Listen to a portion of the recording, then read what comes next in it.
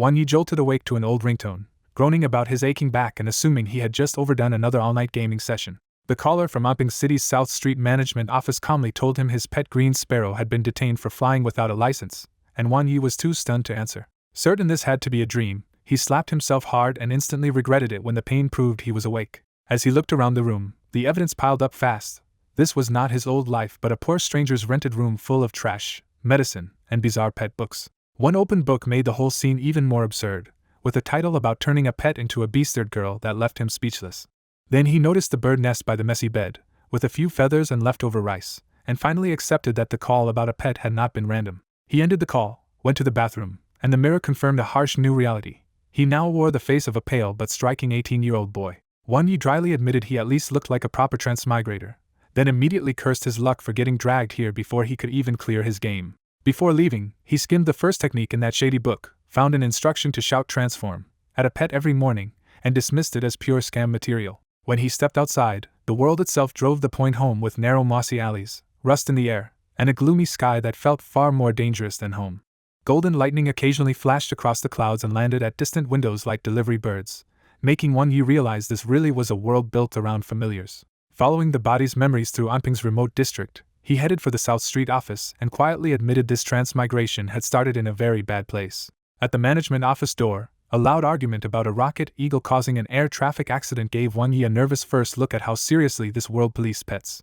A traffic soldier pulled Wan Yi aside and sharply scolded him for letting an untrained green sparrow try food delivery without a city flying license. The soldier's warning made Wan Yi even more confused, because the original owner's memories never included ordering the little bird to deliver anything. Soon he finally met the detained green sparrow, a tiny intelligent little bird with dull feathers that still looked genuinely adorable. When Wan Yi held out his hand and told it to come over, the green sparrow paused for a beat and then dropped trustingly into his palm. At the front desk, Wan Yi learned the fine had already been paid by Captain Tang, because everyone assumed a broke kid like him could never afford 200 gold coins. He thanked the office sincerely, but the unexpected kindness left him wondering what connection Captain Tang had to this body's past. After Wan Yi left, a soldier asked why Captain Tang had helped him, and the answer quietly reframed the whole boy's life. Captain Tang revealed that Wan Yi was an orphan whose parents died serving in the Huiwu Investigation Corps during the Star Ocean demonic disaster near Anping City. Back in the rented room, Wan Yi set the exhausted green sparrow on the table and finally asked the question bothering him. Why had it gone out to deliver food at all? The green sparrow answered in its own way by spitting out a paper-wrapped bead, and Wan Yi recognized it as a cheap mind-clearing pill meant to help him recover. That pill triggered the missing memory. The original owner had collapsed last night from anxiety and constant sleeplessness, and Wan Yi realized he had likely transmigrated into a body that had just died. Piece by piece, he understood the whole mess. The little bird had seen its master collapse, needed medicine fast, and copied the only money-making job it knew from watching him order takeout. Wan Yi went quiet in front of that clumsy loyalty, because the sparrow had not even known how to call for help and still tried to save him anyway. The green sparrow kept pecking his hand to make him eat the pill, and Wan Yi could only mutter that this pet was somehow more sensible than he was. He swallowed the pill under the bird's watchful stare, and the medicine cleared his head in an instant. Relieved that he was better, the green sparrow chirped softly and went back to pecking at the last few grains of rice in its nest. At that exact moment, a strange light screen appeared in Wan Ye's vision with two huge words that changed everything: Pet Simulator. The system explained that his mental state was restored, a pet life had been detected, and for now he could only use script simulation after setting the pet's final evolution form. Wan Yi stared at the screen in shock and relief, because in a world this harsh, a cheat like this felt like the first real chance he had to survive. Once the shock passed, he quickly grasped the simulator's basics. Reality simulation was locked, but script simulation could push a pet toward any final evolution he dared to set. Greedy hope immediately kicked in, and Wan Yi decided to test the cheat by aiming absurdly high and setting the green sparrow's target evolution as the divine phoenix heavenly beast. He coaxed the confused little bird into his hand, and the simulator immediately accepted the setting, while also warning that the scripted world would now be brutally difficult. The green sparrow suddenly went limp as the simulation loaded, and Wan Yi could only watch as a whole fake life began unfolding in text before his eyes. In the scripted life, the sparrow was born on a cliff, crashed in the wind while learning to fly, kept struggling upward for years, and finally learned an advanced skill called skydance. Then the whole run ended in one ridiculous line, because after mastering flight the fearless little bird tried to learn swimming and promptly drowned in a spring. The simulator offered Wan Yi 3 rewards from that 5-year life, and he stared at the options in total disbelief. When the green sparrow snapped out of the simulation, Wan Yi could not help scolding it for being brave enough to try becoming an amphibious bird the moment it learned to fly. The little bird answered his lecture with a stubborn puffed-up face, making it very clear that it understood nothing and regretted nothing. After thinking it through, Won Yi ignored the risky fearless trait and the nearly useless stat growth, and chose the one reward that actually mattered, the skill Skydance. The skill description stunned him all over again, because Skydance was not some beginner trick but an advanced sky skill that boosted cultivation and battle agility. The moment he accepted it, the green sparrow started trembling again and abruptly took flight with a grace it had never shown before. As it danced through the air, spiritual energy rushed into its body, a cocoon of light formed around it, and the little room filled with the force of a real breakthrough. Half an hour later the cocoon burst, the room was hit by a violent gust, and Won Yi was knocked to the floor by his own pet's sudden power-up. When Won Yi checked the result, the once worthless green sparrow had reached 1-star level 1 with a full 100 spiritual energy and the new Skydance skill. That instant success made Won Yi almost giddy, because the sparrow had surpassed months of failed training in just one simulation and one skill transfer. But the simulator's cost hit right after the excitement, and Won Yi suddenly blacked out from the mental drain. When he woke up on the bed, he felt just as wrecked as after an all-nighter, and quickly realized the simulator burned through his mental strength. The simulator was now inactive, and Won Yi grimly connected the dots. If he wanted to keep using it, he would need more medicine and therefore a reliable way to make money. The green sparrow heard him worrying about money and immediately chirped that it could go deliver takeout again, which made Won Yi both touched and exasperated. He shut that idea down at once, because even as a newly promoted 1-star pet, a little delivery bird would never earn enough to support this cheat. So Won Yi forced himself to think bigger and decided the fastest real path forward was joining the Investigation Corps Reserve, because a normal job would waste both his time and the cheat he had just gained. Won Yi thinks through this brutal world and remembers why beastmasters matter. Dark fog swallowed the old age of technology, evil gods devastated nations, and only awakened divine beast totems kept humanity alive. Dongli country never awakened a divine beast totem, so it survives by sacrificing lives, and its investigation corps exists to probe the fog and the wild before the country is swallowed too. That danger is exactly why Won Yi targets the reserve investigators. The pay is huge, the work is safer than entering the dark fog, and good performance could open a path into Beastmaster University. He knows he has no easy future otherwise, because the original Won Yi already failed the exam and a normal job would never keep up with the cost of his cheat. After settling on that plan, Won Yi lets the green sparrow rest for the night and heads out the next morning to apply. He arrives at the South City Investigation Corps headquarters, an ordinary 3-story building that hides a very dangerous job. A staff member in a dark green uniform greets him in the first floor hall, and Won Yi states plainly that he made an online appointment to become a reserve investigator. After the paperwork on his personal and pet information, Won Yi is taken into a bare testing room to wait for the real evaluation. The examiner finally walks in, Tang Xiong, a stern middle-aged instructor, with a floating mechanical pet called Gem Pupil beside him. Gem Pupil's silver skin washes over Won Yi and the green sparrow, and the pressure is so heavy that Won Yi breaks out in cold sweat just standing there. When the skin ends, Tang Xiong confirms the result. Won Yi has the talent deep memory, unusually strong spiritual power, and a 1-star level 1 pet, so he meets the reserve investigator standard. Tang Xiong still asks the key question anyway, and Won Yi answers without a pause that he wants in because he has no money. The answer catches Tang Xiong off guard, but Gem Pupil's reaction shows Won Yi is telling the truth, and that honesty makes Tang Xiong laugh and approve him on the spot. Tang Xiong admits most applicants also come for the money but hide behind noble speeches, so Won Yi's shameless honesty actually leaves a better impression. Then the real bait drops.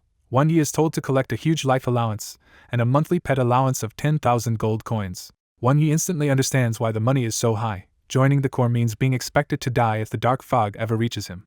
And before he can relax, Tang Xiong adds that a miniature secret realm has appeared north of Anping County, so Won Yi will be joining an investigation team in 1 week. Won Yi can only swallow it, reminding himself that a miniature secret realm should be manageable even if secret realms are full of fierce beasts and strange deadly dangers. Outside, his phone buzzes with proof that the corps moves fast. 500,000 yuan has already hit his account. He immediately turns back toward home without wasting a word, already planning how to turn that money into power. Up on the second floor, Tang Xiong watches him leave and realizes something strange. The green sparrow's spiritual energy jumped from yesterday's 70 or 80 to over 100 in a single day.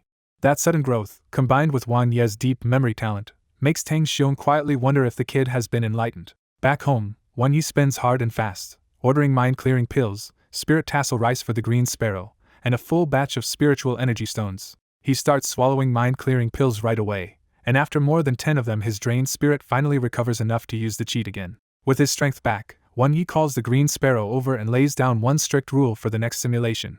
No wandering off and no swimming, just practice skydance. The scenario simulation opens again, and this time the green sparrow survives years on the cliff by practicing skydance, though it still gets distracted, injured by a current, and even blinded for 2 years after glimpsing a mysterious bird beast.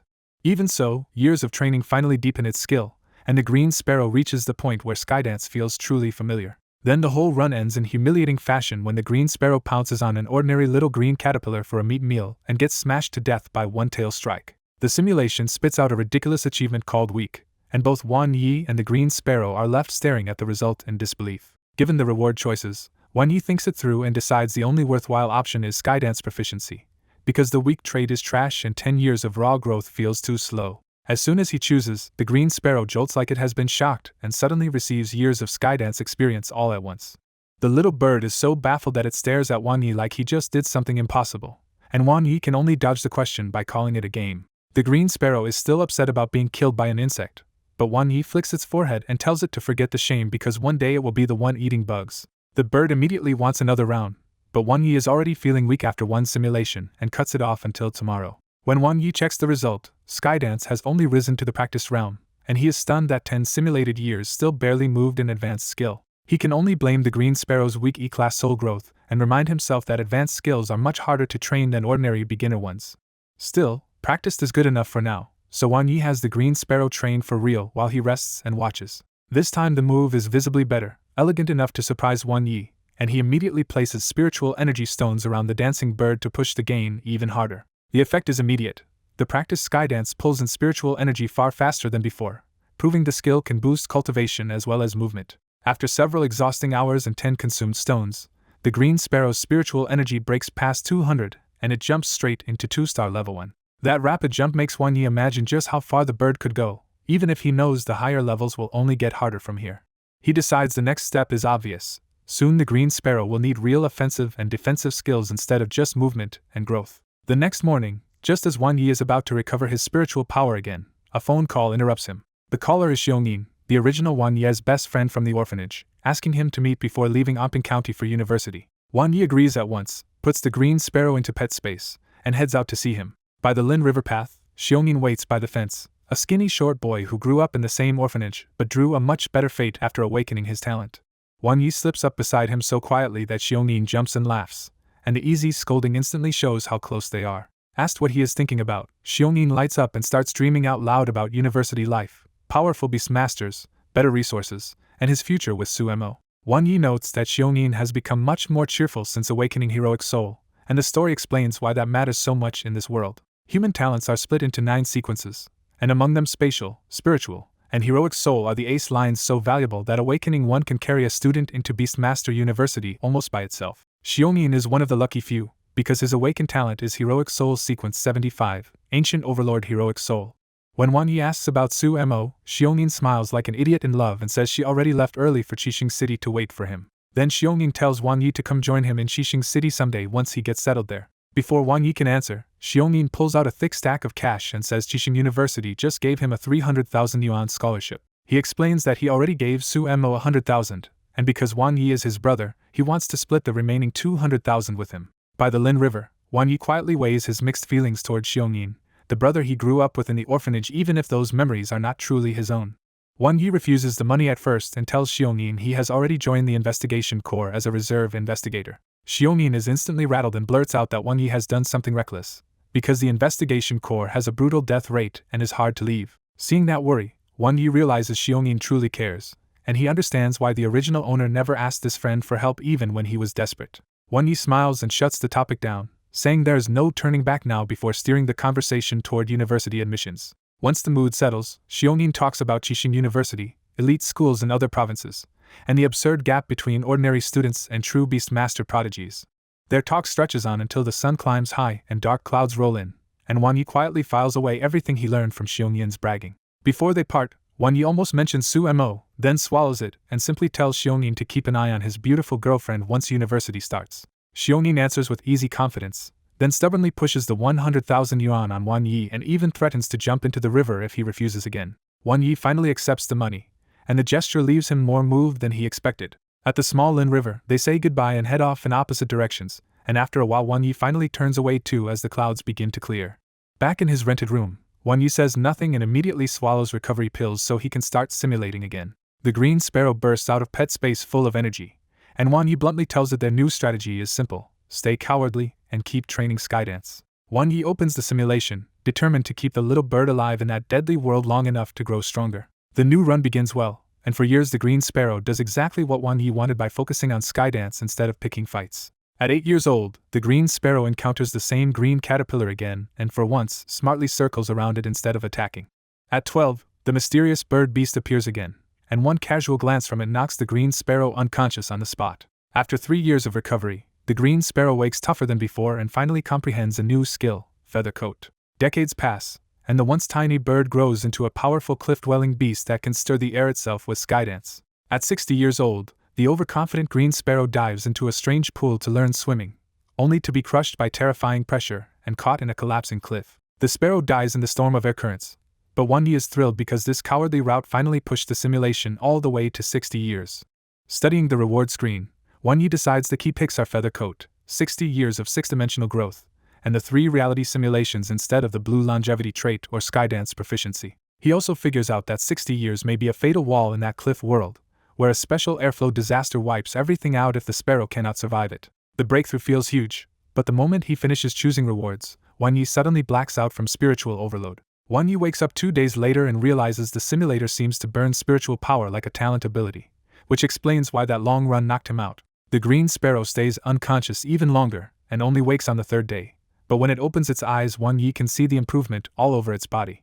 Wan Yi checks the status and realizes the 60 years of simulated life directly raised the bird's 6-dimensional growth by 2 small levels, enough to push it into transcendent class territory. That realization makes Wan Yi briefly giddy, because the simulator might let him skip years of natural growth and cheat Xiao Jiu's future upward. A second later he cools down, because even this huge 60-year leap only raised the sparrow a little, so dreaming about top-tier growth is still wildly unrealistic for now. After waking from the long coma, Wan Yi finally focuses on food and devours takeout while the Green Sparrow stays perfectly fine, like pets are built for this. The bird has changed in more ways than one, because instead of pecking politely, it grabs the rice box with its wings and dumps food straight into its mouth. Right in the middle of lunch, Wan Yi gets a call from Tang Xiong ordering him to report to the North Gate in 2 days for a dangerous miniature secret realm mission. Once the call ends, Wan Yi accepts that he has already taken the money, so backing out is not an option, and his 3 reality simulations suddenly look extremely valuable. 2 days race by as Wan Yi burns through pills to restore himself, and he realizes the medicine feels weaker now because his own spiritual power has grown. The cost stings, but Wan Yi keeps simulating once a day, because every bit of progress might matter before the secret realm trip. In one short run, the Green Sparrow survives to 15 before a 100-meter snake on the cliff swallows it whole, though Skydance finally reaches the proficient realm first. In the next run, the bird trains Feather Coat until it is 1 step from proficiency at 20, then ruins everything by attacking that tiny insect again and getting smashed into a meat patty. Even with those ugly deaths, the training works, and after piles of spiritual energy stones the Green Sparrow's power climbs to 3-star level 1. Wan Yi keeps petting the bird and drilling the same lesson into it. Decades of training still mean nothing if it gets reckless in that scripted world. He also confirms a hard limit for himself now. 1 simulation a day is manageable, but too many will overload him again. With the mission close, Wan Yi suddenly decides the Green Sparrow deserves a real name. His first idea, Xiao Keier, gets an immediate unimpressed stare, so he changes course. Wan Yi settles on Xiao Jiu, hoping the name will carry the bird toward level 9 and top growth, and the Green Sparrow clearly loves it. That night, Wan Yi prepares for a different kind of run and tells Xiao Jiu that in the reality simulation it can stop playing coward and start scouting for useful information. He starts the reality simulation and notices the counter showing 3 precious chances, which makes every decision feel heavier. Inside the simulated future, Xiao Jiu scouts ahead on the road to the Bison's secret realm and spots 3 fierce beasts guarding a red spirit herb that is almost ripe. Tempted to claim credit, Xiao Jiu charges the fierce beasts, barely escapes the beating, and ends up crying weakly in Wan Yi's arms. Then the real shock hits at noon, when the group reaches the secret realm entrance, and Wan Yi's 2 companions suddenly turn on him and kill him. The simulation turns even bleaker after that, because Xiao Jiu goes half mad, buries Wan Yi, and ends its own life in despair. When the vision ends with no rewards, Wan Yi is left staring at the result in disbelief because he died before the mission even truly began. He tears through the original owner's memories for an explanation, but finds nothing that explains why his companions would suddenly want him dead.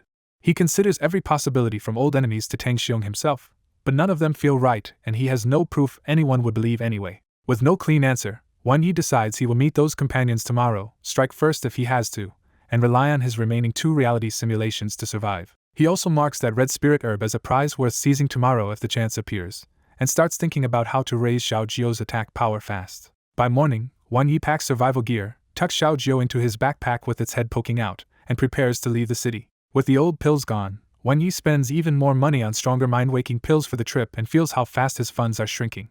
At exactly 8 o'clock, Wan Yi reaches Anping County's city gate and meets Tang Xiong with the 2 investigators who will be going with him. At Anping County's north gate, Tang Xiong formally places Wan Yi under veteran investigator Su Hu and pairs him with another rookie, Cheng Ji, before sending them toward the Bison's secret realm. Su Hu immediately puts the rookies at ease, thumping his chest and promising that a miniature secret realm is nothing for someone used to leading new investigators. Cheng Ji gives her own simple introduction, and Wan Ye's first read on both teammates is that they seem genuinely friendly instead of dangerous. The 3 head south on foot, and during the long march Wan Yi learns that Cheng Ji joined after failing the exam for years while Su Hu travels with a stronger fierce flame tiger. As the air grows gloomier near the dark fog, Su Hu lays down the survival plan. Cheng Ji can try digging for resources, and Wan Yi must send Xiaojiu up to scout for trouble. While Cheng Ji hurries off to test her rock rats digging, Wan Yi slips into his tent and decides to use the break for another quick simulation. Instead of more defense drills, Wan Yi pushes Xiaojiu to turn Feather Coat into an attack by firing hardened feathers like blades, and the little bird gets excited by how cool that sounds. The scripted training pays off fast, and over 15 simulated years the glowing simulator shows Xiaojiu mastering more and more feather control until it finally unlocks Skyfall of Feathers. The price of that new power is absurd, because the simulator shows Xiaojiu much stronger but hilariously bald after throwing so many feathers. Then the simulation turns ugly when Xiaojiu picks a fight with the same terrifying green insect again, and the rebounding feather storm cuts the bald bird down instantly. Staring at the results in stunned silence, Wan Yi ignores the offered growth and characteristic reward and grabs the new attack skill without hesitation. When Wan Yi realizes Skyfall of Feathers is actually a soul-type skill, he knows he just landed something far stronger and rarer than a normal beginner attack. The simulation drains him hard, so Wan Yi pops mind-waking pills, steadies himself, and heads back out just as the rest break ends. Su Hu takes one look at Wan Ye's weak face and, with a knowing grin, teasingly assumes the young man wore himself out in a very different way. Before Wan Yi can defend himself, Su Hu waves it off, and Cheng Ji happily cuts in with a real success story from her digging. She reveals a strange black bone her rock rat dug up, and Su Hu judges it as valuable remains from at least a level 2 fierce beast, leaving Cheng Ji thrilled that the trip might already pay off. The team sets out again, and Su Hu keeps Xiaojiu close while reminding Wan Yi that even weak-looking fierce beasts become deadly in numbers. For hours, Su Hu carefully detours around every beast pack he spots, and uses the journey itself as a field lesson for the 2 rookies. As evening closes in near the secret realm, Wan Yi suddenly feels through their bond that Xiaojiu has gotten into a real fight. Xiaojiu soon returns with only a subtle loss of feathers, and Wan Yi immediately realizes the bird's new attack may have changed the outcome he saw before. When Su Hu asks what happened, Wan Yi smoothly claims Xiaojiu only spotted dangerous battle traces ahead and fled back to warn them. Su Hu treats the warning seriously, orders the rookies to set up camp, and rides off on his fierce flame tiger to inspect the scene himself. The moment they are alone, Xiaojiu quietly spits out a fiery red lotus-like treasure, and Wan Yi is stunned that the little bird actually brought the prize back. After checking it online, Wan Yi confirms the item is an infant sacred flame nether lotus, an extremely valuable flame treasure that can attract fierce beasts, and later sell for a fortune. Knowing exactly how much trouble that treasure could cause, Wan Yi wraps it up fast, hides it in his backpack, and praises Xiaojiu for the huge contribution. When Su Hu returns, his face is much grimmer, and that alone tells the camp the battle site was no small matter. Su Hu reports that 3 6-star level 1 fierce beasts were all killed almost instantly by what looks like a soul-type move from some unknown professional beast master. Hearing Su Hu mistake Xiaojiu's work for some passing expert, Wan Yi is secretly shaken by just how absurdly strong Skyfall of Feathers turned out to be. Su Hu follows that with a sober briefing. They are only here to investigate the newly opened secret realm, and even though it should not exceed level 2 danger, any special treasure inside could still be worth millions.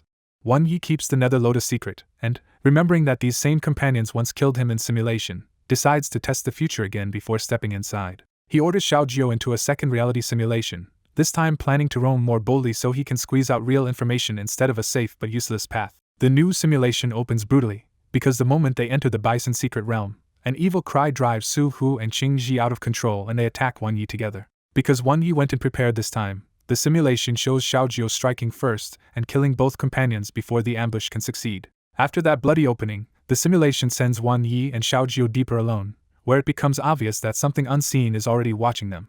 The risky simulated search pays off with 2 clues at once, a shimmering golden fruit at the bottom of a pond and a moonlit strange leaf high in a dark green tree. With Xiaojiu now strong enough to tear through fierce beasts in the simulation, Wan Yi keeps mapping the realm and quietly feels proud of how fast the little bird has grown. At the simulated core of the secret realm, the pair finally finds the strangest sight yet, a white silkworm sealed inside a glowing blood-colored cocoon. Before simulated Wan Yi can make sense of the cocoon, overwhelming darkness drops over the whole screen image and wipes them out instantly. Back in reality, Wan Yi gets no reward for the short survival, but the simulation still hands him exactly what he wanted, proof that the Bison secret realm is far more dangerous and complicated than it looks. Xiao Jiao jolted awake furious and panicked, still traumatized by dying to the same bug over and over in Wan Yi's simulations. Wan Yi awkwardly soothed the little bird, promising that real insects were weak and he would let Xiao Jiao peck some later, which finally calmed it down. Once Xiao Jiao settled, Wan Yi focused on the real danger from the simulation, a strange cry inside the Bison secret realm that drove people bloodthirsty, and likely explained why Su Hu and Qing Ji attacked him before. He also locked in a second lesson from the simulation. The secret realm was packed with treasures, so this mission could be far bigger than simple scouting. After resting with medicine for an hour, Wan Yi packed up his tent and faced a night that looked strangely bright under an unnaturally brilliant moon. Ahead of them, a hazy white forest glowed in the distance as Su Hu explained that this moonlit place was the Bison secret realm, a dangerous miniature realm they were only supposed to survey. Wan Yi casually asked who would own any treasure they found, and Su Hu said finds belonged to the finder, but warned that miniature secret realms usually hid treasure too well for ordinary investigators to spot. Su Hu backed that up with experience, saying he had entered nearly 8 miniature secret realms and only once struck it rich, which made Wan Yi quietly trust his own simulation advantage even more. Then Wan Yi steered the conversation to a more urgent point and asked whether entering a secret realm could affect them directly. Su Hu praised Wan Yi's caution and listed the usual dangers of secret realms, from spiritual drain and mental disturbance to broken consciousness and warped perception.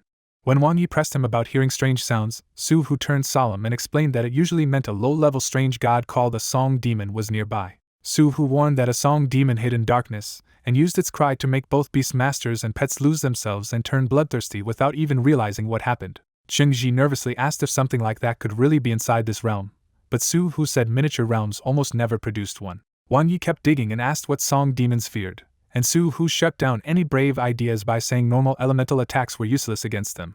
According to Su Hu, only soul-type skills could threaten a song demon, and even then a pet usually needed to be around level 4 before it had a real chance. That answer made the pieces click for Wan Yi. Whatever killed him near the white insect in the simulated core was probably this hidden song demon. Before they crossed over, Su Hu handed both juniors expensive evil-dispelling pills so they could resist any strange influence long enough to react and retreat. Qing Ji hesitated over the price, and Su Hu first teased them about paying him back before admitting he only wanted to bring them home safely because Captain Tang would skin him alive otherwise. Wan Yi accepted the pill but quietly kept it in his mouth instead of swallowing, still testing the strange immunity he had noticed in simulation. The moment the three stepped through the white light, a bizarre sound crashed over them from every direction. Su Hu snapped out of it first, realized Wan Yi had been right about the hidden danger, and shouted for everyone to retreat before this mission got them killed. Qing Ji escaped with Su Hu, but once they were back outside he suddenly realized Wan Yi was missing. Shaken, Qing Ji said she thought she saw Wan Yi shout kill and run deeper inside, as if the song had already taken him. Su Hu grimly concluded that even the pill had not protected Wan Yi, likely because Wan Yi himself was too weak to withstand the song demon's voice. When Qing Ji asked what to do now, Su Hu decided to go back in alone and try to drag Wan Yi out while his own full spirit talent still gave him some resistance. But inside the realm, Wan Yi was not crazed at all. He was rubbing his hands together in excitement because his fake breakdown had bought him a private treasure hunt. He confirmed the truth by taking out the sacred flame nether lotus, and realized this high-level treasure was probably shielding him from the secret realm's filth and the song demon's influence. With that protection in mind, he put the lotus away, told Xiao Jiao to stay close, and set out to collect the 2 treasures he had already marked from simulation. Inside, the Bison secret realm looked less like a nightmare and more like a silent primeval forest of gray-white trees that glowed softly in the near distance while deeper darkness waited farther out. The peaceful light still did not fool Wan Yi, especially since there was no phone signal in here and any information check would have to wait until he got out alive. Before they even reached the treasure, a giant red devil flame snake coiled around a huge tree and stared them down with a far more savage secret realm aura than the wild version. Xiao Jiao answered instantly with Skyful of Feathers, launching a green-lit barrage that chopped the 10-meter snake into bloody pieces in one clean strike. Seeing the attack work so brutally well, Wan Yi was pleased with their training but also immediately noticed the funny drawback. Every feather barrage seemed to cost Xiao Jiao a lot of real feathers. The moment Wan Yi joked that Xiao Jiao might turn into a bald bird, the little sparrow panicked and rushed to pick up every lost feather. Wan Yi laughed and told it to wait until the skill improved enough for feather retrieval, then pushed on with the search. As they moved deeper, Wan Yi felt a clear hostile gaze from the dark and guessed the hidden watcher was the song demon itself. He deliberately pretended not to notice, deciding that treasure came first and any clash with a low-level strange god would have to wait until Xiaojio's soul attack and star rank improved further. They cut down dozens of fierce beasts along the way, and even while doing his investigator duty by memorizing details, Wan Yi could only grit his teeth at all the valuable monster materials he had no room to carry. After 4 or 5 hours of searching, Wan Yi finally reached the pool and saw a faint golden light shining from its bottom. Trusting all the swimming practice Xiaojio had done in simulation, Wan Yi sent the little bird down to fetch the prize.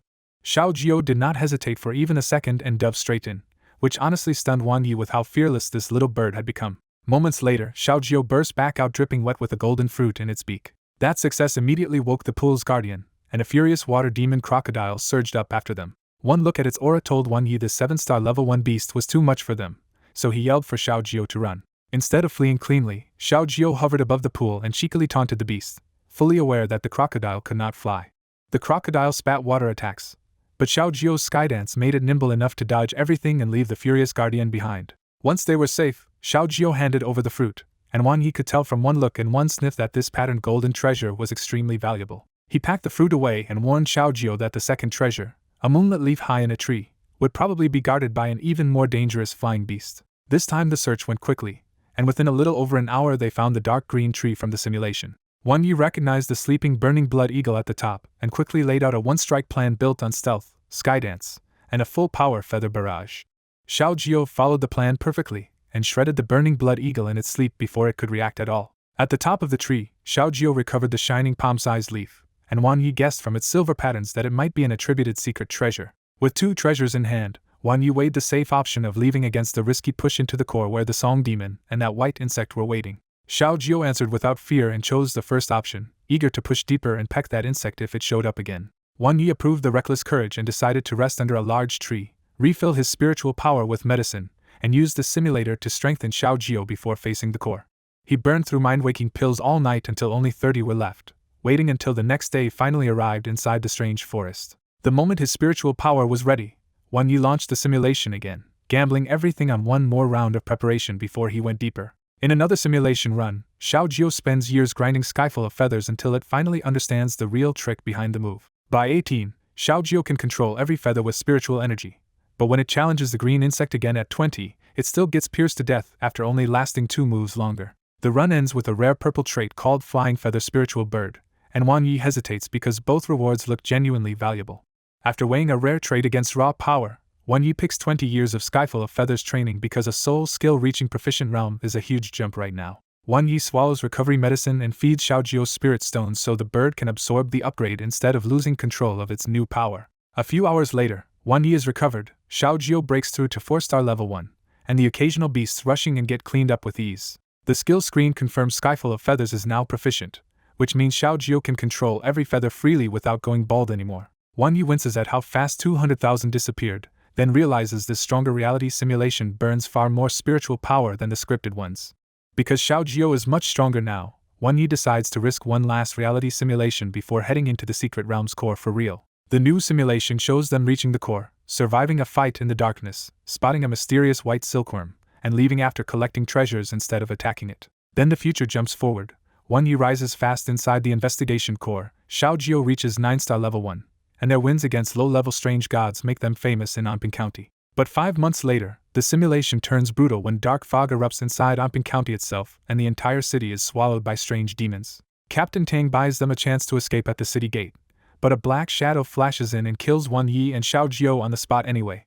The run ends with another purple reward, Strange God Nemesis, and Wan Yi is left staring at a future where his whole county falls. Shaken by the thought of a dark fog disaster after 10 peaceful years, Wan Yi grabs the trait immediately because anything that helps kill strange gods matters more than slow growth. Even with that warning hanging over him, Wan Yi forces himself to focus and decides to clear the secret realm first by finding the core and killing the song demon. With proficient Skyfall of Feathers, Xiaojio bulldozes through the secret realm's beast so hard that Wan Yi even lets it go back and butcher the water demon crocodile for revenge. About an hour later, the forest shifts from pale gray-white trees to dense dark green, and Wan Yi knows they have finally reached the core area. The moment he steps in, Wan Yi feels invisible eyes all over him, so he clutches the sacred flame nether lotus like a lifeline just to steady his nerves. Then he finally sees the white silkworm from the simulation, except up close the thing is a huge 5-meter monster with dragon-like horns and an icy glow. Before he can study it any longer, the The surroundings plunge into darkness, and the song demon lunges out exactly like the simulation warned. For the first time, Wang Yi sees a real strange god clearly, and its harp-headed, meat-strung face is so hideous it almost makes him dizzy. Xiao Jiao does not flinch, and with strange god nemesis boosting it, the little bird explodes into a full feather barrage boosted again by Skydance.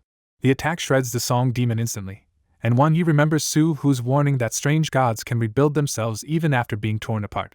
The dark chunks start pulling themselves back together, but Wang Yi barks for minced meat, and Xiao Jiao cuts the thing apart again and again until it finally dissolves. When the last shadow mist clears, only a bead-like strange core remains, and Wang Yi carefully wraps it in a lotus leaf instead of touching it barehanded. Wang Yi grins that all those simulation deaths finally paid off, but the joke hides a problem because Xiao Jiao has nearly emptied its spiritual energy with that all-out burst. With the song demon gone, the feeling of being watched disappears, and Wang Yi turns back to the giant white cocoon to figure out what it really is.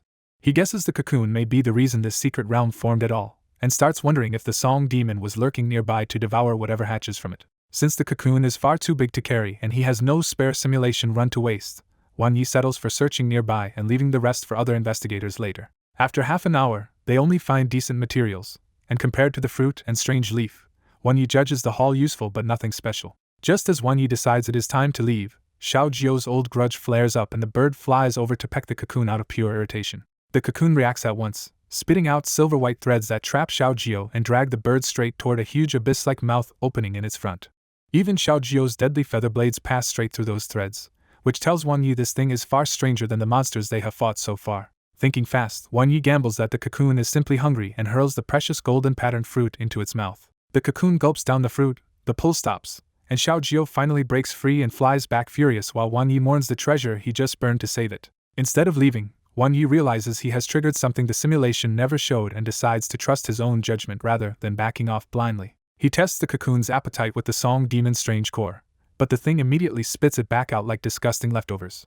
So Wang Yi starts feeding it everything else they just collected, and the cocoon swallows some materials, rejects others, and gradually sheds the bloody light around its body. When Wang Yi finally throws in the moonlit silver pattern leaf, the change becomes immediate and dramatic. The bloody aura vanishes, the giant cocoon collapses inward, and what remains is a moonlit white silkworm shrinking fast into a tiny slender form. A moment later the awakened little silkworm opens its tiny black eyes, floats over to Wang Yi, and lets out a soft cry like it has chosen him. Wang Yi stared at the tiny white creature in disbelief, because after all those treasures it still looked more like a weird little worm than any proper pet. His heart hurt even more when he remembered that the golden fruit and strange leaf worth a fortune had both been eaten by this thing. Xiao Jiao dropped down at once and chirped angrily at the newcomer, clearly trying to chase it away from Wang Yi. The little white silkworm crawled up Wang Yi's arm and immediately went for the sacred flame nether lotus, so he snapped the priceless flower back into his bag. As Wang Yi frowned at it, his deep memory talent nagged at him that he had seen this kind of pet somewhere long ago, though he could not place when. Once the lotus was hidden again, the little creature floated there with its eyes closed like its whole reason for living had vanished. Wang Yi sighed that he had basically traded piles of treasure for a worm, but he also guessed anything that could eat that much treasure had to be extraordinary. He decided to keep it anyway, reasoning that with the pet simulator he might still be able to afford raising a second pet. Xiao Jiao protested at once, but Wang Yi shamelessly sold the idea as a new sparring partner it could bully. That argument worked a little too well, and Xiao Jiao tilted its head as if deciding this helpless white thing did look beatable. Wang Yi tore off one lotus petal as bait, and the white silkworm instantly woke up and bit down on it. He smoothly pulled back and dropped both the petal and the greedy little creature into his backpack, then zipped it shut before it could escape. With the strange little captive secured, Wang Yi decided he had learned enough about the bison's secret realm, and it was time to leave with his prize first, and questions later. By dawn outside the secret realm, Tang Xiong arrived to find Su Hu battered, bloodshot, and ashamed after failing to bring Wang Yi back. Su Hu admitted that a low-level strange god had appeared inside, and said Wang Yi's earlier caution had probably saved both him and Xing Ji from dying there too. Tang Xiong blamed himself for sending Wang Yi into a secret realm too early, while the investigators worried that the appearance of a strange god might mean something worse was coming. Their discussion stopped cold when ripples spread across the secret realm entrance like something was about to come out. Everyone braced for danger when a huge fire dragon-shaped presence appeared first, and for one sharp second they thought a monster had emerged. Then the impossible happened. Wang Yi strolled out yawning, very much alive, with Xiao Jiao on his shoulder casually eating spirit tassel rice. Su Hu was so shaken he joked that if Wang Yi was dead, this had to be his ghost coming back before the 7th day. Tang Xiong marched over to confirm Wang Yi was real, and Wang Yi weakly explained that he had survived thanks to a fortuitous encounter inside. Wang Yi fed them a half-true story. He found a sacred flame nether lotus, resisted the song demon, and arrived just in time for Xiao Jiao to finish off the strange god after it fought the giant white silkworm. He added that the giant silkworm had exhausted itself, shrunk into this tiny form, and was likely the reason the secret realm had appeared in the first place. When Wang Yi also produced the song Demon's Strange Core, the investigator's doubt disappeared on the spot. Privately, Wang Yi chose not to show more of his real ability, because the dark fog disaster he had seen made him suspect Anping County was hiding a far bigger problem. Instead of pressing him, Tang Xiong praised Wang Ye's caution, nerve, and especially his luck, calling those the qualities an investigator needs most. Then Tang Xiong corrected the biggest misunderstanding of all. The so-called white silkworm was not a worm at all, but a baby snake-type pet. He explained that it was a rare hornless white python with dragon bloodline, weak as a baby but capable of evolving toward the powerful hornless shadow dragon. Tang Xiong also warned that such pets were expensive nightmares to raise, especially one this weekend after fighting a low-level strange god. Wang Yi nodded obediently on the outside, but inside he was already thrilled that the simulator might let him find a better evolution route anyway. Back at the investigation core headquarters, Tang Xiong formally offered Wang Yi a badge, an official investigator rank, and a 200,000 yuan reward for his work in the Bison secret realm. Wang Yi immediately accepted the money but tried to refuse the promotion, insisting he was still too young and inexperienced for an official post. When Tang Xiong pressed him for the real reason, Wang Yi dropped the polite act and admitted it plainly. He was scared of dying. Tang Xiong actually liked the honesty and explained that rookie official investigators were not sent into the dark fog, only into miniature secret realms and other lower-risk work. The real temptation was the privilege that came with the badge, priority access to miniature secret realms and first crack at whatever treasure might be hidden inside. That was enough to win him over, and Wang Yi took the badge with a fast, shameless change of attitude. Tang Xiong then warned him that in 4 months trainee investigators would be assessed in Yaoguang City's sealed demon sword tomb, so he needed to push Xiao Jiao toward level 2 and a tier 2 evolution route. That timeline hit Wang Yi hard, because the simulation had shown Anping County being swallowed by dark fog 5 months later, which meant leaving for the assessment could become his escape route. After leaving headquarters, Wang Yi walked through Anping County in silence, torn between saving himself and the nightmare of abandoning a city full of people to die. In the end he admitted he was too weak to change anything yet, so his only practical choice was to keep running simulations and learn as much as he could before disaster struck. He gathered all the cash he had, including Tang Xiong's reward and the money from Xiong Yin, and spent the full 400,000 yuan on resources for the future. Then he looked up the fruit and leaf the white python had eaten, and the prices nearly made his soul leave his body. The golden fruit turned out to be a water-attributed secret treasure worth millions, used in the evolution of Emperor-class pets. The leaf was even worse, a wood-attributed secret treasure called the Life King leaf that was needed for Overlord-class evolution and started at 5 million. Wang Yi could only stand there in pure regret, realizing he had just fed lottery-level treasures to what he still thought should at least become a monster pet in return. He forced himself to calm down by betting that after eating so many treasures, the white python's starting stats had to be incredible. Because an unsigned pet's information could not be sensed directly, Wang Yi headed to the city pet center to test the white python properly. The test result hit like a hammer. The hornless white python was 0-star level 0, had all 6 growth dimensions at E-, and even its spiritual energy value was 0. Wang Yi refused to believe it, because after everything that creature had eaten, these stats were somehow even worse than Xiao Jiao's old starting point. Even the pet center staff found it bizarre, saying a rare hornless white python should not test this badly, though maybe the local system just could not read such a young unusual pet properly. Wang Yi left the pet center in a daze, unable to reconcile these miserable numbers with the powerful silk cocoon monster he had seen back in the secret realm. Back in his rented room, he stared at the white python wrapped around his finger, and tried very hard to remind himself that pet owners were supposed to stay calm. The white python looked up blankly, opened its mouth, and made one simple demand. It was hungry again. That was the final straw, and Wang Yi exploded in tears, roaring at the little thief to spit out his secret treasures. Back home, Wang Yi grudgingly feeds the newborn white python an expensive snake spirit fruit, because this fragile little thing cannot live on ordinary food. He tries to start the white python's first simulation, but the simulator flatly rejects it because the pet's life force is still too weak and it might die in infancy. Wang Yi can only accept that the white python is basically a newborn child right now, so sending it into a simulation would just waste the chance. After the white python eats and falls asleep, Wang Yi turns to Xiao Jiao instead and decides today's training chance belongs to the green sparrow. In the new simulation, Xiao Jiao spends years practicing skydance, hits a wall, and sinks into repeated frustration when its sole talent cannot push the skill any higher. When a mysterious flaming bird beast appears over the cliff, Xiao Jiao hides in the pool below and trembles, but the terrifying sight leaves it with a hint of inspiration. Unable to advance skydance, Xiao Jiao changes course and throws itself into training feather coat instead. Decades of brutal practice turn Xiao Jiao's feathers diamond hard, but another bottleneck drives it into a strange detour where it even tries and fails to learn fire breathing. Later, a giant snake attacks on the cliff, and Xiaojio barely escapes alive only because Feather Coat is tough enough to keep it from being torn apart. After years of recovery, that near-death fight becomes the push Xiaojio needed, and Feather Coat suddenly starts improving at a shocking speed. By the end of the simulation, Xiaojio's Feather Coat turns pale gold and reaches a higher realm, but the 60-year hurricane still grinds it into dust. The simulation ends with a choice, and Wang Yi quickly realizes the real problem is not time but Xiaojio's low soul growth, which keeps Skydance stuck below great success.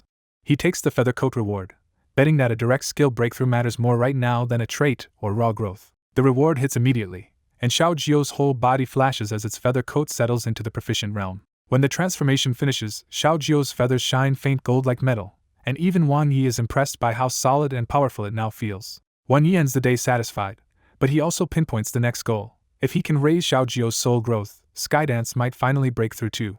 Over the next week, Wang Yi keeps forcing 60-year simulation runs, because only the full life path reward can slowly reshape Xiaojio's 6 dimensions. On the 5th day, the plan finally pays off when another 60-year run lets Wang Yi choose 6-dimensional growth again. As the growth reward settles in, Xiaojio's 6 dimensions shift for real, and Wang Yi is thrilled to see that even constitution and soul can be nudged upward this way. Once he confirms the numbers can fluctuate based on what Xiaojio experiences, Wang Yi spends the next month digging into the simulation like a researcher obsessed. He maps out the cliff world one rule at a time. Leaving the cliff means instant death, and the pool is a brutal but valuable place to train constitution and resistance. He also learns the key events that shape growth. Seeing the mysterious bird helps soul growth, surviving the snake changes the build, and dying to the green insect drags everything down. At the end of that month, Wang Yi finally squeezes out Xiaojio's best result yet, with all 6 dimensions at D grade or better and soul pushed to D+.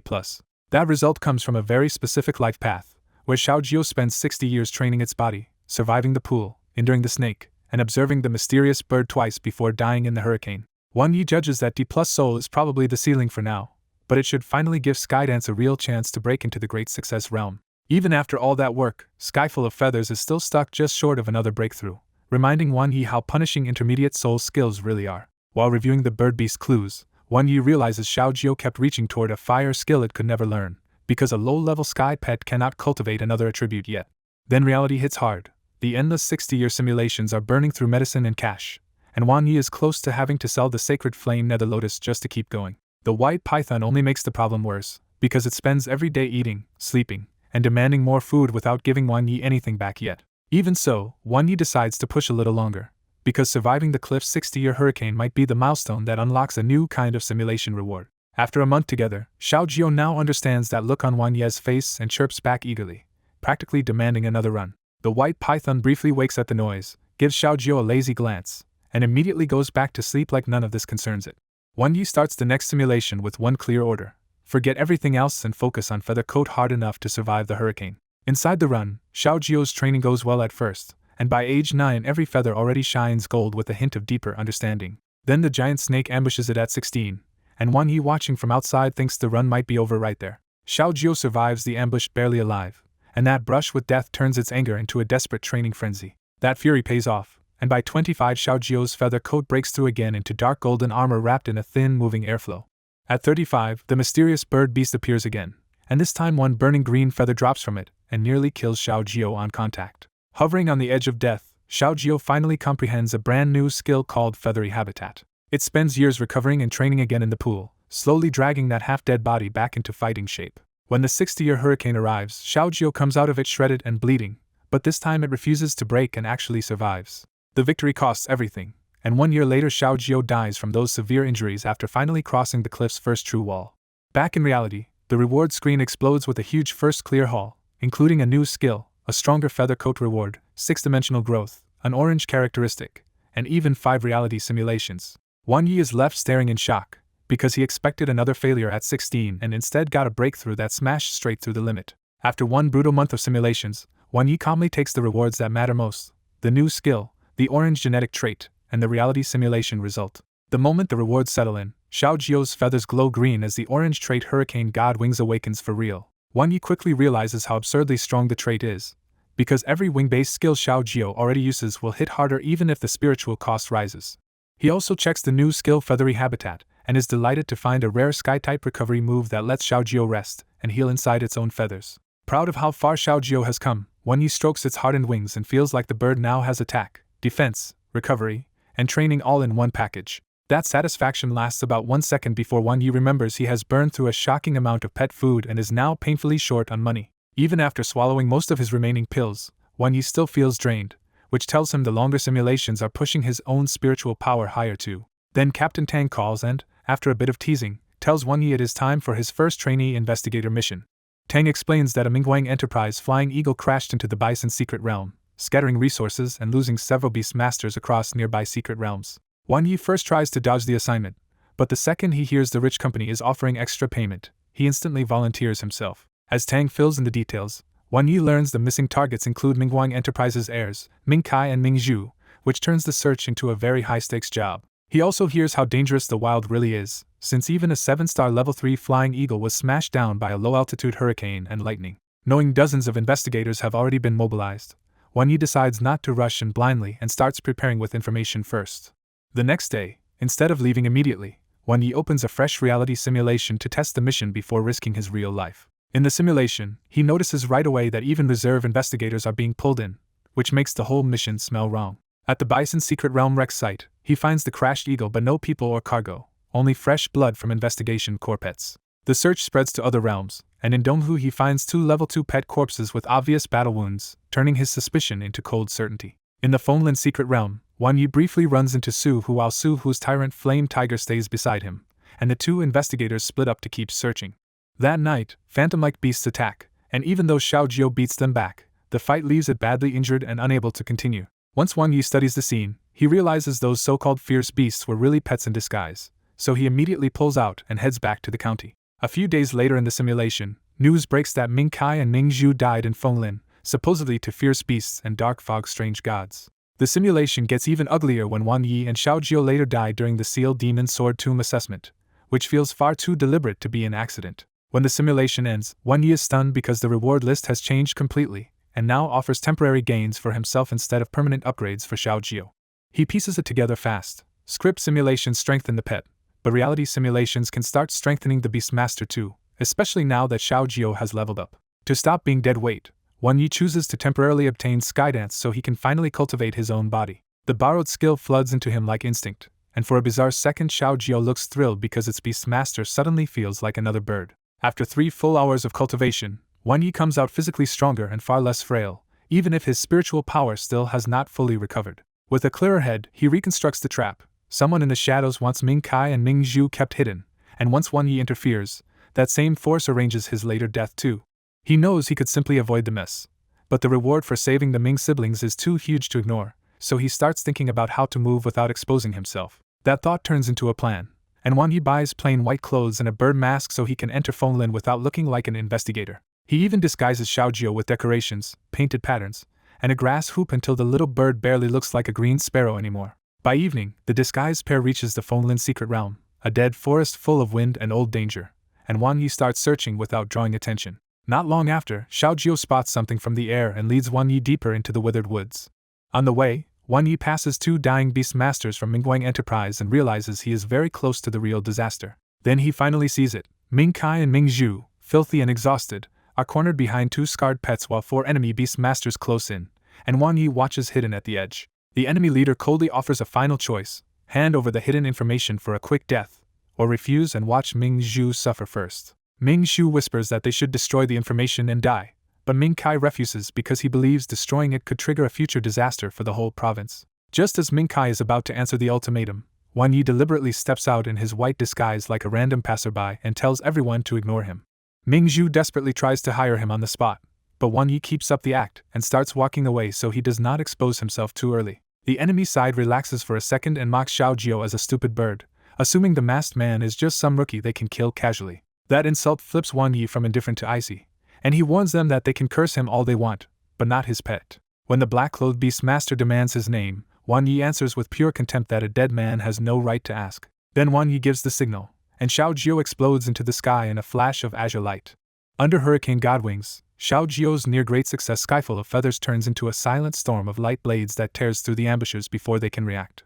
Ming Kai and Ming Zhu freeze in shock as Wan Ye's tiny green sparrow instantly wipes out the enemy pets that had just exhausted them. Ming Kai recognizes the terrifying combo at once: Skydance and the soul-type skill Skyfall of Feathers, both trained to a frighteningly high realm. Ming Zhu studies the bird and realizes it looks like a green sparrow, but its power is so absurd that she can barely believe it. When Ming Kai notices the feather angles and Xiao Jio's weak level 1 aura, he gets even more confused by how this low-level pet just erased level 2 opponents.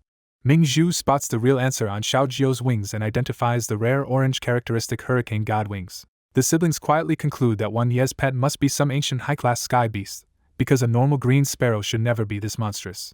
Even Wan Yi is stunned by Xiao Jio's burst, because hurricane god wings boosted both of its core skills into a ridiculous one-shot combo. He quickly figures out why it looked even stronger than in the simulation. This time the enemy had already been worn down by Ming Kai and Ming Zhu before Xiao Jio struck. But the win exposes a problem too, because one big burst nearly empties all of Xiao Jio's spiritual energy. Wan Yi decides Xiao Jio urgently needs low-cost beginner skills, because advanced moves alone will leave it spent after one exchange. As soon as Wan Yi starts to walk off, Ming Kai hurriedly thanks his masked savior and promises the Mingguang Enterprise will repay him. Wan Yi answers in the laziest possible way and bluntly asks for a few million as a casual thank you gift. When the siblings go speechless, Wan Yi dryly mocks their so-called repayment and acts like he is about to leave for real. Pressed for time, Ming Kai offers something much more tempting, a rare spatial sphere from Mingguang Enterprise's Ruins Hall. Ming Kai explains that the sphere holds about 30 cubic meters and a stash of spiritual energy stones, making it worth at least 3 million by itself. That offer hits exactly where it matters, because Wan Yi instantly realizes spatial equipment is the kind of treasure money alone cannot easily buy. He scans the sphere with his spiritual power, confirms the 5 boxes of spiritual energy stones inside, and accepts the trade on the spot. Before leaving, Wan Yi finally gives them a name, but it is the obviously fake alias Wang Aotian. After he disappears, the siblings can only guess that this masked stranger is some hidden genius from a deep background, and Ming Kai quietly hopes he is not a bad man. Wan Yi does not head home right away and instead wanders through a few other small secret realms to shake off attention. In one quiet realm, he changes clothes and destroys the white robe and bird mask that hid his identity during the rescue. Now safely anonymous, Wan Yi happily counts the real profit from the trip, the spatial sphere and enough spiritual energy stones to push Xiao Jio toward level 2. On the road back to Anping County, Wan Yi passes weary investigators hauling scraps and Beastmaster remains, and the job looks even harsher than before. That evening, Tang Xiong calls to confirm the mission is over and the Mingguang heirs made it back safely. Then Tang Xiong gives him a much better surprise. The Corps Commander is coming back tomorrow with a sky pet that can help young bird pets learn their race skills. Wan Yi immediately latches onto the chance, because the Fenglin fight already taught him that Xiao Jio's current skill set is too top-heavy for its level. He knows Xiao Jio grew this fast only because Skydance supercharged its training, but now its advanced moves and rare trait are outrunning its spiritual energy reserves. So before tomorrow's lesson, Wan Yi lays out spiritual energy stones and plans to push both Xiao Jio's growth and its missing beginner skill foundation. When Wan Yi lets out the hornless white python, the little glutton immediately locks onto the spatial sphere like it wants to eat the whole thing. Wan Yi stops the bite with cold sweat on his face, because one careless chomp would destroy his brand new fortune. He hurriedly distracts the white python with snake spirit fruits instead, and the overeating little thing finally settles down again. Watching it eat and instantly get sleepy again, Wan Yi can tell the white python's life force is improving, but its lazy habits are still a disaster. Then Wan Yi notices the perfect contrast nearby. Xiao Jio is still darting around the room full of restless energy, and that gives him an idea. He grabs Xiao Jio and cheerfully announces a game called Eagle Catches the Chicks, which gets the little bird excited at once. Xiao Jio clearly assumes it gets to be the eagle, right up until Wan Yi calmly assigns it the role of the chick instead. Wan Yi wakes the white python, points at Xiao Jio like a fresh meal, and tells the greedy snake it can eat the bird if it catches it. The result is instant chaos as the furious bird and the hungry python tear across the room like sworn enemies. Watching the disaster he created, Wan Yi feels absurdly proud of his own pet-raising genius. The next day at the Investigation Corps headquarters, more than a dozen trainees and reserves gather on the training ground and immediately start bickering about talent and pet potential. As the argument drags on, Wan Yi just tunes it out, already annoyed by how noisy this mixed group is. Then the training field darkens as a giant bird beast descends from the sky like a living helicopter. Wan Yi looks up in focused awe as the Emperor-class blazing sky falcon lands, and its sheer pressure makes it obvious this sky predator is far beyond everyone here. Xiao Jio actually gets fired up and wants to challenge it, which leaves Wan Yi speechless for a second. One wave of the falcon's real aura fixes that immediately, and Xiao Jio decides staying low on Wan Yi's shoulder is the wiser path. A towering woman drops from the giant bird's back, hits the ground with brute force, and instantly silences the whole training field. Wan Yi sizes her up and realizes Commander Lin Ro is basically a human-shaped battle pet in her own right. Lin Ro introduces herself in a hard, no-nonsense tone and says her blazing sky falcon will teach the Group 3 beginner sky skills today. Then she raises the stakes. Anyone who learns all 3 skills in one day gets a reward, but anyone who cannot learn even one should stop wasting the Corps' resources. At the Investigation Corps training ground, Lin Ro lays out the 3 beginner skills for the young flying pets, wind for ranged attacks, feather cut for close combat, and the hard but valuable support skill sky breath. When someone protests that learning 3 skills in one day is impossible, Linro coolly lowers the target and says each pet only needs to master at least one. She explains the key advantage here.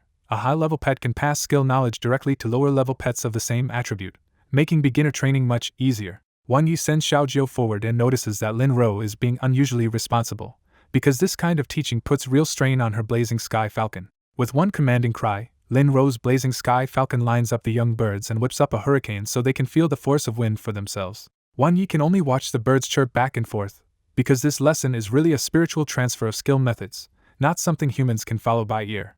Half an hour later, the lesson ends. Linro feeds her tired falcon a pill and tells the trainees to work with their pets and see whether they can cast even one skill. Off to the side, Wan Yi asks Xiaojio what it understood, and the little bird admits it only grasped wind and feather cut, not sky breath. Instead of grinding it out normally, Wan Yi grins and decides to cheat the system by running a simulation so Xiaojio can learn all 3 skills there first. Wan Yi's twisted logic somehow wins Xiaojio over, and the proud little sparrow decides that if its simulated self works hard, that still counts as its own effort.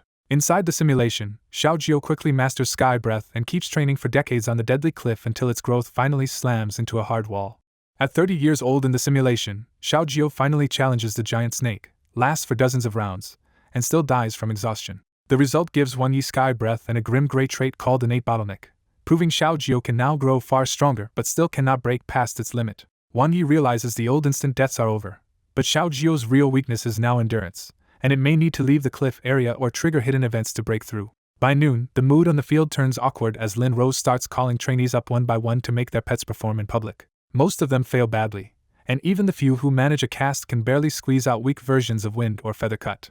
Then Lin Rose pauses, looks straight at Wan Yi, and calls him out next. Wan Yi walks out calmly, but Lin Rose's blazing sky falcon takes one look at Xiaojio and seems to dismiss the tiny sparrow on sight. Xiaojio bristles at that look, and when Wan Yi asks what move they should show, Lin Rose casually tells him to use anything the bird actually knows. Wan Yi immediately raises the stakes by telling Xiaojio to use all 3. First, Xiaojio slips into the rhythm of sky breath, its breathing syncing with the air until its whole aura merges with the wind above the field.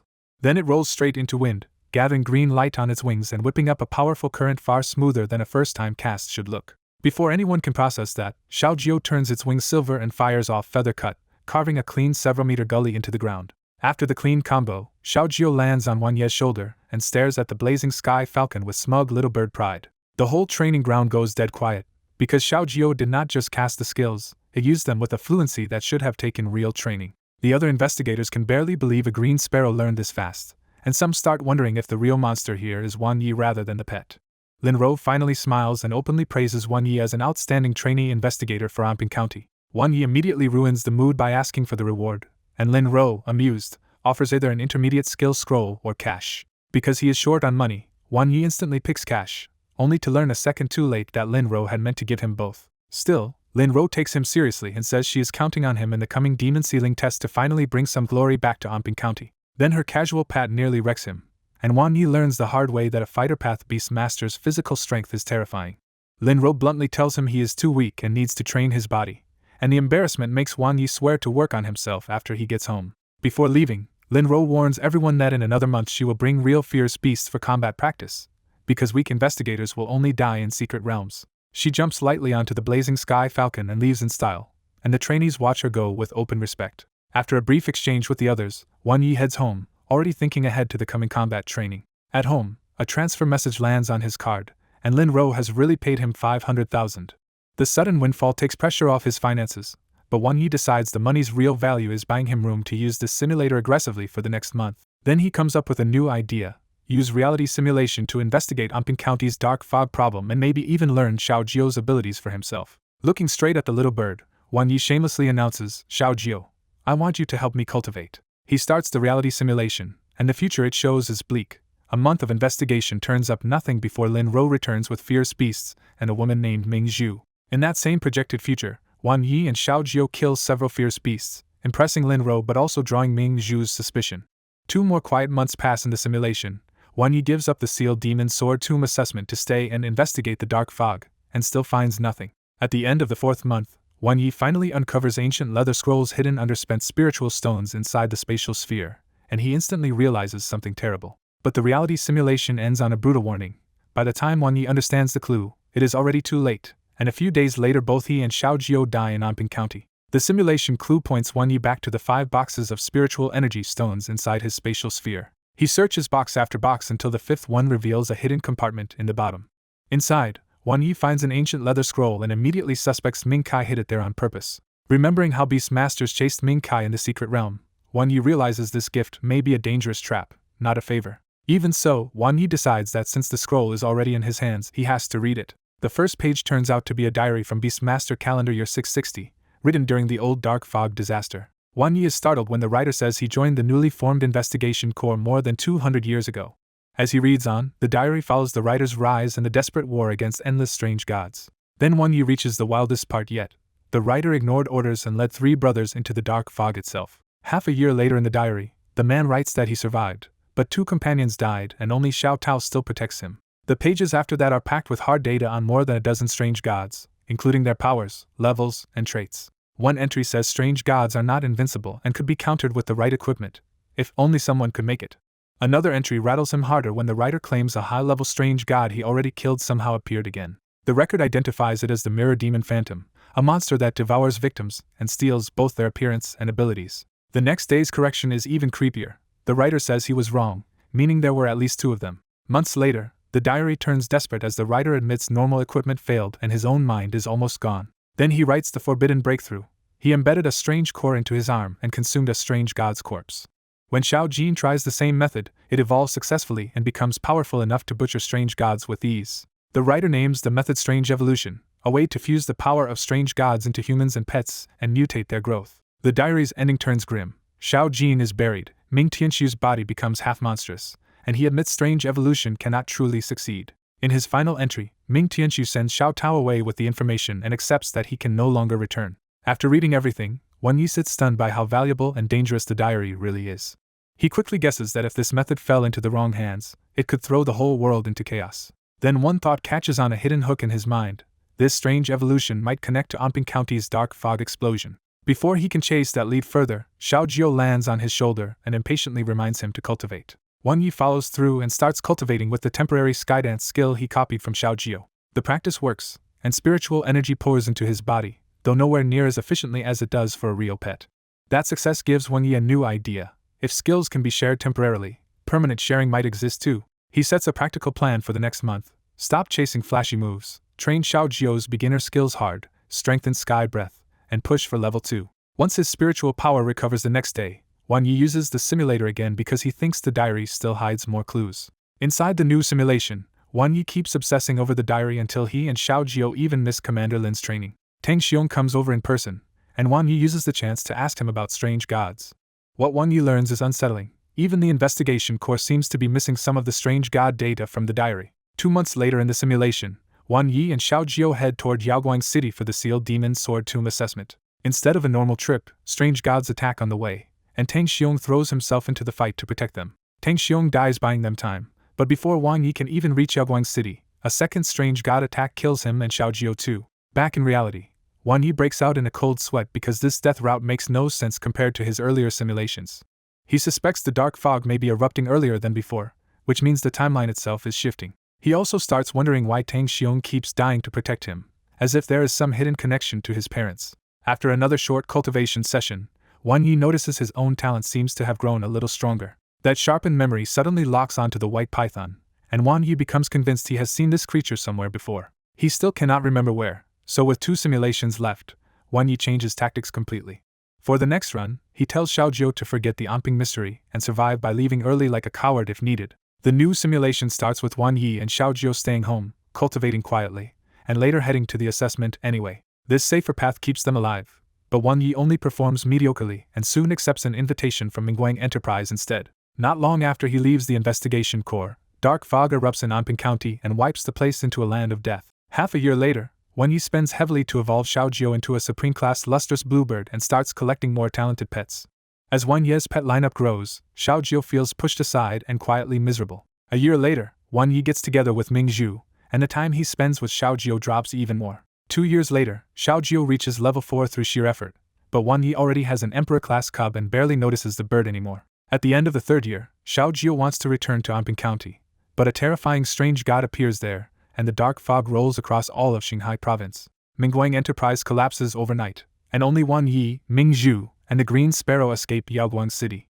For the next half year, their life becomes poor and rough, but Xiao Jiao is strangely happy because Wan Yi is close again. A year later, Wan Yi marries Ming Zhu, and for a moment their wandering life still looks peaceful. Then Wan Yi suddenly tries to break his contract with Xiao Jiao, acting cold enough to drive the bird away in tears. Years later, Xiao Jiao comes back and discovers a little boy who looks just like Wan Yi. Following, the child reveals the truth that he is Wan Ye's orphan descendant. When Xiao Jiao digs deeper, it learns Wan Yi and Ming Zhu were assassinated not long after forcing that contract break. Only then does Xiao Jiao understand the cruelty of it. Wan Yi drove the bird away because he knew a mysterious force was about to kill him and wanted Xiao Jiao to survive. Devastated, Xiao Jiao starts investigating that hidden force too, and it gets the bird killed in a single blow. The simulation ends after 7 years, and the result screen offers Wan Yi a reward while Xiao Jiao is left shocked by that heartbreaking future. Back in the room after the grim simulation, Xiao Jiao spins around Wan Yi, flapping and chirping in teary outrage at the way he treated it in that future. Wan Yi can only soothe it and insist that it was just a simulation, even if the future version of him really did make those cold choices. Once the sulking settles a little, Wan Yi admits the peaceful route in the simulation only bought a few extra years and still ended in disaster. He grimly realizes that avoiding Anping County did not save anyone for long, because the darkness still spread until even Shanghai province vanished. That leaves him with one clear lesson: cowardice can delay death in the simulator, but it cannot stop what is coming. He turns from the future's tragedy to the rewards, realizing that if the bond change is strong enough, this run can give him a permanent gain. Skydance tempts him, but Wan Yi quickly decides that Xiao Jiao's D+ soul growth is the real prize because it would directly strengthen his own spiritual power. He chooses the second option aloud, asking for Xiao Jiao's current soul growth. The moment the choice lands, a strange bond flares between man and bird, and Wan Yi takes a sharp hit straight to the soul. The pain passes almost instantly, and what follows is a wave of relief so clean and refreshing that his whole mind seems to wake up. When he opens his eyes again, the world feels sharper, and even from the window he can sense tiny details and the breathing of people nearby. Wan Yi is stunned by how much D+ soul growth changes him, because this invisible boost is far more efficient than slowly training with Skydance. With his spirit restored instead of drained, he immediately remembers the diary and decides to read it again while his mind is this clear. This time, his stronger mind catches a key detail he almost missed before: the diary's record of a terrifying high-level strange god called the Mirror Demon Phantom. What makes that creature so dangerous is not brute force, but that it can imitate a human so perfectly that even Ning Tianxu failed to catch it for months. That clue snaps everything into place for Wan Yi, and he realizes Anping County may already be hiding a high-level strange god in plain sight. The possibility leaves him covered in goosebumps, because every failed simulation may have started with a monster that was already hiding inside the county all along. He puts the diary back, looks out at the same monstrous dark clouds, and feels the crisis closing in for real. With no time to waste, Wan Yi grabs Xiao Jiao and decides to run another simulation immediately. Before he can start, the white python slithers over and wraps around his hand, clearly trying to get his attention too. Wan Yi first misreads the move as the python wanting a turn in the simulator, but the little glutton opens its mouth and makes it obvious that it is just hungry.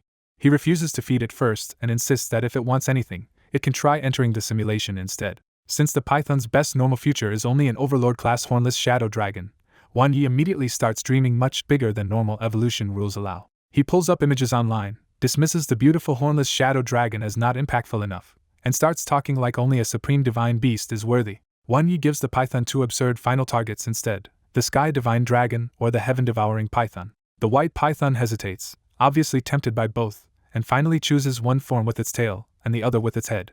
Wan Yi gives in and lets the simulator build a path that starts with one ultimate python form and aims even higher toward the sky divine dragon. The simulator warns him that this final form is far too powerful, so the scripted world will be brutally difficult from the start. Contact begins. The white python goes limp on Wan Yi's hand, and its first simulation opens in a strange cave where it decides the outside world is too dangerous to face. Instead of exploring, the simulated python spends its early years doing nothing but brutal body training inside the cave. Even when a bat monster finally attacks years later, the python kills it and still pulverizes the corpse for half a day just to make absolutely sure it is safe.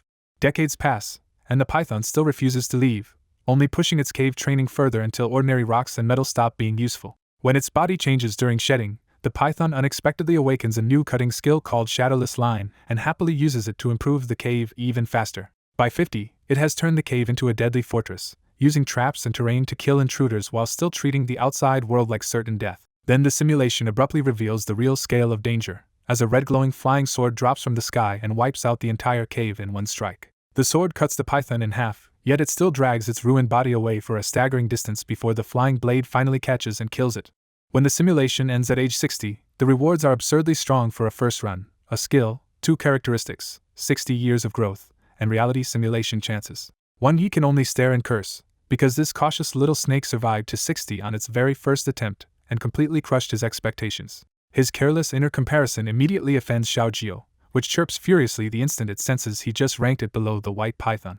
Looking over the details again, Wan Yi realizes the white python's real weapon is not luck but an almost ridiculous personality built entirely around survival. The more he thinks about it, the stranger it feels, because the python behaves less like a baby pet and more like some hidden veteran calmly grinding out a perfect defense route. Even so, he decides not to overcomplicate it and picks the most practical rewards: shadowless line, never rest until death, and 3 reality simulation chances. As soon as the choice is made, the white python jolts awake with fresh information flooding its mind, and it stares at Wan Yi like he just did something impossible again. The white python suddenly snapped out of its daze and realized something inside it had changed. Wan Yi quickly figured out it had awakened shadowless line early and cheerfully knotted the little snake up to test whether it felt stronger now. As Wan Yi checked the reward, he was especially impressed by the orange trait never rest until death, which would let the white python keep fighting even after its stamina was gone.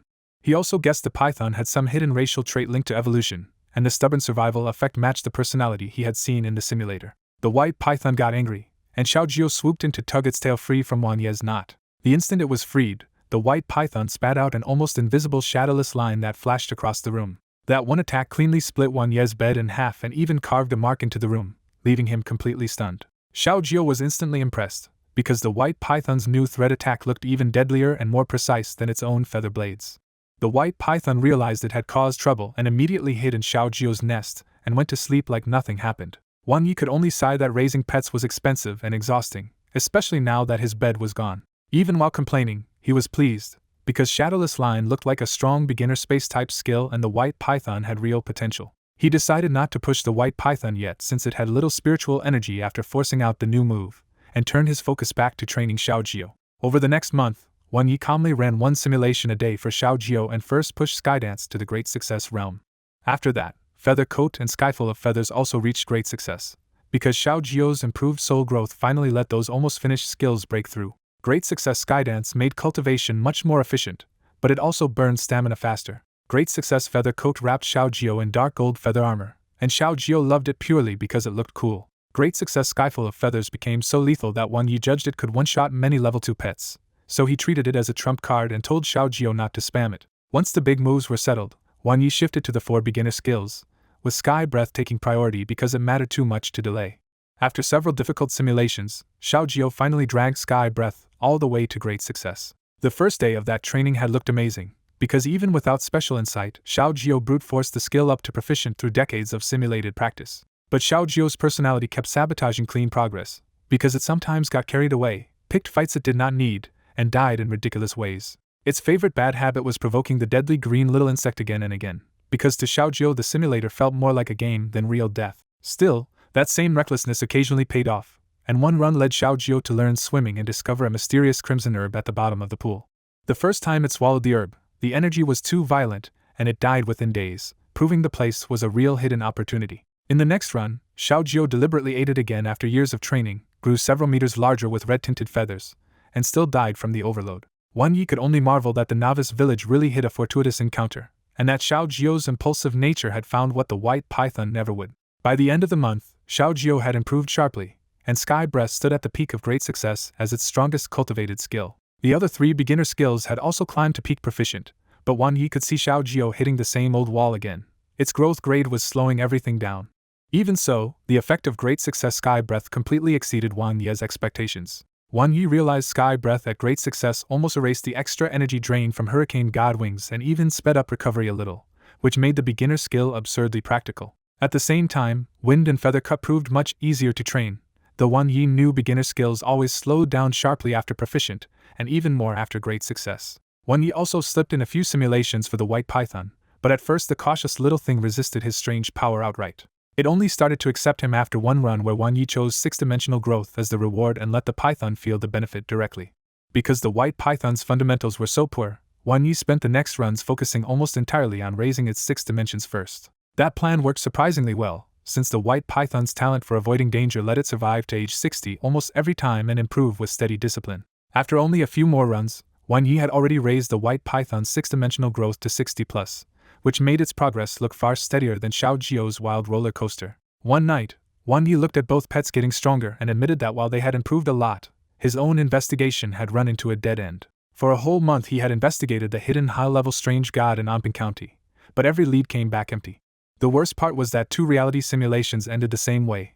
Whenever he dug into the mirror demon phantom, he died without warning. That pattern convinced him the coming dark fog eruption in Anping County was probably tied to that same hidden monster, so he no longer dared act recklessly in real life. He knew Commander Lin would return the next day with Ming Zhu, and because he could not avoid that future or his money problems, he decided to run one more daily simulation with Xiao Jiu. Wan Yi expected almost nothing from the run, because if reckless Xiao Jiu ever left the novice village too early it usually died faster than lightning. In the new simulation, Xiao Jiu trained hard from the start and by age 29 it was already dominating the cliffside novice village with growing confidence.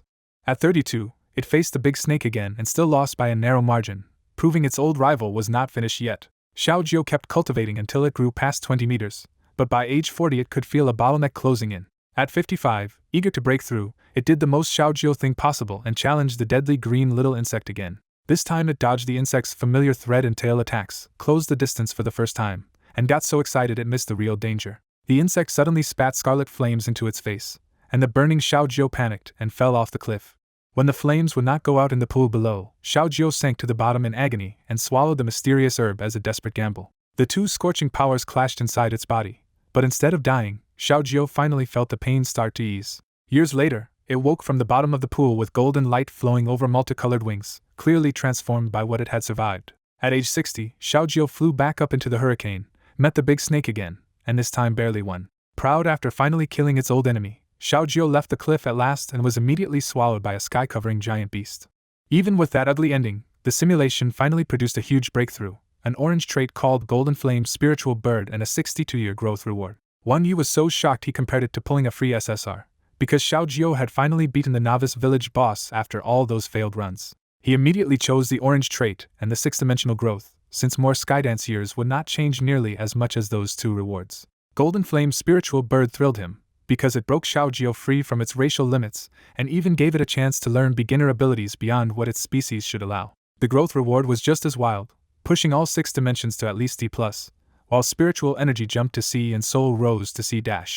When he realized an unevolved Xiao Jiu already had C-grade spiritual energy growth, Wan Yi fell asleep excited for what its future evolution might become. The next day at the Investigation Corps headquarters, a savage roar rolled across the training ground and reminded every investigator that today's opponents were real fierce beasts, not safe pet battle matches. But when they stepped inside and saw Commander Lin standing there with several fierce beasts, the whole training ground atmosphere sharpened at once. The reason was simple. Beside Commander Lin, an extremely beautiful girl had appeared, instantly stealing the whole field's attention. At the training ground, Wan Yi walks in and sees 3 fierce beasts locked inside giant holy light rings, clearly set up for a real combat test. His sharper soul senses pick out trouble right away, especially the devil skeleton ghost, whose body already carries a strange godlike aura. Wan Yi quickly judges that Xiao Jiu should have no problem with this challenge and starts treating the whole thing as easy work. But the other investigators are barely looking at the beasts, because Ming Zhu is standing beside Lin Ro and drawing everyone's attention. Seeing Ming Zhu cleaned up and composed, Wan Yi finally realizes just how beautiful she is compared to the filthy, desperate version he met in the secret realm. That sight also reminds Wan Yi of the future simulation where he leaned on Mingguang Enterprise, ended up with Ming Zhu, and even had a child with her. Xiao Jiu does not share that nostalgia at all, and glares at Ming Zhu like a tiny grudge-filled guard bird. Ming Zhu suddenly feels that hostility, turns around, and ends up confused by a cute little bird staring at her like an enemy. She brushes it off as her own nerves from the recent chase and gets back to business, asking Lin Ro what she thinks of Mingguang Enterprise's new ominous stopping ring. Lin Ro praises the device as useful against low-level fierce beasts, and says that if it can restrain strange gods too, Mingguang Enterprise could rise far beyond the province. Ming Zhu immediately hears the subtext in that praise, and calls out Lin Ro for obviously wanting a favor.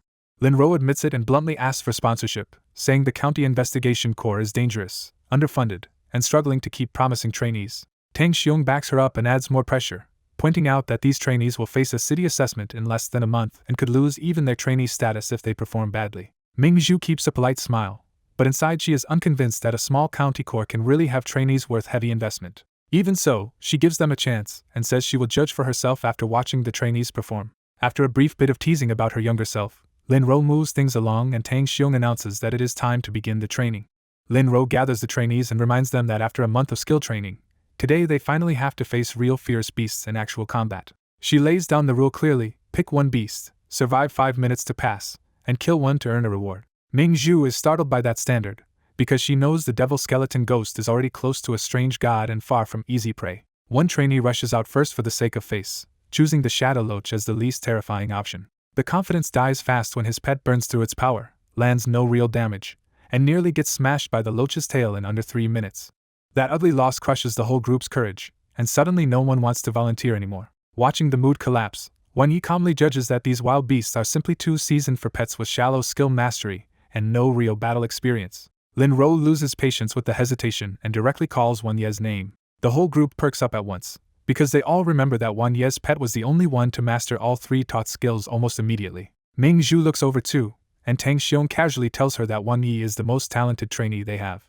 Ming Zhu's first comment is not about talent at all, but that she did not expect to find such a handsome boy in Anping County. Called out in front of everyone, Wan Yi hesitates for a beat, then says his only concern is that if he kills all 3 beasts, the others will lose their chance to train. The training ground goes dead silent, and then Ming Zhu bursts out laughing at how outrageously confident he sounds. Tang Xiong, however, says Wan Ye's special talent is his honesty, which makes Ming Zhu wonder if the veteran is actually serious. Lin-Ro plays along and raises the stakes, promising triple rewards and extra conditions if Wan Yi can really kill all 3 beasts. Wan Yi accepts immediately, pats Xiao Jiao, and walks straight into the first light ring to start the show. Against the Shadow Loach, Xiao Jiao does not bother with flashy old methods and instead dives with silverlit wings like paired blades. One feather cut later, the several-meter loach is chopped into pieces so fast that the crowd barely processes what they just saw. Before anyone can react, Wan Yi moves directly to the bloodthirsty rhinoceros, knowing this tougher body needs a different answer. At Wan Ye's cue, Xiao Jiao whips its wings into a violent green hurricane packed with cutting wind. The rhinoceros is shredded from every side and drops in seconds under a high-level wind attack that looks simple but hits brutally hard. Then Wan Yi turns to the hardest target, the devil skeleton ghost, a half-strange monster that ordinary attacks should barely faze. He orders a combined attack, trusting Xiao Jiao's anti-strangeness edge to turn wind and feather cut into a real execution move. Xiao Jiao traps the devil skeleton ghost in swirling wind, dives into the airflow, and slashes through it with a boosted feather cut. The devil skeleton ghost crashes down with its head severed, making Wan Ye's absurd boast suddenly look like plain fact. Wan Yi steps out in front of the speechless crowd and calmly asks Lin-Ro if that performance was enough. On the training ground, the investigators were still stunned because Wan Yi and Xiao Jiao had wiped out all 3 fierce beasts so fast it barely looked like a real fight. As the crowd started blurting out guesses, the main shock was obvious. Xiao Jiao looked absurdly strong for a green sparrow, and even the demon skeleton ghost had been erased in one move. Lin-Ro narrowed her eyes and quietly judged the truth behind that performance.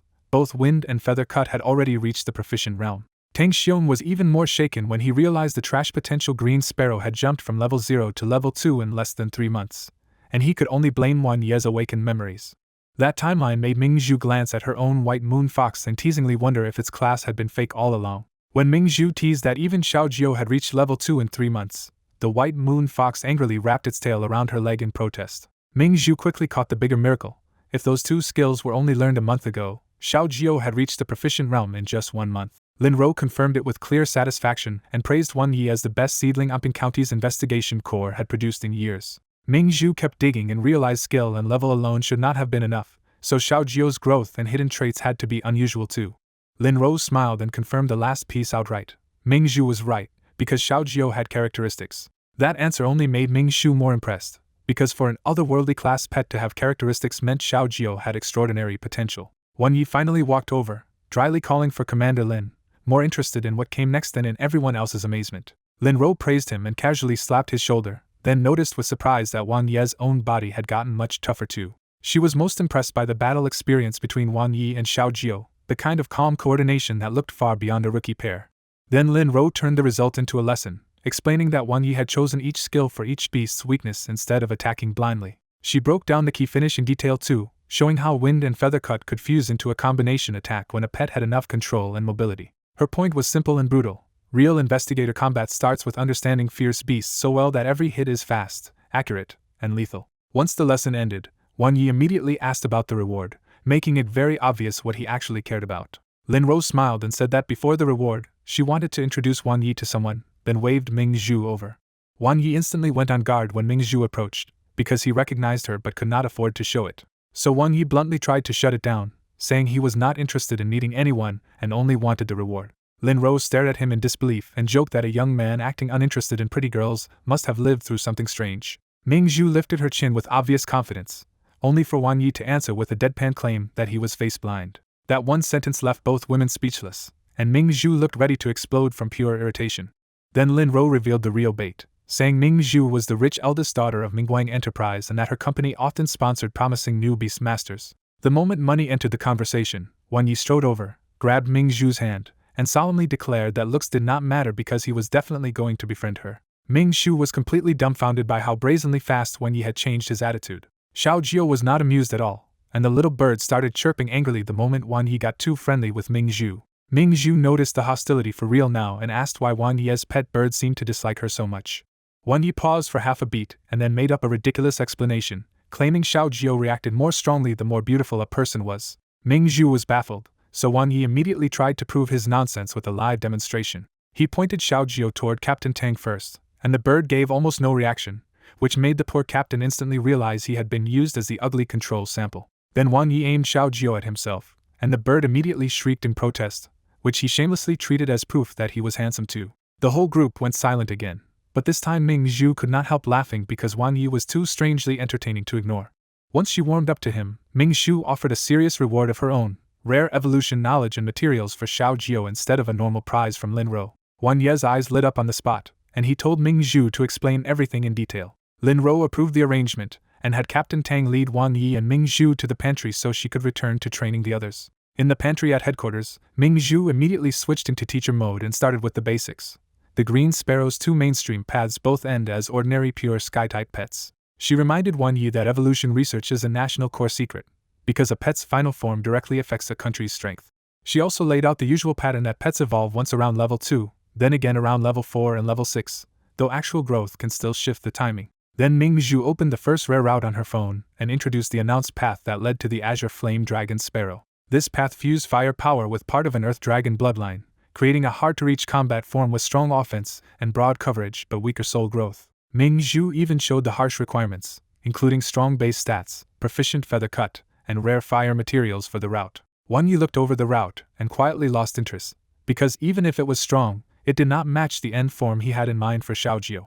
Seeing that reaction, Ming Zhu moved on and brought up the second unreleased path, whose final form was the Overlord's second-class Divine Great Rock. She described it as a colossal sky overlord that could grow to 100 meters, but warned that raising a weak green sparrow that far was almost absurdly difficult. The route spanned 3 whole classes and demanded insane prerequisites, including making a green sparrow learn an advanced sky skill and push it to proficient realm just for the first evolution. Ming Zhu added that the Divine Great Rock also carried a rare dark secondary attribute, which helped it resist the power of strangeness from strange gods. Finally, she revealed the third route, the Soul Sonic Sparrow, a sky pet with a soul secondary attribute that was just as rare and difficult as the rock.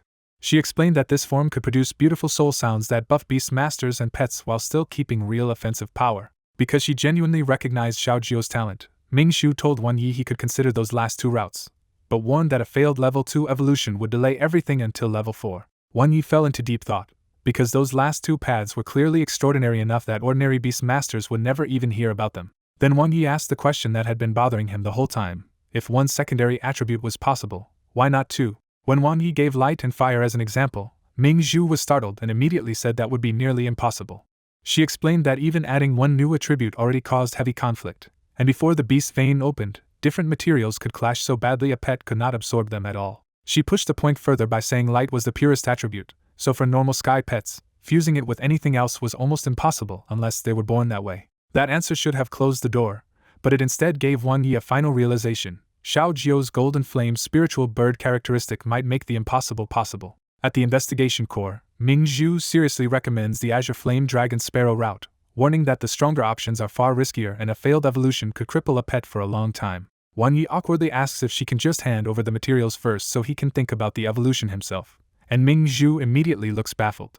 Ming Zhu patiently explains that an evolution path is not something you guess by feeding random materials, because every route needs heavy research, energy calculation, and long clinical testing. Wang Yi quickly clarifies that he is not trying to invent a new route himself, He only wants to stockpile materials now and decide after Xiao Jiu gets stronger. When Mingzhu asks what he wants, Wan Yi admits he is still aiming for fire or light materials, and she teasingly points out that he still has not given up on the light attribute. She brings up next month's Sealed Demon Sword Tomb assessment and says it contains rare light materials, but the real prize is bigger.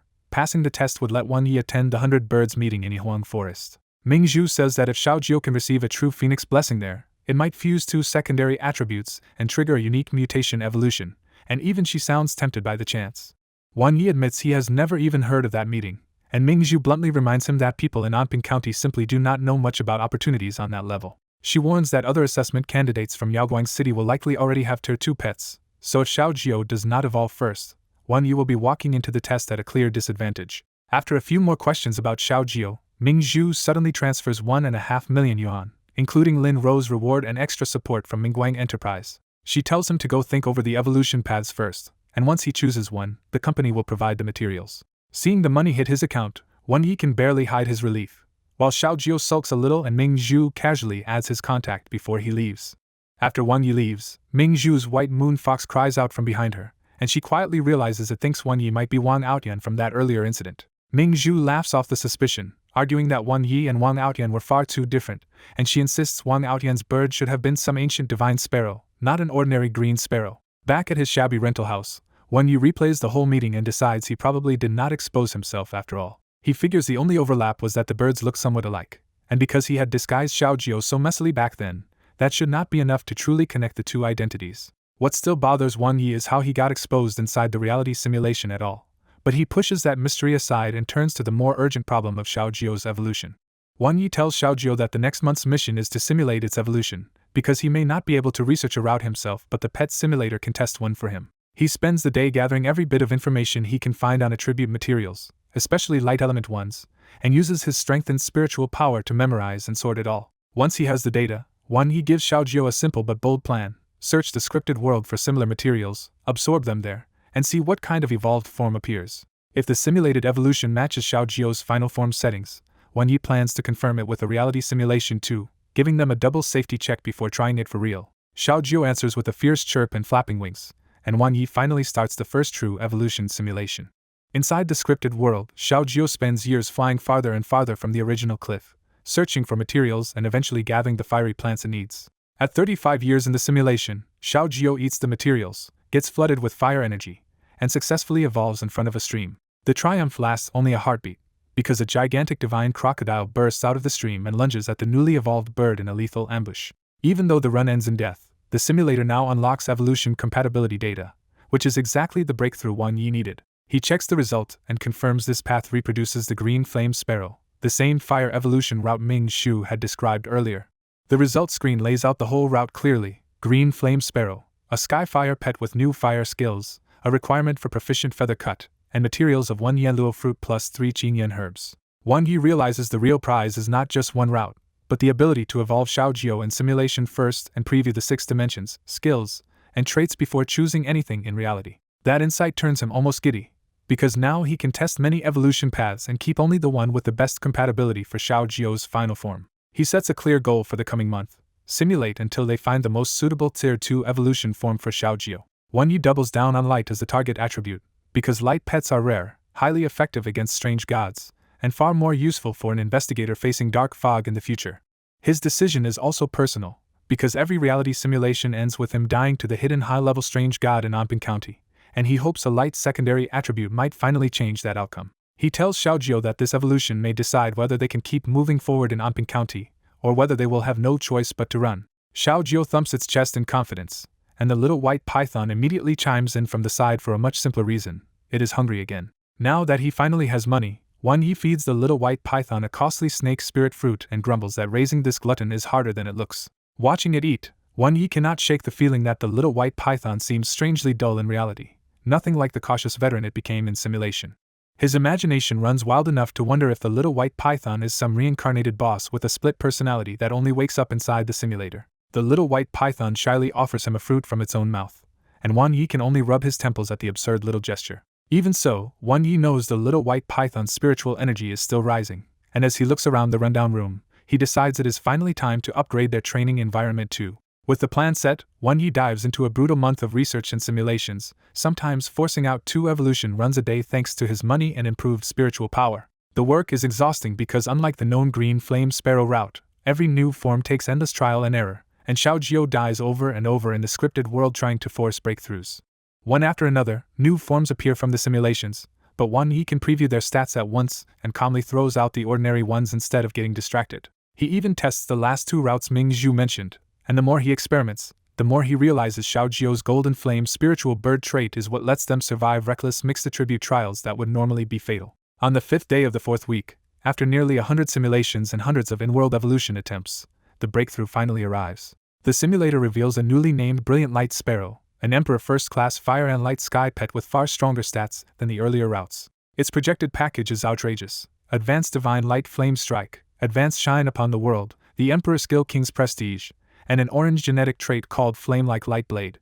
The route is demanding, requiring peak feather cut, peak feather coat, great success intimidation, rare materials, and even a special spiritual fire called Scalding Bright Flame. Staring at the final result with a huge surge of pride, Wan Yi declares that this is the Green Sparrow's strongest Tier 2 evolution form. Wan Yi stares at Xiaojio's new projected evolution and nearly tears up, because this Emperor First Class form is the best route he has seen out of hundreds of attempts. The numbers make him even more excited, with A-grade spiritual energy, 2 advanced skills, 1 Emperor skill, and an orange attribute that makes the route look absurdly strong. He thinks back on the brutal month behind this result, when he kept forcing Xiaojio through trial after trial as materials failed, partial evolution stalled, and the simulator slowly exposed hidden requirements. Once he calms down, Wan Yi sees the good news clearly. Xiaojio's Tier 2 compatibility has risen to 25%, so this route is no longer a fantasy if he can gather the materials and finish the training. Some ingredients are manageable, but the plan hits a wall when Wan Yi reviews the last 2 materials and realizes the real bottlenecks are Qinglei Peachwood and the Scalding Bright Flame. He studies the Qinglei Peachwood first and learns it is a sacred Emperor-grade lightning-bathed peachwood so rare that only a few secret realms ever produce it. The Scalding Bright Flame looks even worse, because all Wan Yi can find is a picture of a unique light aspect spiritual fire with no clear origin at all. Without that flame, Xiaojio cannot become dual attributed, so Wan Yi is forced to admit that the hardest piece of the route may not even exist in the real world anymore. Still, he does not give up, because the simulator has already proven Xiaojio can find similar materials in the second map and can grind skill realms high enough with enough runs. He decides to call Ming Zhu for help, hoping her family knowledge can tell him whether the missing flame is obtainable at all. Ming Zhu quickly tells him the Scalding Bright Flame is effectively extinct, and Wan Yi can only stare at the message as the route suddenly looks much harsher. Her follow-up message makes it sink in even harder. The flame cannot be replicated, and the market only has old information about a holy light fire that can purify and burn evil. Wan Yi's heart sinks, but he hides his real target when Ming Zhu asks about his route and simply tells her he is aiming for the Divine Great Rock instead. Ming Zhu encourages him anyway, warning that the route is difficult and reminding him to evolve Xiaojio before the assessment starts in less than 2 days. That afternoon, a delivery drops off a big batch of materials, and Wan Yi sees that at least the ordinary ingredients might be covered if he sells what he has. But even with those supplies in hand, the 2 missing treasures still block the route, so Wan Yi turns his attention to the only tool left that might expose their real-world source: a reality simulation. He knows chances are limited, because a month of poor evolution results has left him with only 2 reality simulations remaining. After a brief hesitation, he commits and tells Xiaojio that this run will focus on finding material sources in reality, starting with the coming Sealed Demon Sword Tomb assessment. The reality simulation begins, and 2 days later Wan Yi and Xiaojio enter the Sealed Demon Sword Tomb while secretly searching the assessment grounds for useful materials. They fight hard and perform well against the powerful beasts inside, but the secret realm gives them no sign of the ingredients they came for. Then the run ends badly in the second stage, when a dark bolt of lightning strikes them in a special minefield and knocks them out of the assessment. After being eliminated, Wan Yi hears that another investigator reached much deeper into the sword tomb before failing, and the missed clue starts bothering him immediately. The simulation pushes further ahead by weeks, and through Mingguang Enterprise Wan Yi finally buys a piece of Qinglei Peachwood at a painful price. There he learns the seller was Lin Lei, the same investigator who had joined the sword tomb assessment, and Wan Yi instantly suspects the wood came from inside that secret realm. That realization stings, because the material was there all along, and now Wan Yi has only found it by burying himself in debt after missing the chance firsthand. In the same simulated future, Wan Yi and Xiaojio delay returning to Umping County, and that detour accidentally saves them from being trapped when dark fog erupts there. Because they are still too weak, the pair get transferred with the investigation corps and spend the next years fighting on the frontlines while still searching for news of the missing flame. By the 3rd year, Xiaojio still has not evolved, and their missions become increasingly dangerous as the dark fog keeps swallowing more of Shanghai province. Then, while escorting civilians out of the province, Wan Yi sees a huge light flame erupt deep inside the dark fog and suddenly suspects he is looking at the very fire Xiao Jiao needs. The familiar location of that eruption leaves a final clue behind before the simulation cuts off with Wan Yi and Xiao Jiao dying in a dark fog relic during the 4th year. Back in reality, Wan Yi comes away with 2 crucial answers. The Qinglei Peachwood should be in the sealed demon sword tomb, and the light flame may still exist somewhere in Shanghai province. That clue about Ming Zhu's ancestor starts bothering him too, and he wonders if the old owner of the flame might be someone from Ming Tianxi's generation. He reopens the diary to search for support, but all it gives him is one small connection. Xiao Tao was born from the Qinglei Peachwood. The detail is interesting but not enough, and Wan Yi has to admit that the diary still says far more about dark fog gods and twisted evolution experiments than about the flame he actually needs. He also cannot ignore how suspicious the sword tomb result was, because Xiao Jiao should not have been dropped so easily by lightning when Feather Coat is already this strong. That pushes Wan Yi into a new plan for the final 2 days. He will force Xiao Jiao to sharpen its weaker skills first so they can survive the sealed demon sword tomb properly. His priority is clear: Feather Cut, Wind, and especially Feathery Habitat must reach great success, and if possible Xiao Jiao should also awaken Intimidation before the assessment. 1 day before the assessment, 2 parts of the plan work, and Feather Cut and Wind both break through to the Great Success realm. But Feathery Habitat still refuses to advance, leaving Wan Yi with one last scripted run to force a breakthrough before tomorrow. Wan Yi comes up with a ruthless method and tells Xiao Jiao to use the deadly green little insect on the cliff as a training target, because repeated severe injuries should harden Feathery Habitat faster. Xiao Jiao immediately refuses, clearly not eager to throw itself at that hidden monster again. Wan Yi keeps pressing, arguing that Xiao Jiao can retreat when hurt, and should even try brushing against the mysterious bird beast too, just in case either hidden threat triggers a major gain. Under his stubborn persuasion, Xiao Jiao finally gives in, and the new scripted simulation starts. In the simulation, young Xiao Jiao finds the green little insect after months of searching, attacks it, and barely escapes with heavy injuries. Those injuries become the start of the training, and Feathery Habitat slowly learns to keep Xiao Jiao alive through recovery after recovery. Years pass in repeated defeats, but the constant punishment steadily sharpens Feathery Habitat until even the green little insect starts to look at Xiao Jiao with surprise. Xiao Jiao keeps coming back so fiercely that broken feathers, damaged wings, and even twisted injuries stop breaking its spirit, and its will turns frighteningly tough. Then the insect reveals a glimpse of its true terror, because one cold look from it makes Xiao Jiao feel as if it is staring at a divine dragon and freezes it on the spot. That single look haunts Xiao Jiao for decades, and even after the insect disappears, the memory keeps grinding against its mind until understanding slowly starts to form. By 112 years old, Feathery Habitat reaches a terrifying level where even fatal damage can barely preserve a last breath, though Xiao Jiao still cannot break its natural limits. At 119 years old, all those memories finally click, and Xiao Jiao lets out a sharp cry as intimidation is born from the pressure of that impossible gaze. A year later the run still ends in disaster, when a giant bloody mouth opens from underground in the mountain range and swallows Xiao Jiao whole. The simulation rewards are worth it, though, because surviving 120 years earns Xiao Jiao the new steel will characteristic, intimidation, and 3 fresh reality simulations. Wan Yi immediately locks in those 3 rewards, deciding he can delay Feathery Habitat's final push and use the newly restored reality simulation chances later inside the sword tomb if needed. With Xiao Jiao's skills finally in place and tomorrow's assessment almost here, Wan Yi ends the night feeling that all the real preparation is finally done. After the exhausting simulation, Wan Yi finally wakes up refreshed and in unusually good spirits. He starts the day by carefully grooming Xiao Jiao, treating the little bird like an athlete before a big match. Then he cleans up the white python too and feeds both pets before heading out. Xiao Jiao flutters in front of him like it wants to carry him, but Wan Yi can only laugh at the tiny bird's confidence. In reality, Xiao Jiao has grown a little, but it is still far too small to carry a person. The team heads to the Investigation Corps headquarters and flies toward the sealed demon sword tomb on Lin Ro's blazing sky falcon. High above the clouds, the falcon's energy barrier shields them from violent wind and freezing air on the way to the assessment site. During the flight, Tang Xiong warns the trainees that official investigators regularly face fierce beasts, strangeness, and missions inside dark fog, so anyone wavering can still back out now. No one quits, and Tang Xiong approves their nerve before reminding them that investigator work is dangerous but can also change an ordinary person's limits. He makes the trade-off clear: if they want those rare chances, they also have to carry the duty that comes with the badge. By the time Tang Xiong finishes the briefing, the desolate secret realm is already close. He explains that this assessment gathers trainees from several surrounding counties, and just passing the first stage is enough to become an official investigator. But because the venue is the sealed demon sword tomb, he expects the washout rate to jump to around 70%. Tang Xiong only bothers explaining the first stage, which says everything about his expectations: survive that much first. The first stage takes place in the God Burial Mausoleum, where they must search the graveyard for specific materials and kill enough fierce beasts to qualify. He adds one more incentive: any extra materials they find after meeting the test requirements are theirs to sell for money. The group lands at the assessment camp outside the secret realm, where heavy security and powerful pets make it clear this is no routine exam. After registering with their investigator badges, Wang Yi spots a familiar face waiting inside the camp, Ming Zhu. When Wang Yi asks why Ming Zhu is here, Tang Xiong reveals that she is not a candidate at all but one of the assessment's sponsors. Tang Xiong explains that opening a medium secret realm costs a fortune, so Mingguang Enterprise helps fund the guards, escorts, rewards, and even buys leftover materials at better than market prices.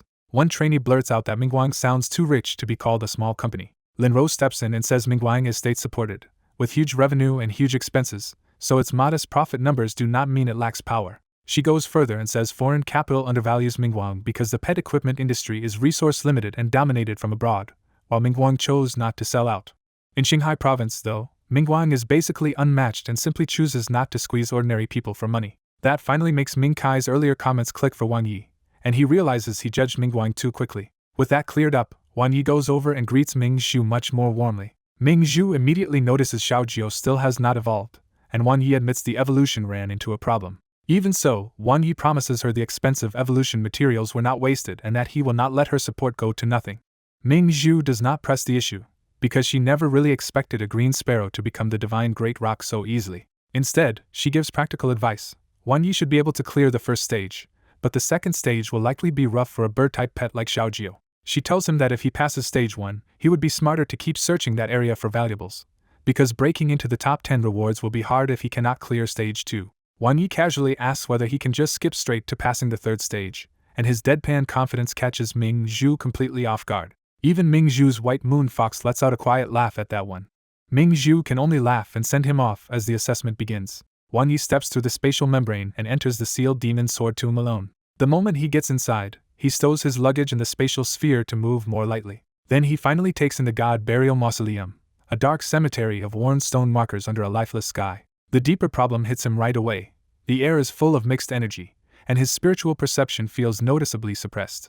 Not knowing the secret realm well enough to trust guesswork, Wang Yi decides to scout it the safest way he knows, with a reality simulation first. He tells Xiao Jiu they also need another chance later to improve feathery habitat, while the little bird fidgets uneasily in the hostile environment. Since the first stage should already be manageable for them, Wang Yi uses the simulation for what he really wants here: treasure hunting. In the simulated run, Xiao Jiu wastes the first day wandering around and only finds worthless scraps, which leaves Wang Yi thoroughly unimpressed. 2 days later, they reach a purple graveyard in the west, kill several strong beasts, and dig up a glowing bone that Xiao Jiu proudly calls treasure but Wang Yi dismisses as junk. Xiao Jiu gets so offended by that judgment that it sulks at Wang Yi for 2 full days. 4 days later, they find something Wang Yi actually agrees is valuable: an eyeball-like gem hidden in a huge tombstone. But by the 6th day, the treasure hunt turns ugly when they realize they can no longer leave the cemetery at all. The God Burial Mausoleum traps them inside a spatial loop, and the simulation ends with both of them starving to death in the endless graveyard. That result jolts Wang Yi, and he immediately understands why the assessment only lasts 3 days. He decides one simulation is enough and focuses on the 2 promising finds it revealed instead of gambling any more time. The assessment itself only needs 3 materials, so Wang Yi heads toward the purple graveyard in the west and plans to gather the required items on the way. Even after hours of walking, he still does not run into another trainee, which shows just how huge and empty the mausoleum really is. What he does run into is beast after beast, most of them strong level 1 enemies, but Xiao Jiu cuts through them almost effortlessly. With wind and feather cut, Xiao Jiu tears through the first stage so cleanly that Wang Yi starts wondering why the failure rate is supposed to be so high.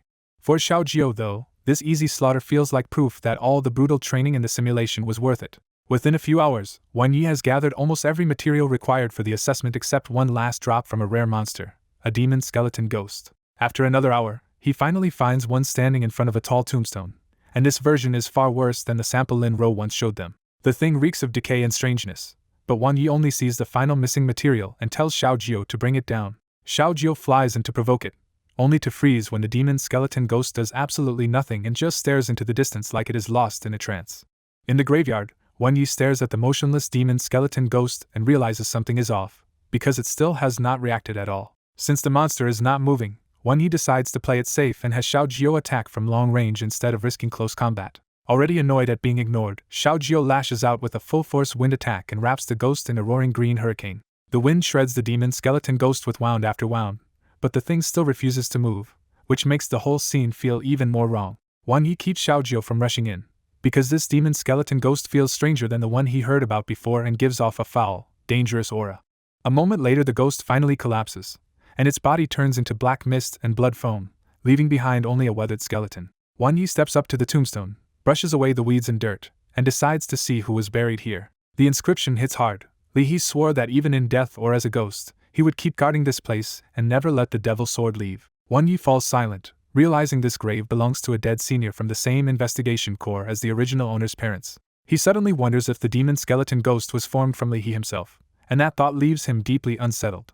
Then the tombstone suddenly shakes, and Wang Yi jumps back in a panic, hurriedly apologizing to the dead senior. The stone sinks back into the earth and goes still, so Wang Yi finally exhales and bows toward the grave in relief. As he puts away the skeleton material, Wang Yi wonders how many investigators died in this secret realm trying to keep the devil's sword sealed. He pushes the thought aside and keeps moving with Xiaojiu until they finally reach a strange graveyard where the soil itself is light purple. Wang Yi recognizes the place from the simulation and guesses the glowing bone should be somewhere nearby, but several level 2 beasts are still wandering around it.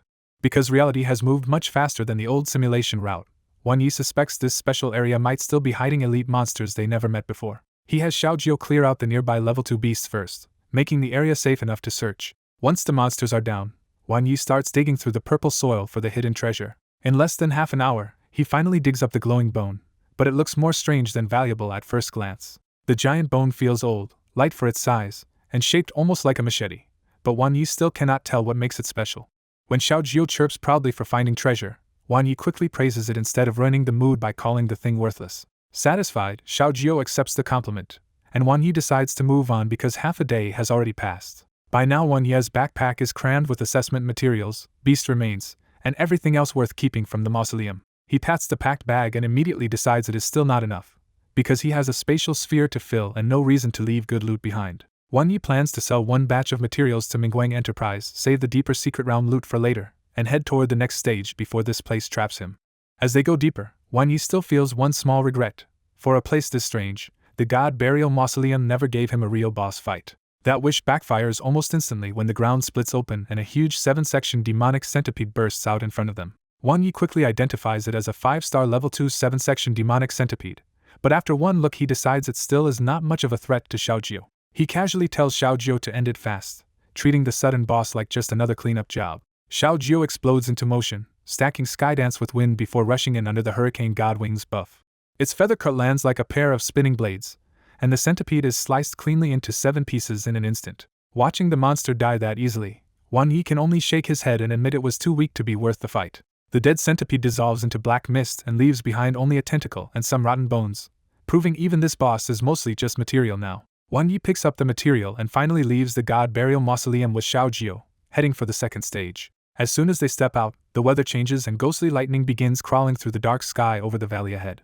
Wang Yi recognizes the second stage as Thunder Devil Valley and immediately understands why Xiaojiu failed here before, because flying pets fear lightning by instinct. At the valley entrance, other investigators are already hesitating there, openly admitting that many pets cannot get through this lightning-filled stage at all. One investigator stubbornly sends his rocket eagle in anyway, hoping brute force can beat the valley. The valley crushes that idea immediately, and the rocket eagle comes back charred and helpless before dropping into the canyon. After seeing that, Xiaojiu freezes and clings tightly to Wang Yi's shoulder, refusing to go anywhere near the thunder. Wang Yi leans in and reminds Xiaojiu of the far worse terror it survived before, the green little insect, and uses that memory to force its courage back out. That reminder hits the right nerve, and Xiaojiu's steel will kicks in as fear flips into a fierce, almost reckless determination. Satisfied that the trait was worth taking, Wang Yi gives the order and sends Xiaojiu charging straight into Thunder Devil Valley. The other investigators can barely believe a mere green sparrow actually dares to fly into the Thunder Zone at all. Xiaojiu keeps flying steady under the dark clouds, proving Wang Yi was right to choose steel will over a simple skill upgrade.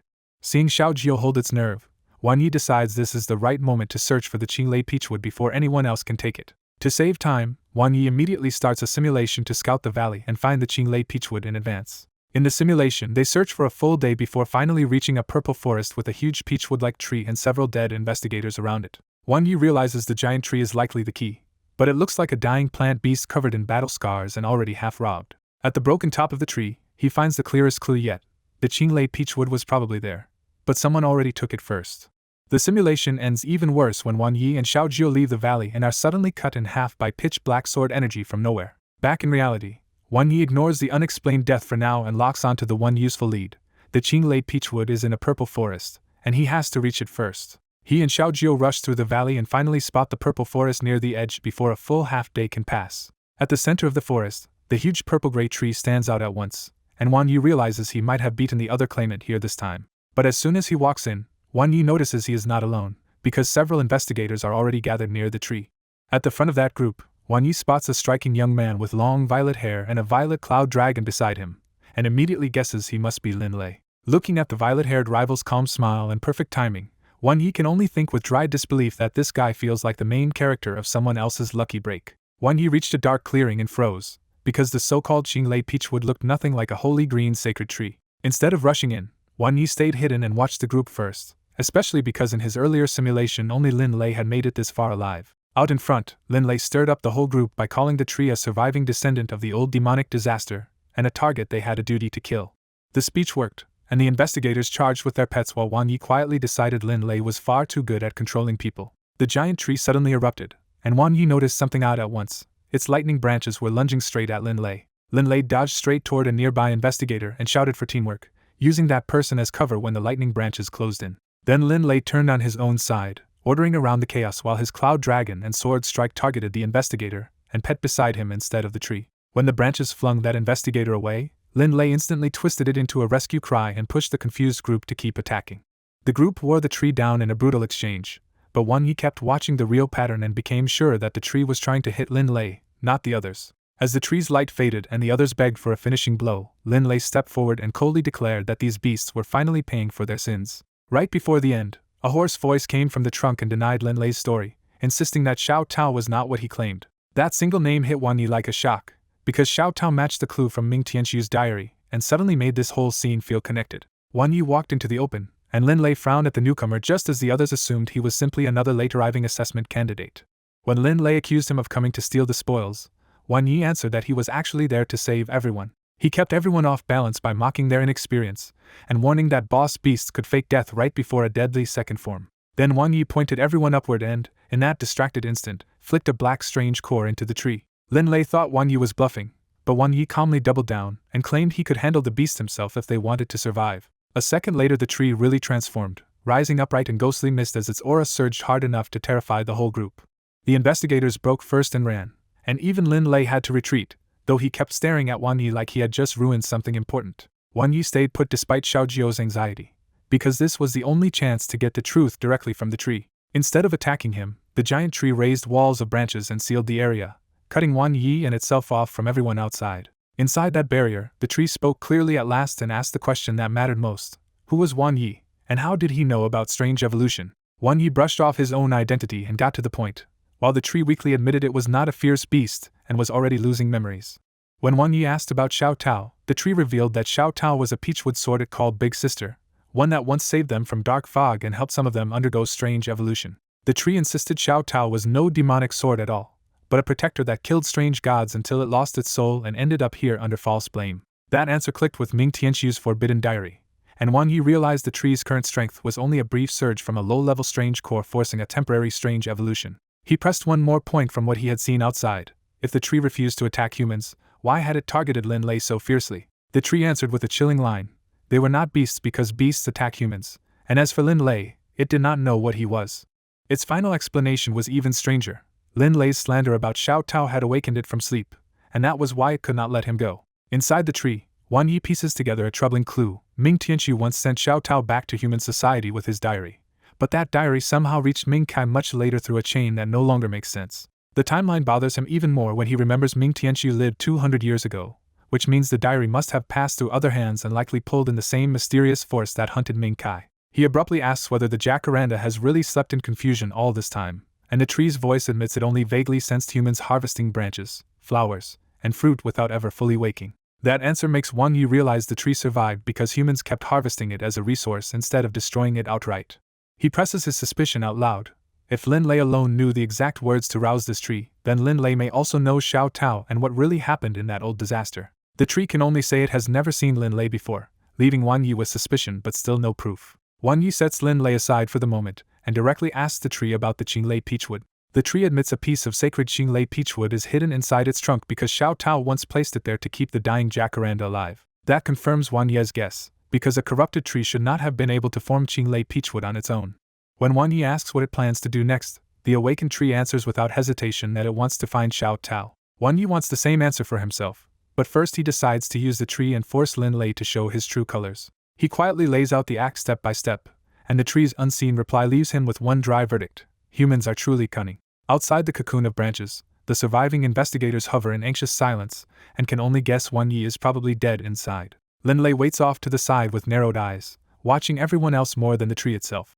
Then the branch cocoon suddenly erupts from within, as bright slashes rip through the wood and blast it apart. The colossal jacaranda shows itself for a final instant, then crashes down with its light fading, exactly like a beast that has been beaten to death. A green blur shoots out next, and Xiao Jiu carries Wang Yi into the open before both of them hit the ground hard. The investigators stare in open shock when Wang Yi actually makes it out, and with the fallen giant tree behind him it really looks like he won alone. Wang Yi plays it up with a cocky line about the tree being easy, then immediately coughs up blood in front of everyone. To sell the trap, Xiao Jiu lands on his shoulder, thinks for a beat, and spits blood too before sagging as if it is barely holding on. Lin Lei comes closer with a smile, sounding friendly while testing whether Wang Yi and his pet are truly spent. Wang Yi sweetens the bait by calling the fallen tree a pile of treasure and inviting the others to split the gains like future comrades. The promise draws Lin Lei straight to the giant tree, and his satisfaction grows the moment he confirms it really looks finished. Then he turns back, pulls out a dagger, and asks the whole group for one last favor: to die for him. Before anyone can process it, Lin Lei lunges straight at Wang Yi while his cloud dragon lashes out at the rest of the stunned team and their pets. Lin Lei's blade is already at Wang Ye's throat when he notices the weak shock on Wang Ye's face has vanished into eerie calm. At the same instant, Xiao Jiu opens its eyes from Wang Ye's shoulder and pins Lin Lei with such fierce intent that his movement stutters for one fatal beat. Xiao Jiu explodes into motion, bats the dagger away, and sends Lin Lei flying backward with one brutal hit. Without slowing down, Xiao Jiu streaks toward Lin Lei's cloud dragon as the dragon roars and throws off draconic pressure to suppress it. Xiao Jiu ignores the dragon's racial pressure completely and commits to the charge with absolute will. Its great success feather cut lands in a hurricane burst, and the cloud dragon drops after a single devastating strike. Reeling on his feet, Lin Lei blurts out the real shock. Only a serious beast master should have a bird strong enough to reach great success feather cut. So why is someone like Wang Yi in the investigation corps at all? The other investigators finally understand the setup, and they stare at Wang Yi in fresh shock when they realize he was never truly helpless. Wang Yi answers Lin Lei coldly and walks toward him, reminding everyone that attacking investigators during the assessment is already a grave crime, and trying to murder them is worse. He stops in front of Lin Lei and demands the real reason he wanted them dead. Lin Lei tries the simplest excuse first, claiming greed got the better of him because the resources on that giant tree are worth millions. One investigator immediately calls out what that means. Lin Lei used the whole team as disposable tools. Lin Lei does not deny it, and coolly says they would have just counted as comrades who accidentally died in battle. Even after they tie him up, Lin Lei stays strangely calm, and that unnatural composure puts the whole group on edge. When asked why he is not afraid, Lin Lei shrugs that once they leave this place he is dead anyway, so there is no reason to beg. Then Lin Lei drops the excuse and starts preaching his real belief. Weak beast masters like the others only waste scarce resources and will die as cannon fodder anyway. He pushes it further by boasting about his own top-tier lightning control talent and future overlord class path, insisting that resources spent on him are worth far more than resources spent on ordinary people. He pushes the argument even further, claiming that with the dark fog spreading, people like the others are not useful enough to matter, so being sacrificed for an elite like him is only rational. The investigators burn with anger and humiliation, but his argument lands close enough to leave the clearing in a bitter, speechless pause. Wang Yi cuts off the speech and asks the only thing that matters now: does Lin Lei think they would not dare kill him? Lin Lei warns them not to kill him, because if he dies they still will not be able to leave this forest alive. That threat stops the group cold, and an investigator demands to know what he means. Lin Lei says he knows a hidden detail about the third stage. They are supposed to leave this purple forest, head to the sword catacomb, and kill a sword skeleton soldier there. Then he delivers the real hook with a smile. If they try to leave now, or even turn back, they will only walk into a miserable death. After Lin Lei is beaten, Wang Yi sends the three shaken investigators away so he can question the traitor alone. Wang Yi plants his foot on Lin Lei's arm, but Lin Lei still tries to bargain with him using the giant tree's resources and a promise to get out alive. Wang Yi coldly exposes the hidden rule first: anyone leaving after this can be cut down by invisible sword energy. When Lin Lei freezes in disbelief, Wang Yi drives the dagger through his palm and demands the truth about who sent him. Lin Lei still pretends to be an ordinary beast master, so Wang Yi changes tactics and threatens to cripple his prized lightning control talent instead of killing him. That threat works immediately, and Lin Lei begs to talk rather than be reduced to the kind of trash he used to sneer at. Lin Lei finally admits that before the assessment, a mysterious black-robed man approached him with promises of huge rewards inside the sealed demon sword tomb. The job was simple and vicious: find the purple giant tree, wait for others to help kill it if needed, then murder them too and take everything for himself. The black-robed man even told Lin Lei a Qinglei peachwood might be hidden inside the tree, and that rare wood alone was worth millions. Asked why he was chosen, Lin Lei gives a darkly honest answer. That man probably just knew exactly what kind of person he was.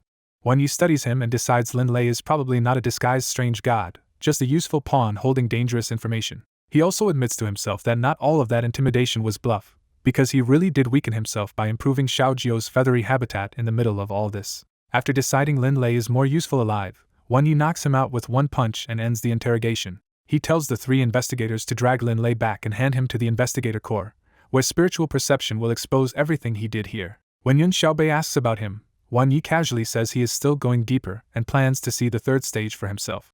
He even jokes that someone as strong as him obviously cannot stop at the 2nd stage, and the exhausted group finally laughs in relief. When Yun Xiaobei asks how he saw Lin Lei's betrayal coming, Wan Yi explains that he arrived early enough to catch Lin Lei sneaking behind them for the kill. He says that is why he held back instead of exposing Lin Lei on the spot, so the whole setup would make sense when he stepped in. One investigator still worries that leaving might trigger the hidden sword energy, but Wan Yi calmly assures the group they will be fine. Once the 3 investigators are safely gone, Wan Yi turns back to the giant tree and quietly says the coast is clear.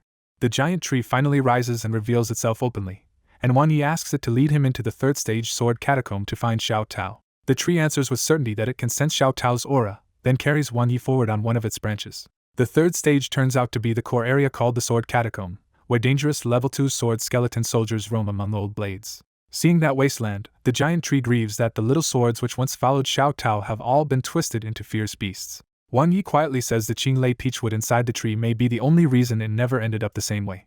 When the sword skeleton soldiers rush them, the giant tree decides to let them rest and slams its branches into the ground to bind them all at once. With the enemies locked down like targets on a rack, Wan Yi has Xiao Jiu finish them off quickly and safely. They keep advancing through the catacomb, gathering the dropped materials until the road seems to end at a lonely fort. At first Wan Yi sees nothing useful there, but the giant tree suddenly insists Xiao Tao is below them, not ahead. The tree says the Qinglei peachwood in its body can wake Xiao Tao up, but warns Wan Yi not to step outside its protection or Xiao Tao's sword energy might kill him instantly. That warning makes everything click for Wan Yi. In the simulation, the dead tree and stolen peachwood must have awakened Xiao Tao and unleashed the random sword energy that killed him. He also realizes that is why Lin Lei stayed so confident earlier, because he thought only he knew the way to leave safely after taking the peachwood. But now the tree is still alive, so the investigators who just left should be safe after all. Then the giant tree splits open its own body and slowly pulls out a radiant section of divine Qinglei peachwood hidden inside. Even before it moves, Wan Yi can feel the sacred wood's pure power, and the giant tree visibly starts burning through its own life to use it. With no hesitation, the giant tree drives the Qinglei peachwood into the ground before the fort, and the sealed earth begins to split apart in blinding light. Light suddenly bursts out of the cracked ground, and the dead wasteland flips into a terrifying blood-red world. As the realm fully opens, huge corpses hang in the air and gray-brown sword energy swarms everywhere like a battlefield frozen in another world. The giant tree realizes this is Xiao Tao's infinite sword realm, but it is far weaker than it should be and Xiao Tao still is not showing itself. Wan Yi guesses Xiao Tao may be sealed, and that answer instantly enrages the giant tree. At the brightest point of the light map, a giant broken wooden blade rises, glowing scarlet and radiating pure killing intent. The broken blade flies straight into the Qinglei peachwood, and its murderous aura finally starts to calm down. The giant tree excitedly calls out to Xiao Tao, and the blade comes over to communicate with it through spiritual waves. Wan Yi tries to ask Xiao Jiu if pets can understand this kind of exchange, but Xiao Jiu has no idea and gets offended when he jokes that it might be a fake pet. When Wan Yi asks what Xiao Tao said, the blade suddenly points at him and Xiao Jiu instantly jumps in front to protect him. The giant tree explains the bad news. This is only one broken section of Xiao Tao's blade, and the missing scabbard tail holds its memories. That leaves Wan Yi with a bleak answer. Xiao Tao was split into sealed pieces long ago, and even this surviving fragment barely knows what happened. Then the giant tree drops a surprise. Xiao Tao wants to speak to Wan Yi directly. The blade starts speaking in a crisp female voice and immediately questions Wan Yi about the strange evolution diary in his hands. Wan Yi says the diary came from a descendant of the Ming family, and Xiao Tao flatly tells him that cannot be true. Xiao Tao reveals an even bigger shock. Its master's surname was Jiang, and his name was Jiang Tianxiu. Xiao Tao remembers carrying the diary away, charging into a city swallowed by dark fog, killing strange gods until it lost its mind, and waking up later already broken like this. The story leaves Wan Yi rattled, because the diary worked, but the family history tied to it may have been false or tampered with. Xiao Tao says the diary is so important that it would normally kill anyone suspicious, but Wan Yi is spared because he helped it recover some awareness. When Xiao Tao says it cannot help much in its current state, Wan Yi quickly cuts in and asks for a piece of Qinglei peachwood for Xiao Jiu's evolution. Xiao Tao agrees without much fuss and tosses him the peachwood section attached to its body, saying it no longer needs that trace of aura. Now that he has the main material he came for, Wan Yi presses his luck and asks about the missing scalding bright flame too. Xiao Tao admits it knows where the flame is, but refuses to tell him because that information is far too valuable. Its price is brutal. Wan Yi would have to find Xiao Tao's missing sword head and sword case in other sealed realms and bring them back. Wan Yi argues that this is far too much for one clue, but Xiao Tao stays unmoved and insists that if he learns the flame's location, he will definitely chase it. Still unwilling to quit, Wan Yi points to Xiao Jiu and asks Xiao Tao to at least judge the green sparrow's potential before dismissing them. After the giant tree also speaks up for them, Xiao Tao finally offers a trial instead of a flat refusal. Xiao Tao lays out the test: defeat its phantom sword and strange god projections, then survive one direct strike from it. The giant tree thinks the conditions are outrageous, but Wan Yi accepts anyway and decides to try. Before the fight starts, Xiao Tao sends Wan Yi a panel of its own combat data, and the numbers are absurdly strong for a weakened sealed fragment.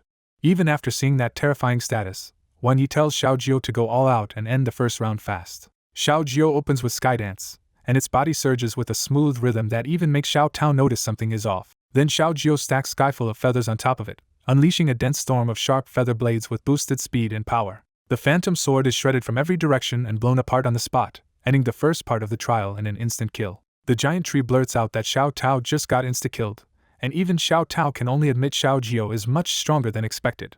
Because Xiao Jiu's attack power clearly passes, Xiao Tao skips the strange god projections and reduces the test to one last condition: survive a sword strike. Xiao Tao casually claims it will use only a normal sword attack, but the slash it releases is a giant blade of light that looks able to split heaven and earth. The massive slash swallows Xiao Jiu whole and smashes the ground in a roaring explosion, making it look like the sparrow has finally gone down. Xiao Tao starts declaring Xiao Jiu's defense too weak, while the giant tree argues that even many level 3 or 4 pets would not survive that attack either. But Wan Yi points into the dust with a small smile, because Xiao Jiu is still standing.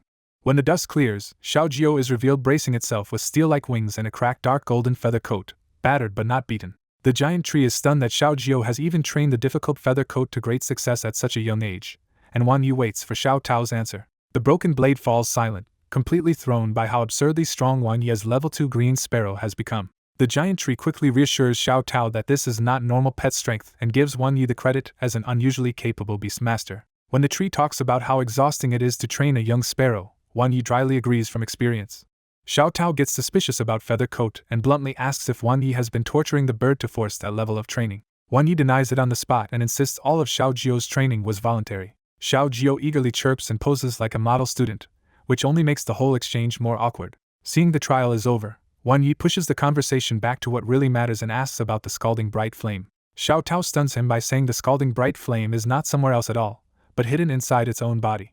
Wan Yi immediately asks if Xiao Tao can hand it over early and swears he will help recover the blade's missing parts later. Xiao Tao refuses for now because the flame is only a seed, and it still needs a pure fire-type material to mature. That condition flips the situation, because Wan Yi instantly pulls out the sacred flame nether lotus and asks if this treasure will work. Even the giant tree is startled by the lotus, and Xiao Tao can only mutter that this must be heaven's will. Then Xiao Tao finally reveals the prize itself, drawing out a thumb-sized platinum flame seed that radiates frightening power. Xiao Tao warns Wan Yi to keep the flame secret, feed it lotus petals over the next week, and fuse it quickly once it matures or it will return to nature. Wan Yi accepts the scalding bright flame seed with obvious excitement, knowing he has finally secured another key material for Xiao Jiu's evolution. After a brief talk about the past, Wan Yi quietly decides he cannot trust the old diary at face value anymore, and will keep this entire meeting to himself. Before he leaves, the giant tree drops a pile of flowers and branches so Wan Yi will not return empty-handed and make his earlier cover story suspicious. Wan Yi accepts the materials, packs everything up, and says goodbye to the two ancient pets before leaving the underground place. Once Wan Yi is gone, the giant tree asks why Xiao Tao fed him altered information about Ming Tianxiu instead of the full truth. Xiao Tao explains that if Ming Tianxiu's descendants really knew the truth, they should never have left them sealed here or let Xiao Tao be branded a demonic sword. So Xiao Tao deliberately planted doubt in Wan Yi, hoping he will stay wary of any story he hears from the outside world. As the chamber returns to silence, Xiao Tao can only wonder whether Dongli Country and Ming Tianxiu's old choice were doomed from the start. 3 days later outside the secret realm, Ming Zhu checks the assessment progress while Lin Ro admits most investigators have struggled badly. Their talk turns to Lin Lei, and Lin Ro reveals his bleak past and the suspicion that he was planted by the Dark Fog cult as a hidden piece inside the core. Lin Ro also says she sealed the news that Wan Yi exposed Lin Lei, because making that public would paint a target on him. When Ming Zhu asks about Wan Ye's results, Lin Ro guesses he is probably exhausted after the second and third stage fights and can only hope he still places well. Ming Zhu admits she has already poured a lot of resources into Wan Yi, only to get scolded because Xiao Jiao still has not evolved. Then the call finally comes that Wan Yi has returned, and everyone moves out to meet him. Wan Yi steps out of the secret realm carrying a huge bag and is immediately stopped by the burly Yaoguang commander He Xiong, who arrives with a giant panda pet. The burly commander warmly thanks Wan Yi for helping the investigation corps and immediately starts trying to recruit him before Wan Yi even knows what he is talking about. Lin Ro marches over and flatly shuts the recruitment down, refusing to let Yaoguang poach Wan Yi in front of her. After the brief turf war, Lin Ro asks Wan Yi how he did, and he casually says it went alright. She brings him into the assessment room, where senior investigators and Mingguang's staff are sorting materials and pricing everyone's gains. Su Hu greets Wan Yi and starts with the standard materials, expecting a normal count of flowers, herbs, and demon skeleton ghost skeletons. Instead of naming a number, Wan Yi says he brought a whole bag, and the room instantly knows something strange is coming. He flips the bag over and pours out a literal waterfall of materials until the entire room goes dead quiet. When the count comes in, even Su Hu is rattled, because Wan Yi somehow brought back over 100 flowers and herbs and more than 30 demon skeleton ghost skeletons. Wan Yi brushes it off as luck, but no one in the room remotely believes his luck is that simple. Then Wan Yi adds the giant tree's gift to the table, and Su Hu nearly jumps when he recognizes the rare purple lightning jacaranda flowers from the second stage. When Su Hu asks about the third stage, Wan Yi casually says he only got some sword skeletons, and the whole room immediately takes it as obvious bragging. A burly commander watching from the side calls Wan Yi out, saying even Yaoguang's best investigators only brought back 1 or 2 sword skeletons, so his words sounds ridiculous. Wan Yi answers by dumping out a pouch full of sword-shaped skeletons, and the room erupts in stunned gasps. Wan Yi walked out of the assessment smiling because, even after turning in what he had to, the leftover materials in hand were worth 4 million. Since he had also kept extra loot inside his spatial sphere, Wan Yi knew this trip had turned into a huge profit on top of his exam result. His results had clearly put him in first place, and when people questioned how he got so many materials, he casually blamed it on luck. That excuse held because in secret realms, absurd luck still counted as fair as long as no crime could be proven. First place also came with a big reward, 1 million gold coins and 5 million worth of Mingguang pet equipment. Wan Yi immediately felt relieved, because with money and materials secured, he could finally focus on simulations and evolution once he got home. Then Ming Zhu cheerfully called him over and said his performance was so good that she wanted to give him a treasure. Wan Yi misunderstood her badly enough to cough and ask if that was really necessary, and Ming Zhu just pulled out a tiny pair of wings. She introduced it as the Kongmi wingsuit, a special wing-type equipment made for sky pets by Mingguang Enterprise. At first glance Wan Yi thought it looked like a toy, so Ming Zhu explained that Kongmi-san let it shrink and expand to match the pet after binding. She added that the wingsuit could strengthen and protect a pet's wings, and long-term use would even improve agility and strength. Wan Yi liked the sound of it, but he still asked the key question, what was the catch? Ming Zhu admitted the early months would be miserable, because the wingsuit was heavy and restrictive even though it was worth enduring. The moment Xiao Jiao understood, it exploded in protest and refused to be strapped into that kind of restraint. Wan Yi instantly clamped Xiao Jiao's wings shut and lied smoothly that it was only excited and grateful. After that, Wan Yi asked about Lin Lei and learned he had been locked up, which was exactly the outcome Wan Yi had hoped for. He had spared Lin Lei on purpose so the investigation corps could dig into the black-robed man behind him and possibly uncover the dark fog threat in Anping County. Just as that settled, Ming Zhu suddenly asked the question everyone nearby cared about. Where was the missing Qing Lei Peachwood Lin Lei mentioned? Wan Yi answered after a beat of silence that he had kept it because he needed it, and he pulled out one more pouch to prove it. The peachwood inside was visibly smaller now, and the others could only wonder how many hidden pouches this guy still had. Ming Zhu accepted that answer, then reminded Wan Yi to sign up for the 100 Birds meeting and evolve Xiao Jiao as soon as possible once he got back. She also warned him to keep quiet about Lin Lei's case, boxed up the Kongmi wingsuit for him, and headed off. Next came the simple oath ceremony where Wan Yi officially joined the Dongli General Investigation Corps as a trainee investigator. That mattered to Wan Yi because the Investigation Corps was one of the few places that did not reject people over family background. Before leaving, Wan Yi honored his promise and handed part of the giant tree's materials to Yun Xiaobei and the other investigators. Then he rode back through the sky on Lin Ro's blazing sky falcon, finally breathing easy now that Xiao Jiao's evolution problem had a real path forward. In midair, Wan Yi suddenly asked Tang Xiong if he had known Wan Ye's parents. Tang Xiong admitted they had been in the same investigation corps and had later fought side by side in a dark fog disaster before Wan Ye's parents died. He went on to say he only discovered Wan Yi existed after rescuing a soaked, clumsy green sparrow trying to deliver food in heavy rain. That story made Wang Yi realize Xiao Jiu's obsession with learning to swim probably came from nearly drowning back then. Tang Xiong told him to do his best, because even if his parents had only been ordinary investigators, they died as real heroes fighting strange gods in the dark fog. Wang Yi nodded, but the more he thought about Tang Xiong's answer, the less he believed they had really been just ordinary acquaintances. After returning to Anping County, Lin Ro handed Wang Yi keys to an official apartment, one of the solid benefits of becoming a real investigator. The new place was a single apartment in a greener, better-equipped district with a lake, bamboo grove, flying field, training grounds, and pet services close by. Once inside the dusty apartment, Wang Yi's first move was to start buying what he needed for the pressure coming next, not worry about comfort. He quickly judged the real problem. Xiao Jiu had the evolution materials now, but with less than a month before the dark fog eruption, its skills still were not ready. For evolution, Feather Cut and Feather Coat had to reach peak mastery, while Intimidation had to hit great success, and that was a much nastier bottleneck than gathering materials. The hardest part was that Xiao Jiu had already trained for decades in simulations, yet its intermediate and advanced skills had clearly hit a wall. Wang Yi concluded that without either stronger soul growth or a lucky breakthrough inside a script world, Xiao Jiu might stay stuck. He also knew from repeated reality simulations that if Xiao Jiu failed to evolve, the ending in Anping County would not change. So he decided to save his last 2 reality simulations until after evolution, hoping that was when the future would finally shift. There was also Xiao Tao's unfinished promise, but Wang Yi pushed that burden to later because recovering the sword's other parts meant digging through the old Xinghai demonic disaster first. For now, he drew a line and chose to handle Xiao Tao only after the crisis in Anping County was dealt with. With his plan sorted, Wang Yi opened online orders for tonics and training materials in bulk. Before any of that arrived, he told Xiao Jiu to clean the dirty new house, and the little bird proudly took the job. Then Wang Yi stopped Xiao Jiu and made it wear the Kongmi wingsuit first, saying it would have to train in that burden from now on. Xiao Jiu resisted hard until Wang Yi switched tactics and tempted it with the promise that the wingsuit would make it even prettier. That hit the weak point immediately, and Xiao Jiu turned shy enough to let the thin cicada wing-like gear settle onto its wings. In truth, the practical equipment barely changed its appearance at all, and wearing it felt more like being dragged back to the miserable days of food delivery. Still suspicious, Xiao Jiu rushed to a mirror and stared at itself from every angle, unable to find this supposed beauty. Wang Yi doubled down shamelessly, praising every feather, and even claiming the wing line was more perfect than a true dragon's. At first Xiao Jiu genuinely could not see what he was talking about, but the praise was so relentless that it started believing it. The moment Wang Yi suggested it might not even recognize its own beauty, Xiao Jiu snapped back in excitement and fully bought the lie. With Xiao Jiu happily fooled into wearing the gear, Wang Yi considered the first step of training a success. After a few days of rest, Wang Yi started spending heavily, beginning with a huge batch of Spirit Wonder pills to cover brutal simulation costs. He bought more than 200 of the pills because running long simulations for Xiao Jiu would drain spiritual power at a terrifying rate.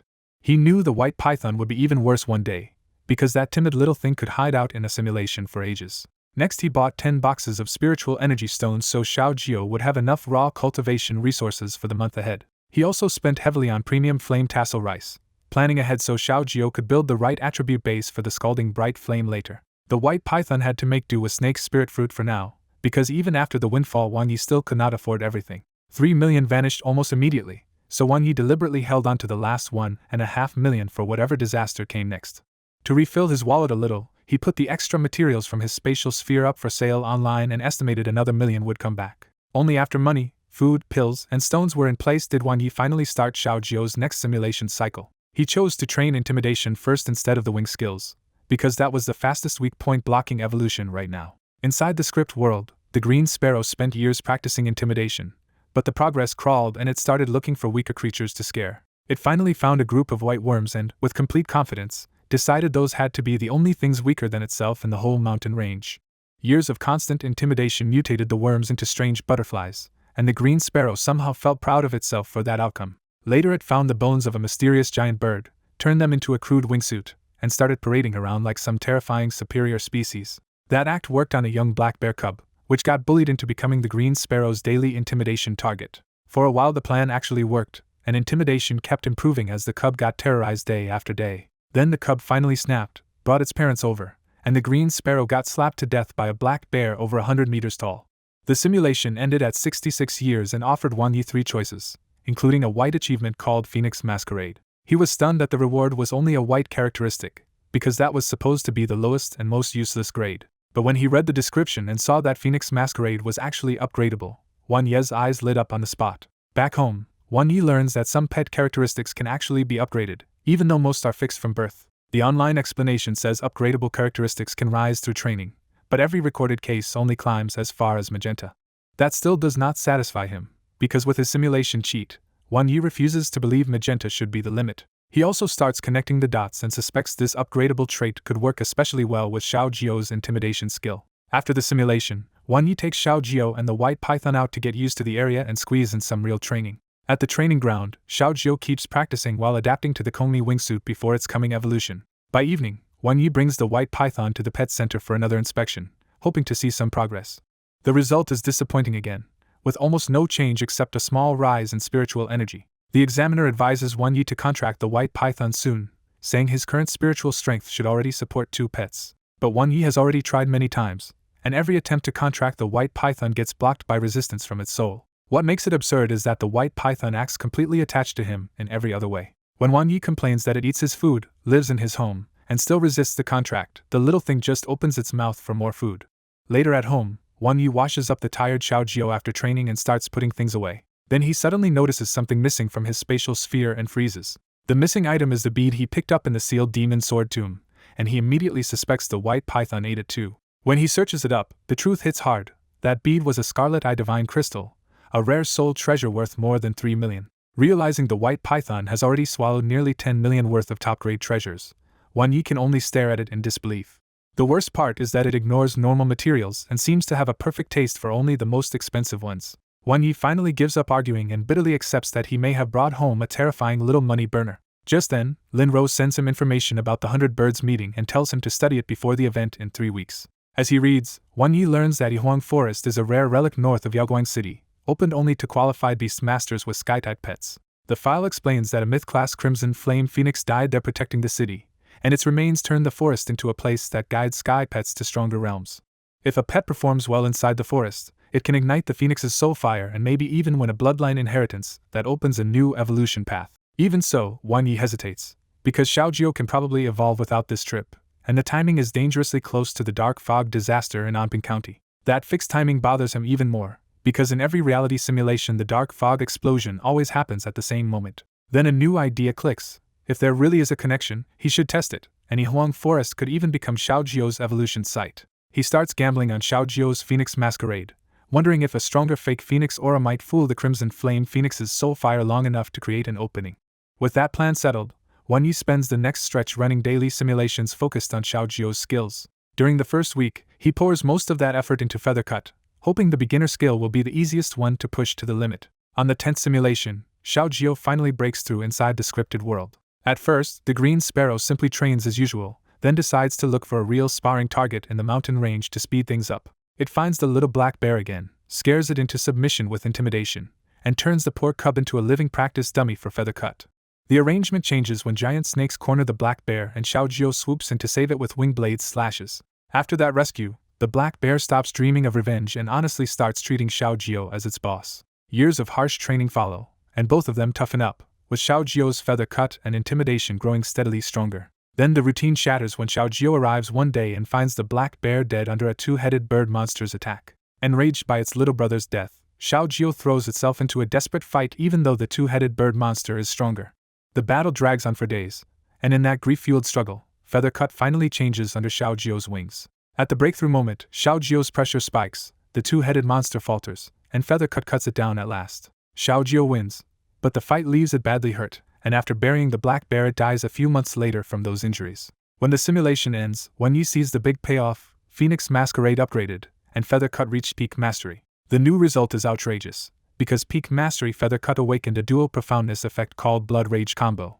Wan Yi quickly understands how nasty it is. Xiao Jio can chain wing slashes into multiplying damage, as long as it can endure the brutal stamina drain. He is even more stunned because awakening one profoundness effect is already rare, and Xiao Jio somehow got 2 perfectly matched offensive effects at once. Looking back over the simulation, Wan Yi realizes that this breakthrough was born from a near-impossible battle and Xiao Jio's violent emotional surge, not ordinary training. He also feels bad for the black bear, especially since the simulation world never resets dead monsters or consumed resources for a second chance. Even so, he keeps the most valuable rewards without hesitation: Feather Cut Mastery, Phoenix Masquerade's growth, and another reality simulation.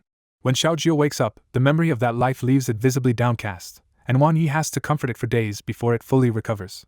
After that, Wan Yi shifts the next training push toward Feathercoat, trying to force another breakthrough before time runs out. 3 more weeks pass, and Feathercoat still refuses to reach peak mastery, though intimidation edges close to great success. But Xiaojio still lands another major gain in that stretch, because Phoenix Masquerade finally advances from purple to orange grade. By the end of this push, Xiaojio is carrying 3 orange characteristics and a peak mastery feather cut with dual profoundness, making Wan Ye's Yihuang Forest plan much more dangerous in the best possible way. On the flight to Yihuang Forest, Wan Yi looks down at Yaoguang City's calm wilderness and can't help comparing it to harsh borderland Anping, where the dark fog always hangs over life. That contrast hits harder because relic-rich inland cities can grow strong in peace, while smaller border cities are the first to suffer whenever the dark fog returns. Linro uses the trip to explain that Yihuang Forest is a tightly controlled resource relic, and outsiders like Anping County only get a tiny number of entry slots. She adds that relics are different from Dark Fog's secret realms because they form around the death of powerful ancient beings and keep strict rules of their own. For Yihuang Forest, those rules are brutal and specific. Non-sky pets can barely enter, and pets above level 3 are strongly suppressed or blocked outright.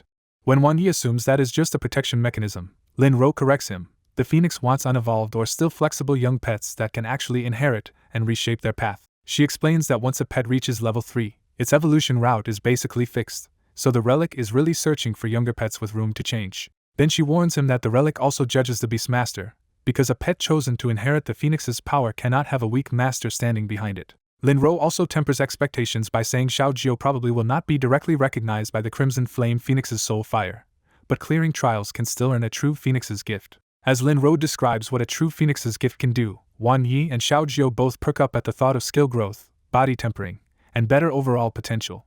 If a pet gets that blessing, the Phoenix's shadow appears, and if one truly inherits the soul fire and evolves, the Phoenix's true body manifests so grandly that sky pets everywhere turn toward it like a pilgrimage. By the time the blazing sky falcon descends, Wan Yi has one clear takeaway.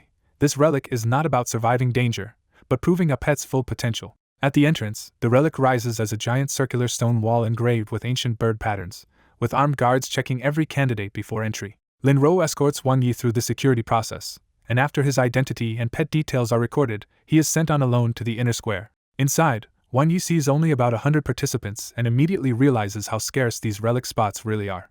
A handsome middle-aged speaker steps forward to address the crowd as Lu Deng, the head of Dayu Dojo in Yaoguang City, while Wan Yi listens with the others. Lu Deng warns the candidates not to trust leaked stage tips, because the relic's 5 trials and even the fierce beasts inside change every time it opens. After Lu Deng wraps up by wishing them success, Wan Yi joins the orderly line of beast masters filing into the relic tunnel. The instant Wan Yi enters, a strange green sparrow-shaped mark appears on Xiaojio's back as if the relic has branded its first count. Before he can study it, Wan Yi feels himself dropping through a hazy void like he has fallen from the sky into a valley.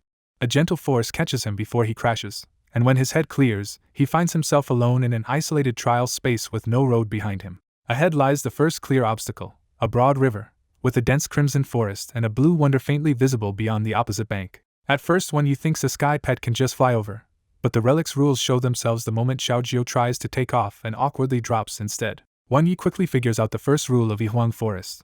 This opening stage is a no-fly zone, so a sky-type pet has to cross the river the hard way. Instead of panicking, Wan Yi decides they will simply swim, and Xiaojio answers with brave confidence because this weird test finally matches the training it secretly has. Xiaojio dives into the river like a torpedo and surges forward so smoothly that it is obvious this little bird can actually swim very well. Then Wan Yi calls out from behind, and Xiaojio has to stop and turn back because its beastmaster definitely cannot keep up in that current alone. So Wan Yi jumps in, grabs Xiaojio's claws, and lets the green sparrow row him across the river like an impatient little rescue boat. They make it to the other side in minutes, proving that for this first bizarre test, Xiaojio's swimming mattered more than its flight. The moment they step forward, the space shifts again and a heavy electric pressure starts crawling through the air. A thunder colossus roars into view, and Wan Yi instantly recognizes how nasty this matchup is for a sky-type pet. Thunder restrains flight, and its stone body makes it hard to break. Even so, Wan Yi does not hesitate and orders Xiaojio to kill it with Feather Coat for safety and Feather Cut for the finish. Xiaojio answers by wrapping itself in peak mastery Feather Coat, turning its small body into a dark gold armored bird built to survive the counterattack. With Hurricane Godwings boosting it, Xiaojio's Feather Cut flashes out in twin silver slashes and rips the Thunder Colossus open in one terrifying pass. Wan Yi can only admire how absurdly strong that peak Feather Cut has become, because it just one-shot an equal-level enemy without even triggering a deeper effect.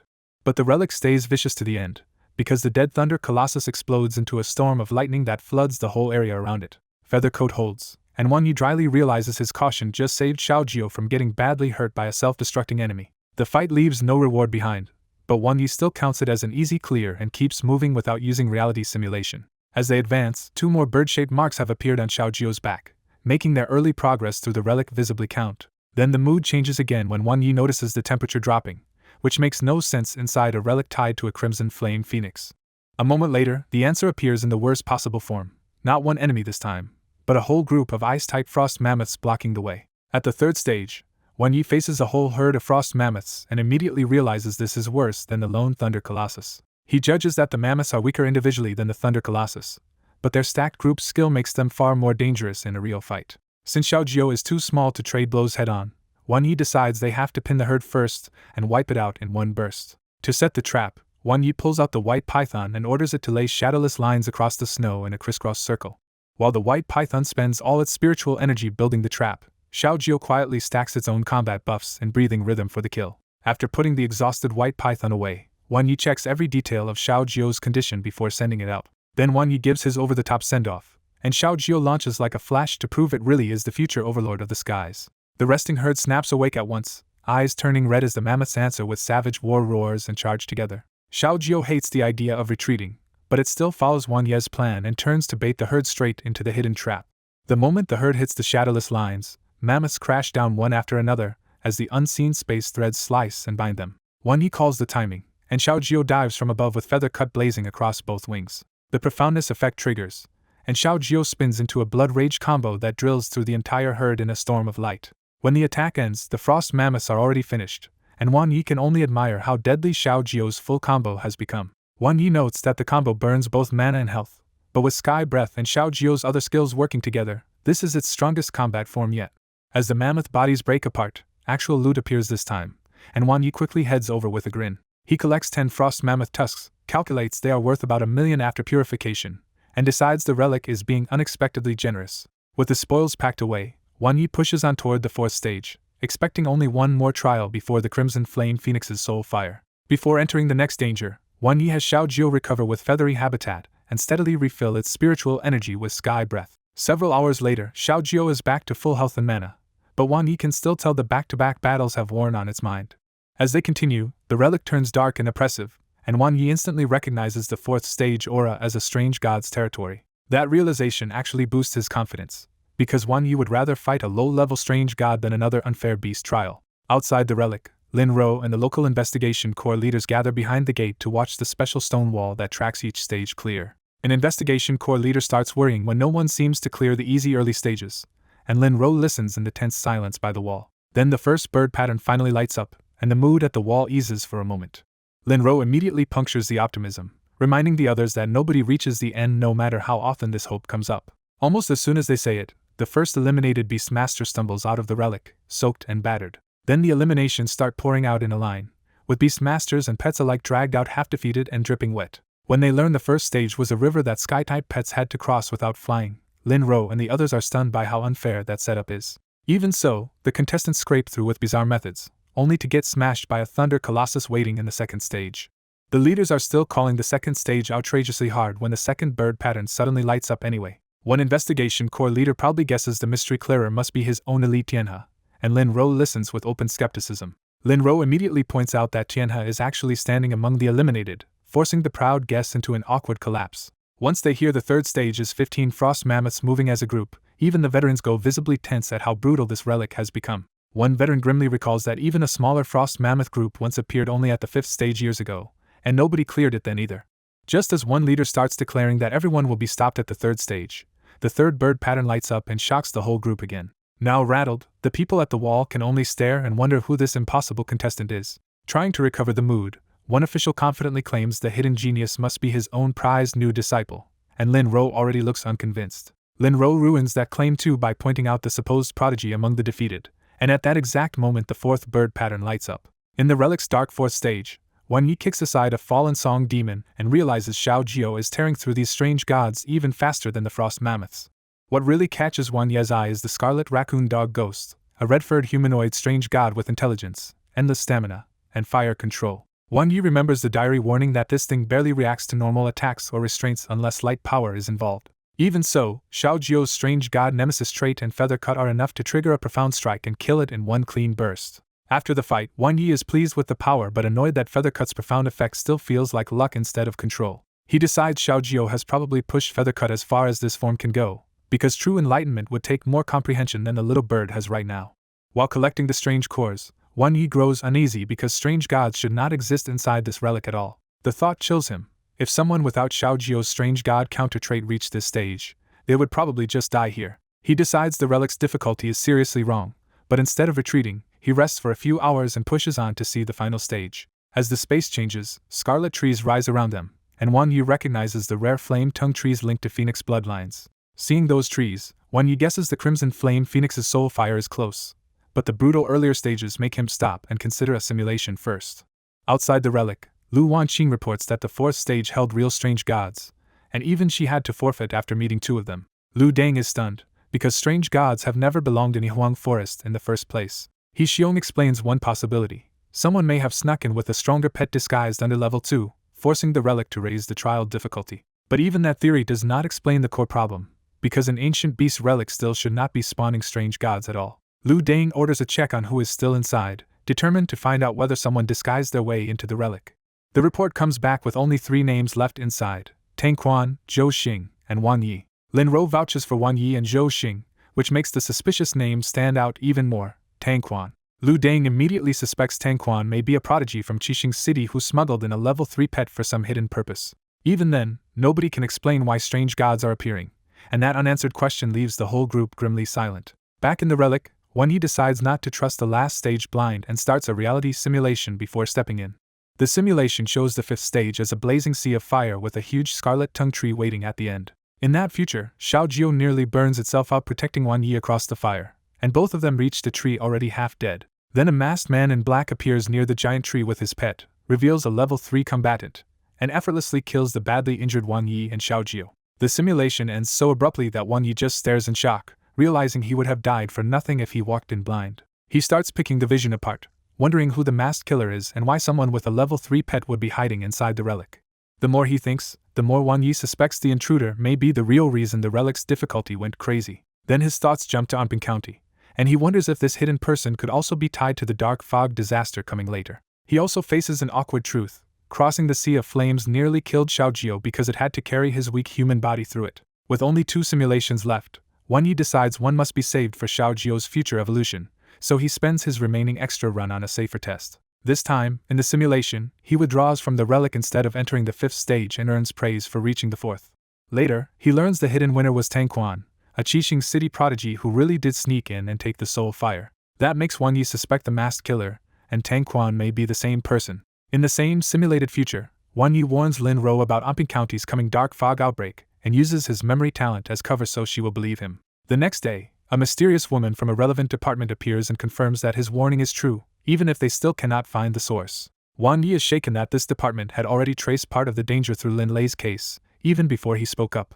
But the simulation turns grim anyway, because the dark fog still erupts and wipes out Anping County's investigation corps, including Lin Ro. Because of his unusual talent, Wan Yi gets recruited by that department, but without his cheat, he and Xiao Jiu improve too slowly to matter. Years pass in that simulated future, and Xiao Jiu only reaches its first evolution after finally pushing Feather Coat to peak mastery at level 4. Even then, the growth comes too late. The province becomes a dark fog battlefield, and Wan Yi spends years carrying the weight of promises he could not keep. The long simulation finally ends with both of them dying years later to high-level strange gods in another secret realm, but this time Wan Yi at least earns a real reward choice. Back in the present, Wan Yi sorts through the reward and rejects Xiao Jiu's skills, realizing a human body cannot use feather techniques anywhere near as well as the bird itself. Instead, he picks Xiao Jiu's D+ constitution growth, deciding raw toughness is what he needs to survive the Sea of Flames himself. The reward hits instantly, and Wan Yi collapses as violent power tears through his body and purges black filth out of him for hours. When he finally gets back up, hungry and filthy, Wan Yi can feel that his whole body has changed into something frighteningly strong. After washing off the scabbed filth and changing clothes, he stares at his renewed body in amazement, and finally feels like he is no longer the weak link.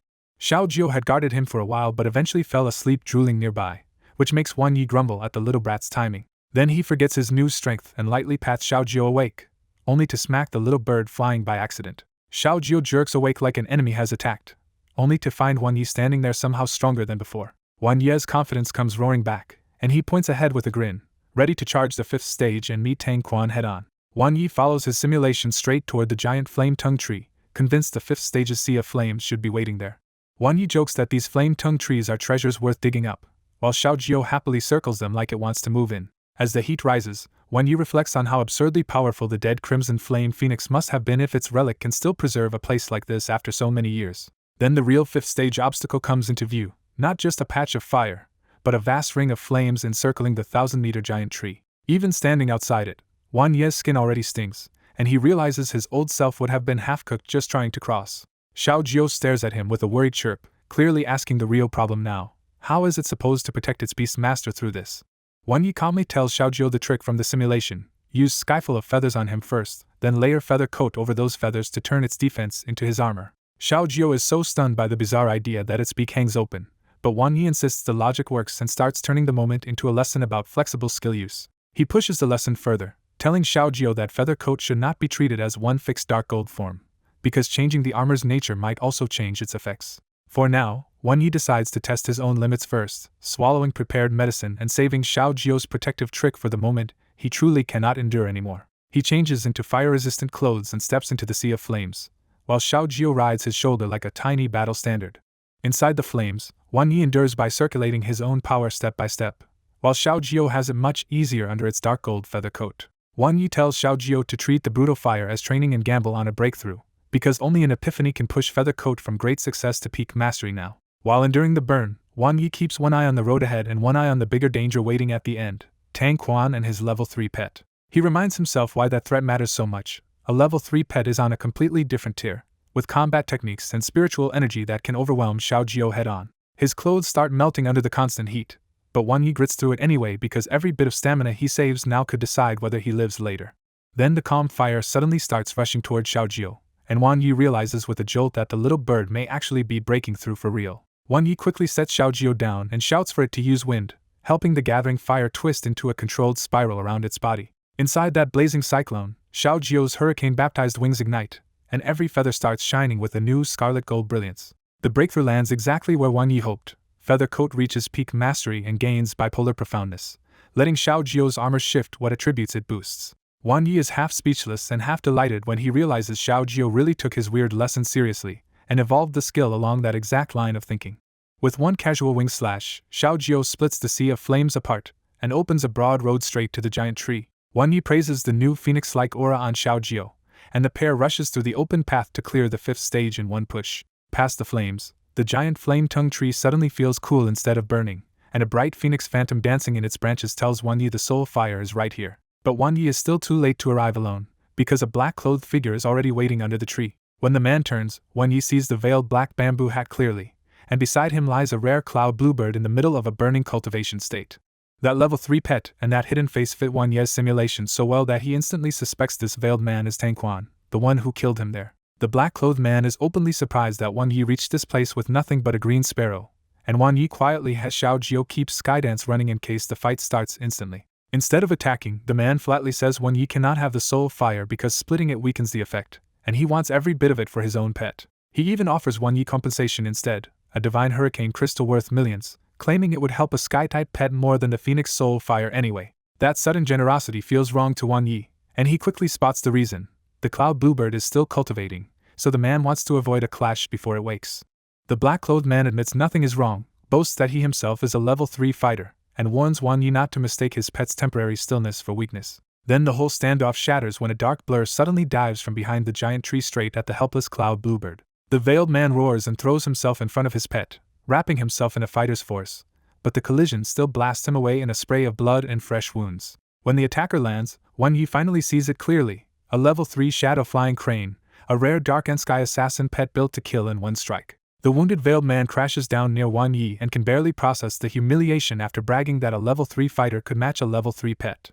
A second man finally walks out from behind the tree in a black robe and devil mask, calmly ordering the shadow-flying crane to kill the cloud bluebird first. That single order flips Wan Ye's whole understanding, because he suddenly realizes the killer from his simulation may have been the masked newcomer all along, not the man at his feet. Wan Yi kicks the fallen man and demands the truth, and the answer comes out fast. Yes, he really is Tang Quan. Tang Quan immediately begs for help, saying his cloud bluebird is almost done comprehending an intermediate skill and can still turn the fight if Wan Yi buys it time. Wan Yi flatly refuses, because helping Tang Quan against a level 3 assassin pet sounds exactly like volunteering to die first.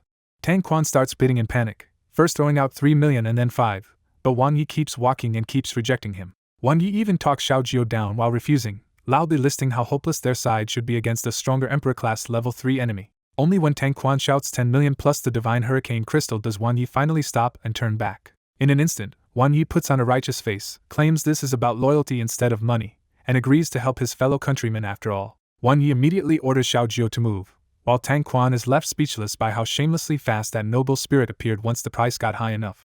At the giant flame-tongue tree, Tang Quan finally breathes out when Xiaojio steps in, because he has already burned through most of his strength clearing the relic alone. Even while struggling to stand, Tang Quan tells Wan Yi to just hold the enemy off for a moment, still trying to judge how dangerous that black-robed attacker really is. Tang Quan quickly sizes up the shadow-flying crane as a level 3 assassination pet with terrifying killing power, and he cannot figure out who this masked man really is or why he tried to kill him. When the shadow-flying crane lunges again, Tang Quan is stunned to see little Xiaojio dart in front of the cloud bluebird and take the hit head-on. The crane's soaring crane slash explodes into a storm of dark slashes, but Wan Yi only watches and dismisses the flashy attack. As the air clears, Xiaojio comes out untouched in scarlet gold feather armor, and Tang Quan realizes this is a terrifying feather coat, not an ordinary defense skill. Tang Quan blurts out in disbelief that Xiaojio's feather coat looks like peak mastery, because a normal green sparrow should not be able to produce armor like this. Xiaojio answers with an even nastier surprise, gathering visible energy and bursting into a blood-red aura as Feathercut's Blood Rage combo activates. The tiny sparrow becomes a blur and chases the crane through the air with one slash after another, never giving the assassin pet room to breathe. By the fourth hit, the shadow-flying crane finally fails to dodge and gets blasted away so hard the shockwave scars the nearby flame-tongue tree.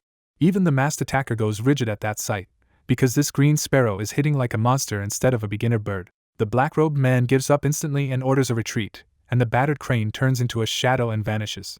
Wan Yi does not chase, because he knows Xiaojio's burst looked overwhelming but actually burned through most of its remaining mana. He is satisfied with Feathercoat's performance anyway, because Xiaojio just blocked a level 3 race skill and turned the fight around. Tang Quan, meanwhile, is left mentally wrecked, replaying all of Wan Ye's earlier humble bragging and wondering how this could possibly still count as a green sparrow.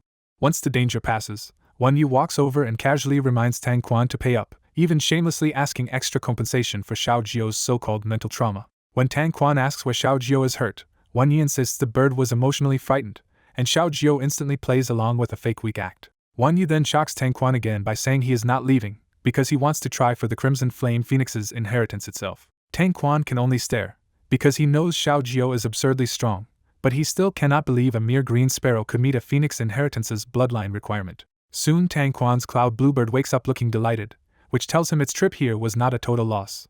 Tang Quan finally decides to leave, promises to transfer the money, and hands over the divine hurricane crystal as agreed. When Tang Quan asks his name, Wan Yi shamelessly introduces himself with the fake hero title Timely Rain, Wan Jiang. Before anyone can move on, the giant flame-tongue tree suddenly trembles and an ancient voice booms out, asking who dared wake it. Tang Quan quickly realizes the stray/woke the ancient tongue tree spirit, and he happily tells Wan Yi that this old guardian will probably expose Xiaojio at a glance. Not wanting any part of that, Tang Quan rushes out with his bird, leaving Wan Yi alone in front of the awakened tree spirit.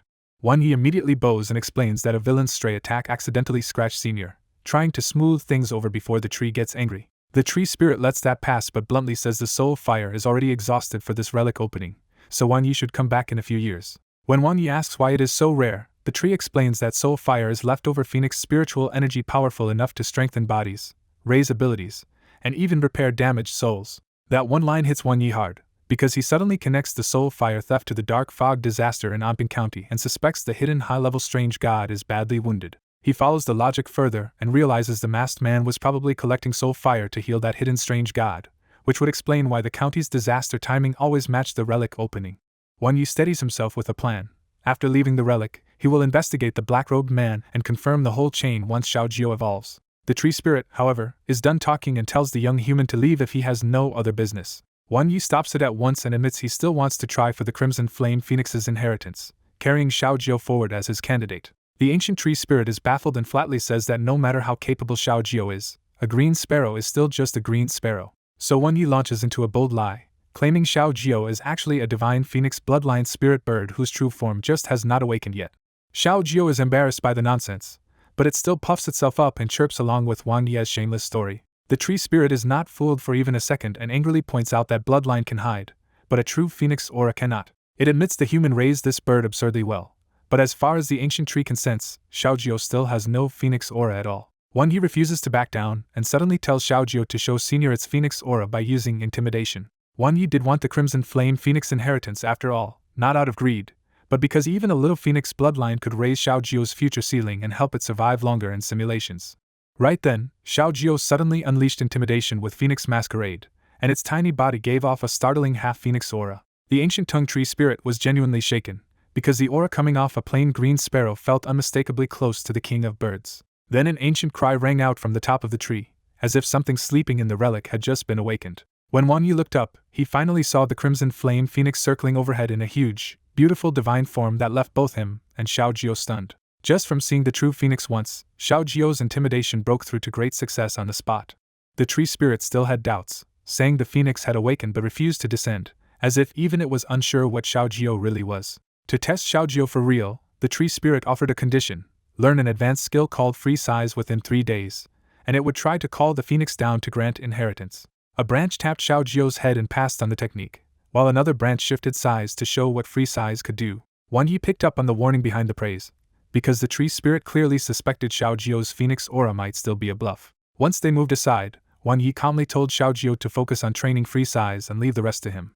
In the simulation, Xiaojio struggled for years with no clue how to grasp the skill and wandered the mountains in frustration. During that wandering, Xiaojio even kept visiting the little black bear's grave, a small habit that quietly carried over from the past. Years later, that visit changed everything when Xiaojio ran into the little black bear's giant parents and braced for death. Instead of killing it, the giant bears brought Xiaojio along and taught transformation by example, shifting from mountain size to ant size as they traveled. Watching those bears finally gave Xiaojio the key, and in just over a year inside the simulation, it comprehended Free Size. That run ended brutally when Xiaojio got too close to a giant ape battle and was shredded by the shockwave, but Wang Yi still got exactly what he wanted. Back in reality less than half an hour later, Wang Yi happily chose the skill reward and realized Xiaojio had found a rare stroke of luck. Since they still had time before facing the tree spirit again, Wang Yi decided to use the waiting period to prepare Xiaojio's evolution materials. Over the next few hours, Wang Yi crushed the Luoguang herb, light pearl powder, Jinyan fruits, and Qinglei peachwood, then fed or applied them to Xiaojio step by step. The last and most dangerous step was the scalding bright flame, which Wang Yi had slowly matured by feeding it with the sacred flame nether lotus.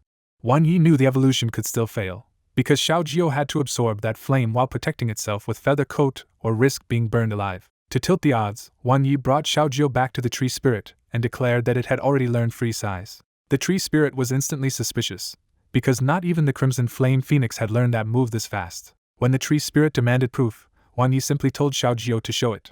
Xiaojio activated Free Size and visibly grew from a tiny sparrow into a larger, stronger version of itself, proving the skill was real. While the tree spirit reeled, Wang Ye's own mind drifted to a much sillier conclusion: if Xiaojio could learn Free Size, maybe one day he could too. After a long silence, the tree spirit finally accepted reality and agreed to guide the phoenix soul down to grant Xiaojio its inheritance. Xiaojio suddenly pointed upward, and Wang Yi saw the phoenix's illusory body begin turning solid as the real descent started. The phoenix cried out with terrifying majesty, and the whole Yuhuang forest seemed to tremble under that ancient pressure. As it circled lower, the giant phoenix shrank into a dense ball of crimson soul fire with a drop of phoenix-shaped blood essence beating inside. The instant the inheritance arrived, Wang Yi fed Xiaojio the scalding bright flame seed and sent it forward. The scalding bright flame erupted inside Xiaojio at once, forcing it to wrap itself in feather coat as it cried out in pain. Still burning, Xiaojio rushed into the phoenix soul fire, and the white and red flames collided like two violent currents. That clash exploded into a blazing evolution, and Xiaojio disappeared inside a huge cocoon woven from both sacred flames. The tree spirit recognized this as the Crimson Flame Phoenix's rebirth from flames, and realized Xiaojio's potential had truly been acknowledged. Wang Yi waited through the long burning silence without daring to look away, because this was the evolution he had chased through hundreds of simulations. At last, a huge holy bird-shaped shadow flashed through the cocoon, the shell burst apart, and the newly evolved Xiaojio flew out. Inside the relic, Xiaojio finally broke out of the light cocoon in a completely new form, no longer a green sparrow but a radiant bird wrapped in faint holy flame. Wang Yi could tell Xiaojio had changed everywhere except one thing: the same slightly silly green eyes were still there. The ancient tongue tree spirit stared at the bird in disbelief, saying it looked like a phoenix and a sparrow at once, but not fully either.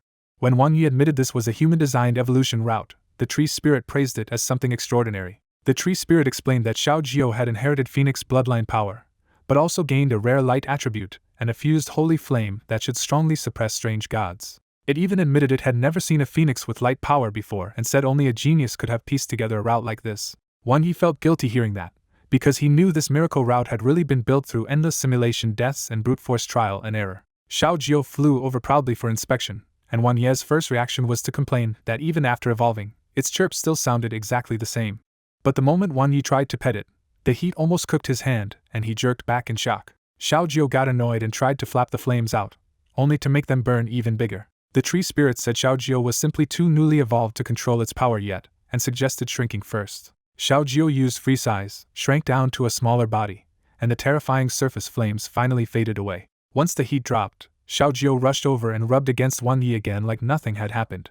Then Wang Yi opened Xiao Jiao's status and immediately froze when he saw its new race, Brilliant Light Sparrow, a first-class emperor pet. The full panel was absurd, with new advanced and emperor-level abilities appearing the moment the evolution finished. What shocked Wang Yi even more was Xiao Jiao's six-dimensional growth, because this evolution had pushed its stats into the top batch of emperor-class pets. He quickly realized this was more than a power-up, because reaching emperor class meant Xiao Jiao's cultivation ceiling had jumped to an entirely different level. Then he reached the genetic characteristics and saw that several old traits had upgraded while completely new phoenix traits had appeared.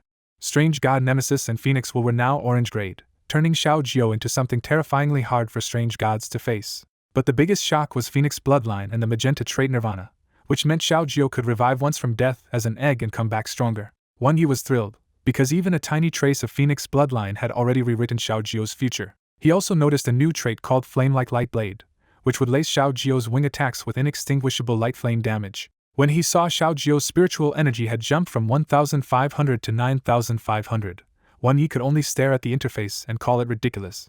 Seeing Wang Yi's reaction, the tree spirit quietly concluded the evolution had succeeded beyond expectation. Before sending them off, the tree spirit dropped a few soul red leaves and said they could slowly strengthen Xiao Jiao's soul so it could better control its new power. The tree spirit gave one last grave hope, asking this little bird that inherited the phoenix's core power to protect humanity in the dark age ahead. Wang Yi stored the leaves in his spatial sphere, thanked the tree spirit again, and finally headed out with Xiao Jiao.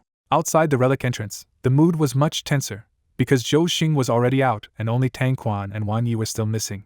He Xiong openly cursed Qixing City's Tang family for sneaking a junior into Yaoguang City's relic competition and nearly getting local beast masters killed. Lu Deng explained that the Tang side had prepared for this, quietly transferring Tang Quan's identity so on paper he still qualified to enter. Worse, Lu Deng said they now had to hope Tang Quan survived, because if something happened to a favored Tang genius inside their relic, Yaoguang City would be the one in trouble. Just then, an investigation corps search team forced its way back out of the relic after entering under heavy risk to look for the missing candidates. Tang Quan was with them, and the rescue leader reported that he had already come out on his own after clearing the 5th stage and taking the soul fire. That result stunned everyone, because none of Yaoguang City's own beastmasters had managed to clear the 4th stage under the relic's increased difficulty. He Xiong immediately got in Tang Quan's face and demanded whether he realized his interference had nearly doomed Yaoguang City's new beastmasters. Tang Quan went rigid when he heard that most of the people inside were actually rookies with level 1 or 2 pets. He almost lost it on the spot, because if Wang Jiang had really been a rookie beastmaster too, then everything he thought he knew inside the relic had just broken apart. Lin Ro calmly added that Wang Yi was also still inside, and he was another true newcomer who had only become a beastmaster a few months ago. At first He Xiong thought Wang Yi should be somewhere around the 4th stage, while Lin Ro argued his green sparrow might even be able to fight strange gods and reach the 5th. The moment Tang Quan heard that Wang Yi's pet was a fearless green sparrow, he realized the terrifying Wang Jiang he met inside was the same person. That nearly made Tang Quan black out, because he had taken Wang Yi for some monster talent from a big background, not a rookie from Yaoguang City. Then Tang Quan dropped the real bomb and told them Wang Yi had already cleared the 5th stage in perfect condition and met the ancient tongue tree spirit. Lu Deng lit up at once and called Wang Yi the genius Yaoguang City had been waiting for. Tang Quan kept one bitter thought to himself. He had already taken the soul fire first, so Wang Yi should have missed that chance. But before anyone could settle down, a piercing cry burst from the relic and a gigantic crimson flame phoenix appeared above Yihuang Forest. The whole entrance exploded into uproar, because that vision could only mean one thing: someone inside had really obtained the phoenix inheritance. Since Tang Quan was already standing outside, everyone slowly turned to the only possible answer left: Wang Yi. Tang Quan could barely accept it, muttering that the phoenix had to be crazy if it really chose a green sparrow as its inheritor. Not long after, Wang Yi finally walked out of the relic and found the entire entrance staring at him. Lin Ro stepped up at once and asked the question everyone wanted answered. Had his green sparrow really received the Crimson Flame Phoenix's bloodline inheritance? Wan Yi thought for a second, answered honestly that it had, and then casually added the line that left everyone speechless. Only a little. Back at the base, Wan Yi flatly admits that Xiao Jiu evolved, and nobody around him can quite believe how casually he says it. When Lin Ro pushes for details, Wan Yi uses the Phoenix bloodline inheritance as his explanation and lets them assume that is what changed Xiao Jiu. Lin Ro guesses Xiao Jiu should have jumped to extraordinary third class, and Wan Yi quietly says it went a little higher. The whole group freezes when Wan Yi finally says Xiao Jiu reached Emperor first class, because that is nowhere near just a little higher. Lu Deng can hardly accept that a plain green sparrow jumped from otherworldly class to Emperor class, but Wan Yi calmly points out that a sparrow could never inherit much Phoenix bloodline to begin with. That answer actually lands, and the group grudgingly accepts that even a tiny piece of Phoenix inheritance could still be life-changing for Xiao Jiu. Lin Ro gets openly excited and tells Wan Yi he has brought honor to Amping County, because being chosen by the Crimson Flame Phoenix says a lot about Xiao Jiu's potential. When Lin Ro pats his shoulder, she suddenly realizes Wan Yi himself feels shockingly solid, like his body was strengthened inside the relic too. Lu Deng quickly switches to mentor mode and warns Wan Yi that an Emperor-class pet is precious but dangerous to raise badly, so he offers help from Feiyu Dojo. He explains that a dojo is different from a university, because Feiyu specializes in training Sky-type pets to fight at their best instead of teaching everything broadly. Wan Yi nods along, but the thing he really wants to know is whether Tang Quan reported the black-robed man from the relic. Seeing they know nothing about it, Wan Yi briefly tells them that a black-robed attacker with a level 3 shadow-flying crane targeted him, and Tang Quan near the ancient tongue tree spirit. His real concern is simple. If they identify everyone who cleared the 5th stage, they should be able to narrow down who that black-robed man was. The moment the group hears about a hidden level 3 pet and a masked attacker, their expressions sharpen and the conversation turns into a real investigation. Lin Ro reveals that only Wan Yi and Tang Quan actually cleared the 5th stage, which means the attacker should not have been there under normal circumstances. When Wan Yi asks who emerged before Tang Quan, Lu Deng names just one person, Zhou Xing, a student who supposedly only cleared the 4th stage. Lu Deng admits Zhou Xing's known pet does not match the shadow-flying crane, but if someone hit a level 3 pet the way Tang Quan did, he still cannot rule Zhou Xing out. Lin Ro hesitates because Zhou Xing is a top student backed by Mingguang Enterprise, and she cannot easily believe he would do something like this. That name hits Wan Yi hard, because he knows the black-robed man may connect to a high-level strange god, and Mingguang Enterprise should not fit that picture at all. His thoughts jump to Jiang Tianxiu and the diary tied to Xiao Tao, and for the first time he wonders if Mingguang Enterprise is hiding something much darker. Lu Deng stops speculating and orders a full investigation into every beastmaster who attended the meeting, with special attention on Zhou Xing's background. Wan Yi can only wait for the results now, though he is already prepared to run his own simulation if the official investigation comes up empty. Once the urgent discussion settles, Lu Deng suddenly asks Wan Yi for a pet battle because everyone wants to see Xiao Jiu's new form with their own eyes. Wan Yi dryly says he is not very interested, because formal pet battles are not as direct as real fights against fierce beasts or strange gods. His answer leaves everyone baffled, and He Xiong blurts out that almost no beastmaster these days is uninterested in pet battles. To tempt him, Lu Deng offers a real prize from Feiyu Dojo, the cloud-swallowing technique, a sky-type combat technique that can improve a pet's physique and agility. He makes it clear this technique is usually reserved for core disciples, which tells Wan Yi just how seriously Lu Deng is taking Xiao Jiu's potential. Lin Ro immediately backs up the offer and reminds Wan Yi that Lu Deng once refused to show that same technique even to her. Lu Deng bluntly says exceptions are for geniuses, and Lin Ro has no comeback to that. That reward works instantly, and Wan Yi agrees with a straight face that never mind the technique, his main purpose is just to gain combat experience. He Xiong laughs on the spot, because everyone can see Wan Yi suddenly became interested the moment benefits appeared. Wan Yi does have a serious reason too, because Xiao Jiu will likely reach level 3 soon and he wants to see what a true combat technique is like in advance. Lu Deng decides to make the spar more serious and calls over his disciple Lu Wanqing to fight Wan Yi. Lu Wanqing immediately protests that Wan Yi cleared the 5th stage and she only reached the 4th, so sending her to fight him sounds ridiculous. Lu Deng snaps back that she should use her level 3 pet, since the Huang Forest restrictions no longer apply outside the relic. That reveal shocks the whole group, because nobody expected Lu Deng's youngest disciple to be hiding a level 3 pet. Lin Ro calls it unfair on the spot, but Lu Deng ignores the complaints and asks Wan Yi himself whether he accepts the matchup. Wan Yi accepts without hesitation, which leaves everyone else with even less to say. Lu Wanqing heads to the base storage area and comes back carrying a square pet treasure box for her unrevealed fighter. With the match set, the group clears the area and moves to the military base's dedicated dueling platform. Before they begin, Lin Ro explains the battle rules, especially the hard limit that neither side can kill the other or use skills before the start. Wan Yi quietly notes that holding back is actually one of the tricky parts, because real battle instincts are much rougher than formal dueling rules. On the opposite side, Lu Wanqing opens the treasure box and releases a crackling lightning eagle into the arena. The bird looks every bit like a sky king, with a 4-meter body, a lightning-crowned head, and the imposing aura of a 1-star level 3 pet. Wan Yi reads the pressure immediately and recognizes it as a powerful standard level 3 opponent, maybe even one that already trained in combat techniques. Instead of backing down, Wan Yi decides this is exactly the kind of worthy first opponent he wants for Xiao Jiao after evolving. Then Wan Yi lifts his hand and calls Xiao Jiao out, and the familiar chirp of his pet rings across the platform just as the evolved bird appears. When Xiao Jiao appeared in its new evolved form, the whole group just stared, because the sparrow had become strikingly elegant in a way none of them expected. Lu Dang was the most shaken, because he could feel the aura of a crimson flame phoenix on Xiao Jiao even though its body clearly was not a phoenix. The more Lu Dang examined it, the stranger it felt, because Xiao Jiao still looked like a green sparrow but carried fused light and flame energy far beyond a normal evolution. He Xiong blurted out that the bird looked ridiculously good, then tried to act wise by claiming beautiful pets were usually weak. Lin Rose shut that down at once, saying she did not feel beauty from Xiao Jiao at all, only the pressure of a stronger bird that could even make her blazing sky falcon uneasy.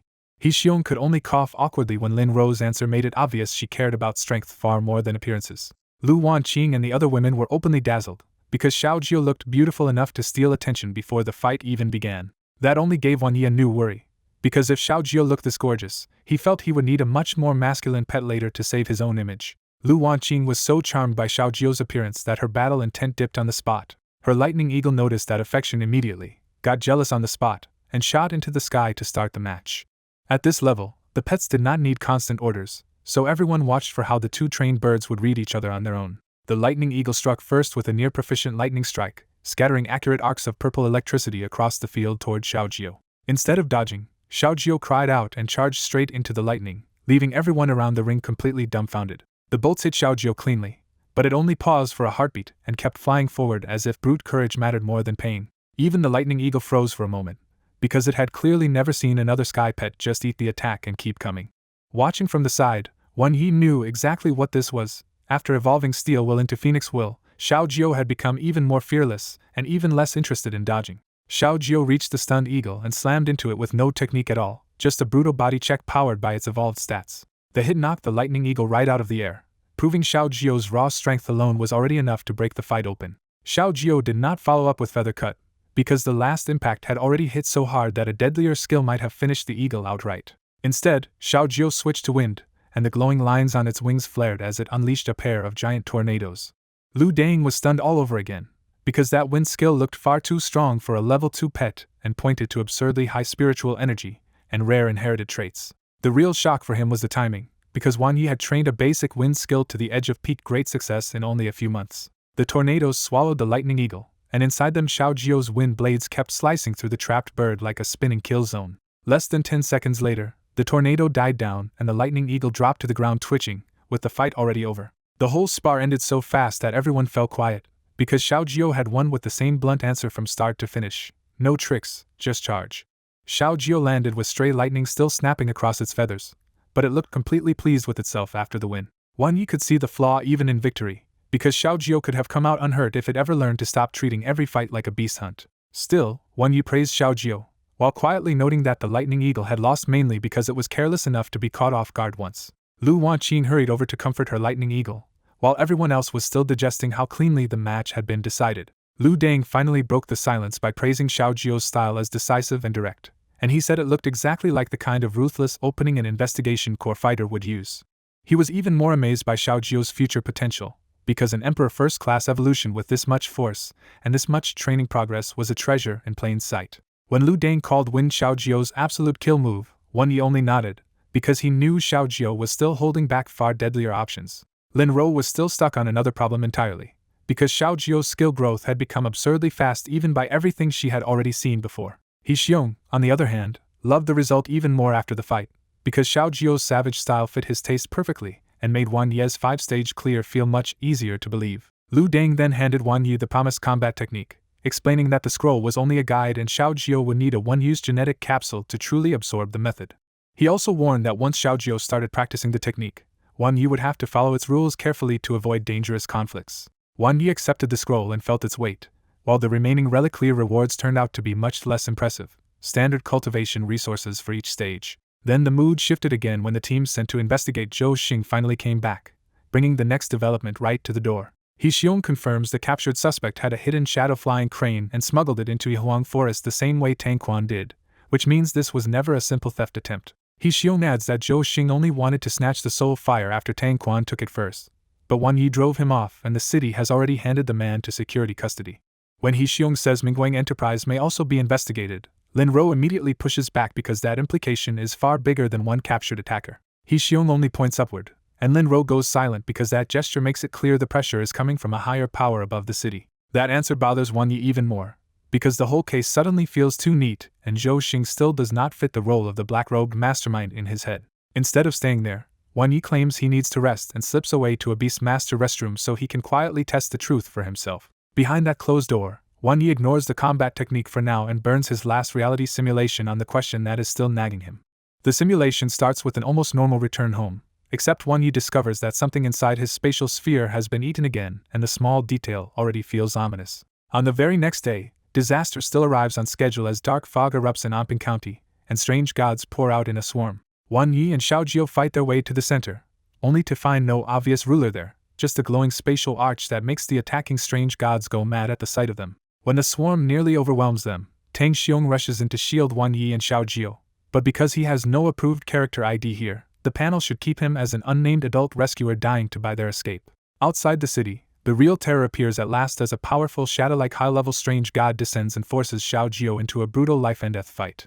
Xiao Jiao manages only an injured draw, and the creature recovers by devouring other strange gods, turning the escape into a hopeless chase. Just before both of them are killed, Wan Ye's other pet suddenly erupts with hidden power, repels the high-level strange god, and drags them away before collapsing back into a weakened form. They stagger into Yaoguang City under spreading dark fog, and because the mysterious department woman has no valid approved ID here, the panel should keep her as an unnamed official warning that the curse is already eating them alive. A year later, Wan Yi is wasting away and Xiao Jiao survives only by clinging to the light flames in its body, while the mysterious department woman remains an unnamed visitor urging Xiao Jiao to break the contract and save itself. Wan Yi tries to let Xiao Jiao go so it can live, but Xiao Jiao stubbornly refuses, and the unnamed department woman ends up taking only the other pet away off-screen for separate nurturing. 2 years later, the fog has swallowed more of the province. Wan Yi lies unconscious, and an eerie horned woman in white keeps appearing in the corner, but with no valid approved ID she should stay an unnamed watcher in the panel. 20 years pass, Wan Yi finally dies, and Xiao Jiao stays with him to the very end before burying him with aching loyalty. As Xiao Jiao buries him, a snow-white dragon circles above the grave for a long time, as if even that creature cannot bear to leave. After that, Xiao Jiao gives up on living, stays stuck at 1-star level 7, and finally throws itself into the dark fog in a last mad slaughter until it is swallowed too. When the simulation ends, Wan Yi is left shaken because this is the longest future he and Xiao Jiao have ever survived, and it is still a tragedy. He barely even looks at the reward choice, because the real shock is that the dark fog still exploded on the exact same day no matter what he changed. Wan Yi replays every earlier simulation in his head like a maze he thought he had solved, only to realize the path he trusted may have been another dead end. Then his phone suddenly flashes with a 10 million yuan transfer, and the message yanks his thoughts back to Tang Quan's old promise. The payment reminds Wan Yi that Tang Quan actually kept his word, and that small fact suddenly hooks into the simulation in a way Wan Yi had missed before. He goes back over the order of events in the earlier simulations and sees the problem clearly. Depending on whether Wan Yi stayed or left, either Wan Yi or Tang Quan should have reached the soul fire first.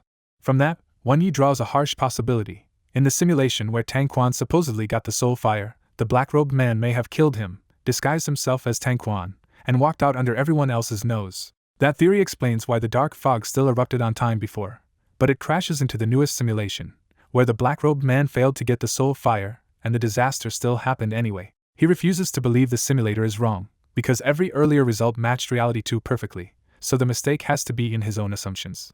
Looking at Tang Quan's transfer and Ming Zhu's earlier message together, Wan Yi finally sees the common thread. The dark fog date never moved, and Tang Quan still ended up as the public winner. His new conclusion is much colder. The black-robed man was probably just a cover, and the real plan was to steer suspicion toward Mingguang Enterprise. That also brings back another danger from earlier simulations, because once Wan Yi left Lin Lei alive, a mysterious organization noticed the coming dark fog but had too little time to stop it. Wan Yi remembers an even worse pattern too. Every time he tried to investigate deeper in those futures, he died almost immediately, which means the real enemy was watching and reacting fast. By the end of his reasoning, Wan Yi understands that even the mysterious organization likely alerted the hidden high-level strange god, because a city event as important as the 100 Birds meeting would never go unwatched. After hearing He Xiong say Mingguang Enterprise is already being investigated, Wan Yi suddenly sees the trap clearly. The black-robed man fooled the investigators so the real high-level strange god could stay hidden. The realization rattles him, because without running those future simulations one after another, he knows he never would have noticed any of this in time. His thoughts jump to Tang Quan, who took all the soul fire, and Wan Yi starts suspecting that man is tied to the hidden strange god somehow. But even while suspecting him, Wan Yi knows Tang Quan sending the promised money makes the truth harder to pin down, and a cunning enemy would never expose itself so carelessly. Still desperate to confirm anything, Wan Yi rushes out to find Lin Ro and asks where Tang Quan went. Lin Ro tells him Tang Quan already left, and she assumes he likely went back to Qixing City after everything ended. When Wan Yi asks if Tang Quan might have gone to Anping County, Lin Ro shoots the idea down immediately, saying a family like the Tangs would have no reason to bother with a small county. That answer makes Wan Ye's heart sink, because he finally touched the truth but still has no way to reach the enemy behind Tang Quan. He curses himself for not simulating earlier, knowing that if he had acted sooner, he might not have let Tang Quan slip away. He thinks about warning the mysterious organization, but without evidence he knows his words could easily be ignored or even make him look suspicious because of his links to Mingguang Enterprise. Worse, the only way to really convince them would be to reveal something too shocking, and that would put his simulator secret in danger. He immediately rejects that path, because in a world where even high-level strange gods can infiltrate humans, exposing a treasure like that would paint a target on his back. Then he remembers the white python, the glutton he bought for 10 million, and realizes it was the one thing in the future that blasted back the pursuing high-level strange god when he and Xiao Jiao were helpless. That flips his whole plan around, and Wan Yi starts thinking there may be some sleeping powerhouse hidden inside the white python that only needs enough treasures to recover. Instead of chasing Tang Quan blindly, Wan Yi decides to spend everything he has and force-feed the little snake enough rare treasures to become his trump card. He burns through Tang Quan's 10 million, his own savings, and his reward money to buy another pile of rare materials, including treasures like the Scarlet Eye Divine Crystal. Even though the prices have risen, Wan Yi feels no pain at all now, because after seeing the future he knows feeding this snake is worth every coin. He also realizes why he failed to sign a contract with the white python before. Whatever great being sleeps inside it must have rejected him, yet it still chose to save him and Xiao Jiao in the future. With the purchases settled for delivery tomorrow, Wan Yi turns to the simulation reward and wrestles with a painful choice between Phoenix-related traits and safer growth. He gives up on taking Phoenix Bloodline and Nirvana for now, because they seem to work as a pair and he has no confidence they would suit his human body. He also passes on Free Size, deciding it is too low level to be worth taking now when Xiao Jiao can keep practicing it later. In the end, Wan Yi chooses the 6th dimension reward to raise his soul growth, betting that stronger spiritual power will let future simulations run longer and more safely.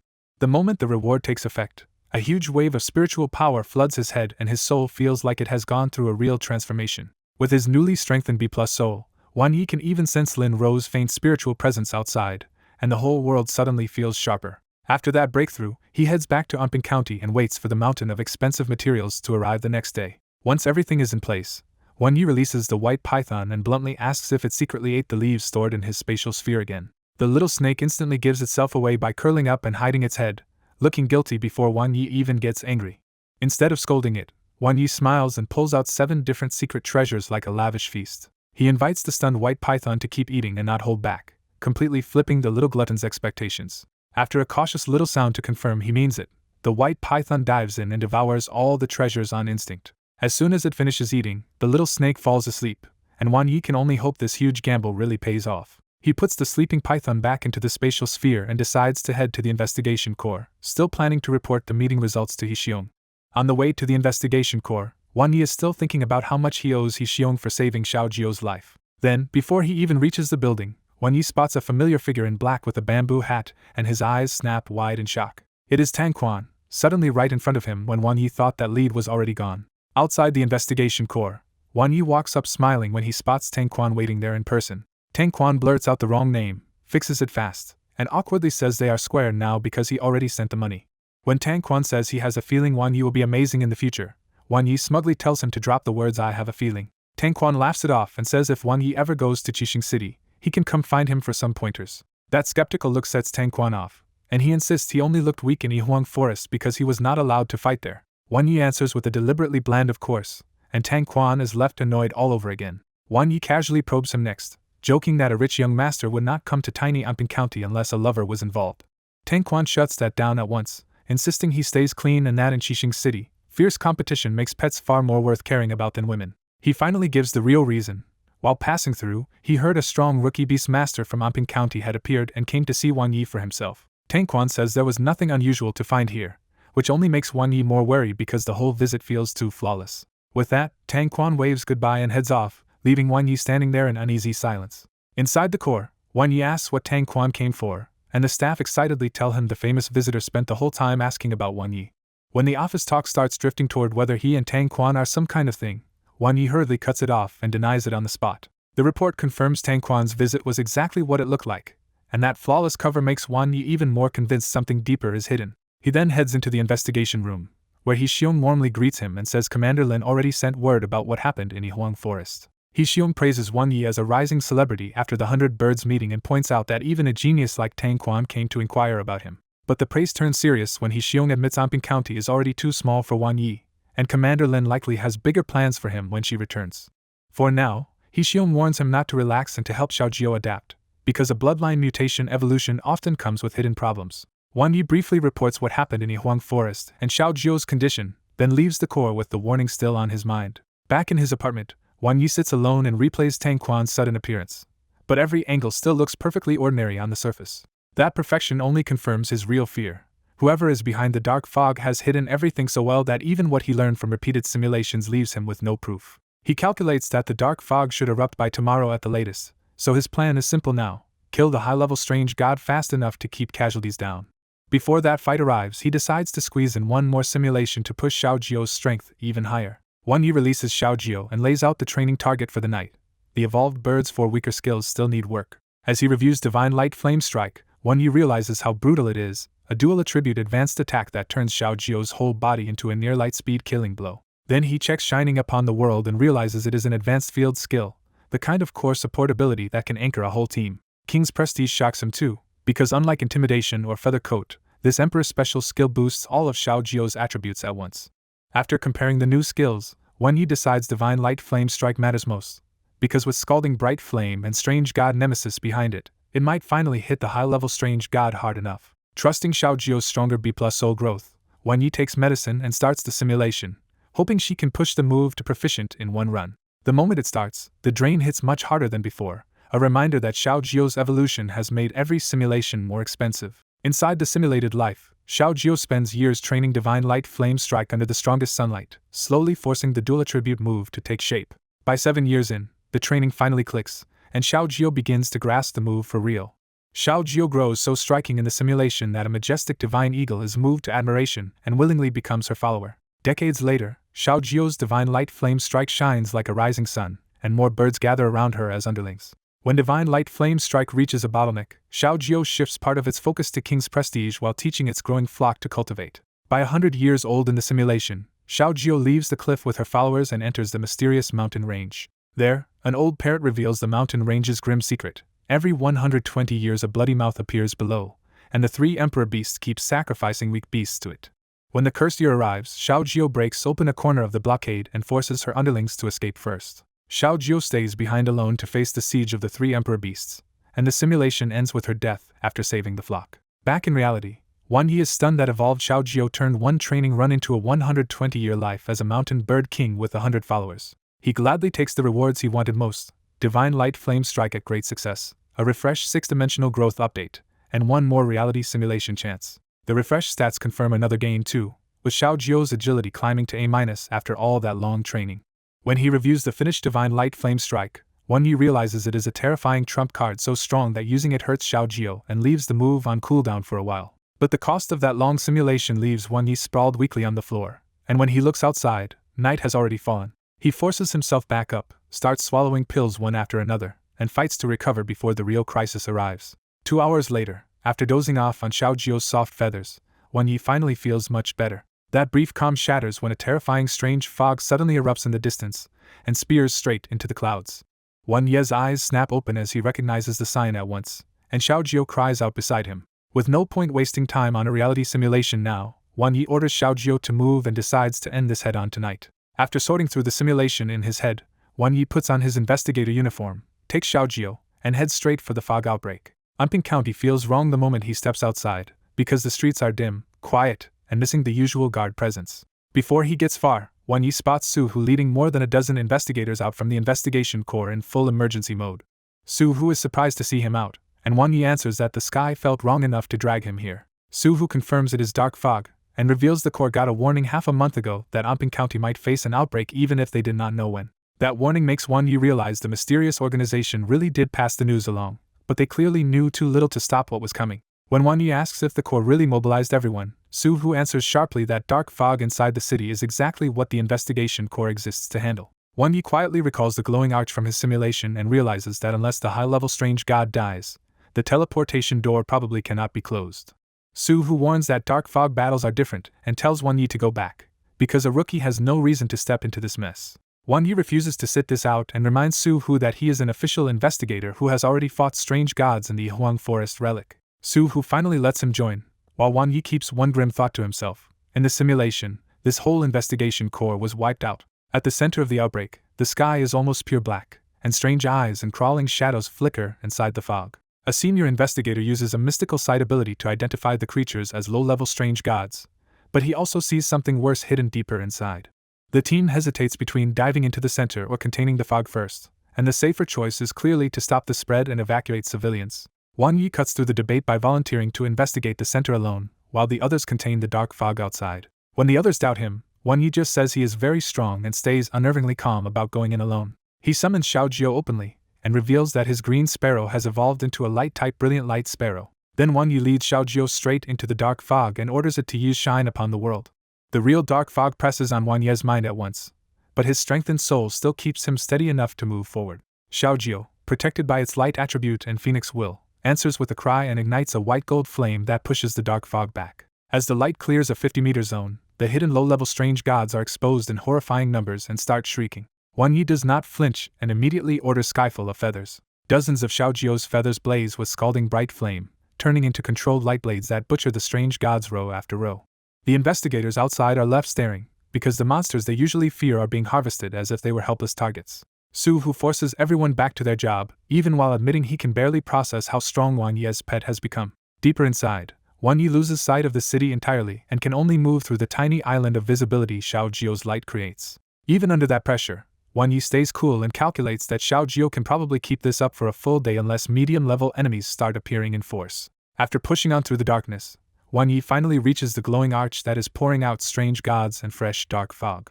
He identifies it as the teleportation door from his simulation and has Xiao Jiu test it with a feather blade. The strike only makes the arch ripple, so Wan Yi decides to wait and let whoever created it reveal themselves. After a stretch of tense waiting, footsteps finally emerge from the darkness and someone approaches the arch. The figure turns out to be Tang Xiong, who storms and scolding Wan Yi for recklessly entering the dark fog alone. Tang Xiong says he came because he is the corps instructor and a veteran of the old dark fog war, so this investigation is his job too. Then Tang Xiong orders Wan Yi to leave at once, warning that the dark fog will infect him sooner or later and that the glowing arch is beyond them. Wan Yi tests him with a simple answer and says they should leave together. Before the tension can settle, the arch surges and a much bigger tide of strange gods floods out, this time with medium-level monsters mixed in. Tang Xiong urgently insists he will cover the rear and forces Wan Yi to retreat before they are trapped in the fog for good. Wan Yi appears to give in and takes Xiao Jiu away, but his narrowed eyes show he has not truly accepted what he just heard. Even Xiao Jiu is confused by the retreat, because from its point of view the fight is still winnable. Wan Yi quietly stops instead of leaving, choosing to wait in the fog because this time he refuses to repeat the simulation and walk away blind. After waiting a little longer, Wan Yi turns back toward the arch to see what Tang Xiong really does when no one is watching. When he gets close again, the area around the arch is packed with even more strange gods, and one crouched figure sits at the center of the swarm. Then the truth starts to show itself in the worst possible way, because Wan Yi hears chewing and devouring sounds coming from that figure. A sinister shadow spreads out from the crouching body, standing out unnaturally even inside the dark fog where shadows should barely exist. The figure turns its head and reveals a human-like but monstrous face, freezing the whole scene in a dead silence that feels instantly wrong. With Tang Xiong's familiar voice turning hoarse and vicious, it asks why Wan Yi came back and repeats that he should never have returned. As the creature's aura explodes, Xiao Jiu goes momentarily blank with confusion, because even it did not expect Tang Xiong to become this thing. Wan Yi finally says it out loud: coming back was dangerous. But he had to know the truth, because Tang Xiong is actually the high-level strange god called the Mirror Demon Phantom. In the dark fog, Wan Yi finally links the truth together, and realizes the high-level strange god he never suspected was tied to Tang Xiong all along. He remembers how Tang Xiong was a county hero, his parents' old acquaintance, and even Xiao Jiu's savior, which is exactly why Wan Yi never doubted him before. What finally shook him was one pattern from the simulations. Every time Wan Yi died, it only happened after Tang Xiong died first. So instead of fleeing this time, Wan Yi deliberately came back to face the thing hiding behind Tang Xiong's sacrifices. The shadow speaks first, annoyed that Wan Yi ruined its perfect ending and returned to die after being saved. Wan Yi cuts straight to the point and says the creature was never going to let him live anyway. The shadow is genuinely startled that Wan Yi knows enough to suspect Tang Xiong, because no one should have figured that out and survived. In Wan Ye's mind, the answer is simple. Saving him once could be kindness, but doing it every time felt more like a ritual with a hidden purpose. Done talking, Wan Yi snaps Xiao Jiao awake and orders the fight to begin before the mirror demon can twist his mind. Xiao Jiao bursts upward in a brilliant transformation, stacking King's Prestige, Skydance, Free Size, Feather Coat, and Shine upon the world all at once. Even the shadow recognizes the power in front of it, and notes that Xiao Jiao has inherited the bright scalding flame. Wan Yi refuses to drag this out, because he knows the mirror demon phantom wins by shaking a person's mind and copying their power. Like a meteor of white gold fire, Xiao Jiao dives through the fog and burns away the low-level strange gods around them. The creature suddenly sounds thrilled, because it was never just hunting Wan Yi to kill him, it wanted him as its next mirror image target. That horrifying motive clicks into place for Wan Yi just as Xiao Jiao unleashes a full divine light flame strike. Boosted by every skill and trait Wan Yi has piled onto it, Xiao Jiao's strike smashes through the fog walls and blasts straight through the shadow's body. The shadow is swallowed by holy flames, but the dark fog immediately surges harder and the nearby strange gods rush Wan Yi instead. Xiao Jiao whips around at once to protect Wan Yi, even though the attack left it badly wounded. What looked like a kill turns into a trap when the shadow explodes and leaves behind a black soul flame that starts drawing in more strange gods to rebuild itself. Wan Yi sees the real problem now. Inside the dark fog, this high-level strange god can keep feeding on its own territory and recovering. Knowing Xiao Jiao cannot hold out forever, Wan Yi decides it is finally time to rely on the sleeping white python. The black flame mocks him, saying Wan Yi could never have raised a second pet strong enough to matter in so little time. Xiao Jiao, battered and fading, still charges back to Wan Yi and slaughters everything around him to keep him alive a little longer. Wan Yi asks for one more divine light flame strike, fully aware it might break Xiao Jiao in its current state. Xiao Jiao agrees without hesitation and fires the attack again, blasting the reforming shadow back down to a fragile black flame. This time the price is too high, and Xiao Jiao's light starts going out as it flies back to him. Right in front of Wan Yi, Xiao Jiao finally triggers Nirvana and turns into an egg in his arms. With Shine upon the world gone, the last safe light vanishes and the dark fog closes around Wan Yi completely. Wan Yi quickly stores Xiao Jiao's egg away, because as long as he survives long enough to kill this thing, Xiao Jiao can still come back stronger. Now alone against the swarm, Wan Yi lifts the tiny white python and stays silent, while the shadow keeps mocking him. Then Wan Yi suddenly remembers something, calms down, and quietly asks the white python if it wants to repeat the same mistake. That one sentence wakes something terrifying inside the white python, and its eyes open with cold, ancient loneliness instead of obedient innocence. The little snake rises from Wan Ye's arms and begins a shocking transformation under a surge of mysterious spiritual power. Smooth white scales become silver dragon scales, and the white python swells into a beautiful giant dragon more than 100 meters long. Space ripples around the dragon's body, and the nearest strange gods shatter before they can even reach Wan Yi. Wan Yi recognizes the shape as something like a hornless shadow dragon, but this form feels unreal, more like a spiritual mirage than a normal body. The dragon roars and seals Wan Ye's position off from the dark fog so completely that the swarming strange gods cannot touch him at all. Then the giant dragon starts shrinking again, as if it cannot hold that overwhelming form for long. To Wan Ye's absolute shock, the shrinking dragon starts condensing into a half-human dragon woman silhouette instead of returning to a snake. What appears is a graceful half-human dragon woman with a silver-white upper body, a white-silver draconic lower body, and a holy aura that makes Wan Yi realize the white python was a true powerhouse in its prime. Without even turning around, the dragon woman raises one pale hand and unleashes space-shattering divine seal toward the black flame. The entire space collapses under her attack, crushing the black flame and even cracking the strange god's portal behind it. The mirror demon phantom panics, because it now understands this power never belonged to Wan Ye's own pet training at all. Wan Yi stays quiet and watches, because the white python is crushing the enemy just like it did in the simulations. Just before it is extinguished, the shadow suddenly changes tactics and taunts Wan Yi with the question still bothering him most: why Tang Xiong kept saving him.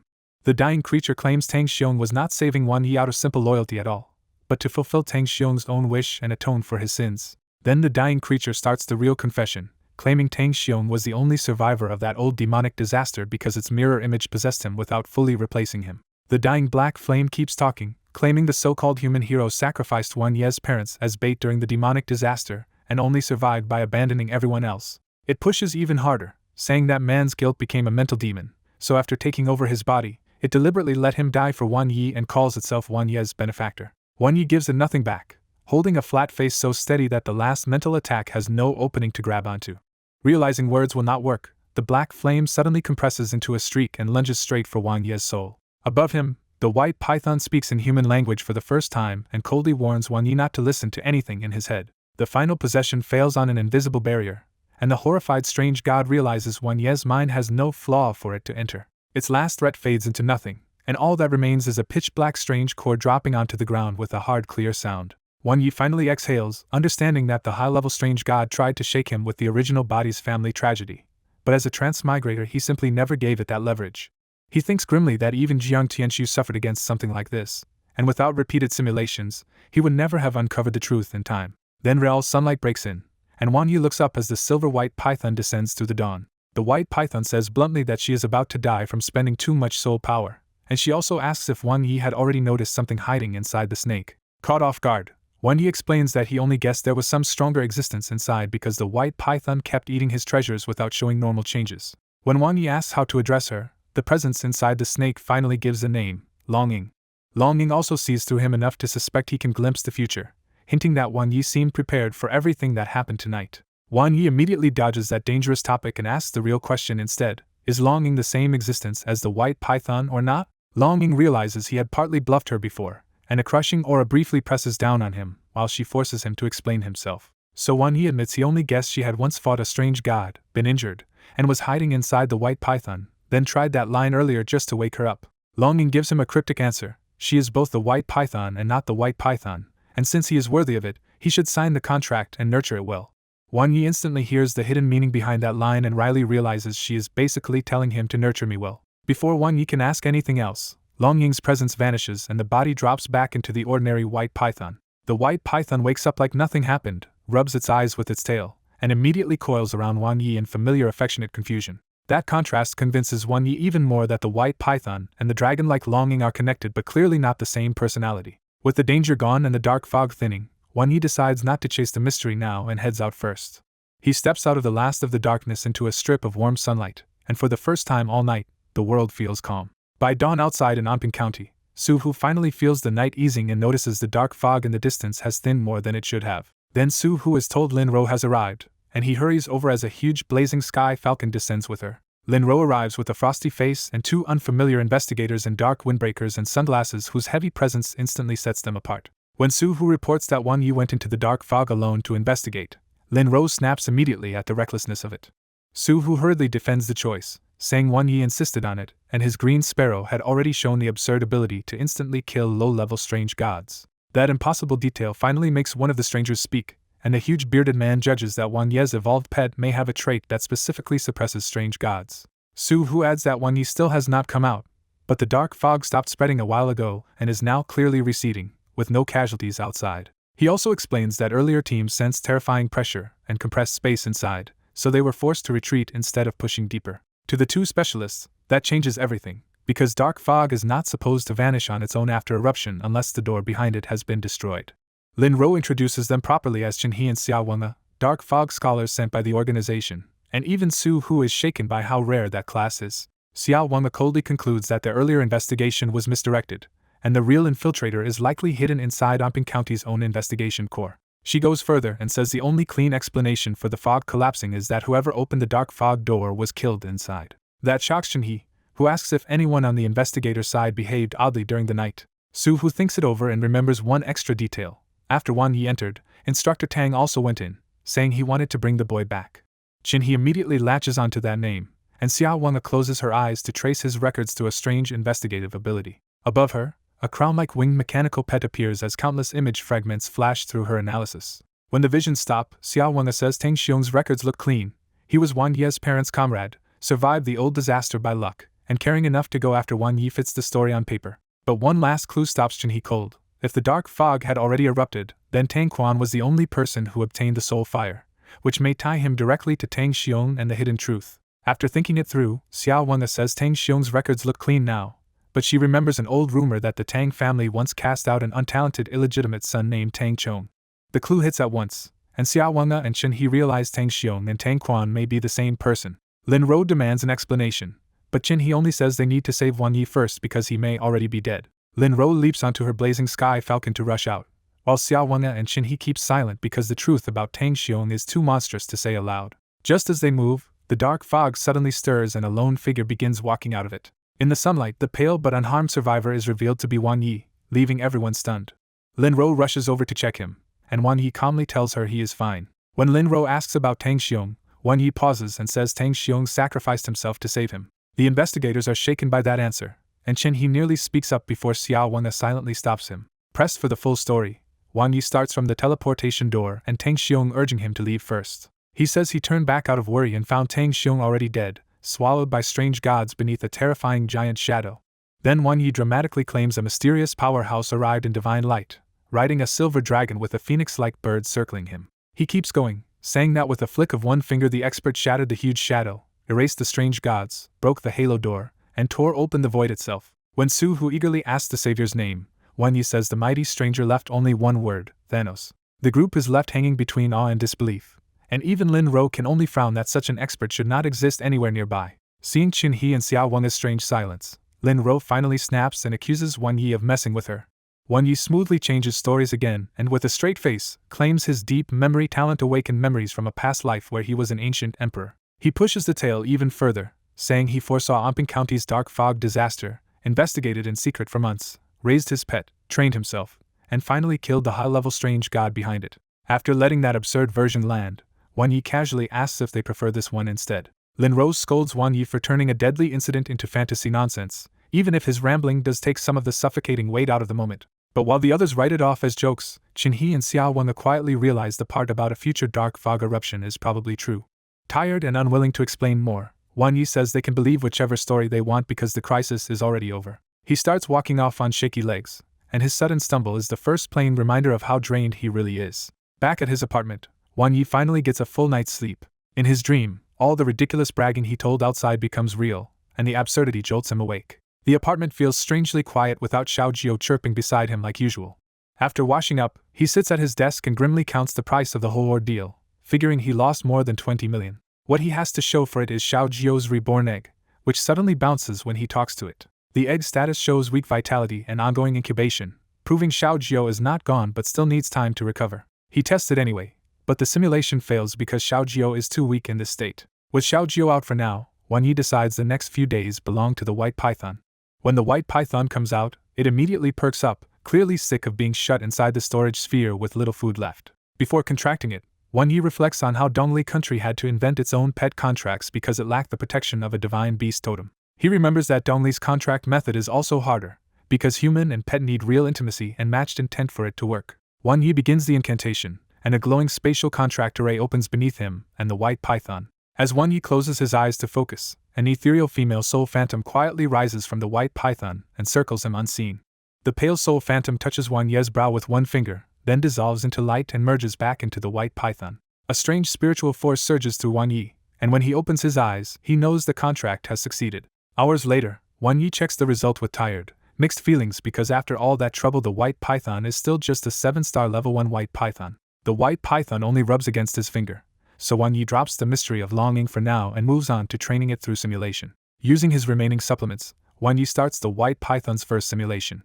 In the script, the cautious white python fortifies its cave and avoids danger until food runs out completely. Too scared to hunt outside, it starts eating mushrooms, herbs, rare materials, rocks, ores, and even metal just to survive. That miserable life ends in malnutrition, but the simulation leaves behind a new upgradable trait called gluttonous snake. Wan Yi realizes the trait is better than it sounds, because it lets the white python digest and absorb things it normally never could. He also notices the white python costs far less spiritual energy to simulate than Xiao Jiao, which means he can train it much more often.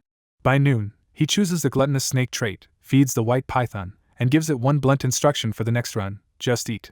This time the white python turns its cave into a deadly pantry, eating every bat, spider, insect, mushroom, weed, and beast it can catch. When normal food dries up, the upgraded snake starts digesting ores too, and its body grows tougher while its shadowless line becomes poisonous. Driven deeper by hunger, it advances carefully through the cave and keeps building fresh fortifications before every new stretch. At last it uses all that patience to kill a powerful red-eyed bloodbat step by step and devour it. After that hunt, the white python awakens a new skill called dynamic vision. Its appetite keeps evolving until one glowing silver fruit in the deep cave finally kills it on the spot. The second simulation ends with a much stronger gluttonous snake trait, a new dynamic vision skill, and enough gains to make Wan Yi stop and think hard. Watching the white python's simulation results, Wan Yi is impressed by how fast its traits are growing and starts comparing its cold, careful style to Xiaojio's slower brute force progress. When Wan Yi teasingly calls Xiaojio a little idiot and pats the egg angrily bumps back at him. He picks rewards from the simulation and locks in dynamic vision and an upgraded gluttonous snake trait for the white python. Wan Yi happily ends the session, but the newborn white python just stares in confusion after somehow learning a skill and gaining a trait without understanding any of it. A moment later, the white python gets addicted to the feeling, wraps around Wan Ye's arm, and silently begs for another round. Wan Yi refuses and lectures the overexcited newborn snake about restraint, which sounds bad enough out of context that the two visitors outside his door freeze on the spot. Xiao Wen quickly knocks and identifies them as dark fog investigators, and Wan Yi lets them in without any surprise. Once inside, Wan Yi cuts straight to the point and makes it clear he already knows they came because of the dark fog disaster. He reminds them he already gave two different explanations and bluntly suggests either version should be enough for their organization, since the dark fog crisis never fully broke out in public. Xiao Wen points out that Wan Ye's weak past spiritual power and untrained deep memory make his stories hard to verify, but his excuse about borrowed past life memories is at least plausible. Qin He says words are not enough and asks Wan Yi to prove he really had a hand in killing the high-level strange god. Wan Yi flatly says he is not interested in proving anything until Qin He mentions there is a reward, and his attitude flips instantly. At Xiao Wen's prompt, Wan Yi brings out the strange core dropped by the mirror demon phantom. The investigators are stunned, and Qin He scans the core and confirms it is a genuine high-level mirror demon phantom core with shocking purity. That proof changes everything, because whether Wan Yi landed the final blow or not, holding that core means he was deeply involved in the impossible feat. Xiao Wen suddenly asks if Wan Yi ever saw a mysterious door of consciousness inside his deep memory talent. When Wan Yi clearly has no idea what she means, Xiao Wen explains that true past life memories can be tested through that rare door of consciousness, and almost nobody has ever awakened it. She gives him a way out anyway, saying deep memory can also hold memories stored by someone else, so his strange knowledge still works as a believable explanation. Xiao Wen formally acknowledges Wan Ye's merit in stopping the dark fog crisis and says the organization will reward him with money, pet resources, and talent training resources. Wan Yi accepts immediately and without even pretending to be modest. The cash reward turns out to be 20 million, and Wan Yi immediately asks for rare space-type pet resources. Qin He produces a special box filled with space spirit crystals, enough to make even Wan Yi realize the organization is being extremely generous. Qin He warns that the crystals normally need processing before a pet can absorb them, but once they are handed over, what Wan Yi does with them is his own problem. Then Qin He takes out a memory lotus lamp, a meditation treasure meant to strengthen deep memory and turn Wan Ye's supposedly ordinary talent into something far more useful. He explains that with enough training, deep memory can cleanly preserve everything Wan Yi experiences, even the chaos inside dark fog, as long as he raises it to a high enough level. Before leaving, Xiao Wen asks Wan Yi not to spread news of the Anping County dark fog, because someone has to keep carrying the burden so ordinary people can still believe and hope. Wan Yi agrees, and after confirming he shows no sign of dark fog infection, the two investigators finally leave. Outside, Qin He asks why they are not recruiting Wan Yi when he may have killed a high-level strange god and clearly hides another remarkable talent. Xiao Wen says the Dawn Bureau is too dangerous for someone so young, and since Wan Yi has hidden potential, it is safer for him to keep growing slowly inside the investigation core instead. The next day, Linro visits Wan Yi and brings mixed news. The dark fog is gone, but Tang Xiong's body was never found. Not wanting to stay in that grief, Linro quickly shifts to a new development. Yaoguang City has discovered a rare life-type relic. She explains the relic is overflowing with life force and may even contain an ancient tree of life, which means every city and county will fight to get inside. Because the relic only allows pets below level 4, the investigation core plans to decide entry priority through official battles between senior investigators. Linro wants Wan Yi to fight for that priority, counting on Xiaojio's strength to face level 3 opponents and win their core a real chance. Wan Yi has to admit the problem. Xiaojio was badly hurt in the dark fog and may need months to recover, which is basically the same as raising a new pet from scratch. When Linro remembers he has another pet, Wan Yi lifts up the tiny white python, and the answer is so unconvincing that even the snake makes a silly face. Linro worries their core will be pushed to the bottom if stronger investigation core from other cities join the scramble for relic access. Once he hears there are still less than 2 months left, Wan Ye's confidence snaps back because money and resources make that deadline feel suddenly very manageable. After Linro leaves, Wan Yi stares at the chance in front of him and realizes the life relic might even help Xiaojio hatch faster. He grabs the white python, tells the little snake everything now depends on it, and jumps right back into simulation training. The next morning, Wan Yi wakes up in a great mood, because 20 million gold and a box of rare crystals make the whole world feel easier to breathe in. After checking prices, he realizes each space spirit crystal is wildly expensive and hard to buy, which makes the reward feel even more outrageous.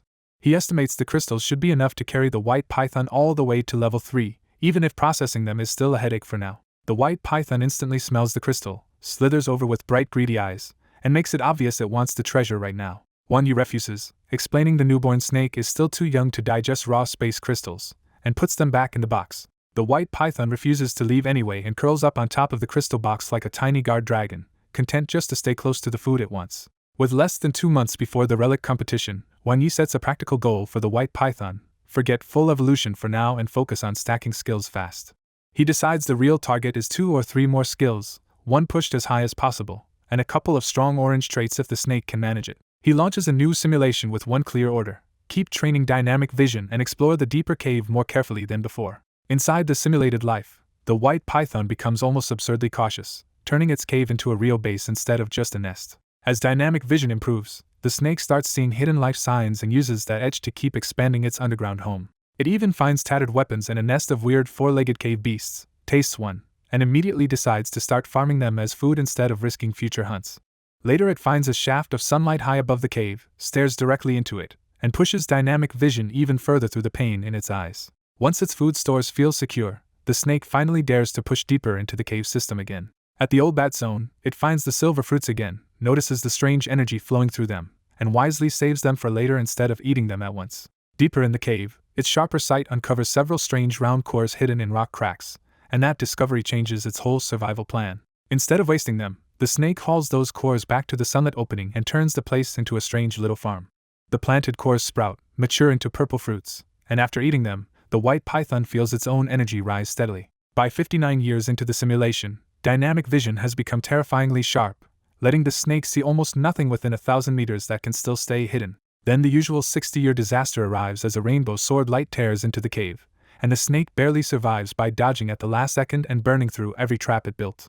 Heavily wounded and sure death is close, the white python finally eats the silver fruits and goes into deep sleep as a last gamble. That gamble awakens Spatial Flash, but the brand new escape skill immediately throws the snake into the path of a giant black shadow that crushes it to death anyway. Back in reality, Wan Yi is stunned by how fast the white python is improving and half jokes that it is making Xiao Jio look weak. He studies Spatial Flash and realizes with a mix of admiration and disbelief that the snake somehow turned a rare chance for an offensive skill into yet another emergency escape move. He keeps Spatial Flash, upgrades Gluttonous Snake all the way to orange, and takes the extra reality simulations over more raw growth. With Gluttonous Snake now upgraded, Wan Yi realizes the white python may finally be able to swallow raw space spirit crystals without exploding. He runs one more simulation and pushes dynamic vision to an even higher level, but Spatial Flash proves wildly unstable and gets the snake killed again when it teleports into another unknown horror. That makes Wan Yi laugh in exasperation, because the snake's perfect escape skill somehow keeps sending it straight to death. Even so, he decides the time has come and feeds the white python one of the raw space spirit crystals himself. The white python gulps the crystal down in one bite, and silver light immediately starts pouring through its body as its spiritual energy surges. As the crystal is absorbed, the snake's chubby newborn body starts slimming into a cleaner, more agile shape right in front of Wan Yi. Then Wan Yi senses the real payoff. The white python has awakened its hidden racial skill, supercomputing space. When Wan Yi studies the white python's newly formed supercomputing space, he is genuinely shaken by how absurdly strong it is. He quickly realizes this race skill can forcibly boost other skills, and even at the beginner stage it already looks frightening. Then Wan Yi links it with dynamic vision and sees the white python's whole fighting style snap into place, read attacks, dodge cleanly, and hit with amplified precision. Satisfied with the core setup, Wan Yi decides the white python can rely on this package for now and just keep polishing Shadowless Line if needed. Over the next 2 weeks, Wan Yi keeps simulating and training until the white python's combat kit jumps forward again. By the end of that push, dynamic vision and Spatial Flash reach great success, Shadowless Line nearly peaks, and supercomputing space claws its way into the proficient realm. The upgraded dynamic vision makes Wan Yi jealous on the spot, because to the white python, enemy movements now look 5 times slower. What really hooks him is that dynamic vision can also see energy changes and help break down hard techniques for learning. Wan Yi can't help comparing it to his own situation and starts wishing he could borrow this skill for himself. Spatial Flash also matures at great success, letting the white python teleport with control instead of gambling on unstable jumps. After testing it, Wan Yi confirms the white python can blink as far as 500 meters, and the follow-up spatial vibration boosts skill power but comes with a cooldown.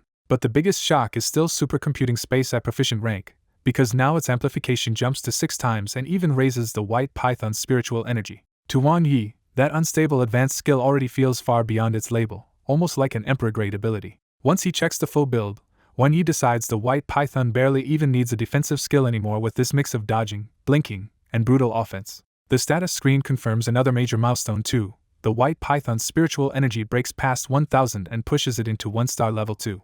Even so, Wan Yi can see the white python's 6-dimensional growth has already hit its current ceiling, which means real improvement now needs evolution or rare treasures. He starts considering the white python's future evolution route, but Xiao Jiu's egg suddenly bounces over and demands attention first. Wan Yi pats the egg and quickly understands that Xiao Jiu wants a simulation too, but as an egg, it cannot use the normal one. That nudge reminds Wan Yi he still has several reality simulation chances saved up, so he decides to run one with the white python first. Because what he really wants is dynamic vision for himself, Wan Yi puts Xiao Jiu away and picks up the drowsy white python instead. The first real-life simulation starts, and the white python's future immediately turns grim when Wan Yi goes mad during lotus lamp cultivation. Even after Wan Yi loses his mind, the white python quietly stays beside him instead of abandoning him. Months later, the white python learns the only real cure is a rare spirit pearl that might appear inside a large relic. Too young or not, the white python eventually goes alone to Enro to ask for a chance to enter secret realms and save Wan Yi. After years of preparation and a breakthrough to level 3, it finally enters the hidden mysterious realm by itself. The white python survives the realm, secures a spirit pearl, and catches a strange sword-shaped mirage in the distance before leaving. It manages to wake Wan Yi with the spirit pearl, but the sword wound it suffered in that realm never heals, and the white python dies soon after. When the simulation ends, Wan Yi and the white python just stare at each other, and the white python pointedly turns its head away. After a moment of thought, Wan Yi takes the reward he wanted from the start and chooses dynamic vision. The skill rushes into him through the contract, and Wan Yi instantly feels his perception sharpen in a completely new way.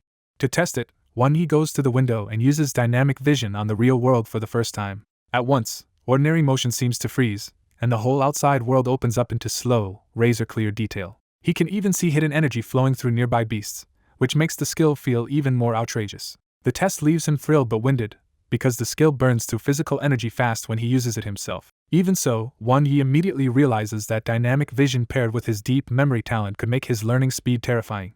Once the excitement settles, he turns back to the darker part of the simulation and pulls out Xiao Wen's memory lotus lamp. The simulation said this lamp drove him insane during cultivation, so Wan Yi starts wondering whether the treasure itself is dangerous, or if something inside his memories is the real trigger. He decides not to risk using the lotus lamp for now, because if he really loses control, too many important things will collapse with him. Still uneasy, Wan Yi runs 2 more reality simulations over the next few days to confirm it wasn't a fluke. The bad future stays the same, but Wan Yi still comes out stronger by taking the white python's never rest until death trait and C+ agility growth.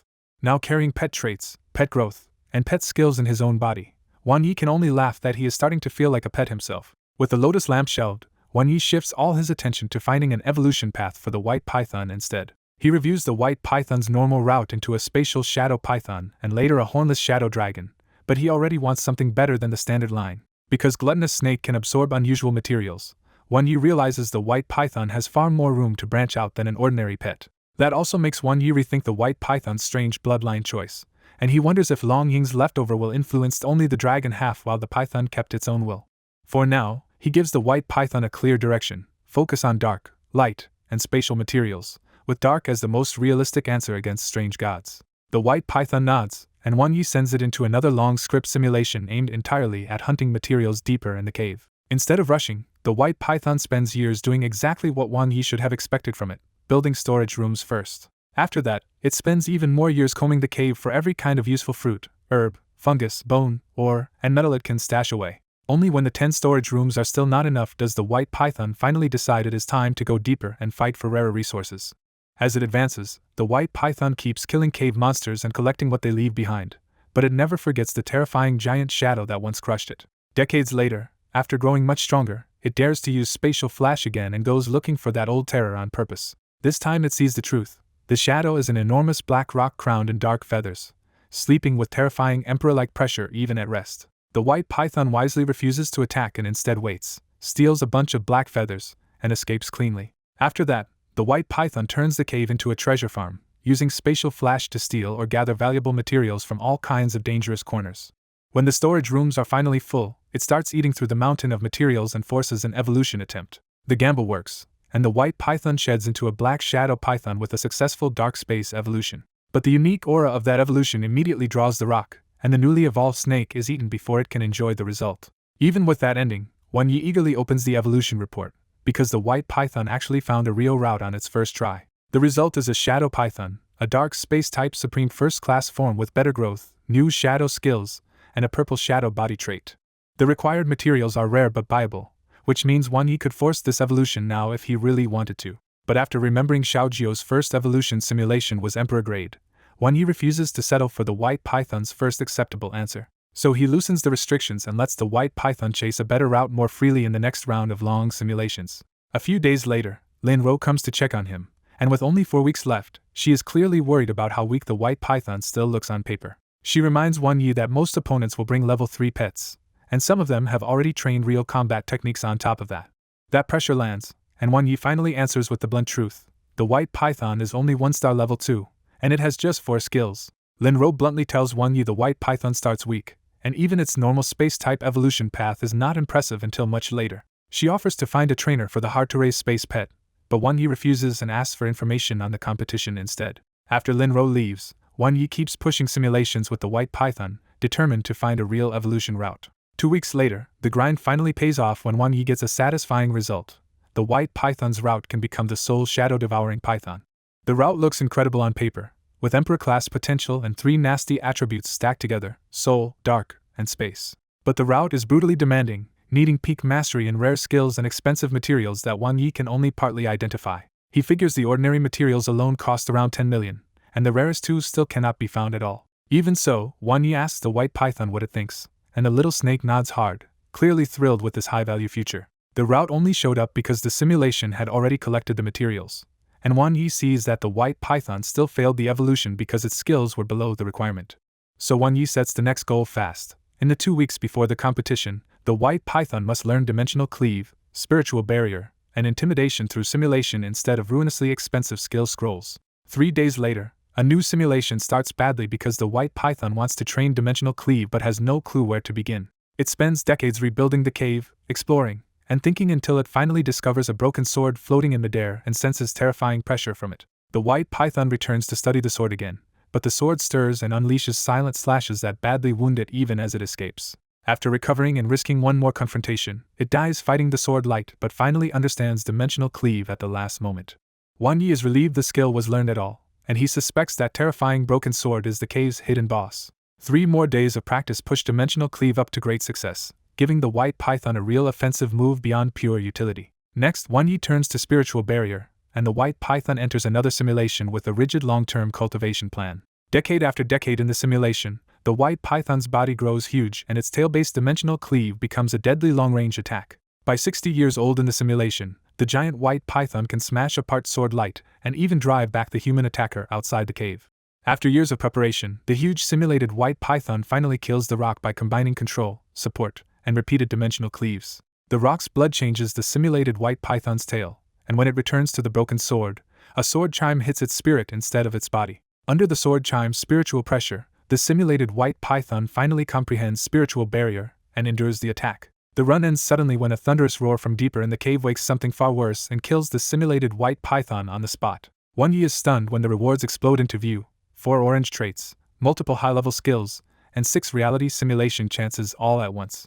He can only pick 6 rewards, and the choice is painful because almost everything on the list looks valuable. He first locks in spiritual barrier, because this soul defense could also protect his own mind during dangerous memory cultivation. Then he studies the 4 orange characteristics and realizes each one solves a different long-term problem, from staying calm to breaking bottlenecks to making the tail far deadlier. In the end, Wan Yi gives up the tempting skill proficiencies and chooses all 4 characteristics, spiritual barrier, and the 6 reality simulations instead. The choice immediately changes the white python, whose tail flickers between shadow dark and nearly transparent before settling back into white.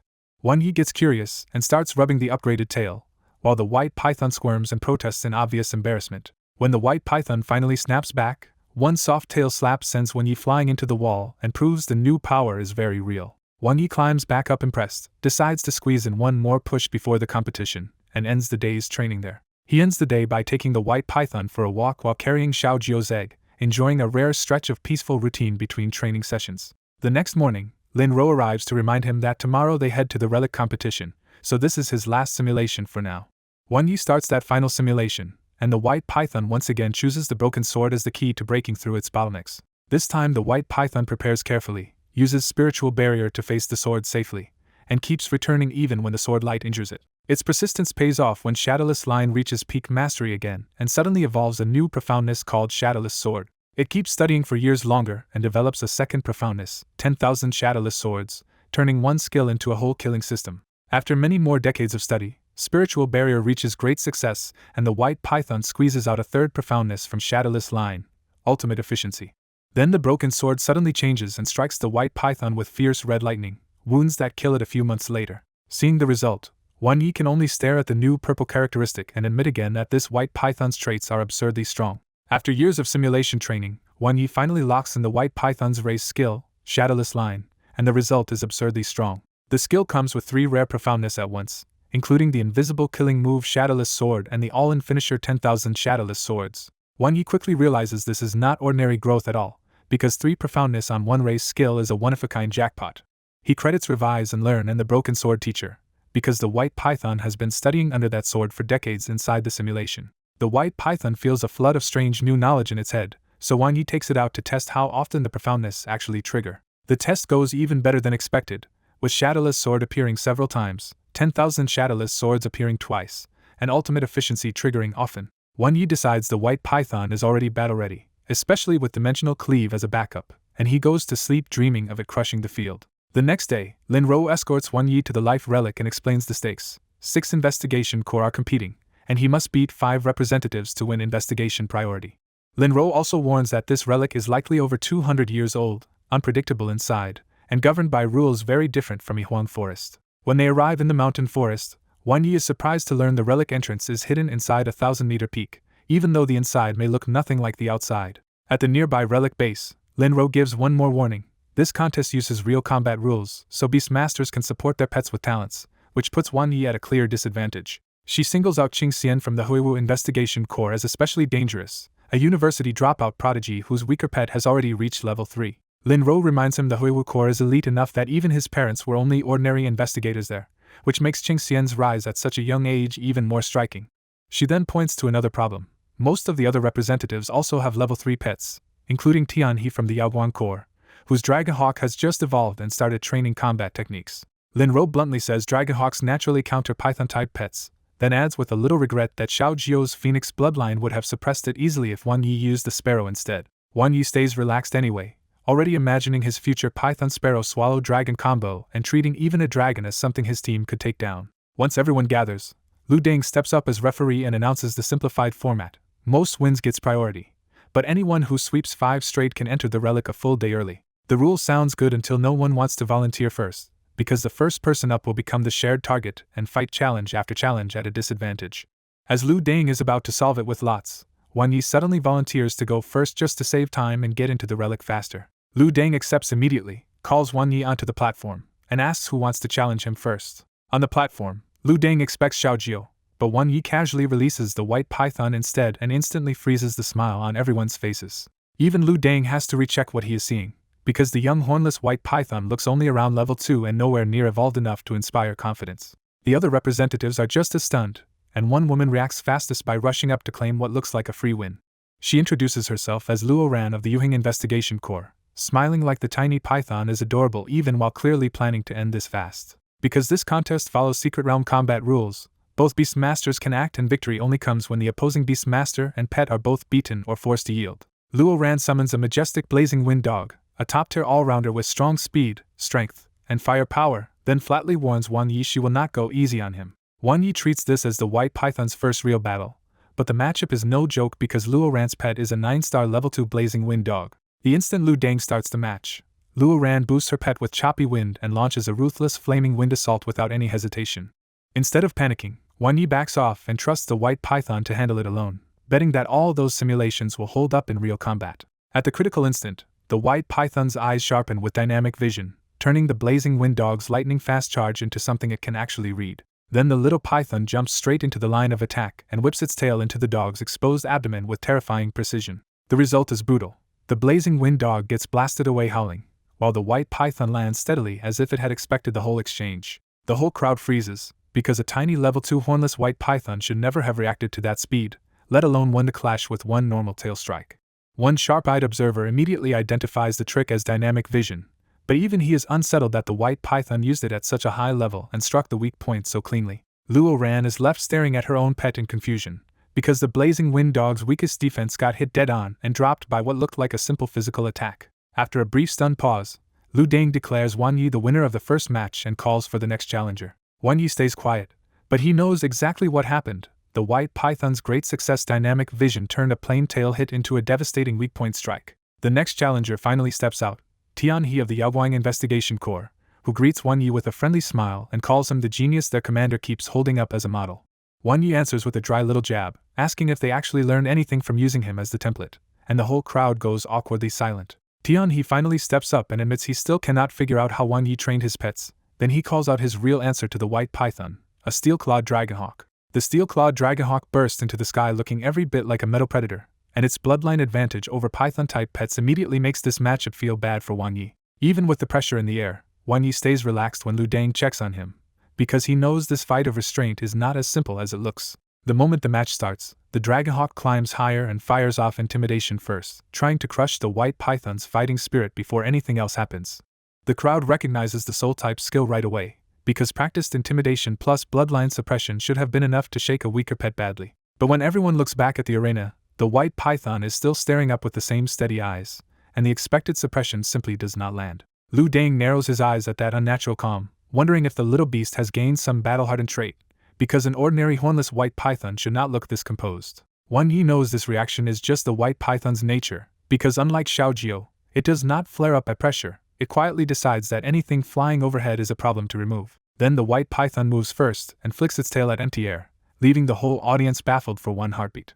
A tail slash suddenly appears in the sky itself and smashes into the dragonhawk, revealing that the white python's attack can cut across space. Before the dragonhawk can recover, more spatial tail cleaves hammer it from different angles and beat the flying advantage right out of the fight. The dragonhawk crashes down, and the arena goes numb as everyone realizes flying did not save it at all. Wan Yi stays much calmer than the crowd, because he knows the white python just used a highly trained dimensional cleave on top of its strengthened tail, and it still has other space tricks left. A cold-faced investigator in the crowd immediately sees how absurd this is, because a 3-star level 2 hornless white python should not be throwing out advanced space attacks with that much power and mastery. Lu Deng also catches that something is strange about the white python's tail, but strange or not, he still has to announce Wan Yi's win. Tian He can only retrieve his dragonhawk and walk off in a daze, while Wan Yi almost feels bad that the white python did not leave the other side any dignity at all. Seeing the room go hesitant, Lu Deng deliberately points out that the white python has already spent a lot of spiritual energy, and urges the next senior investigators to hurry up if they want a chance. That push works, and Song Qing from the Kaiyang Investigation Corps steps forward with a polite smile and a very unpleasant defensive pick. His giant wood spirit tortoise appears with a whole tree on its back, and the crowd instantly groans because everyone knows this cowardly-looking thing is a nightmare to wear down. Wan Yi recognizes the problem immediately, because this tortoise is famous for terrible offense but absurd defense, recovery, and stamina that can drag opponents to death. As soon as the match starts, the giant tree on the tortoise's back scatters glowing seeds that spread across the arena and erupt into a forest of thorns. The field skill disgusts everyone for a reason, because on a closed platform those thorns can bleed stamina and spiritual energy out of almost any grounded pet. Wan Yi knows the white python cannot truly fly over this mess, but he also knows it is about to show why that does not matter. The white python spits out a thread-like attack and sweeps it forward, and the invisible shadowless line starts harvesting the thorn field in one eerie pass. To the audience, the thorns seem to vanish on their own, and that impossible display makes the little python's mastery look even more ridiculous. Even Song Qing is briefly stunned, because a basic skill should not be tearing through his whole setup like this. With the path open, the white python rushes straight in, choosing a cheap, low-energy close fight instead of wasting more dimensional cleaves this early. That sensible plan is exactly when Song Qing shows his real hand, diving in himself with a sudden fighter ambush instead of staying behind his pet. His descending steel kick comes down like a meteor, and the younger investigators get a hard lesson in how dangerous fighter-class beast masters really are. Wan Yi does not even have time to interfere, but the white python has already seen this coming and sharpens its eyes the instant the kick enters range. Inside the white python's supercomputing space, Song Qing's attack suddenly looks slow, and the little beast calmly slips around him with perfect timing. Then the white python answers with one clean tail strike and sends Song Qing flying backward like a shell. Song Qing slams straight into his own giant wood spirit tortoise, and the match ends in one ugly collision before most people can even process what they saw. The crowd can only stare at Lu Dang for an explanation, but even he can do little more than declare Wan Yi the winner and blame the weirdness on the space attribute.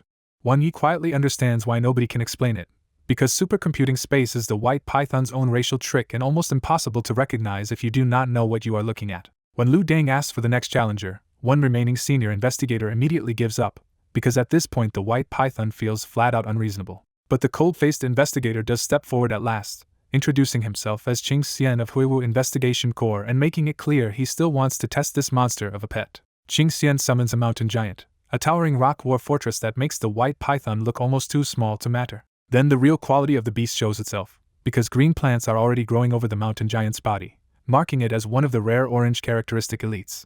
The crowd quickly explains why that matters, because a mountain giant with creeping and climbing vines can keep recovering while its already brutal defense and strength grind opponents down. The white python tilts its head at the giant shadow covering it, and even Lu Dang can tell this next battle should be rough after 3 straight fights. Even so, when Lu Dang checks one last time, Wan Yi chooses to trust the white python again and lets it keep fighting on its own. With the match resumed, Qing Xian's mountain giant lumbered forward and pressed the whole arena with sheer weight. The giant slammed the ground with ground shake, sending the arena buckling and a storm of rocks crashing toward the white python. The white python stayed airborne and used dynamic vision to slip through the stone rain, but the giant kept layering attacks from both the ground and the air. Then the white python suddenly gave a soft cry, and the mountain giant's next stomp froze mid-motion for no obvious reason. As the python strained with another tail swing, the giant's entire body started lurching like something invisible had it tied up. Lu Dang caught on first, and a beat later Wan Ye's expression changed too as he realized the white python had planned the whole setup ahead of time. The hidden shadowless lines finally revealed themselves, scraping through the gaps in the giant's body and even withering the vegetation growing on its rocks. Once the giant crashed down, and its rocky body started cracking, the white python flashed in and finished it with a final dimensional cleave from all sides. Only after the giant split apart did Qing Xian understand the trap. The white python had left its shadowless lines on the platform after the last match and saved them for the stronger challenger. The crowd was stunned, and the whole trick got credited to Wan Yi as if he had quietly outplayed everyone from the start. Lu Dang declared Wan Yi the winner and praised him as a frighteningly crafty young beast master. Wan Yi insisted he had not given a single command, but Lu Dang flatly assumed he had just been using silent telepathic orders. The white python dusted off its tail, floated back onto Wan Yi, rubbed against him, and then sagged into an exhausted nap while Wan Yi stayed helplessly misunderstood. After ordering him to rest for 2 hours before entering the Relic of Life, Lu Dang sent Wan Yi off the platform. Qing Xian stopped him on the way out, admitted the loss was deserved, and said he hoped they would meet again inside the relic. Left alone with his thoughts, Wan Yi had to admit his pets kept winning on their own, which made him wonder if he was the useless one here. In the restroom, he chose to recover and run another reality simulation first because an unknown relic was exactly where one careless mistake could turn fatal. Wan Yi warned the white python not to drag the simulation out for decades this time, and the naturally overcautious snake agreed a little reluctantly. In the simulation, they entered a huge underground-like world and spotted a silver ancient tree towering at the far end of the horizon. The white python cautiously steered them around dangerous beasts instead of picking fights, and Wan Yi was annoyed enough to lecture it for being too timid. When the space shifted into a fork, Wan Yi wanted the right path, but the white python pushed for the left and got its way. At the end of the left path, the white python found 2 identical Wan Yes and still could not tell the real one apart even after activating spiritual barrier. Both fake Wan Yes urged it toward a shining pearl that was supposed to expose the imposter, and after a long hesitation the white python finally took the bait. The trap snapped shut at once. A giant black mantis burst out, cut down both fake Wan Yes in 2 strikes, and badly wounded the white python too. Instead of panicking, the white python calmed down at the brink of death, used spatial flash, and escaped back out of the relic. Outside the relic, it found the real Wan Yi waiting in a daze, which proved both Wan Yes on the left path had been fake from the start. The simulation ended with bigger implications too. Nobody cleared the relic. The Qixing Investigation Corps later forced their way in. A huge battle broke out, and a strange sword light flashed from another secret realm before vanishing. A few simulated years later the white python had reached level 4, but in the end both it and Wan Yi still died in another huge secret realm after pushing their luck too far. Back in reality, Wan Yi weighed the reward options and decided a steady mind mattered more than raw stats or hard-to-use spatial skills right now. He took the calm and collected characteristic, and the change hit quietly as his whole state of mind settled into a deeper calm. Wan Yi joked that once Xiaojiu hatched, the white python should learn free size too because he preferred the little snake small enough to live with normally. He still could not shake the feeling that this relic of life was somehow connected to him, especially after the simulation's hints about the forced invasion and that vanished sword light. At the entrance, He Xiong warned him that the Relic of Life was rich in resources but too dangerous for stronger beast masters to enter, so the younger generation had to explore it and report whatever they found. Wan Yi stepped through the glowing door and arrived not in a cramped ruin, but on a cliff above a vast living world with a cave behind him and a silver tree piercing the distant sky. The place felt so vast and real that Wan Yi could barely believe this was a relic at all. The white python seemed to like the place too, and even Xiao Jiu's egg grew restless enough that Wan Yi finally took it out and let the snake coil around it. As they advanced, Wan Yi kept finding rare life aspect plants, fruits, and ores everywhere, and the whole relic started to feel less like a ruin and more like an open treasure vault. Wan Yi got excited enough to imagine getting rich, but the white python kept poking him to stay careful because this much easy profit felt wrong. That warning paid off when they finally reached the first fork, the exact kind of split where the simulation had turned dangerous. Even knowing the left path had gone badly in the simulation, Wan Yi still chose it because at least that danger was known this time. The white python's skeptical look challenged him on the spot, so Wan Yi puffed himself up and bragged that one day he would collect his pet's best abilities and become invincible himself. By the end of his own speech, Wan Yi had almost talked himself into it, and at the fork he stood there genuinely believing this might be his path forward. Wan Yi chooses the left path, and the space around him shifts the moment he steps onto it. An ugly shadow lunges out in front of him and twists into a cackling shape that feels eerily close to the mirror demon phantom from Amping County. The illusion slams him with visions of failure. Xiao Jiu cooked alive, the white python boiled, and Anping County swallowed by dark fog and trapped souls. His body trembles for a beat, then calm and composed kicks in and his eyes clear as the nightmare loses its grip. The white python cries out from around his neck, and Wan Yi calmly reassures it that he is fine before moving on. As he walks on, Wan Yi quietly marvels at how absurdly useful calm and composed is and starts thinking about how much stronger his pet's traits could make him. At the end of the road, they find an emerald pearl embedded in the heart of a huge tree. Wan Yi remembers the simulation warning that taking the pearl should release a giant mantis, and he wonders if the thing inside is being lured out on purpose. Even with that suspicion, he decides to test it directly and grabs the pearl. A hoarse voice calls him a greedy human, and a monstrous black mantis crashes out with a killing slash. Up close, the beast looks even weirder than expected, 4 wings on its back and 3 separate blades, 1 in each hand and 1 in its mouth. Instead of panicking, Wan Yi blurts out that the mantis looks cool, which only makes the creature snap that empty flattery will not save him. The white python flares up to fight, but Wan Yi stops it with a look because he wants to talk to the mantis first. Wan Yi asks for one last answer before dying, and the mantis coldly agrees to hear his question. When Wan Yi simply asks why it wants to kill him, the mantis actually freezes and starts repeating the question to itself in confusion. Wan Yi nudges it further, and the mantis remembers only one rule from its big brother: anyone who touches the pearl must die. Wan Yi calmly asks what would happen if the mantis touched the pearl itself, and the answer is even worse: it would kill itself to atone. So Wan Yi suddenly tosses the pearl onto the mantis and deadpans for it to go ahead. The mantis panics and flings the pearl away, but Wan Yi keeps pressing the same ruthless logic: it still touched it. To Wan Yi's shock, the mantis takes the rule literally and raises its own side to commit suicide. Before it can strike, the giant tree comes alive and a lightning-fast branch binds the mantis in place. An old voice from the tree scolds Xiao Dao for still being foolish after all these years and orders him to come back because this was not his fault. The tree declares that Wan Yi has cleared this stage and bluntly sizes him up as greedy, unaffected by the truth demon path, and smooth-talking enough to deal with Xiao Dao. When Wan Yi asks who it is, the tree introduces itself as the guardian of this entrance, and reveals that everything so far was only the beginner stage. The answer feels wrong, but with no way to verify it on the spot, Wan Yi chooses to test it, and walks behind the tree anyway. The moment he passes through, the false life relic tears away and the world reveals itself as a Hell's Cape. With whispering crows overhead and smiling beasts below, the elder demon tree welcomes him to the forgotten infernal relic, a paradise for fierce beasts. Wan Yi realizes he has been tricked from the start, and the tree mockingly tells him it is already too late to turn back. Even so, Wan Yi answers with deadpan nerve and says the place just feels familiar, like he came home. The tree tells him to throw away the resources he gathered earlier because everything from the fake path has already changed.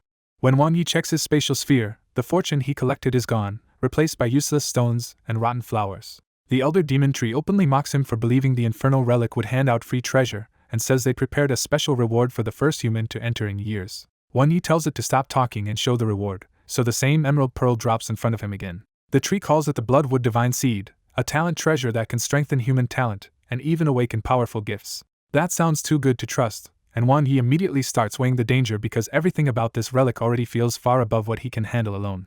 He also cannot shake a deeper problem. This place is full of so-called fierce beasts, yet they are intelligent enough to speak like people. When he asks what the seed actually does, the tree claims it is a peerless treasure for humans, and says he must consume it now if he wants to reach the next stage. Wan Yi asks for time to rest, but the tree makes the trap plain. he cannot leave the infernal relic unless he reaches its center. Wan Yi steps aside with the white python, and one tense glance is enough for them to agree they need a simulation before touching the seed. He secretly starts the simulation, planning to test what happens if he really eats the Bloodwood Divine Seed. In the simulation, Wan Yi eats the seed, his talent rises, and an unsettling aura immediately starts leaking from him. In the simulation, a human-headed serpent appears ahead and stuns Wan Yi so badly that the white python has to snap him out of it. The creature claims it is a hornless dragon trapped here for over a century, and in the simulation Wan Yi is swayed enough to agree to take it away and sign a contract. The instant the contract is made in the simulation, the white python's bond starts fading, and Wan Yi leaves the relic with Chiyu instead of it. The simulation ends badly. The abandoned white python waits in vain until investigators purge the place and kill it as just another fierce beast. Back in reality, Wan Yi comes out of the simulation speechless, and the white python immediately starts smacking him for what it just saw. Wan Yi swears it cannot be that simple and argues that either the Bloodwood Divine Seed or that hornless dragon must be tampering with him somehow. The Elder Demon Tree cuts in again and presses him to consume the seed and move on, but that only makes Wan Yi more suspicious. So Wan Yi lies that his own talent is trash anyway and says he would rather keep the seed to sell for money. The tree doubles down and claims the seed can raise even a trash earthly talent up to ace sequence level, which sounds even more fake to Wan Yi. Instead of eating it, Wan Yi asks whether the seed can be given to a pet, and that question catches even the tree off guard. The Elder Demon Tree says no one has tried the seed on a pet, laughs at how strange Wan Yi is for choosing a beast over human talent, and then shifts the path forward. Wan Yi refuses to eat the seed, stores it away instead, takes some supplements, and keeps moving deeper into the infernal relic. Not long after, Wan Yi reaches a desolate ruin of broken walls and black vines, while a sharp-toothed crow circles above and then flies off. A strange hiss comes from the broken wall ahead, and Wan Yi stops as a green serpent body starts sliding into view. What emerges is a human-headed serpent with an unnaturally perfect face, so beautiful it does not even feel human anymore. In the dim ruin, Wan Yi stares at the beautiful beast in front of him and instantly feels a dangerous, hard-to-explain pull on his mind. Chiyu introduces herself with tears in her voice and says she was once an Emperor-class cloud hornless dragon before a curse trapped her in the infernal relic. She shows the eerie lock-like curse mark on her neck and claims a human pet contract is the only way to break it and escape. Chiyu promises she will do anything for Wan Yi if he signs with her, while the white python hisses in alarm like it can tell something is very wrong. Wan Yi nearly agrees on instinct, then forcibly reins himself in when he realizes his mouth and thoughts are being pushed by her charm. Remembering his simulation, Wan Yi realizes choosing Chiyu would have led him to abandon the white python and leave it to die in the relic. So Wan Yi pretends to accept, but he tests her first by making her promise to obey him, and then ordering her not to sign any contract at all. When Chiyu tries to recover, Wan Yi asks to touch her, and she shyly lowers herself onto his shoulder to keep the act going. The moment Wan Yi touches her, his simulator catches her pet data but refuses to start because Chiyu's heart is rejecting him.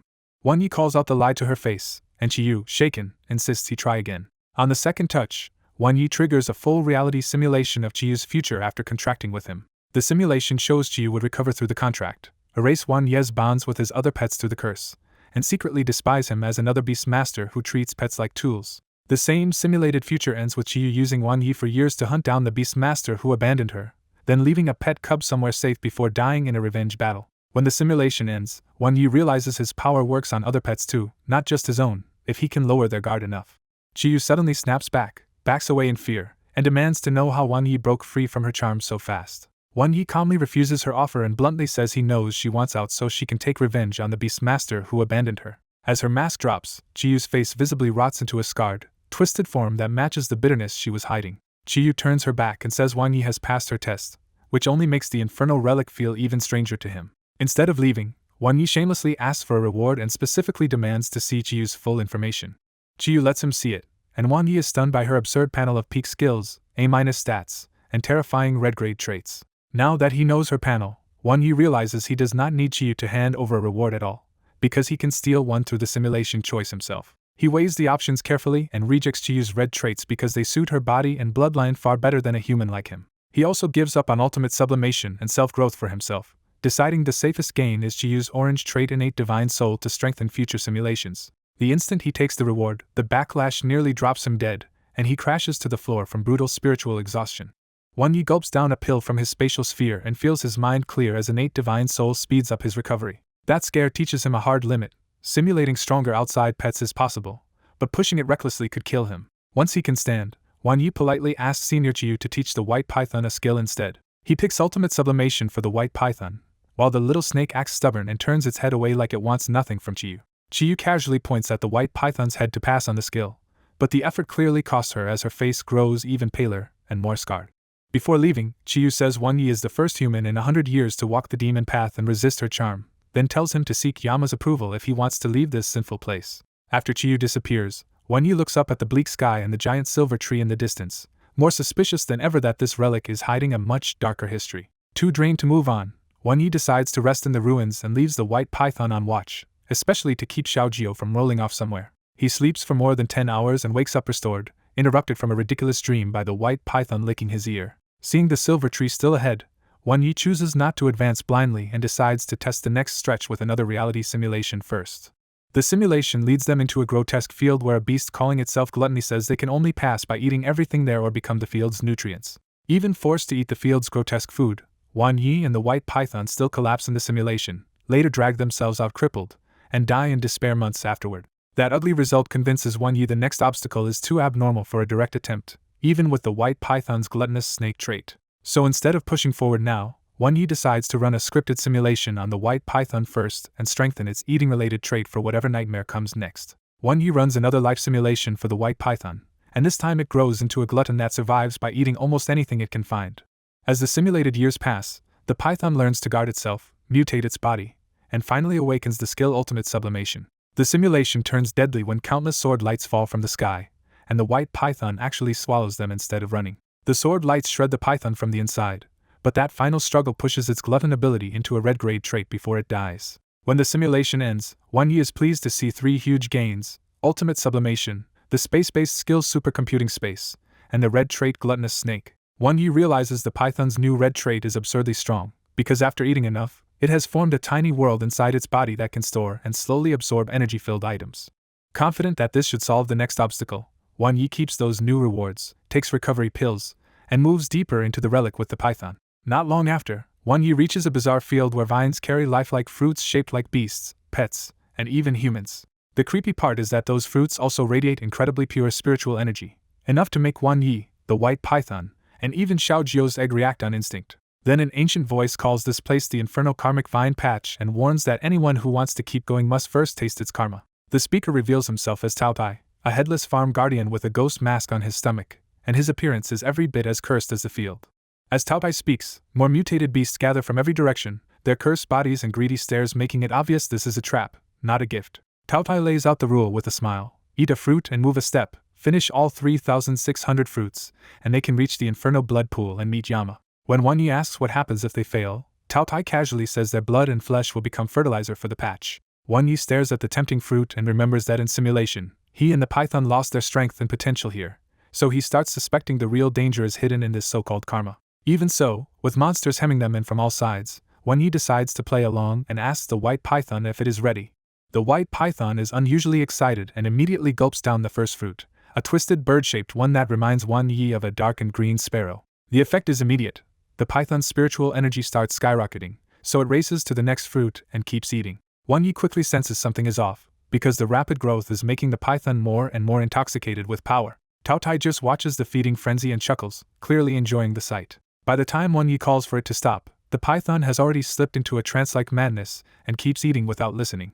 Won Yi figures out the real lure: the fruits are excellent resources, and with gluttonous snake the python can digest them almost instantly, so the thrill of sudden power is dragging it deeper. After the python's spiritual energy breaks past 3,000 from only a small fraction of the field, Won Yi realizes the fruits carry some extra influence beyond raw power. He moves in and quietly gives the white python a new instruction, trying to use its glutton ability without letting it sink deeper into the fruit's influence. The trick works. The python pauses, understands, and keeps swallowing the fruits whole without chewing, which lets the madness in its eyes slowly fade. In less than an hour, the white python clears the entire patch by swallowing thousands of karmic fruits into the small world inside its body. Won Yi leaves one fruit for himself and finally tests the trial directly by eating a human-shaped karmic fruit. The fruit tastes good, but the moment he swallows it, spiritual energy floods his body and someone else's dying memory slams into his mind. In that memory, a desperate beast master says goodbye to his infected bird pet and kills it because the law would eventually force the same end anyway. Won Yi snaps back gasping, and even after just one fruit, he can feel the same dangerous craving to keep eating for more power. Once his innate divine soul steadies him, Won Yi finally understands the trap. Every fruit carries the remnant thoughts of the dead humans and pets whose flesh and blood fed this patch. The more someone eats, the stronger they grow, but the more dead wills they have to carry, until their soul is eroded and the karma finally swallows them. After a long silence, Taotai admits that Wan Yi and the white python really did clear the karmic trial and may continue forward. With a wave of Taotia's hand, a floating road appears toward the center, while the surrounding beasts snarl at Wan Yi like starving ghosts denied a meal. Wan Yi stays quiet about it, but he knows the python still has not digested those fruits at all, because gluttonous snake is storing them inside for later. He leads the python onto the floating road and leaves Taotai behind, heading deeper into the relic under heavy spiritual pressure from all sides. As they get closer to the center, Wan Yi sees a giant silver tree rising from a silver pool ringed with blood-red flames. The closer he gets, the stranger it feels, because the tree itself seems holy while the pool below it feels hot, evil, and full of sin. Unsure whether this giant tree is really the Yamachi you mentioned, Wan Yi almost starts another simulation right there. Before he can do that, the silver tree suddenly speaks and welcomes the first human to reach it in many years. The tree names itself the Dark Tree of Heaven and says it has guarded this place for more than a century. Then it calmly lists everything Wan Yi has already proven. He kept his mind on the demon path, refused the bloodwood divine seed, resisted Chiyu's charm, and endured the karmic fruit trial without losing himself. After praising Wan Ye's talent, will, and conscience, the Dark Tree of Heaven finally asks the real question. Now that he has reached the center, what does he want to know or obtain? At the silver tree's offer of a reward with no final fight, Wan Yi instantly smells a trap instead of good luck. He stalls with a shameless excuse, claiming his pet ate too much and needs a rest, and the tree actually agrees. The moment they step aside, Wan Yi and the white python exchange a knowing look and quietly start another reality simulation. In the simulation, the tree explains that this infernal relic was once a human city built around a divine pool packed with spiritual veins. Then human factions fought over that treasure land, shattered space itself, and let the dark fog flood in. The city collapsed into horror as beastmasters and pets were infected, some humans even abandoning their own contracted companions to save themselves. The tree says it, and its companions came to save the city, repaired the broken space, and the Dark Tree of Heaven forced itself into the divine pool to preserve the infected pets. That story hits Wan Yi hard because it sounds exactly like the old clues Xiao Tao left behind. He turns to the giant silver tree in shock and realizes this infernal relic may be the same city from Xiao Tao's past. Wan Yi pushes the idea further and suspects the silver tree might be Xiao Yin from the old diary he has been chasing ever since Anping County. The simulation continues and reveals that the tainted divine pools started producing dangerous treasures, including the bloodwood divine seed. The tree explains that one human used that seed to boost his talent, dumped the curse of strangeness onto his pet by breaking their contract, and escaped back to human society alone. Wan Yi immediately understands this is the root of Chiyu's misery, and feels relieved he never greedily ate the seed himself. The tree says it buried the ruined city underground and sealed it off, but the divine pool has been drying up and the remaining beasts are slowly losing their minds for good. When Wan Yi presses for a solution, the tree admits the pool only needs its remaining strangeness purified so its life force can support everyone's consciousness again. That answer makes Wan Ye's eyes light up, because even as an egg, Xiaojiu might be exactly the purifier this place needs. But the simulation ends in a brutal ambush when a pitch-black demonic light erupts from the pool and cuts Wan Yi and the white python down before they can explain anything. Wan Yi jolts back from the failed simulation, rattled by the mystery attack but now sure he knows what to do. So when the tree asks if he has more questions, Wan Yi cuts it off and declares that he already knows everything and has a way to solve this mess. Before the tree can react, Wan Yi whips out Xiaojiu's egg and throws it straight into the infernal blood pool. Wan Yi calls for flames, and the egg answers with a faint platinum fire that starts pulling the whole pool into motion. The giant silver tree is stunned when it recognizes the scalding bright flame and realizes Wan Yi somehow carries Xiao Tao's power. Wan Yi does not stop to explain and instead demands the truth about whatever terrifying thing is hiding at the bottom of the pond.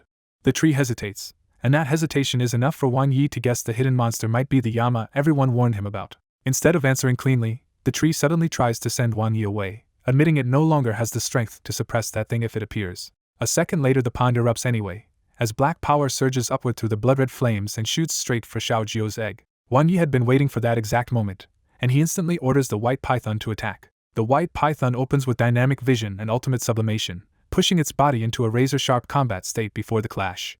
Then spatial flash and supercomputing space stack together, warping the battlefield until everything around it seems to slow to a crawl. In that frozen-looking space, it turns Shadowless Line into a blazing shadowless sword and unleashes the first profound form. It follows with the second profound form, splitting that killing intent into 10,000 invisible swords that carve through every corner of the black light. The strike is so outrageous that even Wan Yi and the giant silver tree are left staring at the boiling pool in disbelief. After spending everything on that burst, the white python goes limp and drops onto the still-burning egg before slipping into the pond.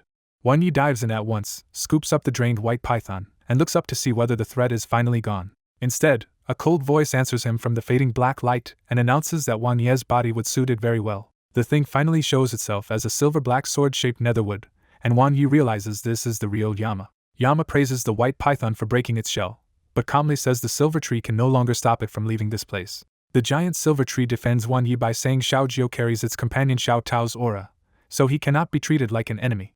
Yama does not care and bluntly says it wants Wang Yi as a vessel and the white python as another body so it can finally escape this prison. When Wang Yi asks what Yama really is, the spirit laughs and admits that it is the greatest evil in the infernal relic. Wang Yi pieces it together and guesses Yama was born when the tree absorbed strangeness and split off all the evil desires it refused to keep inside itself. Yama confirms the guess and mocks the silver tree for choosing restraint and self-sacrifice instead of turning monstrous and leading the fierce beasts out into the world. Inside the tainted divine pond, Yama coldly reveals that he is the dark tree of heaven's dark side and the real ruler of the infernal relic, so he cannot allow anyone to purify this place.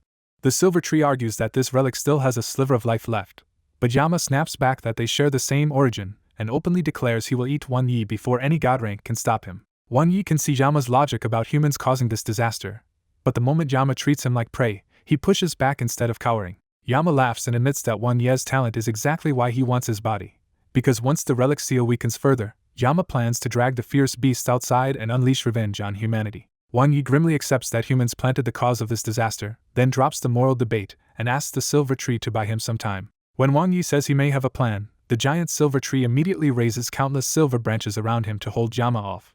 Outside Wang Ye's silver branch barrier, Yama snarls that the tree still chooses humans, and the silver tree answers that it follows its own principles and refuses to let more pets die. Behind the barrier, Wang Yi hurriedly feeds supplements to the white python first, then admits their only hope now is Xiaojio. He studies Xiaojio's glowing egg and realizes the scalding bright flame is purifying the strangeness too slowly to save them in time. Then Wang Yi remembers that the divine pond still holds some spiritual energy, and after several days of recovery, Xiaojio's egg might finally be able to run a simulation. The simulation panel appears, confirming that even an unhatched pet can simulate as long as it still has enough life force. He quickly rejects pointless options like random survival and suddenly remembers the one thing an egg can still do well: comprehend a combat technique. Wang Yi pulls out the cloud-swallowing technique scroll and decides to make Xiaojio use the simulation to complete the incomplete art from inside the shell. He deliberately taunts Xiaojio with a mere middle-rank technique, and the egg bounces in offended refusal exactly the way he hoped. Taking that as agreement, Wang Yi orders Xiaojio to spend however many decades it takes in simulation and fully comprehend the technique's missing path. In the simulation, Xiaojio stays an egg for years and quickly masters the cloud-swallowing technique up to its 3rd degree by absorbing spiritual energy from the world. But because the technique is incomplete, Xiaojio hits a hard bottleneck and can only keep grinding in the shell for decades before forcing out a 4th degree, then a 6th. After 60 years, Xiaojio finally breaks out of the shell in the simulation as a brilliant light sparrow with overwhelming presence. Even after hatching, Xiaojio cannot push the technique any further, so it wanders the mountain range until it remembers the cliff and quietly waits there for another chance. At 100 years old, Xiaojio finally meets the mysterious bird beast again, and this time the divine creature recognizes the sparrow from before and stops in open shock. Instead of leaving, the mysterious bird takes a deep liking to Xiaojio, starts teaching it personally, and helps the sparrow finally understand its own path. 10 years under that guidance lets Xiaojio refine and rebuild the old art into a brand new emperor combat technique, the divine sparrow's sun-devouring technique. Once Xiaojio begins cultivating the new technique, all of its old abilities surge into a new realm, and it even comprehends a terrifying emperor offensive skill called Golden Crow Falls West. By 120 years, Xiaojio has pushed the technique to the 6th degree, evolved its scalding bright flame toward a true sun flame, and becomes strong enough to crush the 3 emperor beasts of the mountains. That triumph ends brutally when a bloody mouth bursts from the ground, and Xiaojio kills it only by paying with fatal injuries. Xiaojio survives for half a year after the fight, then dies from those heavy wounds, ending a wildly successful simulation. Back in reality, Wang Yi stares at the reward list in disbelief because he only wanted to simulate one combat technique, and Xiaojio somehow came back with a whole explosive future. After the shock passes, Wang Yi realizes this result was not random luck at all but the payoff of Xiaojio finally reaching the mysterious bird that had been tied to its fate from the very first simulation. He first examines the new red trait Divine Bird's education and immediately understands that the Divine Bird did more than teach skills. It awakened Xiaojio's intelligence and bloodline. The second red trait, Phoenix Masquerade, hits even harder because Xiaojio's fake Phoenix aura is no longer just an act and now carries real pressure, charisma, and stronger aura skill effects. Wang Yi barely hesitates over the skill rewards and locks onto Golden Crow Falls West, because an Emperor attack skill is too valuable to ignore. Then he reads the details and goes stiff when he finds out it is basically a light flame self-destruct move that annihilates a huge area and kills its own user on the spot. He can only sigh that the absurd move fits Xiaojio's reckless temperament a little too well and silently hopes it never has to be used for real. But the true treasure is the divine bird sun-devouring technique, whose description makes Wan Ye's eyes widen as he realizes it boosts upper limit, spiritual energy, cultivation speed, growth, and battle recovery all at once. He quickly understands just how monstrous that is, because combat techniques that raise a pet's ceiling are already rare, and this Emperor one seems to have almost no flaw at all. For the last picks, Wan Yi weighs immediate skill proficiency against long-term six-dimensional growth and decides to bet on Xiaojio's body changing completely after hatching. When he confirms the rewards, Xiaojio's growth shoots up to a terrifying near 6A level, with almost every attribute already capped at a plus before the next evolution. Wan Yi realizes that once Xiaojio pushes the new combat technique far enough, those A+ limits can even climb into S-grade territory and make it comparable to an Overlord-class pet. The moment the reward settles in, a majestic life force bursts out of the egg, and Wan Yi immediately orders Xiaojio to start using the new combat technique. Xiaojio obeys at once, blazing like a tiny sun as it starts crazily sucking flames and spiritual energy out of the divine pond. When Wan Yi senses the process still needs more fuel, he turns to the white python and asks it to give back some of the fruits it swallowed earlier.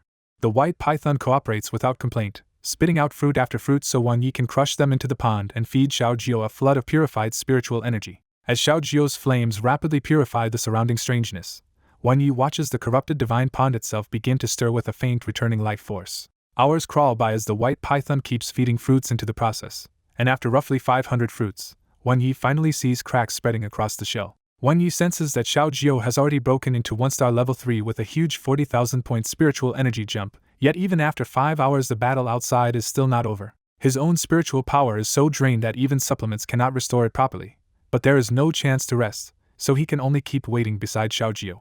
Then the egg suddenly starts absorbing energy even faster, and Wan Yi realizes Xiaojio has pushed the combat technique through another breakthrough and shattered its spiritual energy limit again. Remembering the normal cap for a 1-star level 3 pet, Wan Yi is stunned that Xiaojio is already blowing past those limits with a combat technique rare enough to support a 1,000,000-point future. Beside the inferno blood pool, Wan Yi keeps helping the white python crush and burn the strange fruits, pushing Xiaojio's egg closer and closer to hatching.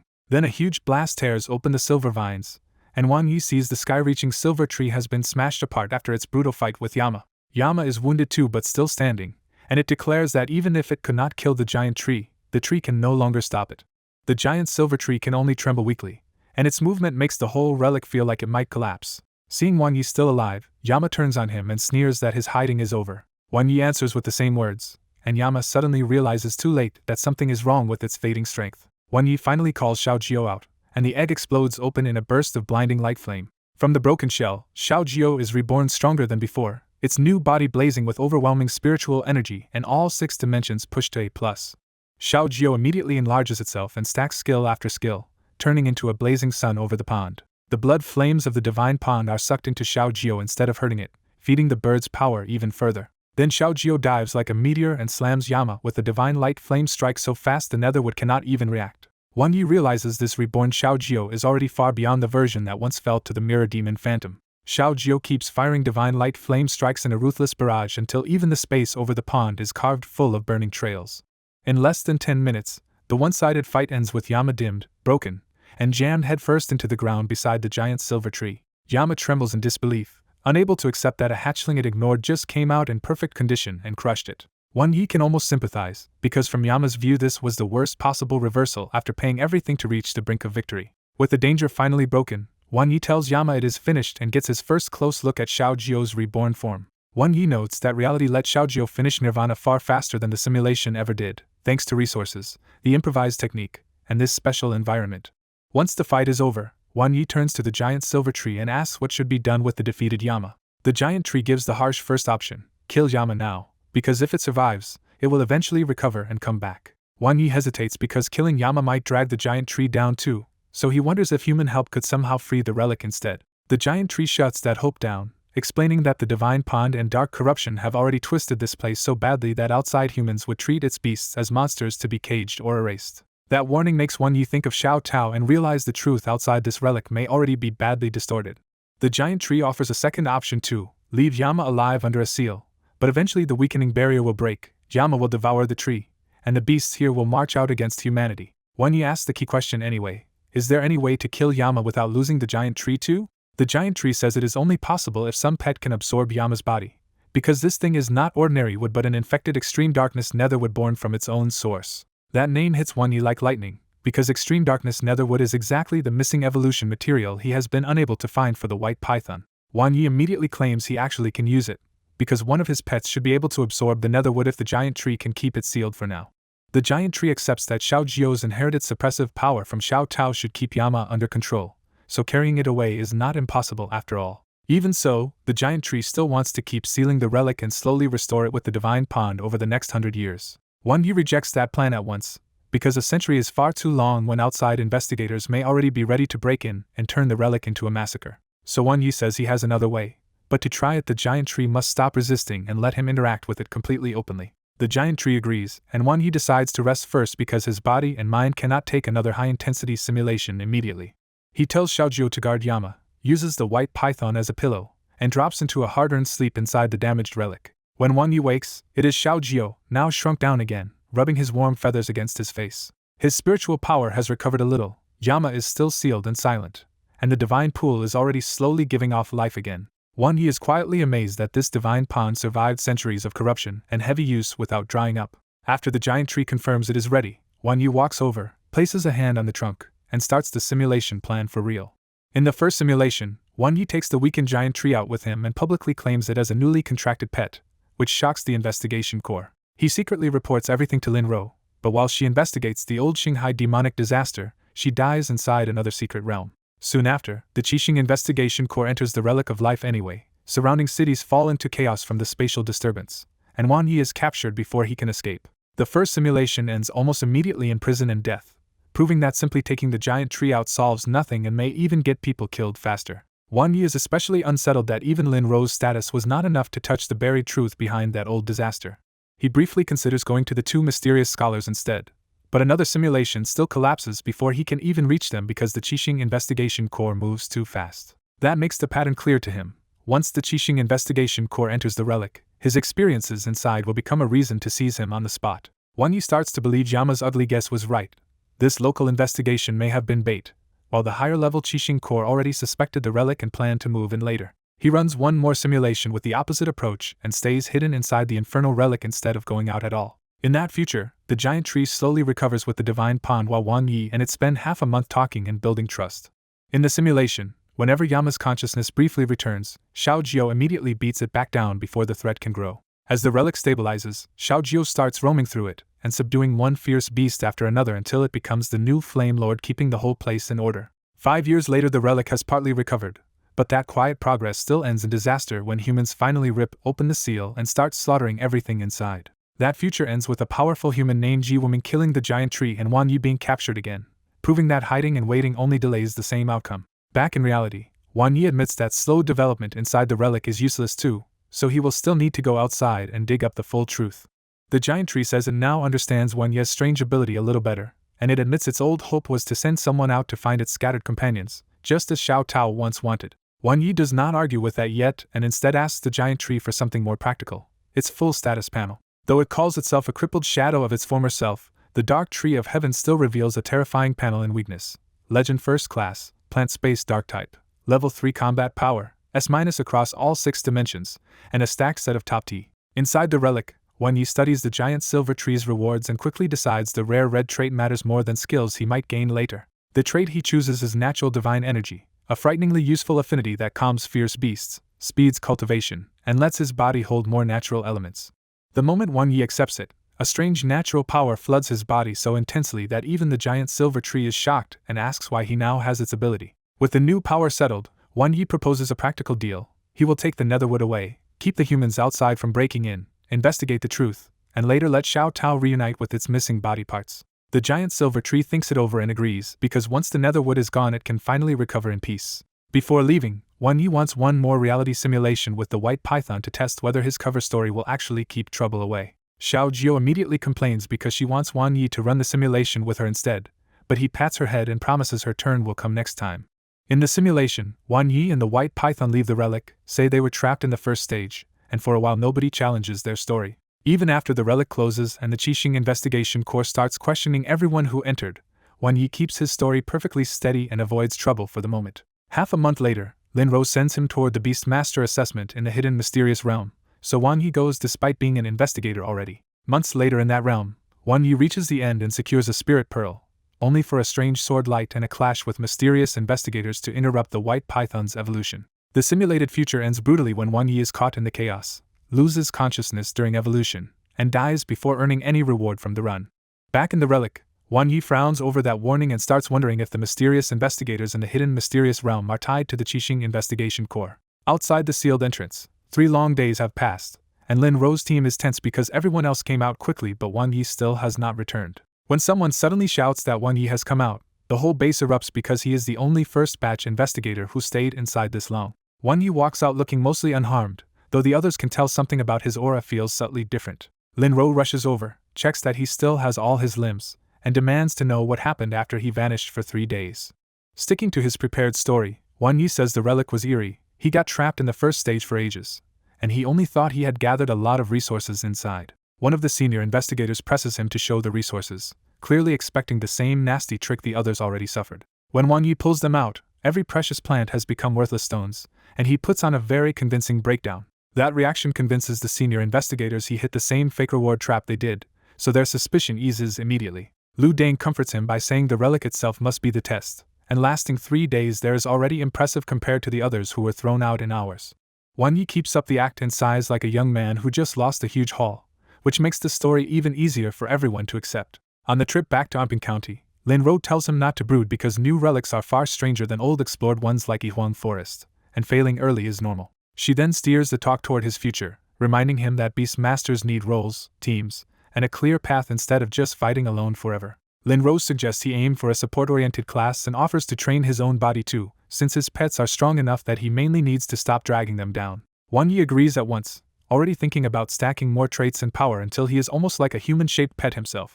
Back in his apartment, the exhaustion hits, but his mind keeps circling one uneasy point. Even when he did nothing in an earlier simulation, the Qixing side still rushed in and war broke out. Thinking it through, Wan Yi concludes that taking away the Netherwood should help the infernal relic seal itself again.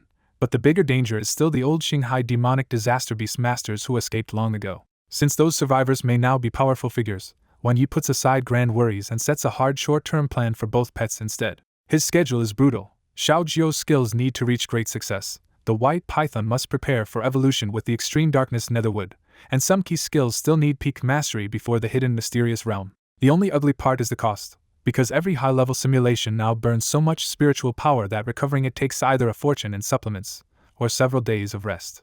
Then Wan Yi gets a practical idea. Now that Xiao Jiu has evolved, maybe she can teach free size to the white python, and the white python can pass special skills back to her too. After a day of simulation, Xiao Jiu has already pushed free size to great success and can shrink back down into an even cuter small bird form whenever she wants. But when Wan Yi asks her to teach that skill, Xiao Jiu flatly refuses and points at the ever-growing white python like the answer should be obvious. The white python instantly understands Xiao Jiu's petty logic and refuses to learn the skill too, turning the whole lesson into a silent feud Wan Yi cannot decode at all. So Wan Yi starts scheming and first tells Xiao Jiu that this skill will be the base of a future combo move, and whoever trains it better will get to ride on the other's head. The promise works immediately, because the thought of riding on the white python's head is far too good for Xiao Jiu to reject. Wan Yi then uses the exact same trick on the white python, warning that Xiao Jiu already has a head start and could end up riding on it forever. That lands just as hard, and the white python agrees at once because it absolutely cannot lose to that silly bird. When Wan Yi finally puts them face to face again, the stare between Xiao Jiu and the white python crackles like a tiny battlefield. Thanks to that rivalry, Xiao Jiu teaches free size, Wan Yi runs the simulation, and the white python successfully learns it. Wan Yi repeats the trick in reverse and gets the white python to pass ultimate sublimation to Xiao Jiu as well. By the next day, Xiao Jiu has learned it too, and at last both pets have copied the shared special skills Wan Yi wanted. A full week of hard simulation later, every skill both pets have reaches great success, and Wan Yi starts eyeing peak mastery and combat technique progress next. Then Wan Yi wonders if he can finally simulate both pets at once, so he puts one hand on each and gives it a try. The scripted simulation refuses to work for both together, but when he switches to reality simulation, it suddenly does. In that shared simulation, the white python grows discouraged because it still cannot catch up to the evolved Xiao Jiu. A few days later, Lin Ro drags Wan Yi away for harsh special training in a canyon and forbids the pets from interfering. Without Wan Yi around, the mutual dislike between the two pets finally blows up and the stronger Xiao Jiu starts bullying the white python every day. After several rough days, the fight turns weirdly emotional when they start arguing over which one misses Wan Yi more. They even decide to settle that by counting simulation time, And when Xiao Jiao wins by a landslide, the white python calls her stupid instead of devoted and gets thrashed again. That finally pushes the white python too far, and a half-human half-dragon phantom suddenly manifests through it, and beats Xiao Jiao hard enough to make her rethink everything. After that brutal lesson, the two start reconciling, and half a month later they are no longer thinking about fighting at all. By then, they spend their days side by side at the window, quietly waiting for Wan Yi to come home. A month later, Lin Ro returns with devastating news that Wan Yi was badly hurt during special training and is now paralyzed in both mind and body. The two pets are crushed but demand an explanation, and Lin Ro reluctantly reveals that university trainees disturbed rare cubs in the canyon and provoked an overlord-level wild pet that caught Wan Yi in the disaster. When Lin Ro says those students were supposedly punished and expelled, either pet accepts that as enough for what happened to Wan Yi. So the two secretly go to Qixing City, discover the students are actually fine, and learn they are foreign trainees rather than locals who truly faced consequences. Xiao Jiao wants to attack on the spot, but the white python stays colder, holds her back, and comes up with a cleaner revenge plan. They lure the students into a secret realm with fake news about rare pet cubs, and once the trap closes, the two pets cripple them without a word. After that revenge, they return to the apartment and simply stay by Wan Ye's side. The simulation runs far ahead, showing the two pets carrying their failing beast master through the world, then surviving together after his death, and eventually returning as guardian beasts of Amping County. When the 53-year simulation ends, the result that hits Wan Yi hardest is not just the levels gained but how completely Xiao Jiao and the white python's relationship changed. Before Wan Yi can even react, Xiao Jiao and the white python suddenly hug each other and burst into tears, turning from bitter rivals into emotional sisters in a single absurd instant. Back in his room, Wan Yi stares at the reward notices and realizes something slightly humiliating. Compared to his pets, he really is the extra one. After comparing his options, he decides to take free size from Xiao Jiao and spiritual barrier from the white python, since attribute-based skills would be useless on him. The moment he chooses, a flood of mastery memories crashes into his mind, both skills already delivered at great success level. He spends hours quietly digesting the new techniques until he can finally open his eyes with real control over them. To test free size, Wan Yi throws a punch and watches his fist swell several times larger, blasting the whole room with a violent gust. The power boost leaves him thrilled, and he starts planning the next long grind, pushing all of Xiao Jiao and the white python's lower rank skills up to peak mastery. He gets carried away imagining himself as a human-shaped pet who can split the sky with one punch. When Wan Yi eagerly asks for more simulations, both pets turn away together and snub him, now acting like united sisters for once. Accepting that today's grinding is over, Wan Yi switches goals and decides to research the Qixing Investigation Corps online instead of asking Lin Ro. He finds that the Corps' basic structure is public, including its commanders, ranks, senior investigators, and even short profiles on important members. The profile that matters most is Ji Wuming's, a master investigator, deputy commander, fighter-class veteran with only 3 pets and a century of famous achievements behind him. Even with all that public praise, Wan Yi still learns almost nothing useful about the man's real secrets, so he quietly files the information away.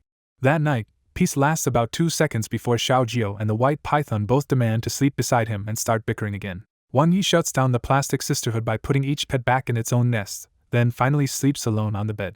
The next day, Wan Yi launches a new simulation aimed at one goal, pushing Xiao Jiao's combat technique to the 3rd degree so its growth ceiling can break into S rank. Inside the scripted life, Xiao Jiao starts as a brilliant light sparrow practicing alone, but its training drifts because its restless nature keeps winning. Years pass, and without the mysterious bird's guidance, Xiao Jiao never truly locks in, even as the mountain beasts worship it like a surviving king. By old age, Xiao Jiao still misses the green worm it once knew and jokes in its heart that it would like to eat it if they ever met again. At 88, Xiao Jiao hits a combat bottleneck but still manages to grasp the deeper meaning of Skyful of Feathers. Lonely and curious, Xiao Jiao finally leaves the mountain range and flies into a bigger world it was never ready to face. The lesson is brutal. The instant Xiao Jiao tries to claim a celestial sex territory, a divine beam from the sky cuts it in half. When the simulation rewards appear, Wan Yi ignores the years and takes exactly what he came for, the 3rd degree divine bird sun devouring technique. The breakthrough works, and Xiao Jiao's growth limits jump again until 4 of its 6 dimensions reach S rank. Wan Yi immediately turns the breakthrough into a survival plan, ordering Xiao Jiao to stay in its mountain range, raise followers there, and only use Golden Crow Falls West as a last resort. The white python slides over at once, mocks Xiao Jiao, and wraps its tail around Wan Yi's arm to demand its own turn next. Wan Yi tells them to hold off and rest first, then asks the white python to help keep Xiao Jiao alive longer in their next reality simulation. While eating supplements, he checks his finances and feels his scalp go numb as he realizes pet evolution, training resources, and daily tonics have burned through almost everything. He runs another reality simulation, and this time spiritual barrier protects his mind, but without his cheat he is still crippled by special training and later dies after more than 10 empty years. The ugly result stings his pride, but he still harvests 2 upgrades from it: Xiao Jio's S- soul growth, and the white python's gluttonous snake trait. The white python's trait weakens badly on a human body, but Xiao Jio's S soul growth is so overwhelming that Wan Yi faints on the spot. He wakes a day later feeling transformed, his soul perception so sharp now that the world's spiritual energy almost looks like color. The leap to S soul growth feels so huge that Wan Yi starts thinking he could make something of himself even as a researcher now.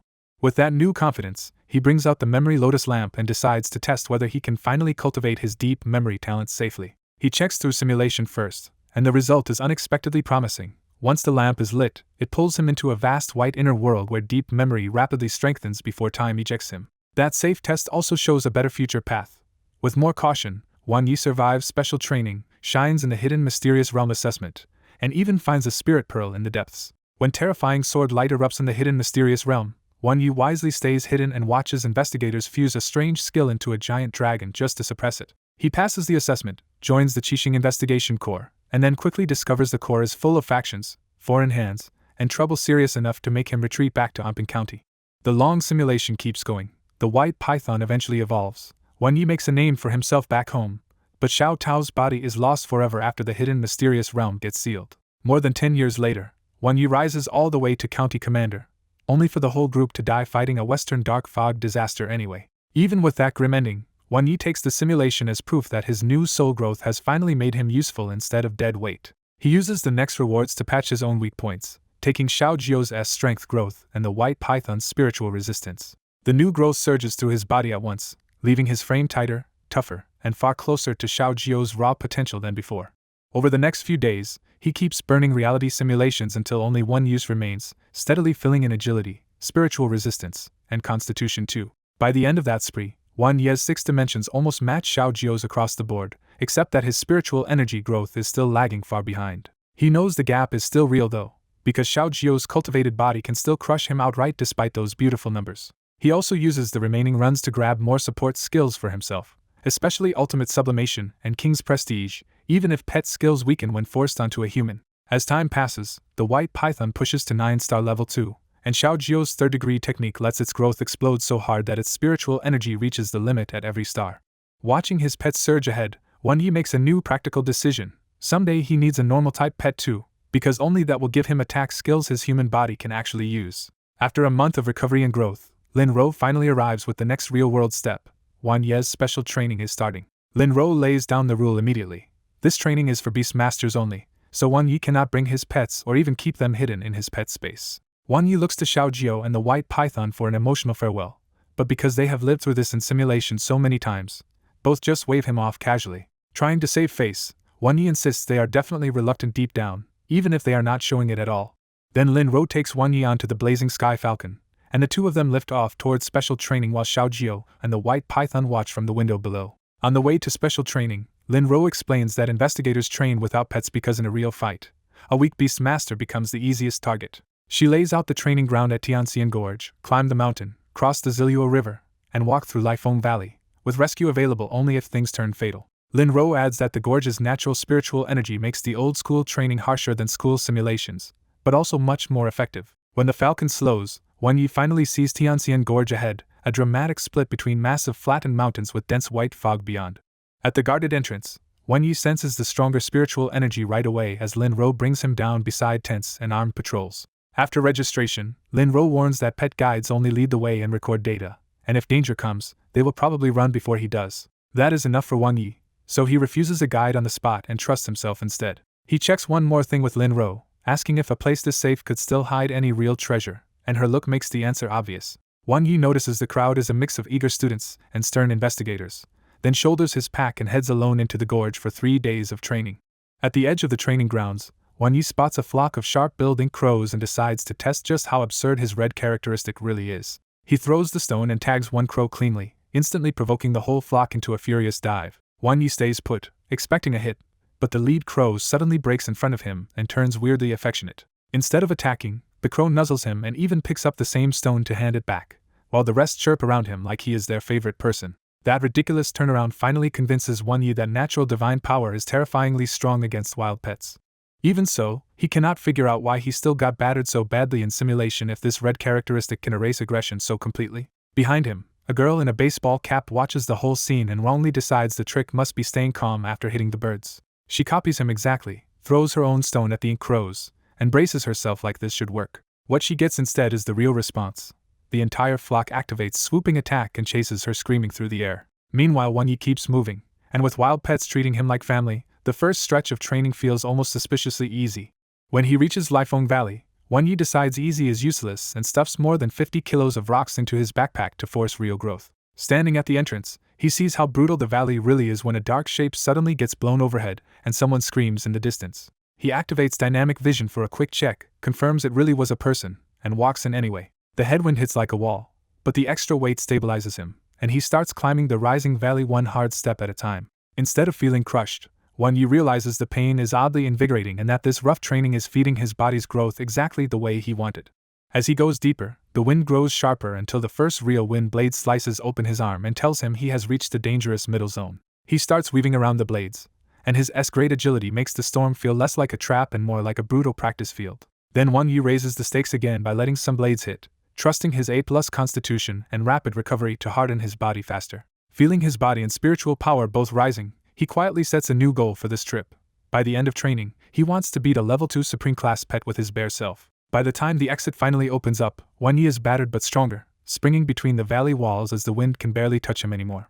He steps out of Lifeng Valley around noon, changes into clean clothes, and immediately feels tempted to run the whole thing again. The urge fades when he looks ahead and sees the peaceful inner grassland of Tianxian Gorge, where the next stage waits at the Ziliu River. Before moving on, Wonyi sits down to meditate and study the changes in his body after the valley's punishment. Half an hour later, that calm breaks as voices ahead complain that a herd of Herculean bears is blocking the river crossing.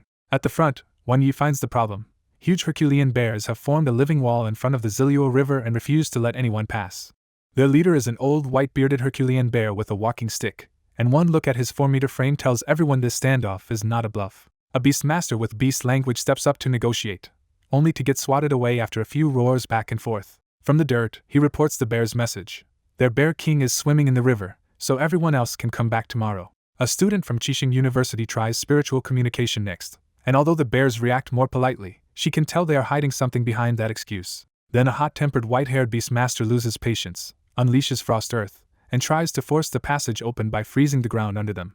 The old bear shuts him down with one stomp that shatters the incoming frost, and the man retreats with his pride wrecked. Watching all this, Wonyi judges the strength gap plainly and realizes brute force is getting nowhere. So he steps out and tells everyone to move aside because he wants to try his own method. When the others ask what talent could possibly help here, Wonyi dryly answers deep memory, which only makes them more confused. Wonyi pushes the joke further and says he has the right to try because of his face, leaving the whole crowd speechless.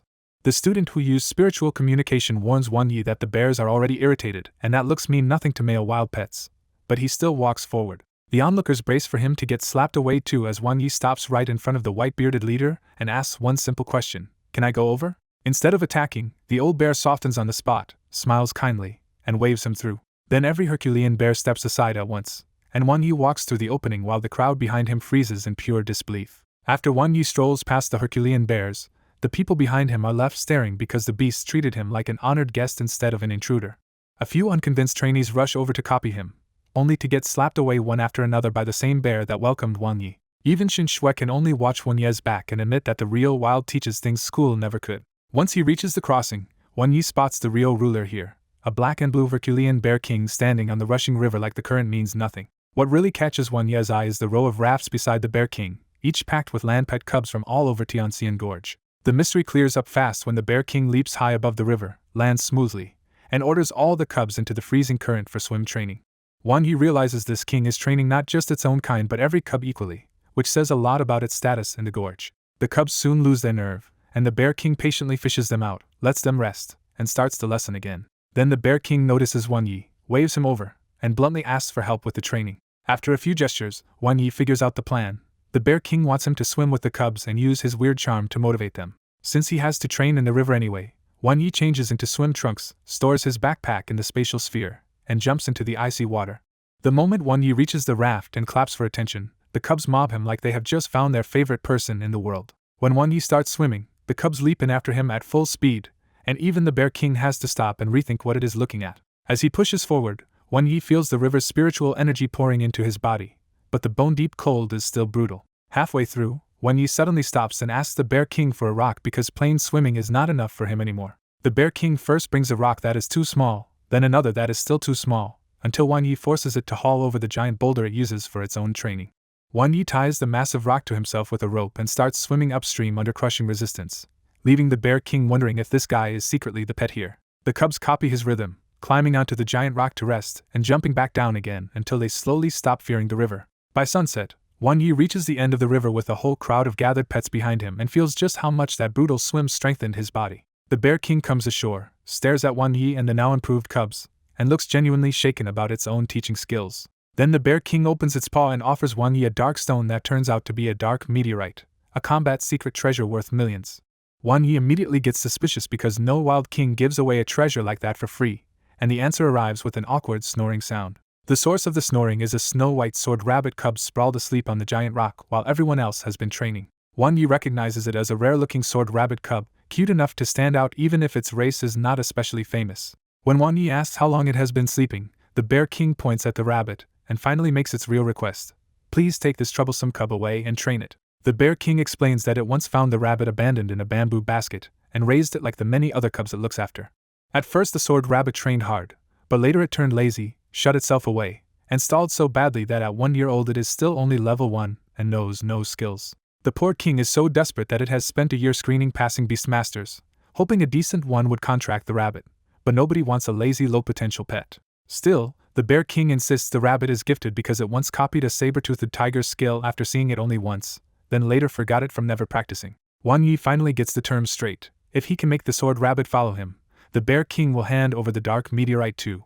Since the rabbit is cute, sword-using, and clearly broken in a way he might handle, Wan Yi decides it is worth trying. He jumps onto the giant rock and pokes the rabbit, but the little thing just rolls over and refuses to wake up properly. When Wan Yi checks it with his talent, he hits a strange wall because the rabbit's heart is sealed and cannot be simulated. The Bear King tries the usual trick and calls out that it is mealtime, which finally makes the rabbit open its eyes for a second before it sees only Wan Yi and goes right back to sleep. Even Wan Yi's usual charm fails here, so he switches tactics and decides to wake the rabbit by going straight for its buried emotions. Using deep memory, Wan Yi starts spinning a made-up life story about a little sword rabbit who once lived happily with its parents and treasured the wooden sword its father made for it. He darkens the story by claiming mysterious beasts attacked, the parents sent their child away in a bamboo basket, and the rabbit lost everything in one night. Wan Yi keeps going, saying the rescued rabbit wanted revenge but had a body and talent that seemed to betray it, so its frustrations slowly curdled into laziness and silence. At that point the sword rabbit finally explodes awake and yells at Wan Yi to stop because the story is hitting way too close to home. Wan Yi ruthlessly adds a fake tragedy where the warm big black bear also dies protecting the rabbit, leaving the real Bear King sweating at this shameless nonsense. The more Wan Yi talks about regret, cowardice, and revenge, the more the sword rabbit starts treating this made-up story like its own life. Soon even the other cubs are tearing up as Wan Yi pushes the tail toward a comeback, with the rabbit surviving, digging out, and meeting a powerful human who can finally help it grow. Wan Yi even inserts himself into the legend as the handsome beast master who helps the rabbit learn a proud sword technique and reclaim its future. Then Wan Yi drops the perfect hook by saying the grown rabbit finally meets one of the beasts that ruined its family and stops right there. The Bear King and every cub lean in for the ending, but Wan Yi casually declares the story over and turns to leave. That dirty trick works instantly, and the anxious sword rabbit scrambles over, grabs Wan Yi's pants with its tiny paws, and begs for the rest.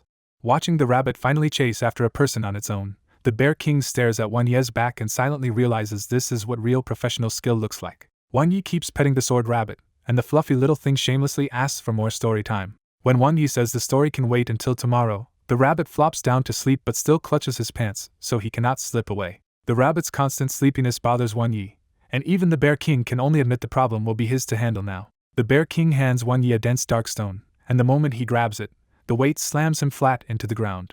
The Bear King explains that this treasure is meant for pet training, so Wan Yi has to support it with spiritual energy just to carry it. Instead of asking for more treasure, Wan Yi makes a stranger request and asks to touch the Bear King while it opens its spirit to him. The old king finally agrees, but only for an instant, and offers one massive paw with obvious reluctance. The paw feels like solid rock, and Wan Yi immediately starts his last simulation through that contact. Inside the simulation, Wan Yi warns the Bear King that beast masters will steal wild cubs, and together they trace the likely target to the newly maternal Thunderstorm King Lion on Tianxian Mountain.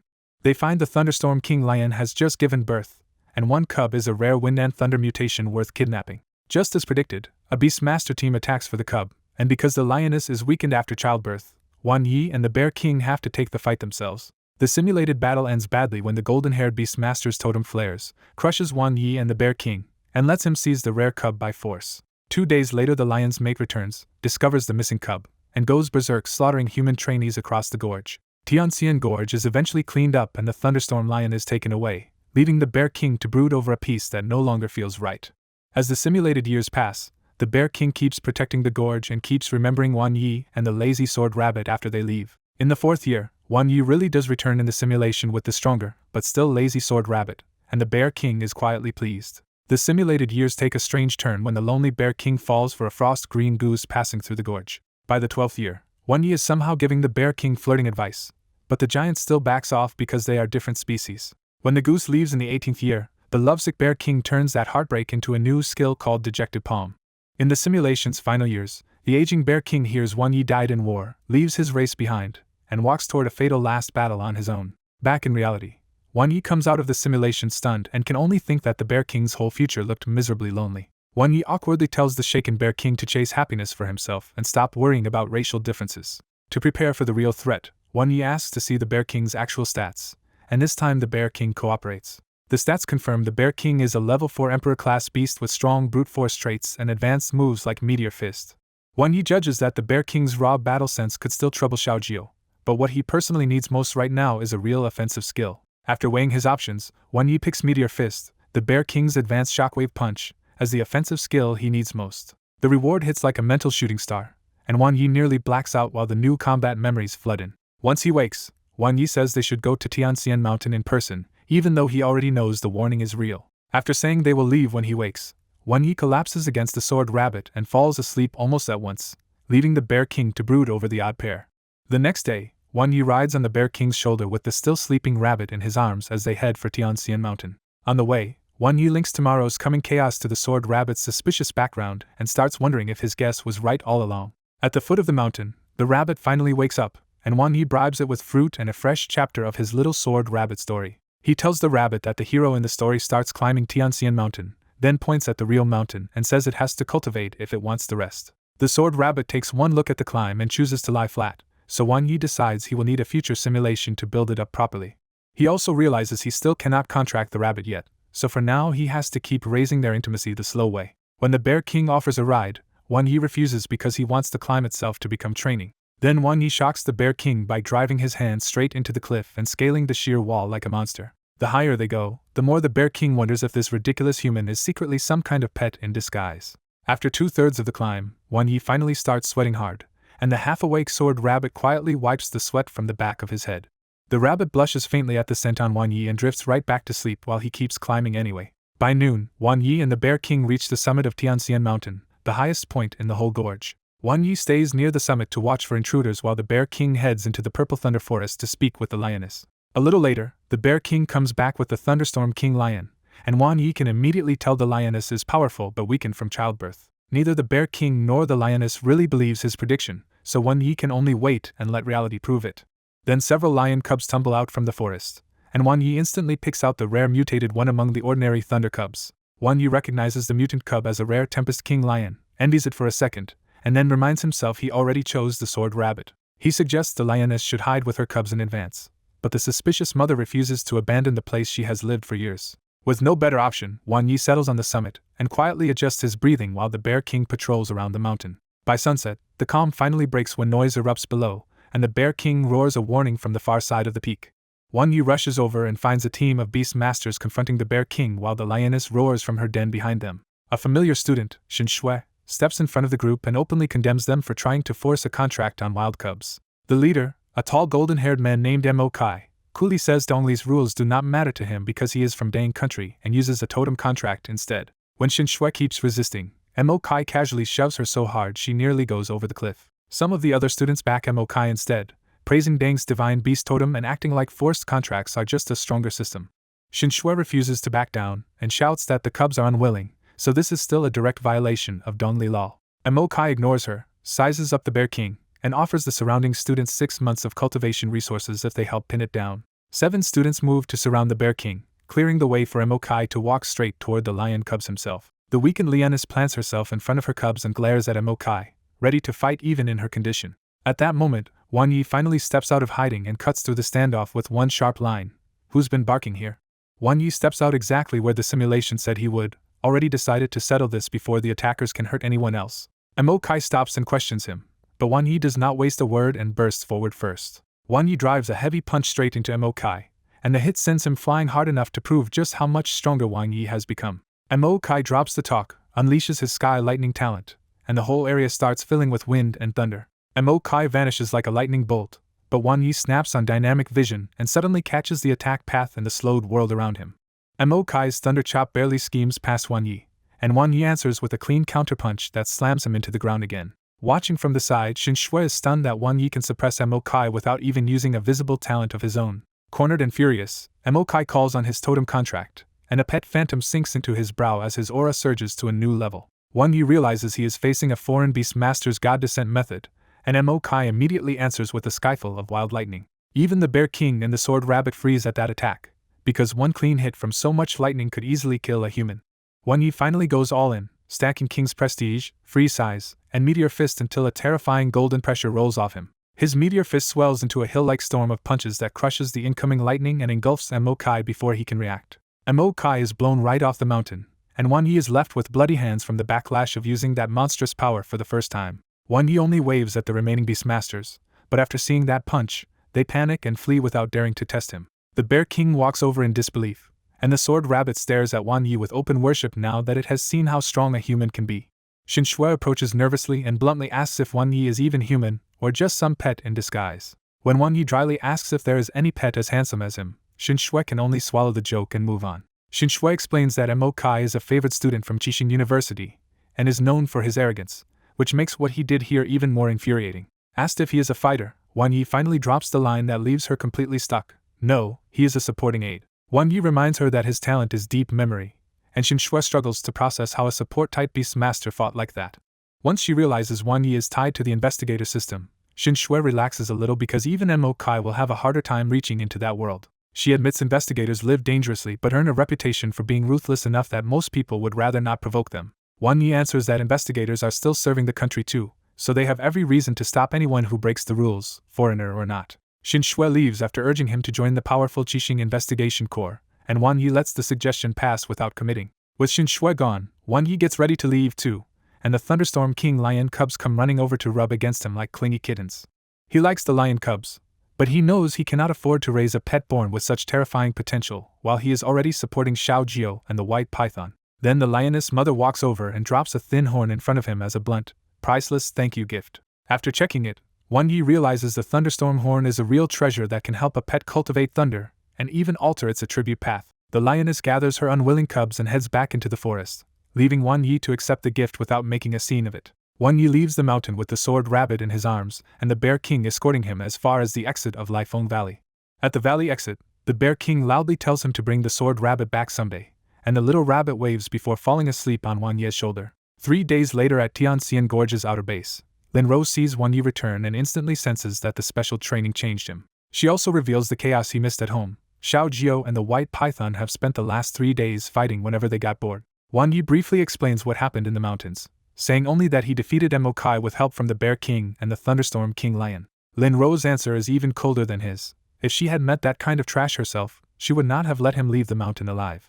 Still, she is pleased that even a supporting aide under her command can now hold his own and tells him they will head back while she explains the next assessment and the hidden mysterious realm. When Lin Ro casually mentions how lucky it would have been to get a thunderstorm horn, Wan Yi realizes he may have seriously underestimated what the lioness gave him. Lin Ro explains that the horn only sheds for a brief period after birth, can let a pet cultivate thunder and shift attributes, and is so rare that there is basically no market for it. She adds the cruel part: once the lion loses that horn, both its class and strength drop until it fuses the horn back, and if someone tears it away by force, the damage is permanent. That is when Wan Yi finally understands Kai may not have come for the cub at all, but for the horn hidden behind the birth. After returning to Amping County, Wan Yi takes the Sword Rabbit to a pet center to see what he actually brought home. The skin shows a perfectly solid Transcendent class rabbit, but 2 characteristics cannot be identified at all: 1 gray negative trait and 1 black mutated trait. What really shocks him is the rabbit's skill, because Slumber is already at proficient level even though it is just a young level 1 pet. Wan Yi cannot tell if that absurd skill growth came from inheritance, those strange traits, or a level of talent that makes no sense yet. He puts the questions aside for now and takes the sword rabbit back to the apartment first.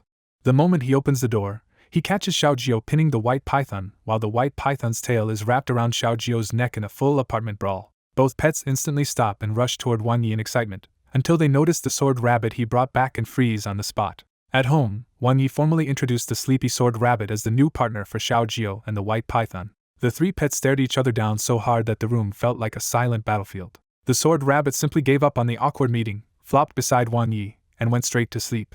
Stuck cleaning up the mess himself, Wan Yi carried the sleeping rabbit onto the bed. Before jealousy could grow, Wan Yi started explaining the sword rabbit's training background to both old pets in careful detail. Then Wan Yi shamelessly turned the rabbit's past into a sob story, exaggerating that it was abandoned, disabled, sleepy, and too weak to survive alone. The act worked instantly, and Xiaojio started crying for the sleeping newcomer. When Wan Yi pointed to the rabbit's battered wooden sword as proof of its hard life, Xiaojio broke down even harder.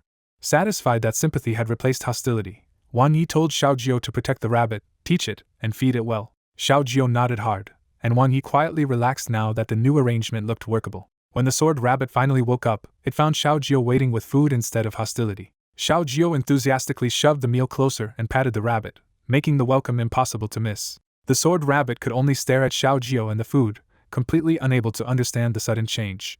While the pets ate, Wan Yi sat nearby researching the sword rabbit's evolution paths online. The public information only offered 3 mainstream evolutions, with the Emperor-class Sword King Rabbit standing out as the hardest and strongest route. That made Wan Yi suspect the sword rabbit's father had probably been a Sword King Rabbit himself, which explained the handmade sword left behind. Instead of settling for a common route, Wan Yi decided the rabbit needed a custom final form with a sword at its core and ridiculously high potential. The simulator accepted his rough idea on the spot, leaving Wan Yi stunned that the final evolution had already been set before he even named it properly. He let the naming issue go for now and looked up with satisfaction at the little pets eating together peacefully. After the meal, Wan Yi called the sword rabbit over to start training, and the rabbit braced itself with a heavy little sigh. But Wan Yi stopped it from drawing the sword and said this time they were using a completely different training method. When Wan Yi put a hand on the rabbit, the poor thing flushed in confusion right before the simulator activated. The first simulation opened brutally, with a 1-year-old sword rabbit waking in a desolate cemetery and getting smashed into a ground crack by a sword-wielding skeleton almost immediately. After that disaster, the simulated rabbit spent years unconscious or sleeping underground and somehow only grew better at sleeping before being crushed to death in its 4th year. The result left Wan Yi dumbfounded because the rabbit had survived only 4 years, mostly asleep, yet its slumber skill had still jumped to great success. That absurd result made Wan Yi wonder if the sword rabbit was actually a hidden genius cursed with terrible luck. The sword rabbit, meanwhile, only woke up feeling amazing after what it thought had been a wonderfully comfortable long sleep. So Wan Yi tested the idea directly and asked if it wanted to sleep even longer by running the simulation again. The sword rabbit answered with immediate enthusiasm, and Wan Yi launched a second simulation since his spiritual power could easily handle such a short-lived run. The second run still started with danger, but this time the rabbit escaped and found itself in a sword tomb filled with broken blades stabbed into the earth. Just by observing one nearby broken sword, the rabbit sat down in front of it and comprehended an advanced sword skill in less than half a year. It kept training until it grasped the core move 1,000 pounds heavy and pushed the dark steel sword technique all the way to proficient. Then, true to form, the rabbit got lazy, dug a hole to sleep in, and was promptly eaten underground by a demon beast. Even with another absurdly short life, the second result shocked Wan Yi far more because the rabbit had learned and advanced an actual high-level sword art at a ridiculous pace. By the end, Wan Yi could only stare at the rabbit and suspect its outrageous talent had to be coming from its mysterious hidden traits. After helping with 2 simulations, the sword rabbit finally drooped over and fell asleep again, while Wan Yi was still fine. Wan Yi set the rabbit aside and turned back to the white python, because its evolution was close and only 2 skills still had not reached peak mastery. He even regretted that the sword rabbit could not enter the white python's cave script, because that mysterious broken sword inside would have suited it perfectly. Comparing his pets, Wan Yi felt Xiaojio won by reckless momentum, the white python survived by caution, and the sword rabbit depended almost entirely on insight. The problem with the sword rabbit was not just sleepiness.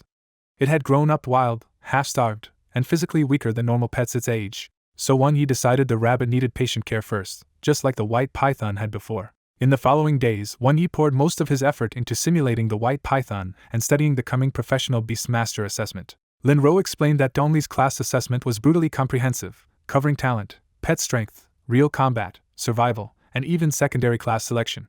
She added that the assessment was so hard that only a small share passed each year, even across the whole province. But those who passed gained huge advantages, from resource priority to much better pet development and talent support. Lin Ro tried to ease the pressure, telling Wang Yi that even if he failed, his overall strength still made up for weaker talent. Wang Yi honestly did not care much about the exam itself.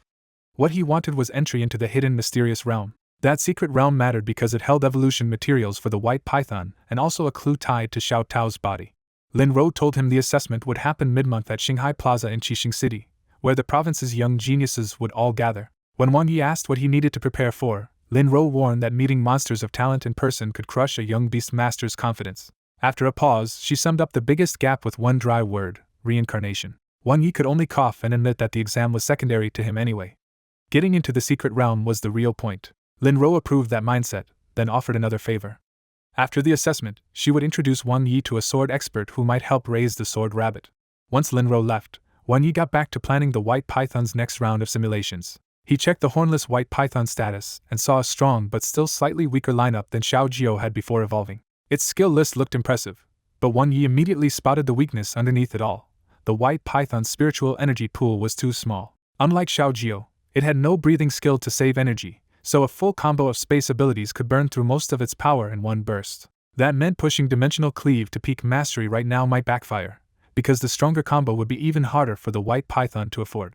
Because space skills were naturally powerful and expensive, Wang Yi chose a steadier goal: max the beginner and intermediate skills first, then think about the advanced ones. With 2 weeks left before the assessment, he decided to simulate hard now and save up some reality simulation chances as insurance. Then the next simulation loaded, and the white python chose a completely different path by turning its cave into a carefully managed beast stronghold. Within a few years, it had already gathered pythons, scorpions, blood bats, and golden rats, building separate caves for each group. A mutated golden rat became the brains of the operation, leading excavation and helping the white python map the cave and uncover resources. As the map expanded, the white python discovered more beast groups, defeated them, and folded them into its growing underground order. By 39, the white python had quietly become the cave's overlord, with influence reaching every corner and resources piling up through the rat's treasure hunting. One of the black bears even mutated into a striking golden-furred powerhouse, and the white python named it King Kong. As its forces grew, the white python ran into the ugly problem of resource strain and answered it with stricter, beast-by-beast allocation. Later, it began teaching skills to its subordinates, and using that constant observation to refine its own understanding through revise and learn. After decades of steady rule, the white python finally turned all that management and observation into a new combat technique called 7-Beast Technique. It perfected that technique and spread it through the cave, helping its huge beast army cultivate their bodies faster. By 115, the white python commanded thousands and began reflecting on the whole 100-year rise, trying to turn lived experience into more power. When it sensed disaster closing in, the white python calmly sent its veteran followers away under the excuse of expanding outward and taking over the mountain. With the cave nearly emptied, the white python made its final preparations and went deeper inside alone to face whatever was coming. A terrifying roar answered from the depths, and after lasting only half a day, the white python still exhausted itself and died. The simulation ended with 2 new orange characteristics: a low-rank 7-Beast Technique, and even a reality simulation chance among the rewards. Looking at the absurdly successful result, Wang Yi could only stare and realize the white python had completely wandered off into a full farming and management life path. Wang Yi held his forehead and stared at the simulation results in disbelief, because the white python had somehow turned its run into a slow farming empire with underlings of its own. He had to admit the white python was not especially gifted or lucky like his other pets, yet its caution, patience, and absurdly fitting traits let it survive the longest and gain the most. What really stunned him was that the white python had even created its own combat technique, something many far stronger pets could never do. Wang Yi compared it to Xiao Jiao's hard-won technique upgrade, which only made the white python's self-made low-rank combat technique feel even more absurd. He quietly concluded that revise and learn and well-prepared were almost unfair in simulation, especially on a pet built to crawl forward one careful step at a time. Then the new reward traits popped up, and Wang Yi's mood turned from impressed to offended when both were exactly the kind of spiritual energy fixes the white python desperately needed. Expenditure reducing let the white python cut skill costs in battle, turning its old weakness with spiritual energy into something much safer.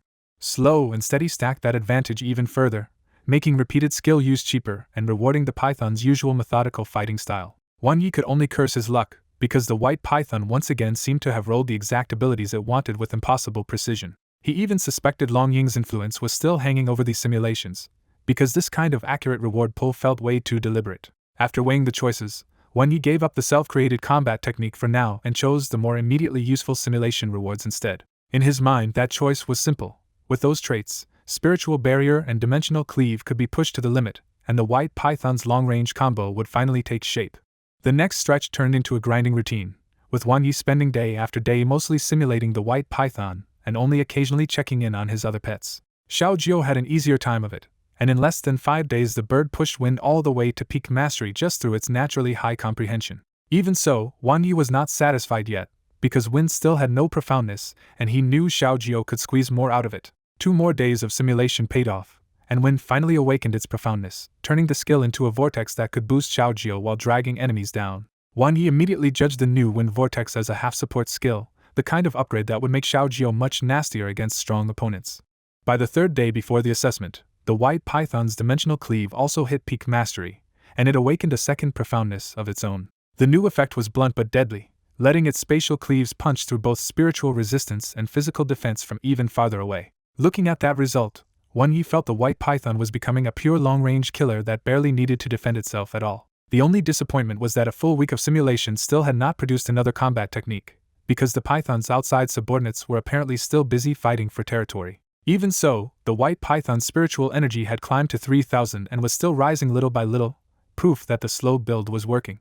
That number also reminded Wan Yi just how brutal the gap was between Tier 2 and Tier 3 pets, especially once combat techniques entered the picture. Xiao Jiu was the perfect example, already a 3-star Tier 3 bird with over 320,000 spiritual energy thanks to its Emperor rank technique and ridiculous growth. Still, Wan Yi was not worried for long, because once the white python evolved, he believed it would catch up frighteningly fast. Then a new idea hit him, and Wan Yi suddenly asked Xiao Jiu and the white python whether they wanted to train a combined attack together. To explain the idea, Wan Yi pulled up a battle video and sat with both pets beside him, while the sword rabbit kept sleeping through all of it. The phone video showed a famous Ice and Fire pet combo from Qixing University, where an Ice King Eagle covered an Inferno Dragon in frost so its charge burst into deadly hot mist. Wan Yi explained that pet combo attacks were hard because they did not depend on the Beastmaster at all, only on whether the pets trusted each other enough to move as one. For a real joint attack, the pets had to trust each other with their backs and even circulate spiritual energy at the same rhythm until their powers resonated. He left the final design to them, telling the 2 little fellows to figure out for themselves what kind of combined attack suited them best. Since he still had one reality simulation left, Wan Yi decided that would be the perfect place for them to practice the combo for real.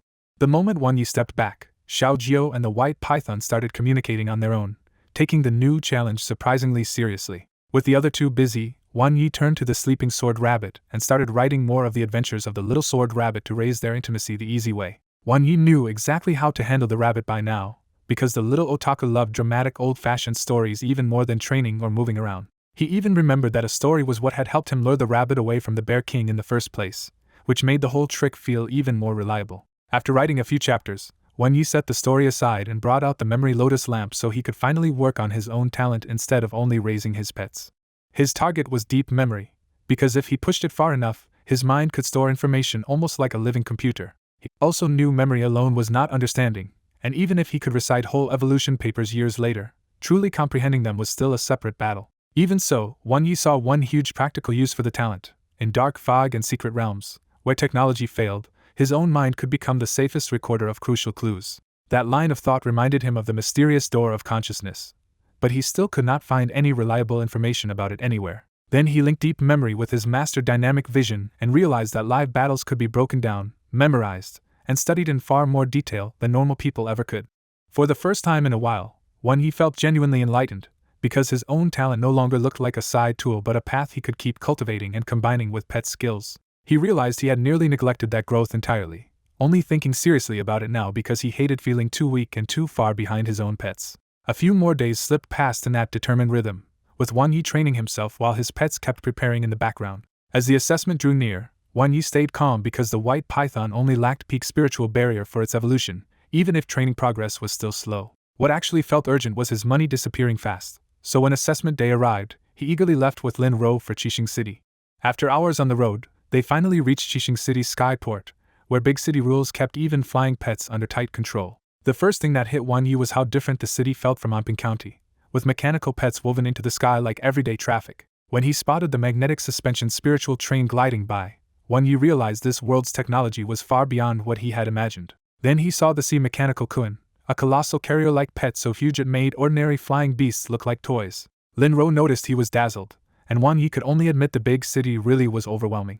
Lin Ro changed the plan on the spot and told him Ming Zhu would pick him up instead, since she was also in Qixing City for the assessment. Walking through the packed port, Wan Yi kept spotting different green sparrow evolutions and quietly felt just how far ahead the big city was. Outside the port, he finally spotted Ming Zhu waiting by a silver-black car, a familiar sight that briefly made the world feel normal again. Lin Ro handed Wan Yi over to Ming Zhu, said she had other business, and left without staying in Qixing City. Now alone with him, Ming Zhu greeted Wan Yi warmly and mentioned she had wanted to check on him months ago after the Huang Forest incident.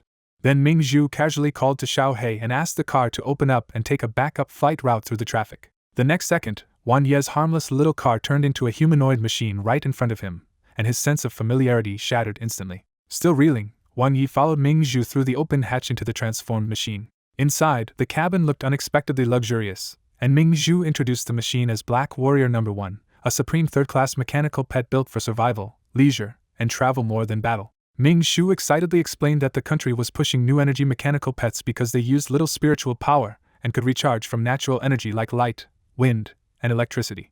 Wan Yi asked the only question that mattered to him, and Ming Zhu casually said the thing cost less than 5 million. That answer shut Wan Yi right up, because the problem was not the car being expensive, it was him being broke. Ming Zhu went on to explain why city people like these machines. Unlike normal pets, they could fly around Qixing City without all the usual permit trouble. She also made it clear these new energy models were mainly for water, land, and air convenience, because their real combat ability was weak for their rank. When she noticed his interest, Ming Zhu advised him that if he ever wanted a mechanical pet, he should aim for a true combat type with a much higher ceiling.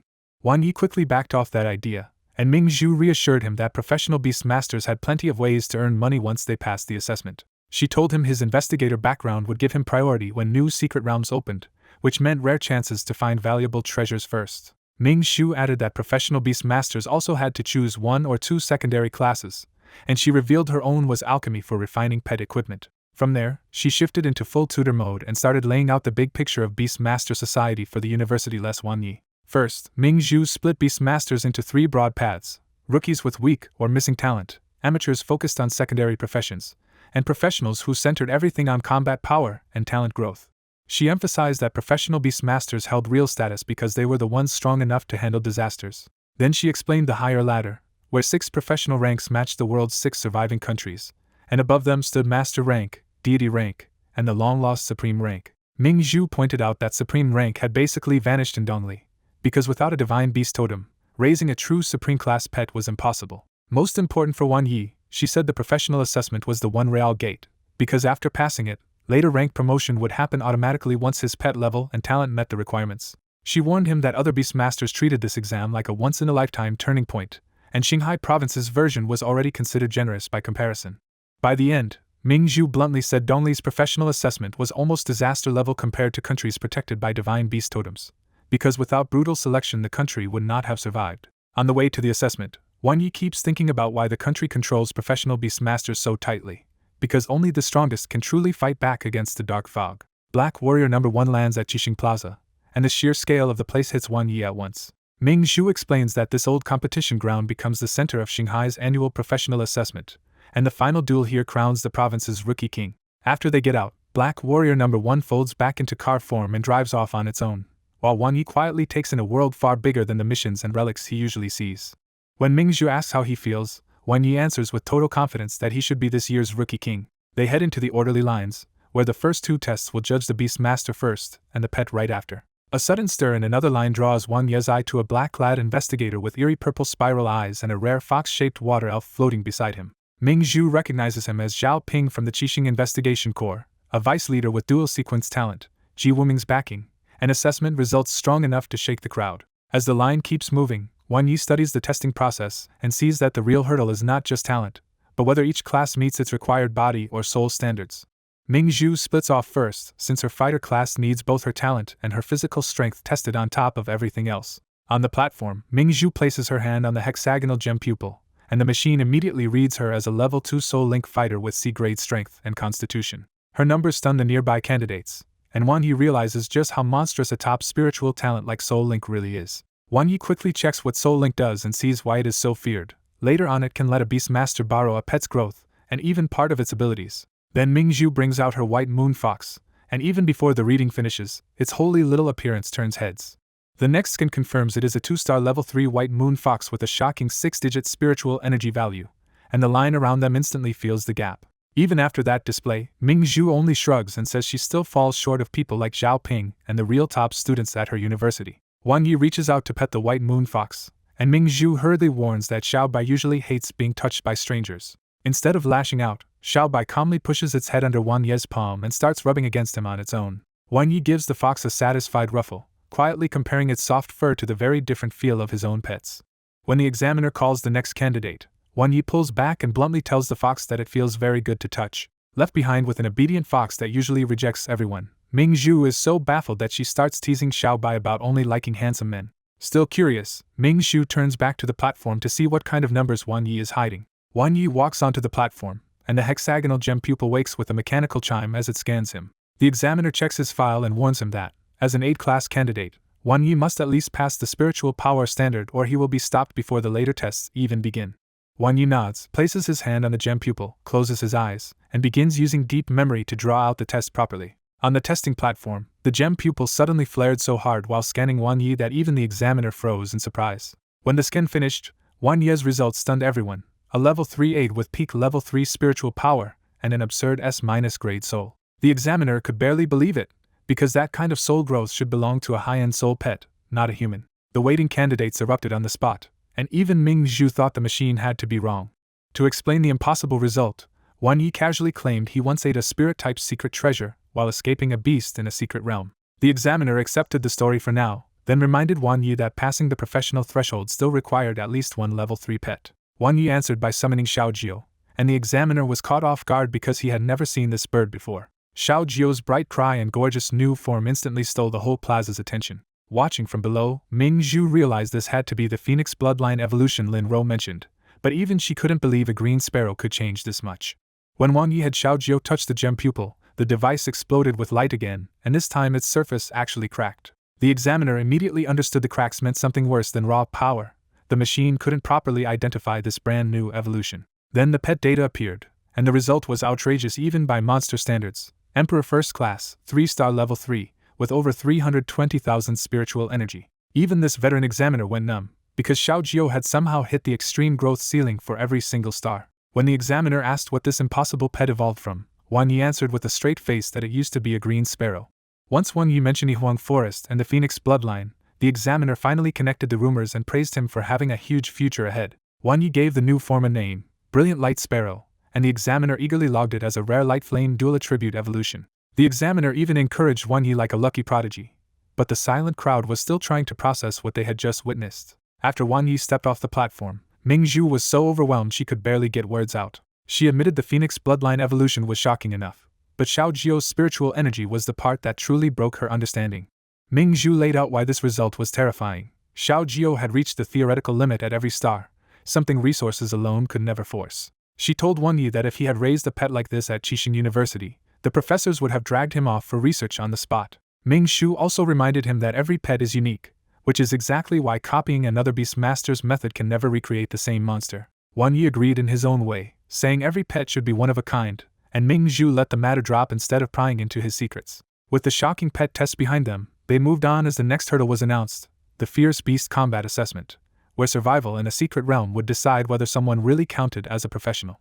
As they walk through the assessment grounds, Ming Zhu explains that every Beastmaster class is tested differently, but everyone still has to face a real fierce beast head-on. She points out that this part is easy for investigators, because unlike most students, they deal with real fierce beasts from the start instead of training mostly in safe duels. Ming Zhu says university students mostly rely on virtual combat, and even when it feels real, it still cannot match the terror of an actual life-or-death fight. The irony hits hard.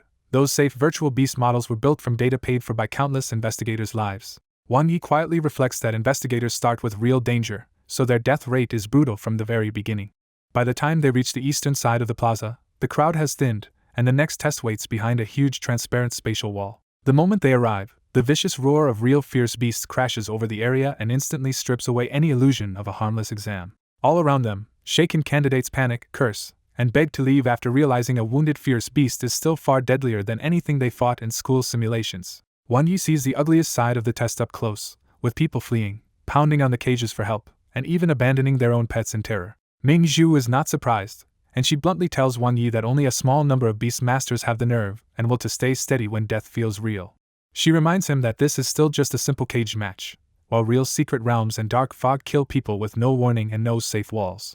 Her words drag Wang Yi back to Bison's secret realm, where he knows he would have died almost instantly without his simulations. He also remembers later missions like the sealed demon sword tomb, and the pattern is always the same. Surviving as an investigator means living inside ridiculous danger. Looking at the broken candidates, Wang Yi quietly says this one test alone will eliminate a huge number of people. Ming Zhu agrees without hesitation and says the word professional only matters if someone can shoulder the responsibility that comes with it. Then Ming Zhu suddenly mentions the bait hidden inside this brutal test. Candidates can choose to challenge multiple fierce beasts for extra rewards. She explains that the beasts here are all 8-star or 9-star level 2 monsters, and anyone who pushes the number higher can earn money, or even a rare bonus for breaking the old record. That instantly catches Wang Ye's attention, and he bluntly says she should have led with that part because now he is interested. Ming Zhu immediately warns him not to get reckless, because fighting several fierce beasts at once is a completely different level of danger. Wang Yi knows she is right, because fierce beasts do not stop like pets in a duel. Even drained, they keep trying to kill with teeth and bodies alone. He also understands that real secret realm combat is even worse, so if someone cannot clear this cage test, they have no business entering the survival assessment later. Before they can talk further, a sudden stir in the crowd pulls their eyes toward one metal cage where a new fighter is putting on a show. Inside the cage, a beautiful university fighter named Bingli is calmly handling 3 earth demon bees with an icy blue spear and a support pet by her side. Bingli moves with controlled elegance, skating through ice shards as she whirls in midair and drives her spear at the 3 bees. Watching the match, Ming Zhu identifies her as Tianqian University's Bingli and explains that her top-tier mystic ice control talent gives her huge combat potential. The crowd stares at Bingli like they are watching a performance, half impressed by her power and half distracted by how striking she looks while fighting. Wang Yi completely misses the expected point and says the really eye-catching one is the flower fairy, because that tiny wood-type support pet is exactly his kind of cute. He keeps going, praising the flower fairy's cape, support buffs, stamina recovery, and obedient personality until Ming Zhu has no idea how to answer him. Xiao Jiu instantly gets jealous and plants itself on Wang Ye's shoulder with an offended little glare, clearly asking whether that fairy is supposed to be prettier than it is. A moment later, Bingli finishes the fight, but even after winning she is left drenched in sweat and marked by fresh wounds. Wang Yi clicks his tongue at the result, and casually wonders if she can only handle 3, which earns him another look from Ming Zhu. Ming Zhu firmly corrects him, saying 3 9-star level 2 earth demon bees is already an excellent result, and Bingli might not even have shown everything yet. That makes Wang Yi ask the real question now: what is the highest number of fierce beasts anyone in Qinghai province has ever challenged at once? Ming Zhu tells him the craziest attempt was 6 beasts at once 5 years ago, though that challenger got swarmed and beaten badly. The latest successful mark was 5, set last year by a beast master with ancient warlord talent and 2-star level 2 pets.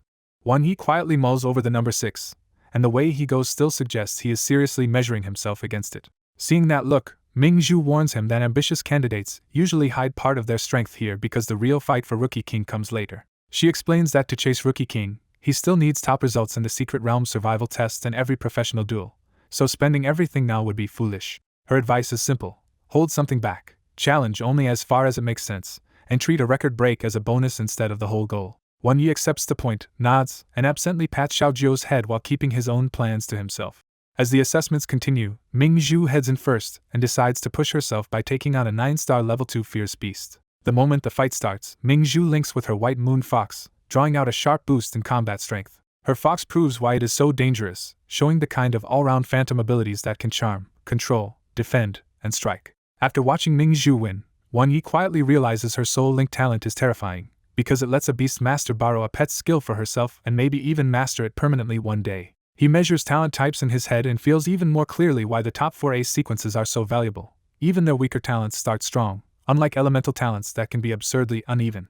Ming Zhu comes down panting and grumbles that she still lacks power, while her white moon fox immediately protests that the problem is definitely not the pet. Wang Yi understands that frustration, but instead of comforting her, he steps straight toward his own test. At the cage door, the examiner starts the routine briefing for a standard fight against one level 2 9-star Blood Eagle, and Wang Yi stops him before the test begins. Wang Yi calmly says he wants to challenge more, and when the examiner asks how many, he answers with a flat 10. The examiner's face changes on the spot, because once the number gets that high, even the safety rescue outside may not react fast enough to keep him alive.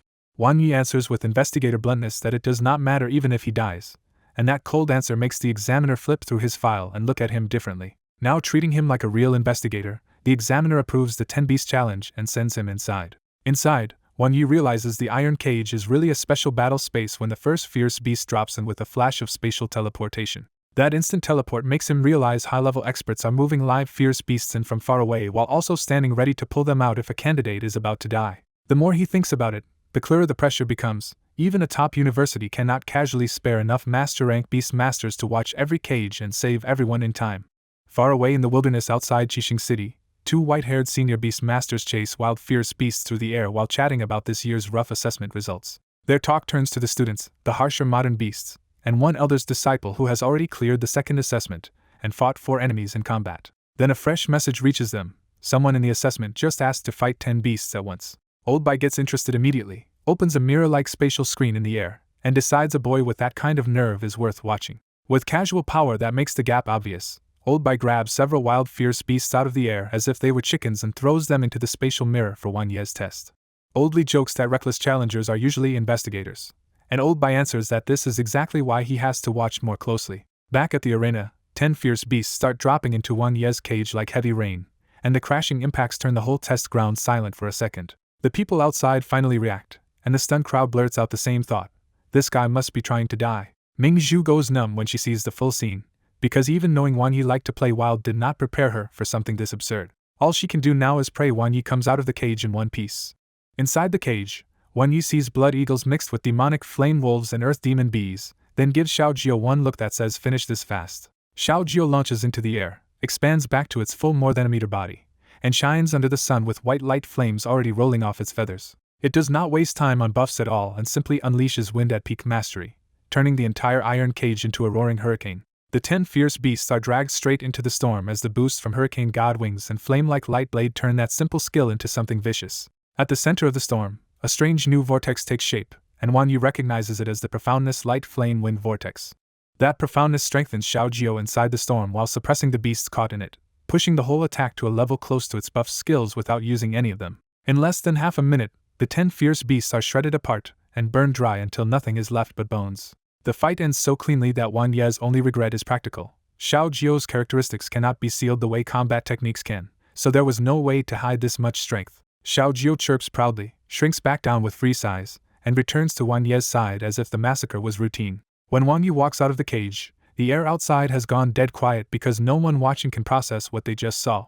The silence finally breaks when the crowd erupts, and Ming Zhu points at Xiao Jio with shaking hands to confirm the impossible part first.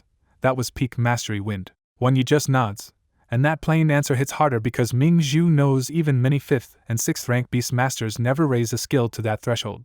She pushes further and realizes the attack also carried profoundness, something so rare that even top university students with peak mastery skills usually still cannot reach it. Wan Yi downplays it as good luck, and Ming Zhu can only fall silent because that answer is somehow even more irritating. Even Bing Li, who already passed her own test, turns to watch him with a much more serious gaze now that his strength is out in the open. Ming Zhu finally shifts from shock to strategy, and warns him that revealing Xiao Jio's strongest move this early could make later opponents target him hard, especially in the race for Rookie King. Wan Yi pinches Xiao Jio's feather crown and answers that it is fine, because once raw power reaches this level, being targeted does not matter nearly as much. Ming Zhu accepts that logic, tells him the broken record reward will come later, and adds that a score this outrageous should be worth at least 5 million gold coins and maybe even an attributed secret treasure if Qixing City is generous. With the combat assessment behind them, she leads him onward to the next stage, the hidden mysterious realm and its survival test. Back in Qixing City's wilderness, 2 old experts studied the assessment footage and immediately zeroed in on Wan Ye's shocking results. The white-bearded elder was intrigued that a county investigator like Wan Yi had raised a newly evolved pet with 320,000 spiritual energy, and a peak beginner skill carrying its own profoundness. The other old man was less convinced, because even a powerful pet should not have wiped out so many strange infected fierce beasts in 30 seconds without some hidden boost. As he traced the attack back to a light flame pet, the old man suddenly sensed something unusual in that flame's aura and grew visibly serious. The story then shifted to the real destination, the hidden mysterious realm, a true large-scale secret realm hidden inside a mausoleum in central Xinghai province. Unlike smaller secret realms, this place held level 3 fierce beasts and even low-level strange gods, making it far deadlier than an ordinary assessment zone. Wan Yu was already en route there aboard a giant navy blue sea mechanical kun built for military transport and combat. Inside the mechanical kun, the space felt less like a plane and more like a mobile training base packed with equipment and dual platforms. Captain Longwu gathered the candidates and introduced himself as the 5th team captain of the Qixing Investigation Corps, instantly filling the room with pressure. Long Wu's first warning was simple. Because the realm was soaked in the power of strangeness, everyone had to remove most equipment from their pets before entering. He explained that every examinee would receive the same tonics, including special energy tonics to resist corruption for roughly 48 hours outside heavy combat. If that tonic ran out, the dark corruption would start eating into them fast, so Long Wu told everyone to leave immediately or find the rescue photoelectric shuttles hidden inside the realm. Long Wu next broke down the battlefield itself. The hidden mysterious realm was an ancient battlefield split into an outer region, a core region, and the deadly land of hidden mysterious at the center. The further inward they went, the worse it got. Level 2 beasts outside, level 3 beasts and low-level strange gods in the core, and even middle-level strange gods and mutated level 4 threats in the center. Recent dark fog fluctuations had also created a nasty new enemy, a half-beast half-god horror called the Demon Skeleton Sword Ghost. That creature was the real target of the assessment, and the room went quiet when Long Wu said they would need to kill them, not just avoid them. Long Wu explained the first class of sword ghosts, blue bone swords meant ordinary units, but even those fought closer to level 3 than level 2 because of the power of strangeness. Crimson bone swords marked elite sword ghosts at the peak of level 3, and killing even one of those would let someone pass immediately. But Long Wu quickly spoiled that fantasy by adding that elites usually moved with several other sword ghosts around them. When someone asked about the last type, Long Wu answered with a grim smile that made the whole briefing feel colder. Crimson gold bone swords meant sword ghost kings, monsters with middle-level strange god corruption and terrifying sword skill, and Long Wu told everyone to run on sight. To clear the assessment, they only needed to kill 3 ordinary sword ghosts, and after that they were free to hunt for resources in the realm. Any resources they brought out would still need holy purification before use, because nothing from that realm could be trusted at face value. He also banned everyone from entering the land of hidden mysterious, warning that once someone went in, even the rescue system would not be able to guarantee their life or death. There was a backup way to pass by killing 5 other fierce beasts instead, but Long Wu made it clear that demon skeleton sword ghosts were worth far better rewards. Before ending the warning, he reminded them that every beast in that realm was stronger than the steel cage monsters from the last test, so underestimating anything could get them killed. When someone asked whether support classes got easier conditions, Long Wu said the standards changed by class, but the overall difficulty stayed about the same. For example, aides mainly had to survive for a fixed time, which still pushed everyone toward using their own strengths instead of chasing the same fights. Long Wu strongly urged them to form teams, because trying to idle through a survival assessment or scavenge around stronger beasts alone was a bad idea. He gave them 4 hours before arrival to discuss teams and register items, then added one last lesson. Real professionals had to learn to cooperate with unfamiliar people, not just trusted friends. After the briefing, Wan Yi quietly realized those 4 hours were probably his best chance to run a reality simulation before the secret realm got too dangerous to do it safely.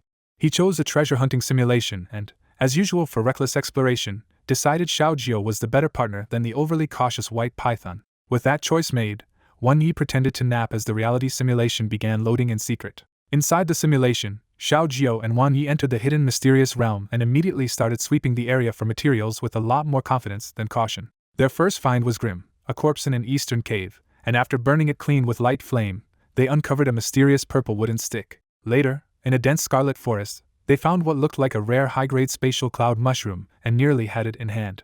Then the mushroom flickered out and vanished on the spot, leaving Xiao Jiao furious at losing such a valuable space-type resource. Once they pushed into the core region, Xiao Jiao's strength carried them through repeated fights, and they spent half a day collecting 5 secret treasures across metal, wood, water, fire, and earth. Deep in the mountains, they finally spotted a blooming rainbow lotus guarded by a powerful level 3 rock dragon emperor, only to arrive in the middle of another beastmaster's clash with it. The rock dragon emperor reacted instantly by burying and sealing the underground cave, and that precious chance was gone before Wan Yi could make a move. After more dangerous searching, they reached a mountain peak and found another corpse standing in death with a long sword in hand and a strange light still glowing inside its skull.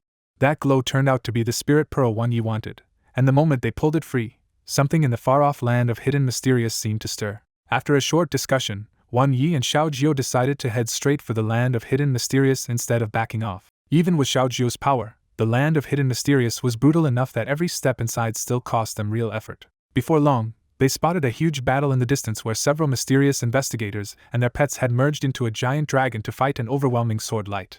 Xiao Jiao charged into that fight without hesitation, and Wan Yi followed into a battle they clearly had not read carefully enough.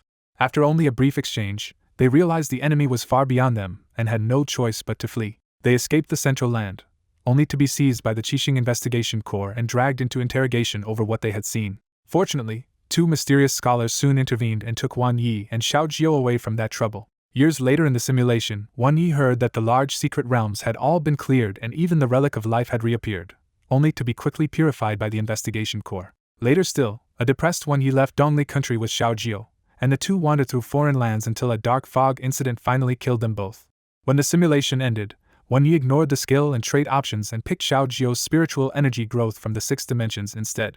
That choice gave Wan Yi the same 6-dimensional growth as Xiao Jiao, even though he knew it was only truly useful if he later gained matching elemental attributes himself. He knew deep memory only strengthened his spiritual power, not elemental energy, but he still took the growth anyway because it completed the set and might pay off if he ever gained those attributes later. Then Wan Yi focused on the real takeaway from the simulation. Even with Xiao Jiao, they were still not strong enough to jump into that central battle head-on. He finally corrected their mistake in his head. Next time he had to observe first, and only move after both sides were worn down, because charging in blindly was exactly why Xiao Jiao had led them into a losing fight.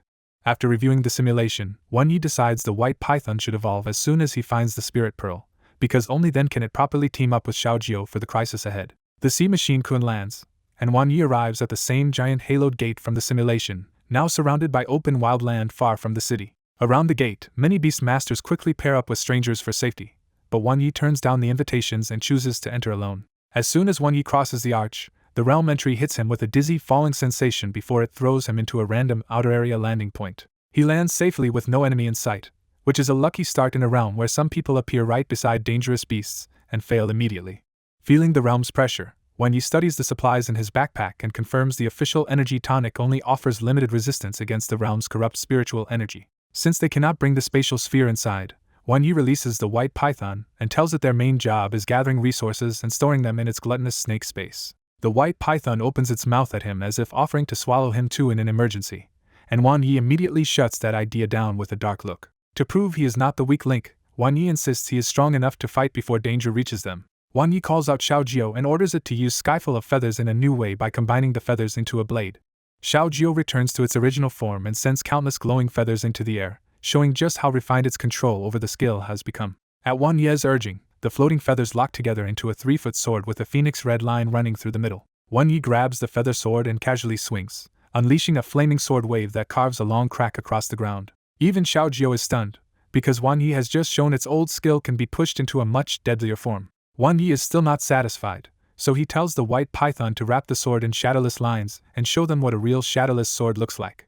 The white python spits out layer after layer of nearly invisible shadowless line, and the threads coil around the feather sword until the whole weapon vanishes from sight. When Wan Yi swings the invisible sword, the air ripples and a brutal unseen slash gouges a ravine through the earth several times stronger than before. Pleased with himself, Wan Yi names the move Flying Feather Shadowless Sword and boasts that he can use the weapon while both pets are locked into maintaining their skills. Then Wan Yi gets an even bolder idea and summons the Sword Rabbit, hoping a true sword user can bring out the weapon's full power. The Sword Rabbit is baffled when Wan Yi tells it to take the sword, because the blade has become completely invisible in his hand.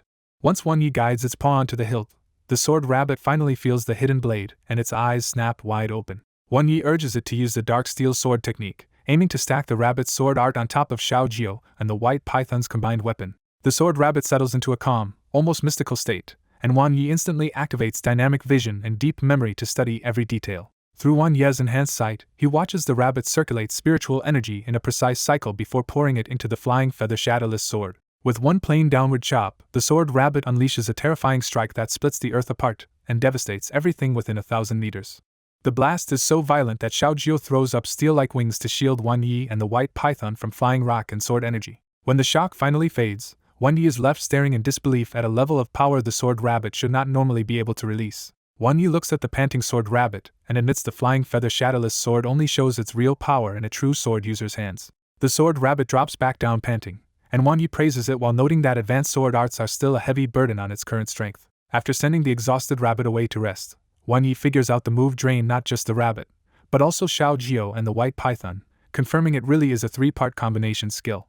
Convinced he saw the process clearly enough, Wan Yi closes his eyes, replays the rabbit's technique in his head, and prepares to copy it himself. His serious test swing lands with a pathetic thud, and the earth barely trembles. Xiao Jiao and the white python immediately mock him from the side, and Wan Yi can only stand there in awkward silence. He keeps trying, but when none of the follow-up swings can reproduce the rabbit's power, Wan Yi is forced to admit sword technique talent may simply not be his thing. In the end, Wan Yi gives up on swords entirely and decides fists suit a realm man better anyway.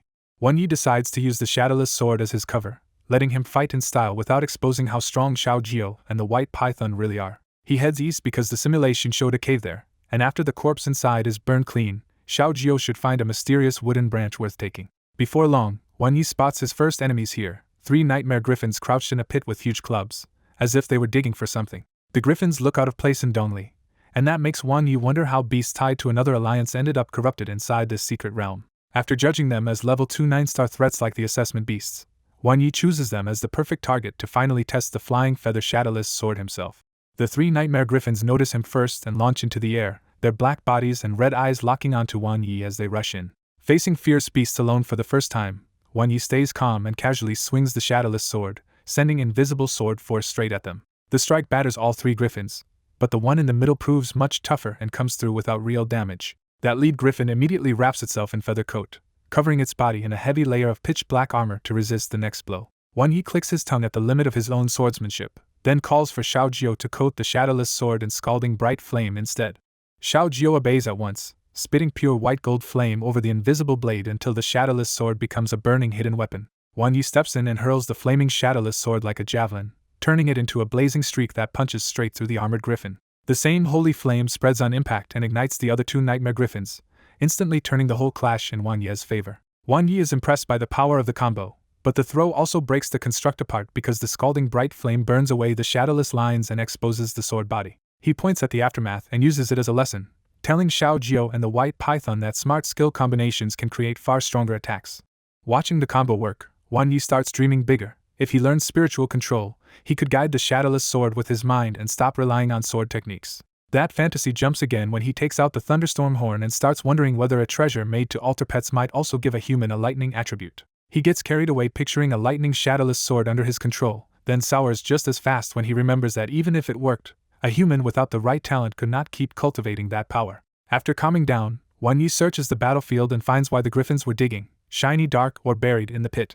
The valuable dark-type resource is perfect for the white python's future evolution, and the rich haul reminds Wan Yi why secret realms are so rewarding and so dangerous. He keeps moving east, cutting down more fierce beasts with the shadowless sword and slowly feeling out the sword rabbit's technique through repeated use. Soon he reaches the cave from the simulation and enters carefully, only to find it strangely empty instead of occupied by beasts. The deeper he goes, the more crushing spiritual pressure presses down on him, and Wan Yi finally realizes the cave is empty because even fierce beasts cannot endure this place. To keep moving, he activates Spiritual Barrier, and the faint mental shield immediately takes the edge off the pressure around his head and body. Xiao Jiao suddenly points ahead, where a weak light reveals the source of the cave's secret, a corpse lying still in the darkness.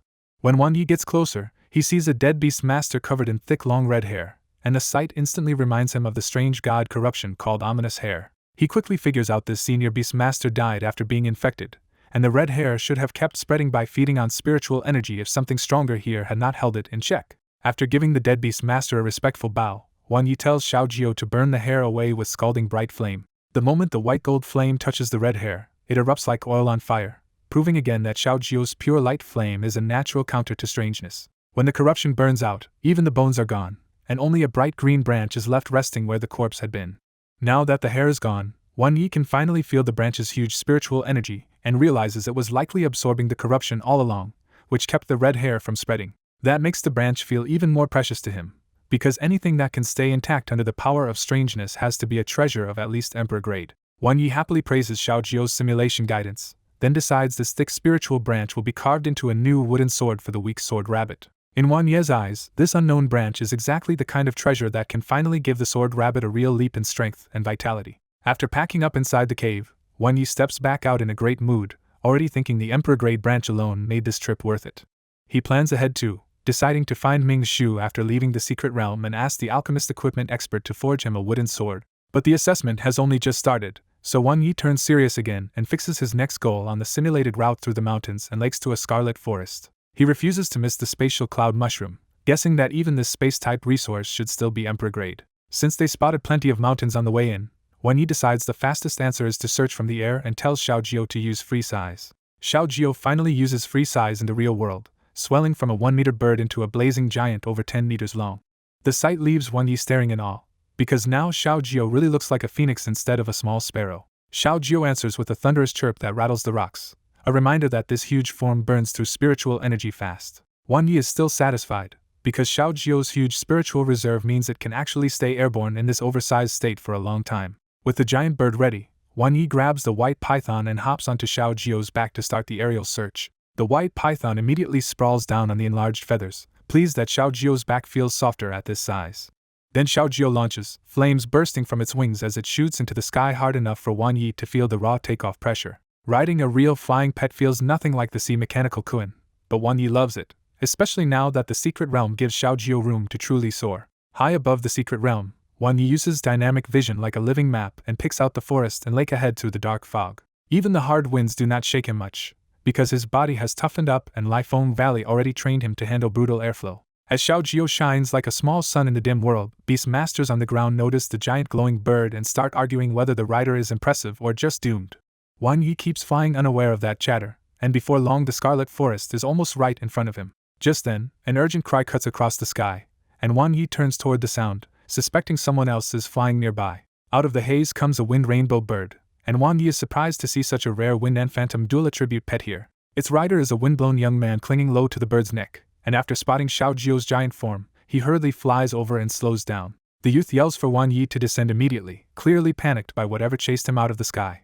When Wang Yi asks why, the youth blurts out that the sky is far too dangerous, and says he was nearly killed trying to collect wind whistle crystals overhead. He explains that a flock of bloodthirsty berserk eagles swarmed him at once, and now he has learned the hard way that anything flying up here gets hunted. That warning hits harder because Xiao Jiu is both huge and glowing, which makes Wang Yi's team look like easy meat to any aerial fierce beast. Then the youth's face changes again as he hears the flock catching up, and he decides he cannot stay in the air another second. A beat later, the pursuers finally appear as groups of pitch-black birds with blood-red beaks rushing out of the haze. Wang Yi is more puzzled than scared, because these are standard level 3 fierce beasts even though the outer region was supposed to hold only level 2 threats. The youth cannot believe Wang Yi is still thinking instead of fleeing, and he pushes him one last time to land before it is too late. Instead of retreating, Wang Yi coolly remembers that bloodthirsty berserk eagles can drop blood-stained eagle feathers worth a fortune, so he sees profit flying at him. The youth gives up arguing, calls on his wind rainbow bird to use wind whisper blessing on Xiao Jiu, and says this is all the help he can offer. The phantom blessing lands on Xiao Jiu's head, boosting its attributed skills just before the youth dives away on his own bird. Wang Yi barely reacts to the retreat and simply orders Xiao Jiu to form the flying feather shadowless sword. Xiao Jiu fires out dozens of enlarged feathers while the white python adds shadowless lines, knitting them into a huge nearly invisible sword in midair. Wang Yi leaps off Xiao Jiu's back, catches the giant invisible sword in both hands, and lets a violent hurricane coil around him. With the enlarged sword and Xiao Jiu's power behind him, Wang Yi unleashes giant sword form, earth-shaking, in a slash so huge it seems to tear the sky open. The incoming flock is shredded on contact, and the scattered sword energy crashes down into the mountains below with a chain of booming explosions.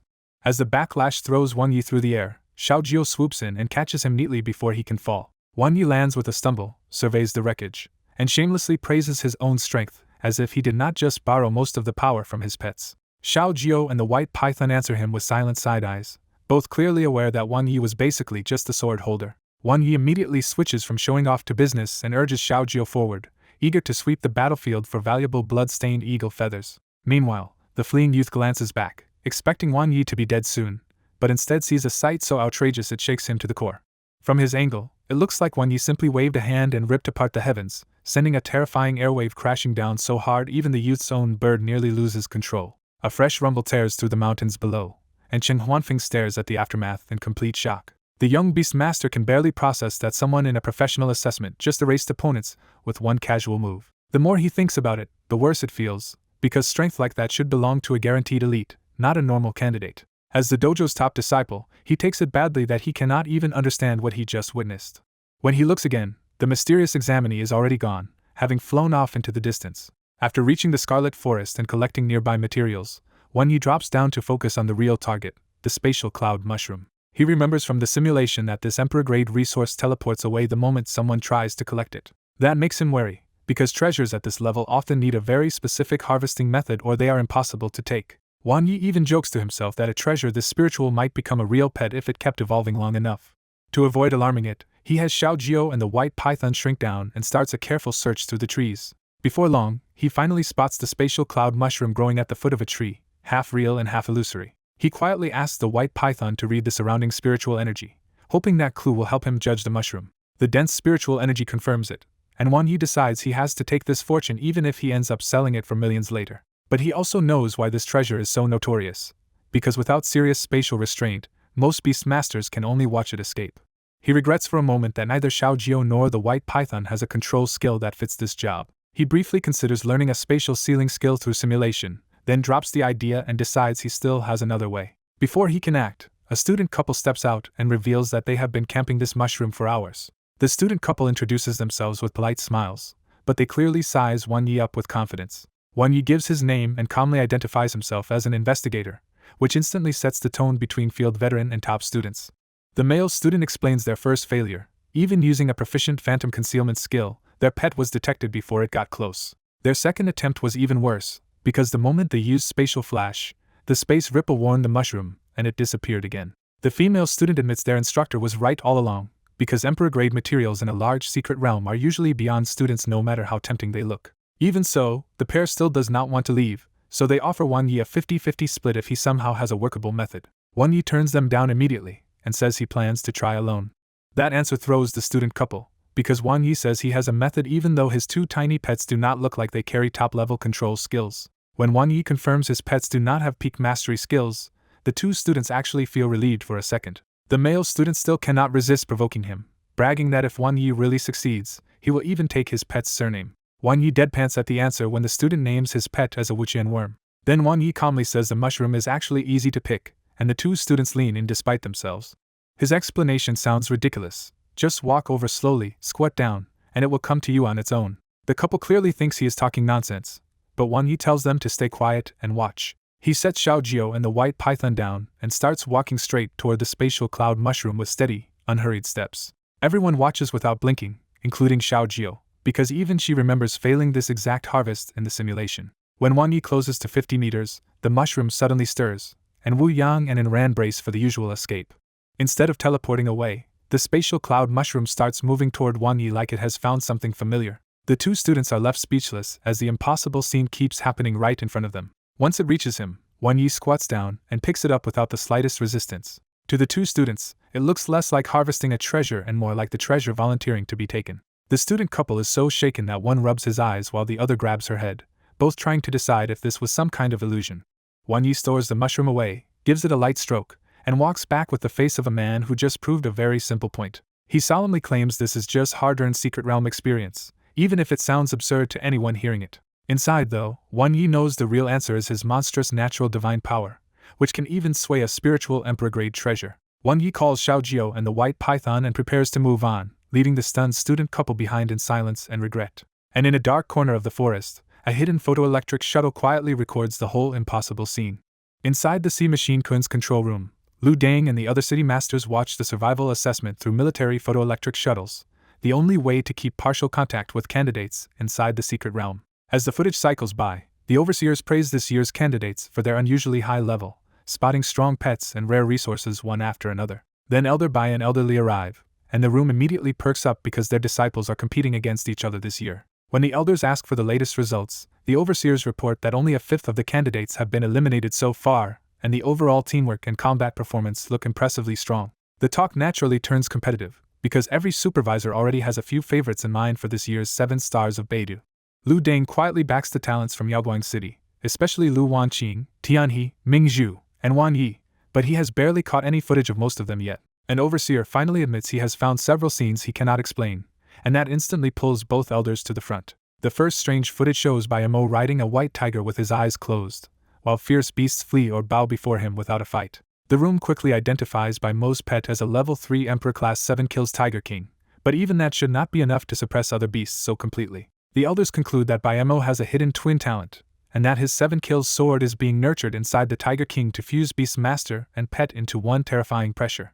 Another clip is even stranger, with a youth striking from the sky and more than 10 fierce beasts bursting apart under an invisible slash that shatters the mountain below. The supervisors argue over whether the attack is a spatial cleave, a wind blade, or some advanced talent technique, because none of it matches the weak image they had of Wan Yi. The two elders tentatively piece it together as a combo between the White Python's shadowless line and Xiaojio's skyful of feathers, and they realize both skills must already be at great success level. Once they pull up all of Wan Ye's footage, the room only gets more confused, especially when an Emperor-grade spatial cloud mushroom practically flies into his hand on its own. Then the monitors show Wan Yi reaching the Rock King Cave, where a powerful rock dragon emperor is said to guard the area, and the overseers notice other top candidates converging there too.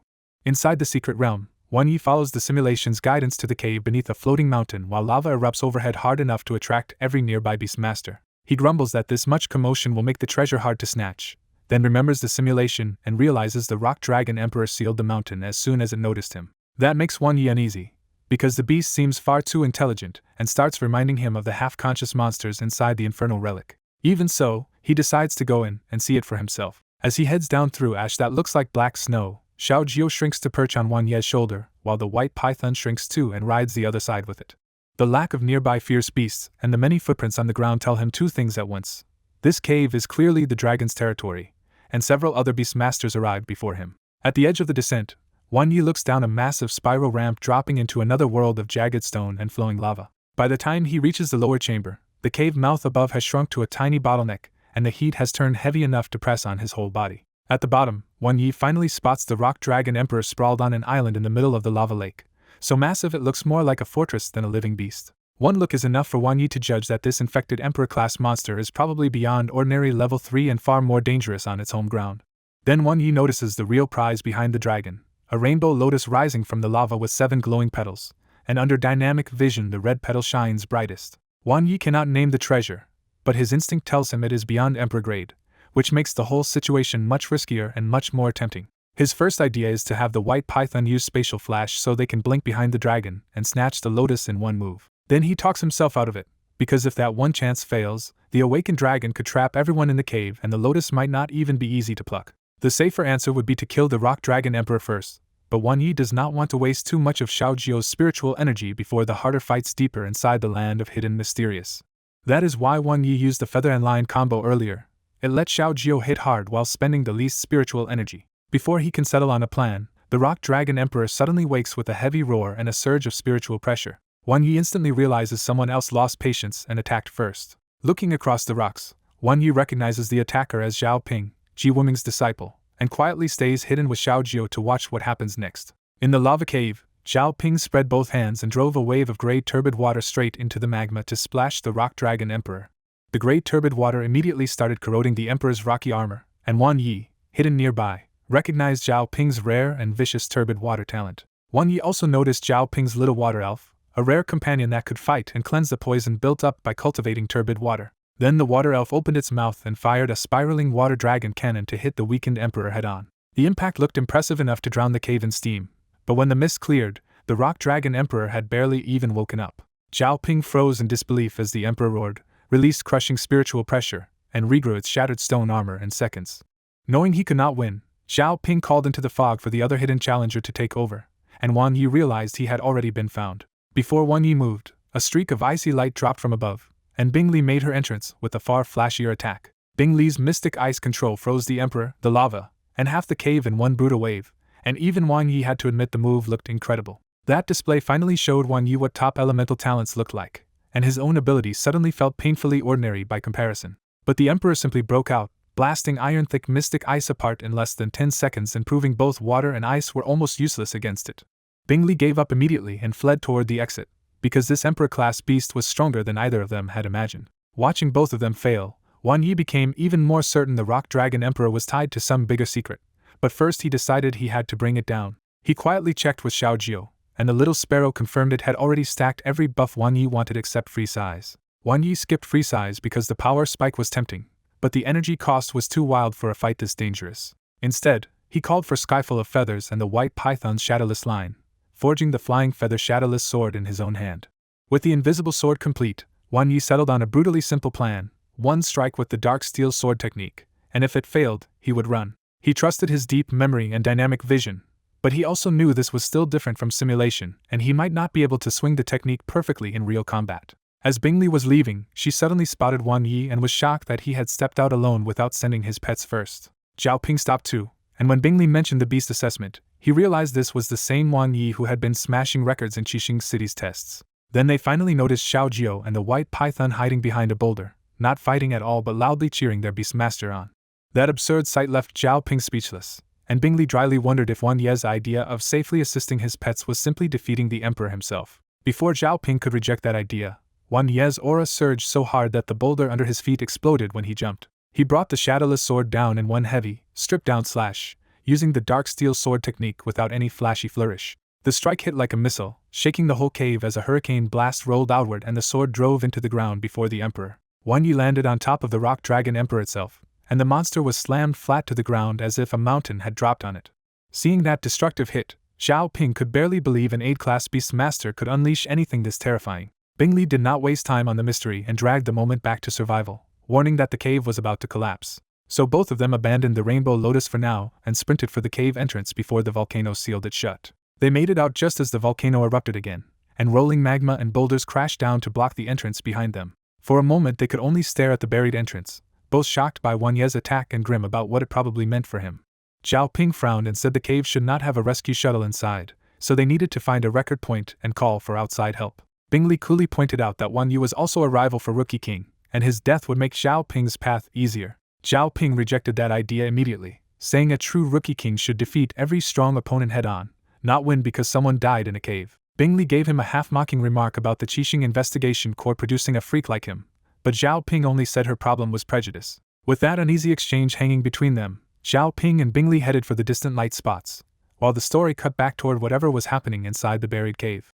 Wan Yi stood on the rock dragon Emperor's head in shock as the cave he had slashed with the shadowless sword started collapsing around them. He quickly realized Xiao Jio's buffs had made that sword technique far stronger than expected, enough to shake the whole lava cave. As the cave shook harder, Xiao Jio flew in with the white python and batted away the falling rocks around Wan Yi. Instead of finishing the beast, Wan Yi pressed the dragon down and bluntly said he only wanted the Rainbow Lotus behind it. He probed further and offered the fierce beast a way out, promising a safe place where it might someday shed its identity as a corrupted monster.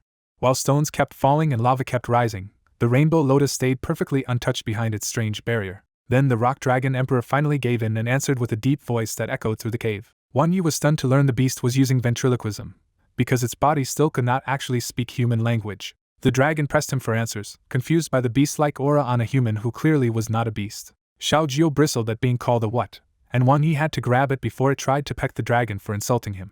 Wan Yi brushed off the question and instead ordered the dragon to stabilize the cave before they all got buried alive. The dragon coolly noted that lava would not kill it, which only made Wan Yi lift his sword again and reminded that he still could. That finally worked, and the rock dragon Emperor used its earth power to halt the collapse and force the shattered ceiling back into place. With the cave mostly steady again, Wan Yi sat down and got back to the real question: what exactly was that Rainbow Lotus? The dragon challenged him back, asking why he wanted it so badly when he did not even know whether it was treasure or disaster.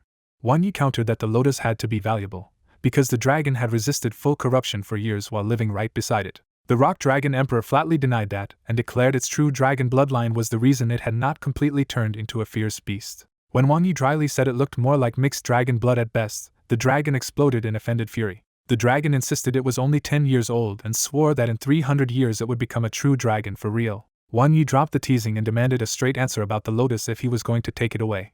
The dragon warned him he could not, revealing it was an infinite rainbow celestial lotus born under divine providence and grown in an innate 5 elements environment. It added that the lotus had been watered by dragon marrow and phoenix blood, and anyone who touched it carelessly would trigger disaster instead of gaining a prize. Wan Yi immediately poked at the logic, because all he could see here were earth and fire, not the full 5 elements needed to raise something like that. The dragon explained that the lotus roots stretched more than 1,000 meters underground into magma and countless mineral veins, which is where the rest of the elements came from. That only made Wan Yi more suspicious, because a 10-year-old beast trapped in a secret realm should not know details like this on its own.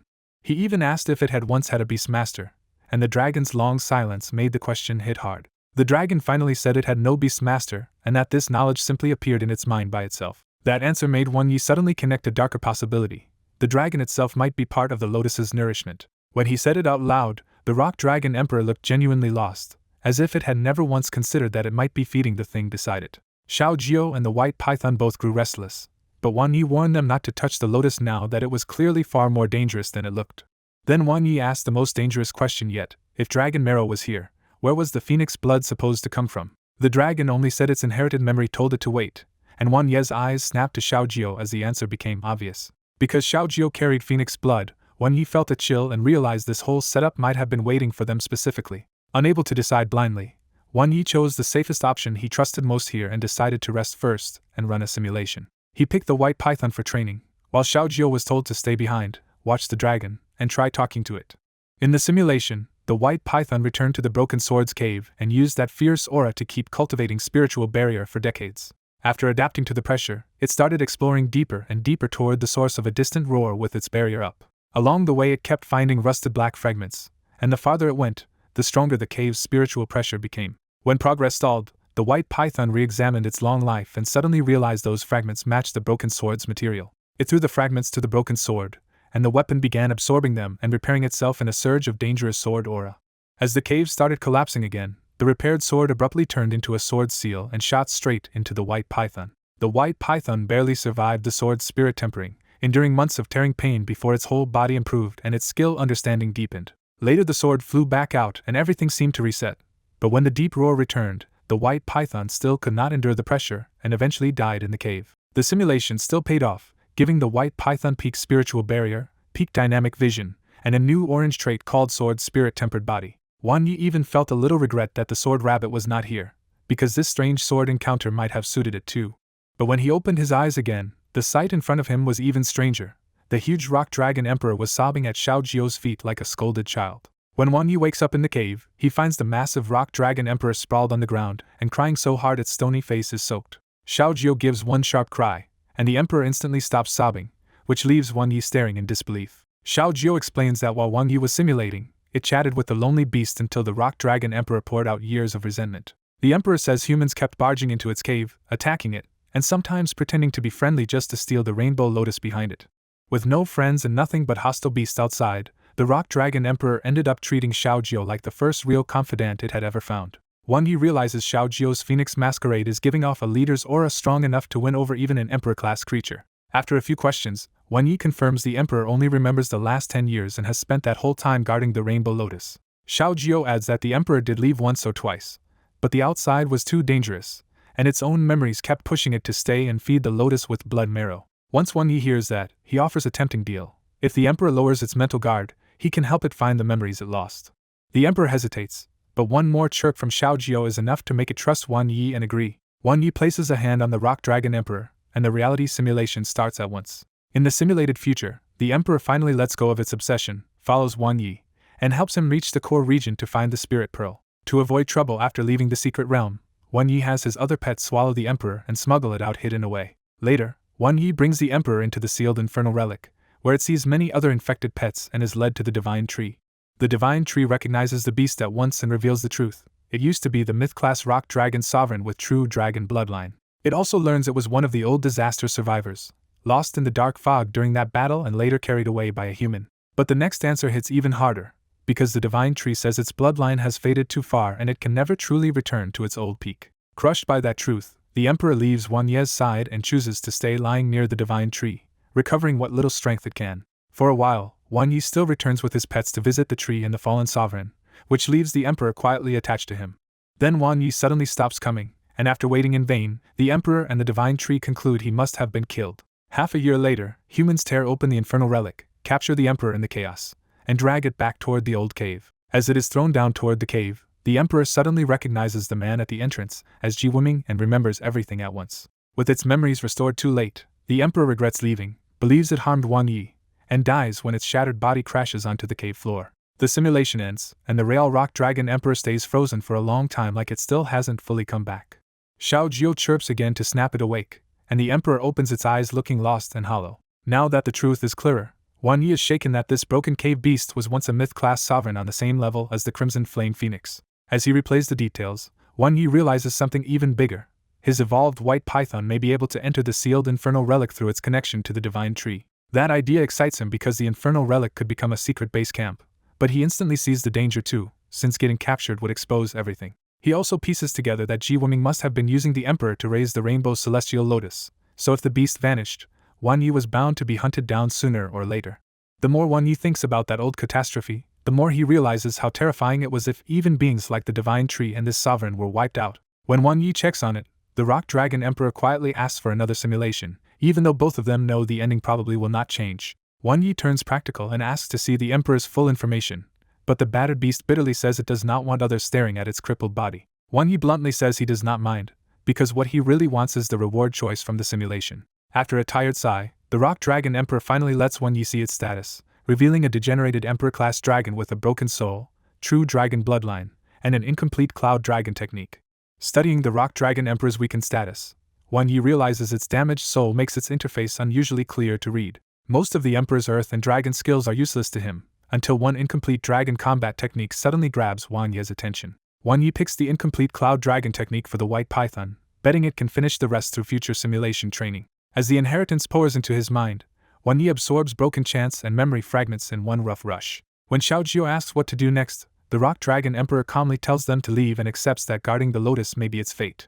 Xiaojio bristles at the lotus and wants to smash it, but Wan Yi hurriedly stops it because destroying this thing would only make them bigger targets. The emperor admits it only knows the lotus is still maturing and that its own memories were basically telling it to wait for the prize. That answer makes Wan Yi freeze, because a lotus fed by dragon marrow and phoenix blood sounds exactly like bait for the wrong kind of beastmaster. He understands the trap at once. Anyone lucky enough to have a phoenix bloodline pet would think they found treasure, only to ripen the lotus for someone else. To make sure he is not overthinking it, Wan Yi immediately orders a reality simulation with Xiaojio.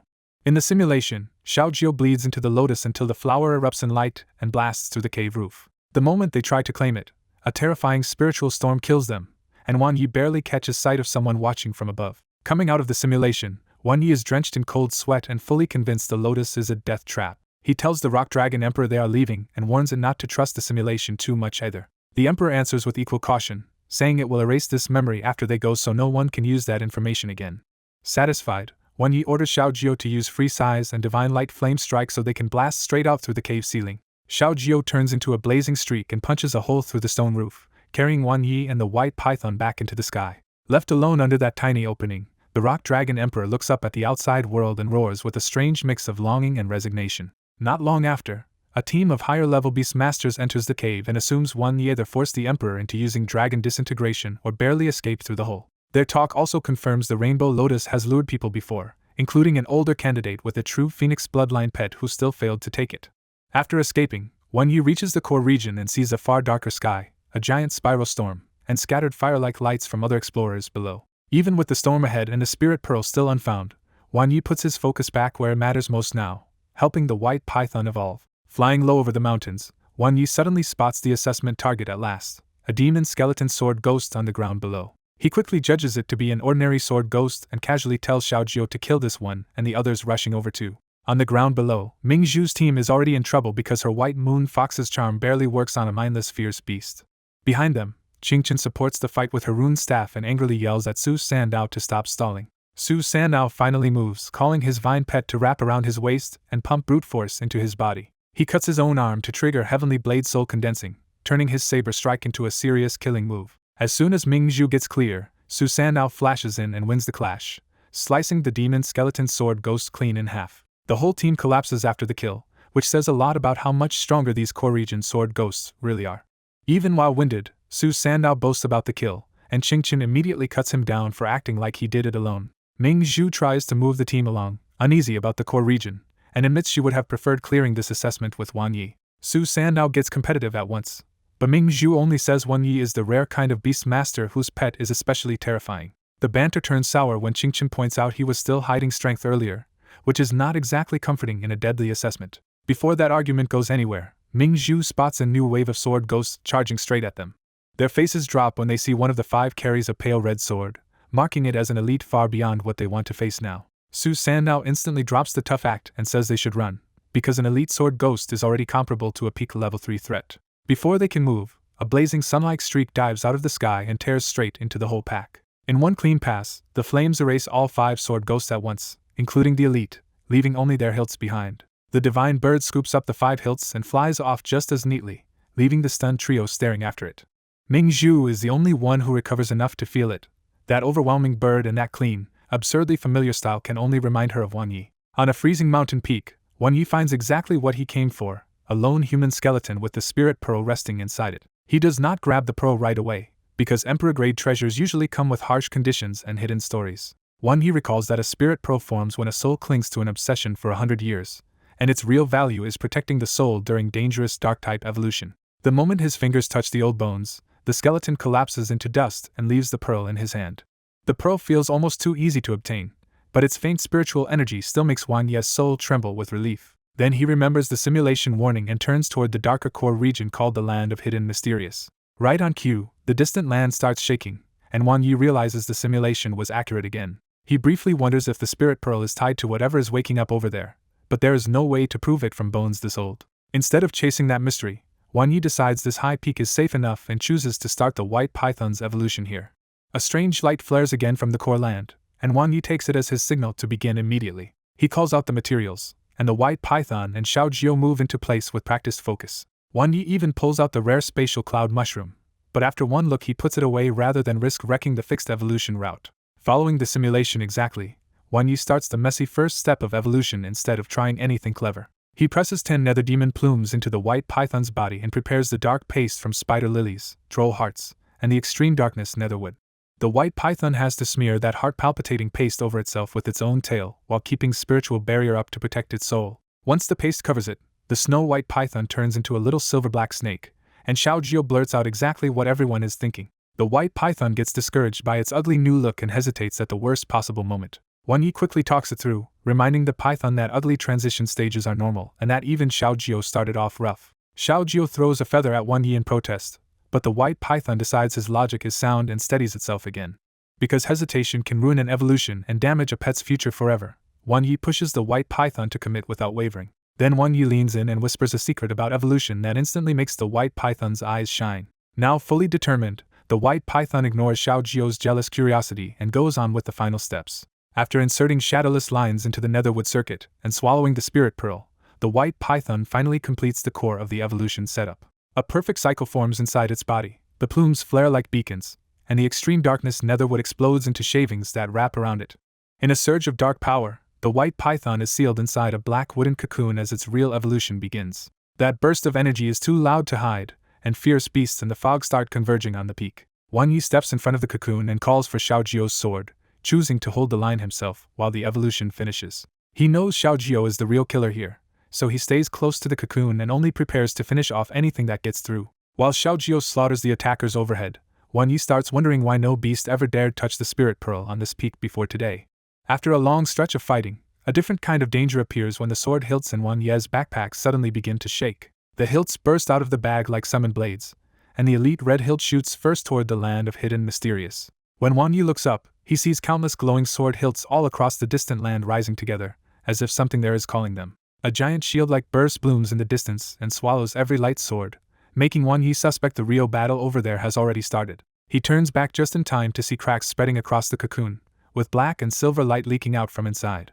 At last the cocoon breaks under a shaft of light, and a huge shadow bursts out of it over Wan Yi's head. Wan Yi stares up in shock as scale after scale glides past him, each one massive and marked with ancient patterns. The white python has become a giant silver-black dark python, far bigger than Xiao Jiu, with abyss-like spiral pupils and silver wing-like fins by its head. Even with its overwhelming new aura, the python still blinks at Wan Yi with the same familiar loyalty, which makes the transformation feel suddenly real. When Wan Yi checks the result, the evolution is even better than expected. The white python has become the Emperor-class soul shadow-devouring python with a stacked list of advanced abilities.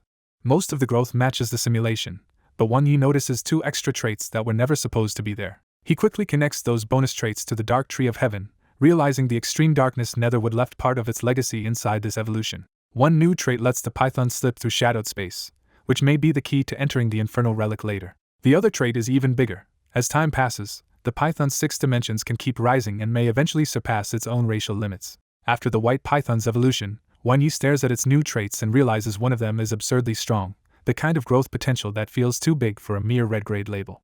He checks the python's other orange traits too and is impressed by how careful and utility-heavy this evolution is, especially its abnormal spiritual sense and boosted skill growth. Then Wan Yi sees the 4 new skills, and soul space hits him the hardest because it can flood the white python with endless spiritual energy, and even raise its combat power for a while. The more he compares them, the more Wan Yi feels the white python may already beat Xiao Jiu in a normal fight unless Xiao Jiu risks everything with Golden Crow falls west. Xiao Jiu immediately senses Wan Yi's comparison, drops down in front of the white python, and the 2 rivals lock eyes so hard the air seems to spark. Wan Yi cuts the stare-down short, and orders the 2 little enemies to act like sisters for now, because the trouble in the Land of the Hidden Mysterious matters more. With the Hidden Land's spiritual fluctuations getting stronger, Wan Yi decides they have to move now, trusting that the evolved python and Long Ying's backing give them at least a slim chance. Xiao Jiu lifts Wan Yi into the sky and races toward the land of the hidden mysterious, where the giant barrier now looks like a tornado linking heaven and earth. As they close in, Wan Yi remembers the demon skeleton sword ghosts and starts suspecting those flying sword hilts are tied to Xiao Tao's missing body. A hidden barrier blocks the core region, but the white python breaks it open and Xiao Jiu dives straight through with Wan Yi. The instant they enter, a dragon roar rips through the air and Wan Yi freezes as the true battlefield finally opens in front of him. Below them, the core has already turned into a wasteland full of melted demon skeleton sword ghosts, with only a few sword ghost kings still roaring through the wreckage. In the distance, 100-meter golden four-clawed dragon battles countless light swords, and the sight is so overwhelming that Wan Yi blurts out whether he is looking at a true dragon. But when Wan Yi looks closer, he realizes the dragon is translucent with human figures inside, so this is not a pet at all but a human-beast fusion used by the Qixing Investigation Corps. Opposite the dragon floats a giant scarlet sword hilt made into a monstrous light blade, and Wan Yi recognizes it as one of Xiao Tao's body fragments, only this one is drowning in brutal killing intent. Seeing the scale of that clash, Wan Yi reins himself in and decides they cannot rush in yet, so they will wait for one opening and try for a fatal move then. As the fight drags on, Wan Yi studies the dragon form more carefully and realizes this is the level 5 adult beast master fusion of human and pet body and soul. That only makes Wan Yi more uneasy, because if just one remnant of Xiao Tao's body can push this battle so far, the sword is even more dangerous than he expected. Then Wan Yi starts asking the bigger question. If the investigation corps was already suppressing Xiao Tao's body here, why would this remnant suddenly wake up and start a battle now? He remembers the sealed demon sword tomb and realizes Xiao Tao only looked evil there because it woke up without the Qinglei Peachwood needed for a proper awakening. That thought snaps everything together for him, and he suddenly suspects Lin Lei's black-robed backer never cared about Umping County alone but was deliberately trying to awaken the sealed parts of Xiao Tao. Once he looks at the bigger map in his head, Wan Yi finally understands why the simulations kept showing Qinghai province falling far too quickly after the dark fog erupted. His conclusion is grim. If people are secretly awakening these dark fog-corrupted sealed beings, then city-wide chaos and accelerated collapse suddenly make terrifying sense. Before he can think further, Xiao Tao's blood-red light sword suddenly swells as more sword hilts fuse into it, then it splits into 3 slashes and hacks down on the golden dragon. The shockwave is so violent that Xiao Jiu has to fight to stay steady with Wan Yi on its back, while Wan Yi keeps his eyes locked on what the dragon does next. Then the fused golden dragon throws its jaws open and swallows the sword light whole, and as the struggle continues both the blade and the dragon shrink together.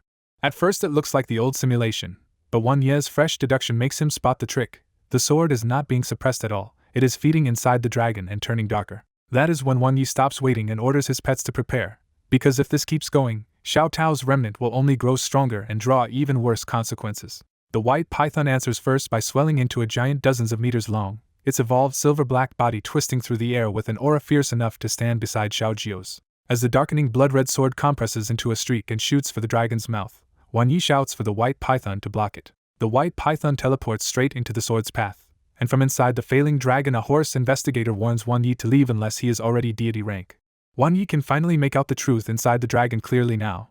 4 investigation corps members are fused into it, and only the pale-haired leader is still barely conscious. Ignoring the warning, Wan Yi throws everything into the stop, and the white python instantly layers supercomputing space, complete darkness, and soul space until the whole battlefield drops into blackness. Inside that darkness, endless shadowless lines lash out and barely manage to tangle the blood-red sword, the white python holding on only because soul space keeps feeding it endless spiritual energy. With the sword finally pinned for a moment, Wan Yi tells Xiao Jiu to use the scalding bright flame and gamble on waking Xiao Tao's remnant instead of destroying it. Xiao Jiu fires the white gold scalding bright flame through the darkness like the last light in the world, and the moment it hits, the blood-red sword starts screaming. The purification works, and under the scalding bright flame the bloody aura visibly peels away until the giant killing sword collapses back into a trembling light brown hilt. And at last the remnant wakes in confusion, asking who they are and why they possess the scalding bright flame. When the broken sword hilt suddenly speaks, Wan Yi realizes this remnant body of Xiao Tao has its own consciousness too. The voice feels different from the Xiao Tao he met before, and that instantly makes Wan Yi suspect this remnant may be a separate personality. To test it, Wan Yi bluffs that the hilt recognizes the scalding bright flame but somehow does not recognize him. The hilt jolts in disbelief and blurts out that Wan Yi should already be dead, which confirms his suspicion that it knows more than it should. Then the hilt sneers that B*TCH must have sent Wan Yi here, and its bitter tone makes the split inside Xiao Tao feel even more real. Wan Yi keeps his cool and points out that the hilt only woke up because Xiao Jiu's scalding bright flame weakened it. The hilt answers with raw hatred, saying humans all deserve to die and that even weakened, it still wants to slaughter the people behind Wan Yi. That murderous reaction makes Wan Yi wonder if this corrupted hilt is the twisted side of Xiao Tao, like another spirit warped by strangeness. He tries one more time to talk it down, reminding it that the hilt and blade were born from the same root and do not need to keep fighting each other. The hilt refuses to listen and says the humans behind him ruined its life by sealing it here for more than a century, so now it wants them dead. Wan Yi turns and sees the giant dragon has already dispersed, leaving 4 investigators collapsed on the ground with their pets. Only the middle-aged team leader is barely conscious, hugging his dragon pet while dark energy clings to his body and his aura fades. Wan Yi tells the hilt flatly that killing them is not happening, because he came here to take it away instead. The hilt mocks him, saying it will never go back to that B*TCH and serve humans again. When Wan Yi presses it about hating humans, the hilt snaps that it has no beast master and wants nothing to do with the Peachwood Sword's human partner. Then it offers a vicious bargain. If Wan Yi kills those humans himself, it will go with him. Wan Yi pauses, then coolly asks what is supposed to stop the hilt from breaking its word after he does the job. Caught off guard, the hilt agrees to let him plant a strand of scalding bright flame inside it as a leash if he really does it. Wan Yi instantly agrees and gives the white python a look, telling it to swallow all 4 investigators. The python glides over the wrecked battlefield, and the barely conscious team leader can only stare at this terrifying, unfamiliar pet. Before any of them can react, the python twists space like a silent vortex and swallows the investigators and their pets in one gulp. The hilt bursts into delighted laughter, thrilled that Wan Yi really looked righteous but acted even darker than expected. Now delighted and overconfident, the hilt urges Wan Yi to hurry up and take it out before the other Xiao Tao can fight back later. Wan Yi has Xiao Jiao send a strand of scalding bright flame into the hilt, and a faint white halo spreads over its surface as the restraint takes hold. Once it is bound, Wan Yi asks the obvious question: if the hilt was sealed the whole time, who woke it up in the first place? The hilt says it does not know either, only that humans sealed it, humans woke it, and among humans there are always fools chasing darkness and disaster. Wan Yi immediately worries about the next problem and warns that if the hilt shows itself outside, both of them will be caught. The hilt acts annoyed, then proves it already had a plan by splitting off 2 pale golden hilts and dozens of ordinary copies to hide among. It explains that with the scalding bright flame suppressing its strange power, even a deity rank should miss it if it stays quiet among the fake materials. Wan Yi accepts the trick, figures these extra hilts are also valuable materials, and packs them up with the real one hidden among them. With that done, Wan Yi looks over the land of hidden mysterious, and knows his mission here is finally complete for now. As he heads out, Wan Yi thinks through the gains from this trip, especially the white python's evolution and how much stronger its future training can become. He also cannot stop thinking about the bigger mystery. Why did the Xiao Tao in the sealed demon sword tomb never mention this corrupted remnant at all? In the end, he decides the simplest answer is to bring this remnant back and let Xiao Tao see it herself. Outside the secret realm, the gigantic sea mechanical Kun hangs in the sky like a metal fortress while the last returning beast masters rise toward it. Long Wu watches the end of the 2-day survival assessment in midair with a heavy expression, already sensing the results will be rough. A red-haired investigator at his side points out that demon skeleton sword ghosts were simply too much for rookie beast masters, especially those taking the fighter assessment. The same investigator adds even worse news from the core area. A violent spiritual shockwave broke several photoelectric shuttles, and the Jinlong team may already be in serious trouble. Orders from above are already in place, and as soon as the assessment ends and everyone gets out, the investigators will enter the realm themselves. Long Wu keeps his answer short and grim, while his subordinate vents that whoever chose the hidden mysterious realm for this year's test made the already unstable assessment far too dangerous. Outside the secret realm, Long Wu bluntly says the assessment should stay hard, because making it easier now would only get more people killed later. The red-haired investigator goes quiet, remembers the current danger, and finally admits Long Wu is right. A group of beastmasters descends from the sea mechanical Kun. An elder Bai announces that the assessment is over and the investigators can come review the results. Long Wu answers with formal respect, saying rescue work in the realm is their duty, and the 2 sides head back inside together. Inside a wide safety room, the beastmasters who survived the hidden mysterious realm gather to rest, recover, and loudly compare what they went through. The chatter makes the test sound brutal, with candidates admitting the fierce beasts were far stronger than expected and many barely dared touch the core area. Some compare survival tricks and team fights, and one stunned candidate learns another person even came back with 3 demon skeleton sword hilts. At the front of the room, Lu Deng starts reading official results one by one while holographic battle footage is projected to back up each score.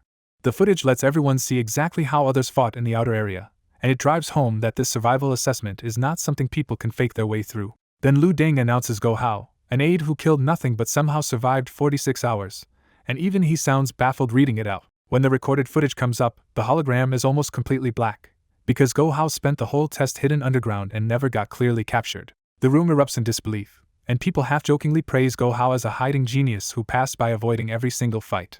Even the examiners are left making strange faces, because surviving that long without meeting a single fierce beast is bizarre in its own impressive way. Lu Deng finally gives Go Hao a dry compliment, and the scruffy young man can only answer that it was just luck. The mood snaps from comedy to shock when Lu Dang reads out Zhao Ping's score and places him at number 1. The red-haired investigator proudly calls Zhao Ping the investigation corps' trump card, and Long Wu agrees that he lived up to his talent. Zhao Ping's battle footage shows why, with his water elf circling him while filthy corrosive water crushes demon skeleton sword ghosts and other beasts almost instantly. Watching that overwhelming water control, the other beast masters can only feel the gap between ordinary talent and a real monster.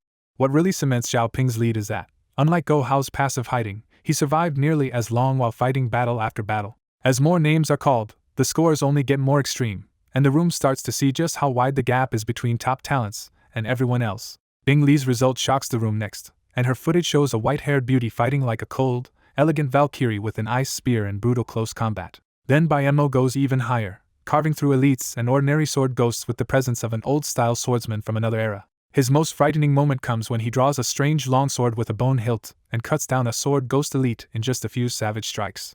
The fighter class footage makes one thing obvious to the crowd. At this level, a beast master's own talent and presence can be just as eye-catching as the pet beside them. The warlock class gets its own standout when Jingji appears, a calm young man from Tianshu University with a battlefield control style that feels eerie and precise. His twin mountain spirit phantom demons confuse several fierce beasts at once, and Jingji calmly finishes them by driving demonic spikes up from the ground. Next comes Chen Xian from Yuhing University, and the Tyrant class footage immediately feels different because her whole style is built for overwhelming large-scale destruction. With one huge release of power, Chen Xian and her Stormhorn Dragon turn a wide area into a giant hurricane and shred more than a dozen fierce beasts in seconds. They only pull off that terrifying move once before burning through too much energy, but one display like that is already enough to leave everyone speechless. By now the pattern is clear. The highest-ranked candidates are the ones whose rare talents and powerful pets perfectly match the role of their class. And because everyone this far in the process is strong already, nobody aiming for titles like Rookie King can afford to hide their real ability anymore. At the back, Ming Zhu sighs that compared with these monsters, her own team's result suddenly looks ordinary, and the comet lands with the quiet sting of reality. As everyone waits for the survival results, Su San now explains why this round matters most. First place here is worth nearly 10 million, and winning the later duel to become professional Rookie King brings an even bigger haul.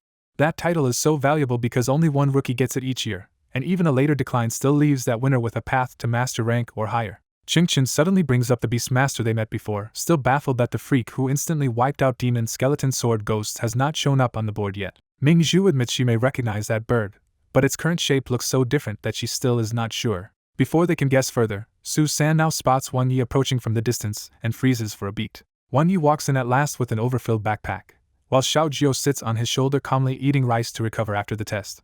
Ming Zhu greets him warmly, and Wan Yi casually asks how her team did in the assessment. Ming Zhu downplays her own showing, saying she only performed a little above average and still sits far behind the true top rookies. Wan Yi is not surprised, since he knows rookies with secondary classes usually split their time and resources instead of pushing pure combat growth. When Ming Zhu asks whether they crossed paths inside, Wan Yi can only say maybe, because Xiao Jiu had been clearing fights so fast that he barely had time to notice anyone. Ming Zhu studies Xiao Jiu again, still thinking the bird resembles the one from the core area even though this version is much smaller. Xiao Jiu immediately glares back and makes its dislike obvious, turning the conversation awkward again. Ming Zhu finally points out that Wan Ye's pet has been hostile to her since their first meeting, and she still has no idea why. Wan Yi smooths it over with a shameless excuse, claiming Xiao Jiu once dreamed about being abandoned by a human girl and now instinctively dislikes women. The absurd answer leaves Xiao Jiu speechless and Ming Zhu actually thinking it over, which somehow makes the moment even stranger. Wan Yi ends the chat and heads inside to check his own result, after arriving late because he kept killing extra fierce beasts on the way back.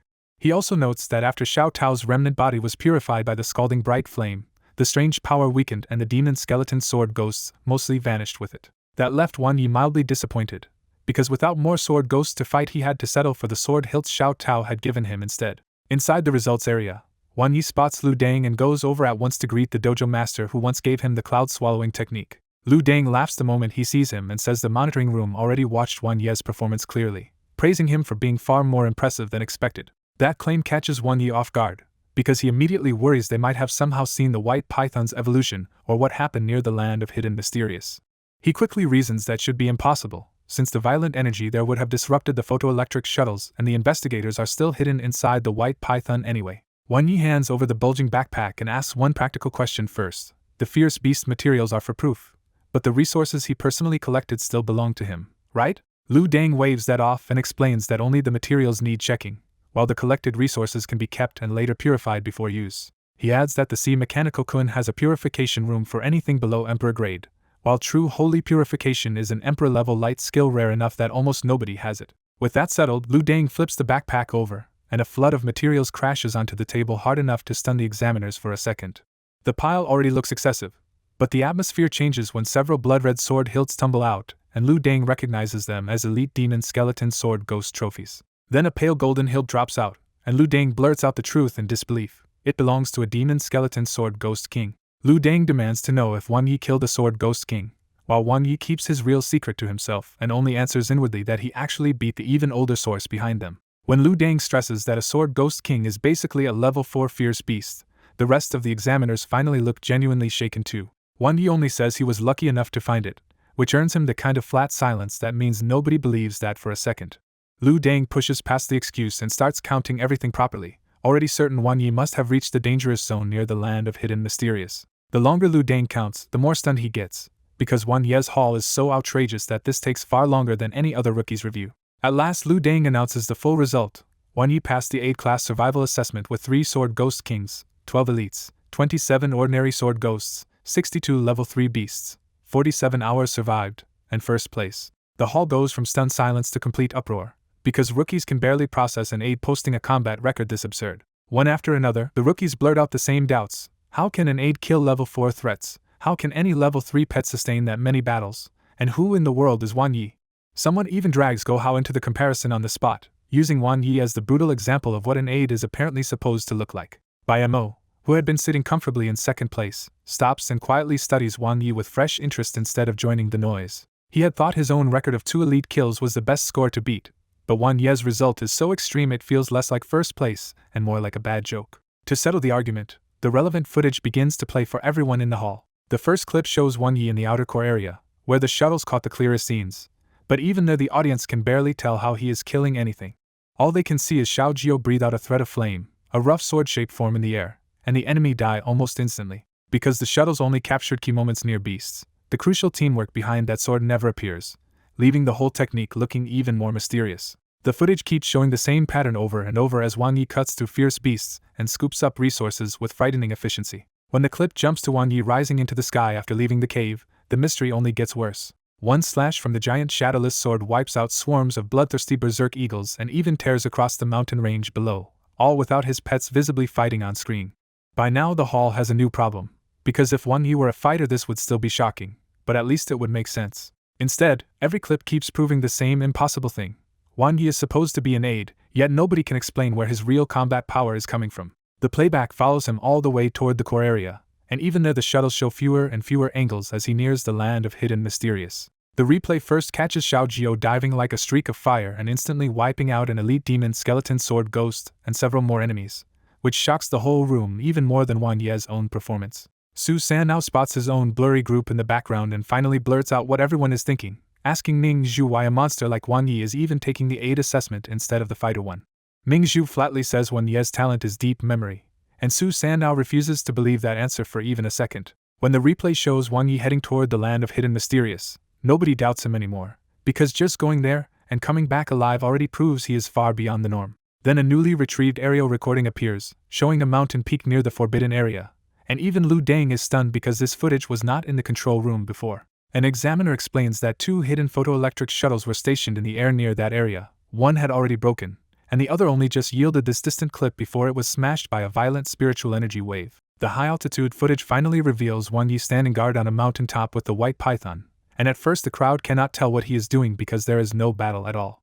Once Wan Yi starts his strange evolution setup and the white python seals itself inside a giant wooden cocoon, the entire audience realizes with a jolt that he dared to evolve a pet right beside the most dangerous place in the trial. The room erupts into messy arguments about the hornless white python's path, because nobody can see clearly but everyone can tell this evolution looks nothing like the usual spatial shadow python route. The footage drags on as Wan Yi and Xiao Jiao repeatedly cut down fierce beasts drawn to the cocoon, and even through the blurry image the defense looks brutal enough to make the viewers' hearts pound. By this point even Lu Deng, elderly, and Elder Bai are staring without blinking, because to experts like them the chance to witness a brand new pet evolution path is even more tempting than the rookie rankings. Watching with everyone else, Wan Yi stays outwardly calm and accepts that Xiao Jiao and the white python were always going to be exposed once their evolutions and strength reached this level. The whole room hangs on the cocoon until the shell finally cracks, and everyone feels like they are about to witness the birth of something completely new. Instead, the cocoon bursts, a terrifying spiritual energy wave blasts upward, and the aerial shuttle is thrown away so hard that the footage cuts out at the exact worst moment. The viewers are left half crazed by the cutoff, arguing that the evolved form looked far beyond ordinary, and guessing that Wan Yi will have to reveal it in the duel anyway. Bai Mo watches Wan Yi with open curiosity, and Jing Ji immediately grins and declares that nobody is allowed to his chance to be the first one to challenge him. As the Secret Realm phase ends, Lu Dang shifts the focus to the official duel stage and announces that everyone will return to Qixing City's plaza because the Sea Mechanical Coins platform is not enough for the strongest candidates. He lays out the duel system. The top 7 from the first 3 assessments become the 7 stars of Beidou. They can challenge one another without refusal, and the final Rookie King will be decided from both assessment rank and duel results. The top 7 are named out, with Go Hao barely hanging on through pure survival, while the other 6 all carry the kind of reputation that makes the rest of the field look wary. Then Wan Yi quietly raises a hand and says he has a suggestion, making Lu Dang pause and give him the floor. Wan Yi looks at the other 6 stars and casually drops a ridiculous proposal. Instead of taking turns, they can all come at him together because 1 against 7 is faster, and, in his words, very fair. Jing Ji explodes first, mocking Wan Yi for acting so arrogant that he wants to fight all 6 challengers at once. Wan Yi answers without blinking and says his current number 1 ranking gives him the right to be this bold. He lays out the real problem. If they challenge him one by one, nobody can agree who goes first, and the later fighters would always have the advantage. Then Wan Yi twists the knife and tells them the truth: none of them can dodge. As long as he stays standing, none of them can become Rookie King. He pushes his proposal to the end and bluntly tells all 6 of them to gang up on him first, then fight each other afterward for the title. The room goes quiet because the shameless plan is also the smartest one, and the 6 contestants start seriously thinking it through. As they think it over, the 6 challengers all reach the same uneasy conclusion: none of them trust themselves to beat Wan Yi alone. Bing Li is the first to break the deadlock, raising her hand and openly backing Wan Yi's plan. After that, the rest quickly follow, leaving Jing Ji surrounded by agreement he clearly hates. Even Jing Ji can only swallow his pride, because Wan Yi is still ranked first and the logic is impossible to refute. Seeing the group finally fold, Wan Yi turns to Lu Dang and waits for the officials to approve this ridiculous new duel format. Lu Dang steps into another room to consult the professions department, while everyone else waits for the verdict. When he comes back, Lu Dang announces that the department loves the idea so much it is adding extra rewards no matter which side wins. He gives them 5 hours to recover on the Sea Mechanical Coin and says the fight will begin as soon as they reach Qixing Plaza. Then Lu Dang drops the real pressure. The professions department is going to publicize the match, so a much bigger audience will be watching. Even with only a few hours before the publicity spreads, Wan Yi decides to use every minute of the break because he still has urgent business to handle. He passes through the pet center and heads into a private lounge, taking advantage of the carrier's oversized facilities. Inside the room, Wan Yi stores the demonized Xiao Tao and the collected materials in his spatial sphere to keep everything under control. Xiao Tao is still restless in its demonized state, but the bright scalding flames inside it, and Wan Yi's control keep it from making a move. Wan Yi leaves Xiao Jiu behind to guard the lounge, making sure no one interferes while he steps out again. He quietly finds another lounge and finally releases the white python, because keeping people trapped in its belly space too long is risky. At Wan Yi's command, the white python spits out the 4 investigators and their pets that it swallowed back in the land of the hidden mysterious. 3 of the investigators are still unconscious, and only the middle-aged man manages to wake up and steady himself. The man is surprisingly calm, partly because the white python's belly space was packed with tonics and medicine instead of being a death trap. Still shaken, the man thanks Wan Yi for saving them and respectfully asks who this mysterious senior really is. Wan Yi answers by asking the man to look around first, forcing him to notice where he actually woke up. Once he realizes this is a resting room inside the Sea Mechanical Coin, the man freezes in disbelief and starts trying to connect the dots. Wan Yi finally reveals the absurd part. He is just a rookie beastmaster taking this year's professional assessment who accidentally entered the land of the hidden mysterious. That answer hits the man even harder, because he can barely believe a first-year beastmaster dared to step into that sealed danger zone and survive. Wan Yi follows up by showing his senior investigator badge and makes it clear he is qualified to hear the classified truth. That badge changes everything, and the man finally accepts that Wan Yi has the authority to ask what happened in the hidden land.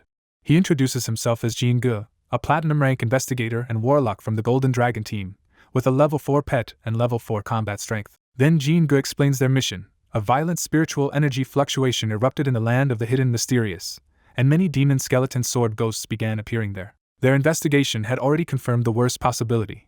The sealed fierce beast inside may have awakened, and its leaking power of strangeness is what spawned those sword ghosts.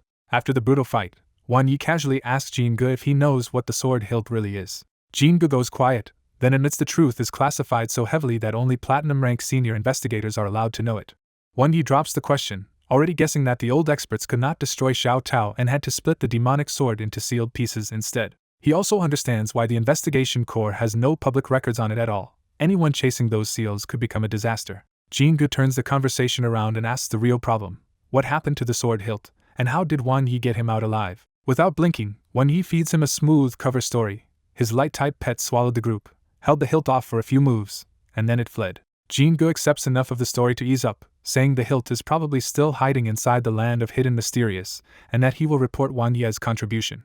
Wan Yi immediately downplays everything, insisting he only got lucky because Jingu's team had already worn the monster down first. That only makes Jingu admire him more, and he openly invites Wan Yi to join the Qixing Investigation Corps after the professional assessment. Wan Yi politely turns the offer down, then keeps chatting long enough to learn something useful. Platinum investigators mainly obey missions from their superiors and are otherwise extremely free. After sending Jingu's group away, Wan Yi turns serious again and admits the danger is not over, because a later investigation could notice the sword hilt is no longer in the land of hidden mysterious. Even so, Wan Yi decides bringing those four back was the smarter gamble, because dead investigators would have triggered a much harsher search while survivors can muddy the story and buy him time. Back in the lounge, Wan Yi looks at Xiao Jiao and the White Python and warns them their next fight will be far tougher. When he asks about the joint attack they were supposed to develop, the two little troublemakers just glance at each other and huff in opposite directions. Seeing teamwork is going nowhere, Wan Yi shifts his plan and decides the White Python needs a simulation focused on raw combat power instead. He chooses a combat technique route, because the White Python's skills are still too immature to pay off quickly and they are heading into a 6-on-6 duel. After checking the time left, Wan Yi passes the Cloud Dragon technique he got from the Rock Dragon Emperor to the White Python and starts the simulation.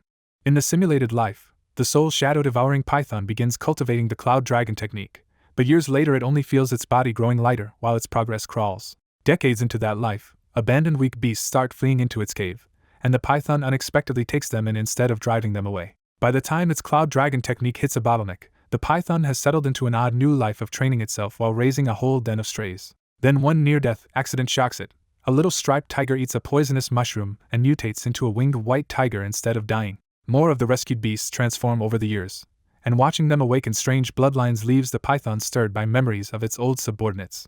As the cave grows crowded and food runs short, the Python decides to dig deeper even though it senses something dangerous below. After 3 years of preparation, it leaves alone while the little beasts cry behind it, choosing risk over letting them starve. Deep below, the Python reaches a huge pit and freezes when its instincts scream that an unimaginable creature is waiting farther down. Instead of going down, it uses spatial flash to retreat and check the old broken sword location, only to find the sword gone again. It spends years searching in vain, gathering black fragments as it goes and stubbornly saving them for the day the broken sword returns. It even builds a new base above the pit and scouts the area, but everything nearby is barren except for more of those black fragments. 10 years later, the Python finally commits and leaps into the abyss. At the bottom, what first looks like a strange terraced world turns into a staggering revelation when it sees a mountain-sized horn and realizes the ground is actually dragon scales. The Python slowly understands it has landed on a dragon so huge its scales have grown soil, flowers, and fruit like an entire ecosystem. It gathers the rich plants and fruits there and carries them back, solving the cave's food crisis for the moment. Then, years later, the broken sword suddenly reappears inside the cave, and the Python is openly delighted to see it again. It immediately feeds the sword all the black fragments it has been saving, and the broken blade starts rebuilding itself with bone-like growths and blinding light. At the climax, the rebuilt sword roars like a dragon, turns into a huge dragon, crashes a mysterious dragon race technique into the Python's soul, and then disappears again. In the White Python's simulation, 20 quiet years pass as it survives on steady food and keeps studying the Cloud Dragon technique, while the young beasts around it grow up. At 117, the Python reviews a century of experience with revise and learn and well prepared, then finally creates its own racial combat art, the Shadow Python Heaven Devouring technique.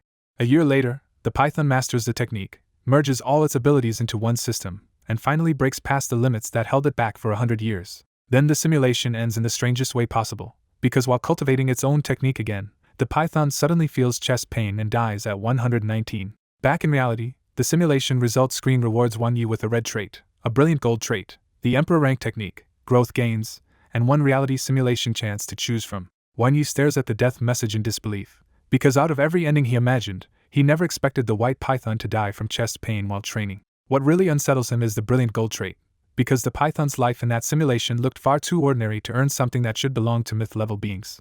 Even so, Wang Yi makes his pick and keeps the 2 new traits plus the combat technique, saving the reality simulation chance for later. As soon as the choice is made, Wang Yi notices the white python's panel has changed, because several old orange traits have vanished completely. When he reads Shadow Python Divine Body, Wang Yi realizes it is not a normal upgrade at all but a fused trait that rolled several older abilities into one far stronger body. That discovery hits Wang Yi hard, because he finally understands that the simulation can synthesize characteristics instead of just handing them out one by one. The second explanation confirms it again, because Generational Holy Spirit is a brilliant gold fusion of 6 orange traits that boosts learning, creativity, intimidation, endurance, and even skill use itself.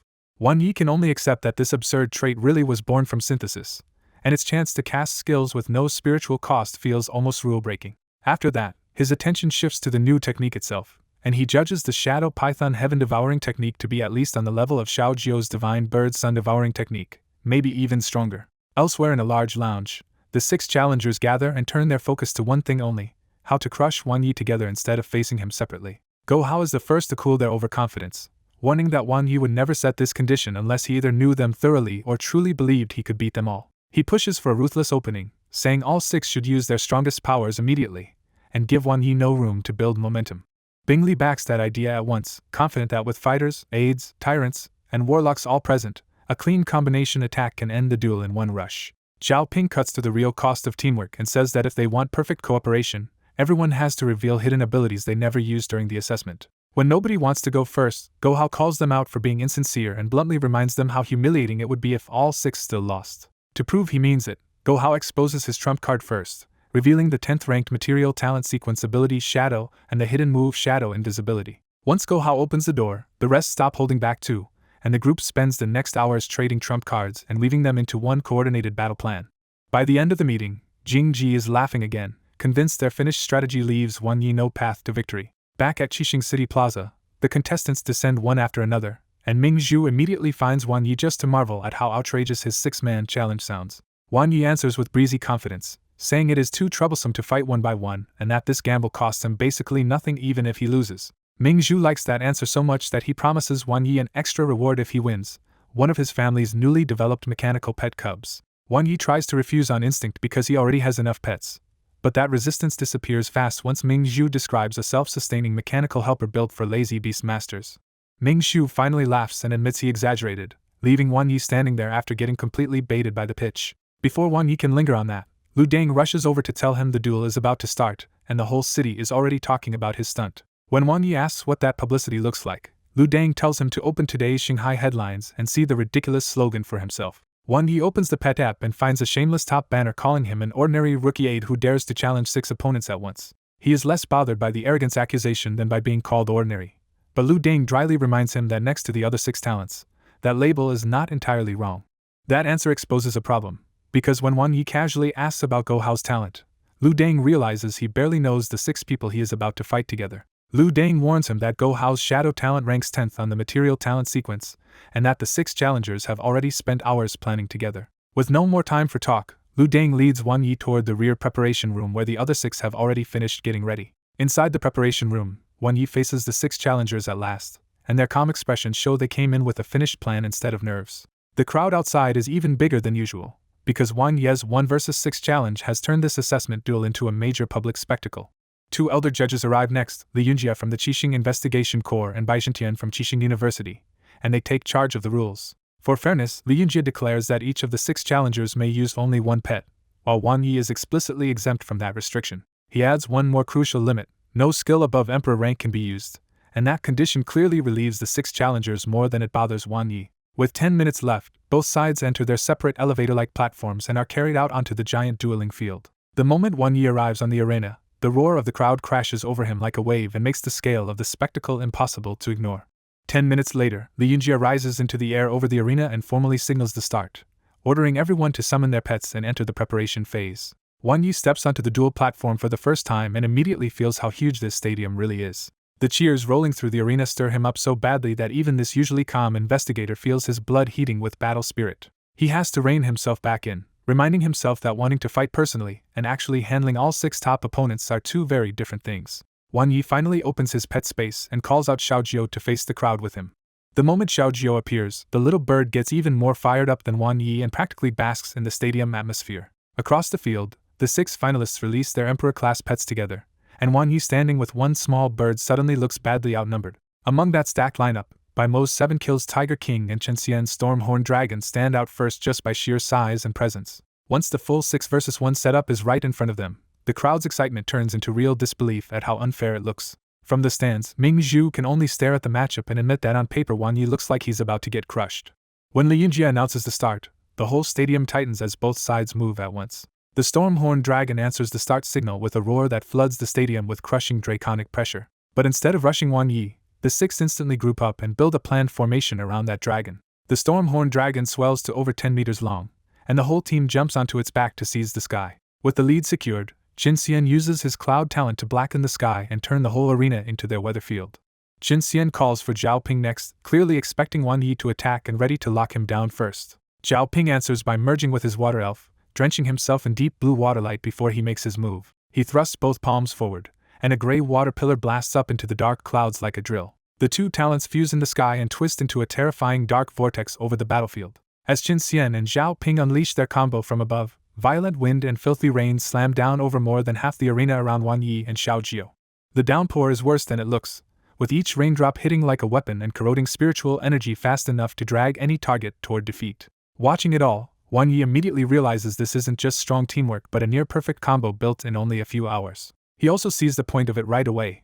This weather field was built to smother his fire side before he can get rolling. Even so, Wan Yi doesn't hold Xiao Jiu back and tells it to fight freely, only promising backup if things go bad. Xiao Jiu answers with pure confidence, and makes it clear that one bird is enough. Before Wan Yi can finish warning it, the reckless bird already shoots straight into the storm. The crowd can only stare as Xiao Jiu flies straight into the enemy storm instead of trying to defend first. Mid-flight, Xiao Jiu drops its reduced size and returns to its true battle body in full view of everyone. Now in its real form, the brilliant light sparrow finally shows what it actually looks like, with white-blue feathers, red patterns, and flames gathering at its crown and tail. Seeing that form clearly at last, Jingji narrows his eyes and realizes the rare dual light flame bird from the old records was real all along. After confirming Xiao Jiu's data, the opposing team falls into a stiff silence, because they still cannot get over the fact that this terrifying bird really evolved from a green sparrow. Seeing Xiao Jiu charge straight through the rain, Zhao Ping calls it reckless, and Bingli steps up with confidence, sure the turbid rain has already crippled the bird enough for her to handle. Before Bingli can move, Go Hao abruptly tells everyone to look closer at Xiao Jiu, because something is changing mid-flight. In front of everyone, Xiao Jiu's feathers shift into a trembling crimson gold shell, and the bird suddenly looks like it has grown a full set of armor. The corrosive turbid rain keeps hissing against that armor, but it cannot leave even a trace, and the enemy team realizes Zhao Ping's rain has been neutralized. Jingji blurts out in shock, and Zhao Ping goes grimly quiet, because this is not ordinary feather coat anymore. Qin Xian quietly explains the problem. Xiao Jiu's feather coat has reached peak mastery, so the armor can shrug off the rain, blunt normal attacks, and still support a massive spiritual energy output. Go Hao can only stare and complain, because Wan Yi has been a beast master for barely a year and already raised an intermediate skill to a level most university students still cannot touch. Instead of attacking right away, Xiao Jiu calmly starts stacking buffs on itself, and bright layers of power keep rising from its body. When free size kicks in last, Xiao Jiu swells from a large bird into a 30-meter giant, and the whole stage is suddenly dwarfed by one blazing body.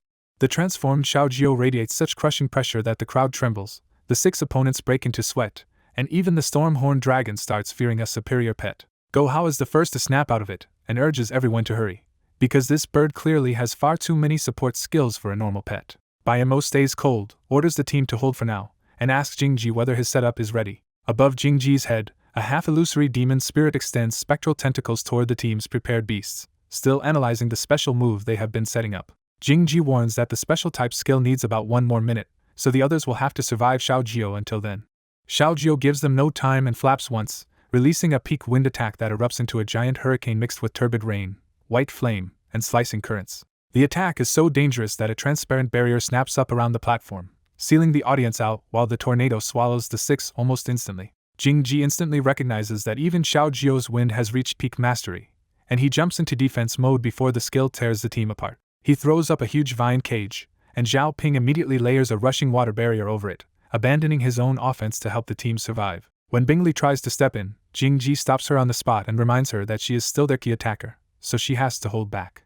It still is not enough, because in only a few seconds Xiao Jiu's hurricane smashes the vine cage and then rips straight through the water cage too. Jingji and Zhao Ping both take the backlash, and even the water elf collapses into a whimpering puddle under the force of that one attack. Realizing brute defense will fail, Gohao finally brings out his Emperor third-class spatial shadow doll and bets everything on space control. The spatial shadow doll activates linked marks around the platform, opens a dark space pit, and starts swallowing Xiaojio's incoming hurricane hole. A second space hole tears open behind Xiaojio, and the redirected hurricane erupts back out there instead, finally taking the pressure off the team.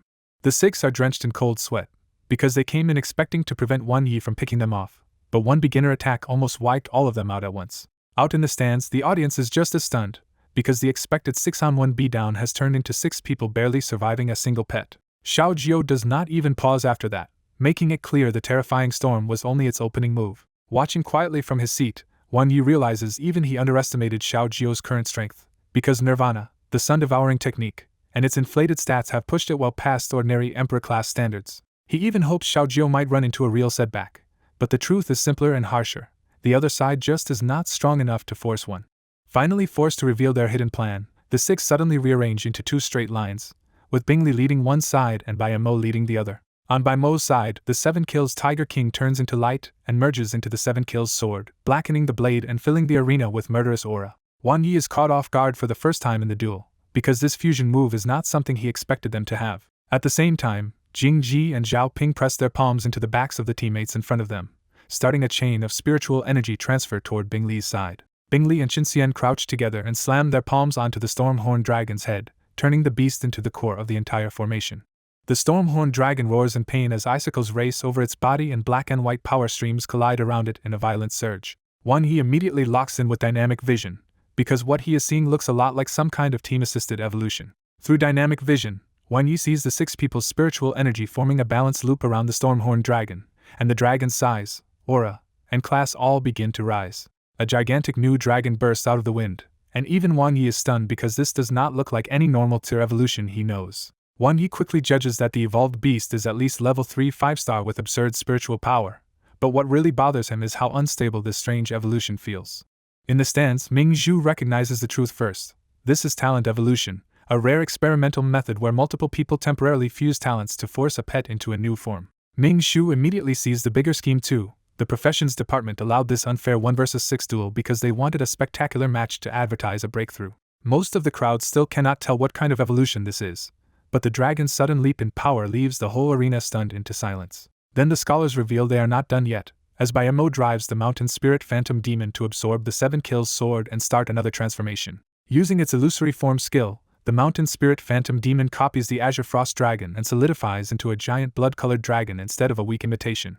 Gohao layers his shadow talent over that copy, turning it into a pitch-black dragon whose aura feels even fiercer than the first one. Now 2 monstrous dragons hang over the arena and completely smother Xiaojio's presence, forcing even Wan Yi to admit these scholars are terrifyingly creative. Wan Yi pieces the combo together on the fly. Sword and beast fused first, the phantom demon copied the new dragon with that power, and Gohao's talent pushed the fake into something far deadlier. The crowd is dazzled by the sudden reversal, but the little bird in the sky mostly looks baffled that 2 giant opponents appeared almost instantly, and somehow feels stronger than it does. The Azure Frost dragon attacks first, breathing out freezing power that condenses into 3 enormous ice spears aimed straight at Xiaojio. Xiaojio answers with Feather Cut and triggers Blood Rage combo, slicing through all 3 spears before driving its glowing wing blades into the dragon itself. The hit is strong enough to smash the giant dragon down into the ground, but all it leaves behind are cracks in the ice armor. That result shocks both sides, because Wan Yi realizes the defense is absurd, while Bing Li's team cannot believe a beginner skill managed to crack their fused Overlord-class armor at all. Before that surprise can matter, water floods over the broken armor and restores the Azure Frost dragon almost instantly through its pure water body trait. Realizing they cannot drag this out, Qin Xian orders the others to pin Xiaojio down and finish the fight in a single decisive exchange. The Azure Frost dragon surges back up glowing and unleashes 1,000 miles wind frost, hurling a wall of ice and tornadoes across the platform at Xiaojio. Instead of meeting the attack head-on, Xiaojio suddenly slashes the dark cloud cover apart and opens the sky above the arena. The reason becomes clear at once as Xiaojio activates Divine Bird's sun-devouring technique and greedily draws the returning sunlight into its body. With white-gold light flames roaring around it, the bird's aura surges sharply upward, and even Wan Yi below can feel the momentum swing back. Xiaojio spreads its wings and casts shine upon the world, flooding more than half the dueling platform with blinding holy radiance. Then Xiaojio folds its wings and fires forward like a divine missile, launching divine light flames strikes straight through the raging wind frost. The impact is so violent that the entire dueling platform breaks apart, and Wan Yi is forced to retreat as smoke swallows the battlefield. While everyone loses sight of the main clash, the shadow dragon slips away into darkness and quietly saves its strength for a later strike. Several long seconds later, a streak of light rises out of the smoke first, and the crowd freezes when they see the bird is still flying. A moment after that, the Azure Frost Dragon also staggers back into view, but its body is now stripped of the countless icicles that once covered it. The whole arena thinks the brutal seven-way duel is finally about to end as the giant blood dragon closes in on Xiaojio. Up close, Bai Mo and Jingji are already treating Xiaojio as finished, convinced their unfair but effective team plan has worked. Go Hao coldly admits Xiaojio is monstrously strong for its rank, and only their pre-planned countermeasures stopped Wan Yi from sweeping them instantly. Just as everyone braces for the finish, space itself suddenly twists above the platform. A silver-black tail slashes out of the distortion and smashes straight into the blood dragon's claws. The collision rattles the barrier and sends the blood dragon spinning backward, leaving the whole arena stunned and scrambling to understand what just appeared. As the dust thins, a gigantic scaled body takes shape in the clouds, far larger than anyone expected a second pet could be. Jingji is the first to recognize it and blurts out the truth. This is Wan Ye's evolved hornless white python from the Secret Realm assessment. That reminder hits everyone at once, and they realize they ignored Wan Ye's second pet because no one expected a newly evolved backup to matter in a fight at this level. When the dust fully clears, the white python's true form stuns the arena, a 100-meter black giant python floating in the sky like a pillar holding up the clouds. Xiaojio lands on top of the python's head, and the light falling on it starts restoring its fading flames while the ice on its body melts away. The python answers with a low cry and rippling spatial waves, and one silent glance with Xiaojio makes it clear the two are now moving together. Watching from the rear, Wan Yi calmly decides this is the moment to finish it, even as he admits the other 6 were real geniuses who pushed him hard. Xiaojio surges upward again and starts swallowing all the light in the arena until the sky itself darkens. At the same time, the white python opens its huge mouth and forms a dark vortex so deep that the whole platform seems to drop into a world of darkness. Perched on the python's head, Xiaojio merges its aura with the vortex, and the pull becomes so fierce that shattered stone and even the dragons start getting dragged in. The already battered Azure Frost Dragon can't resist at all and starts shrinking as the vortex swallows it whole. The blood dragon fights harder, but when it fires a killing strike wrapped around a bone-like blade, the dark vortex erases it on contact and feeds that power back to Wan Ye's side. Wan Yi knows exactly why the tide has turned. The white python's Shadow Python Heaven-devouring technique is an Emperor rank art built to devour energy and turn what it eats into its own strength. Bai Mo's group finally panics, and Jingji shouts for Bai Mo to use their trump card before all of them get swallowed.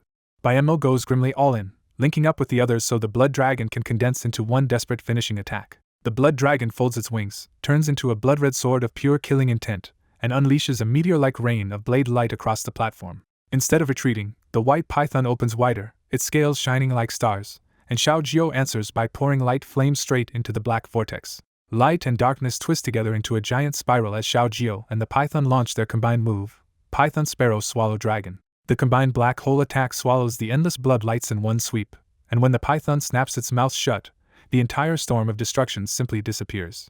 After the combined attack, the arena falls eerily silent, with only faint light gliding across the white python's scales in the darkness. Nobody can process what they just saw, because the 2 giant dragons seem to have been swallowed whole and simply erased. Then the white python opens its mouth again and spits the 6 challengers and their pets back out onto the broken stage. The 2 giant dragons never come back, and that alone tells the whole arena the duel is over. The 6 can barely stand, shocked that they lost and even more shaken that their strength, talents, and spiritual energy all feel drained dry.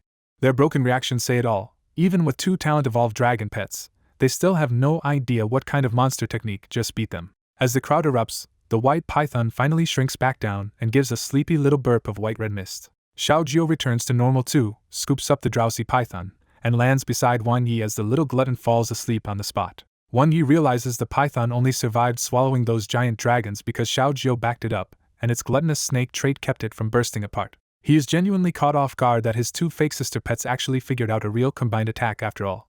When Wan Yi checks the move, he learns that Python Sparrow Swallow Dragon boosts a shared skill 5-fold, and against dragon-type pets the effect doubles again. That absurd 10-fold boost against dragons finally clicks for Wan Yi, and he can now see how one half-trained devouring move erased both giant dragon constructs at once. Watching the python sink into deep digestion, Wan Yi starts thinking ahead and guesses this strange pet may grow by swallowing other pets and absorbing what they have. By now the plaza has fully exploded, because everyone knows they just watched Wan Yi beat the top 6 candidates by himself. The talk gets even wilder when people realize Wan Yi mostly hid in the back, barely fought himself, and still won with 2 terrifying new pets.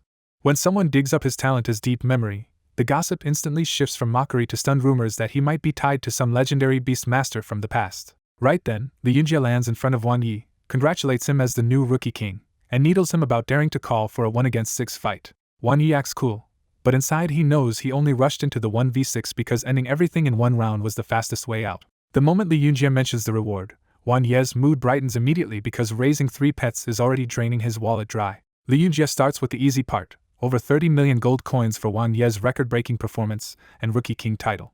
As they talk, Li Yunjie summons a giant terrain rhinoceros king and casually uses it to rebuild the completely wrecked arena in under a minute. The restored dueling platform looks untouched, and Wang Yi can't help noticing how outrageous that level of control really is. Li Yunjie adds that the real prize selection will happen at the profession's office, where Wang Yi can choose Emperor rank pet gear, materials, and even an Emperor rank combat technique. Wang Yi agrees, but under that calm face he is already eager to grab the reward and leave Qixing City before the missing sealed sword hilt in the hidden mysterious realm catches up to him. Li Yunjie tests the waters with a question about Wang Yi's ancestry, clearly wondering whether the rumors about some powerful past life connection might be true. Wang Yi gives him nothing useful, saying he only knows he was born in Anping County, and Li Yunjie lets the topic drop. With no award ceremony in this assessment, Li Yunjie simply escorts Wang Yi and the 6 defeated candidates back to the preparation room. Once they arrive, Li Yunjie raises a hand and opens a strange light door in midair, setting up whatever comes next. After the group steps through the portal one by one, Wang Yi steadies himself and opens his eyes inside Qixing City's profession's office. He takes in the hall's old-fashioned woodwork and red pillars, surprised that the official building feels more like an ancient palace than the steel city outside. What catches Wang Yi most are the 7 star-like lights hanging overhead, and he immediately asks Li Yunjie what they are. Li Yunjie tells him those are Qinghai Province's 7-star pillars, honoring the 7 greatest professional beast masters in its history. When Li Yunjie says 6 of those stars belong to deity rank beast masters but 1 belongs to a master, Wang Yi latches onto that odd detail at once. Li Yunjie explains that the exception was earned by Ji Wuming, the vice-captain of the Qixing Investigation Corps, because he helped seal the demonic sword during the Qinghai demonic disaster. The story lands hard on Wang Yi, and he quietly agrees that someone who saved the province deserves a star pillar. Li Yunjie adds a sad note. Ji Wuming is already over 200 years old, and the injuries he took back then still keep him from reaching deity rank. As Ji Wuming's last disciple, Xiao Ping answers with open reverence and says that in his heart, his master is better than any deity rank. With that introduction over, Li Yunjie leads the 7 winners up to the top-floor auditorium to meet the people waiting for them. Inside the top-floor auditorium, Wang Yi immediately recognizes Ming Kai, while the other waiting officials feel important enough to put real pressure on him. The amiable elder stands to greet Wang Yi as this year's rookie king and a descendant of heroes, introducing himself as Xing Wuya.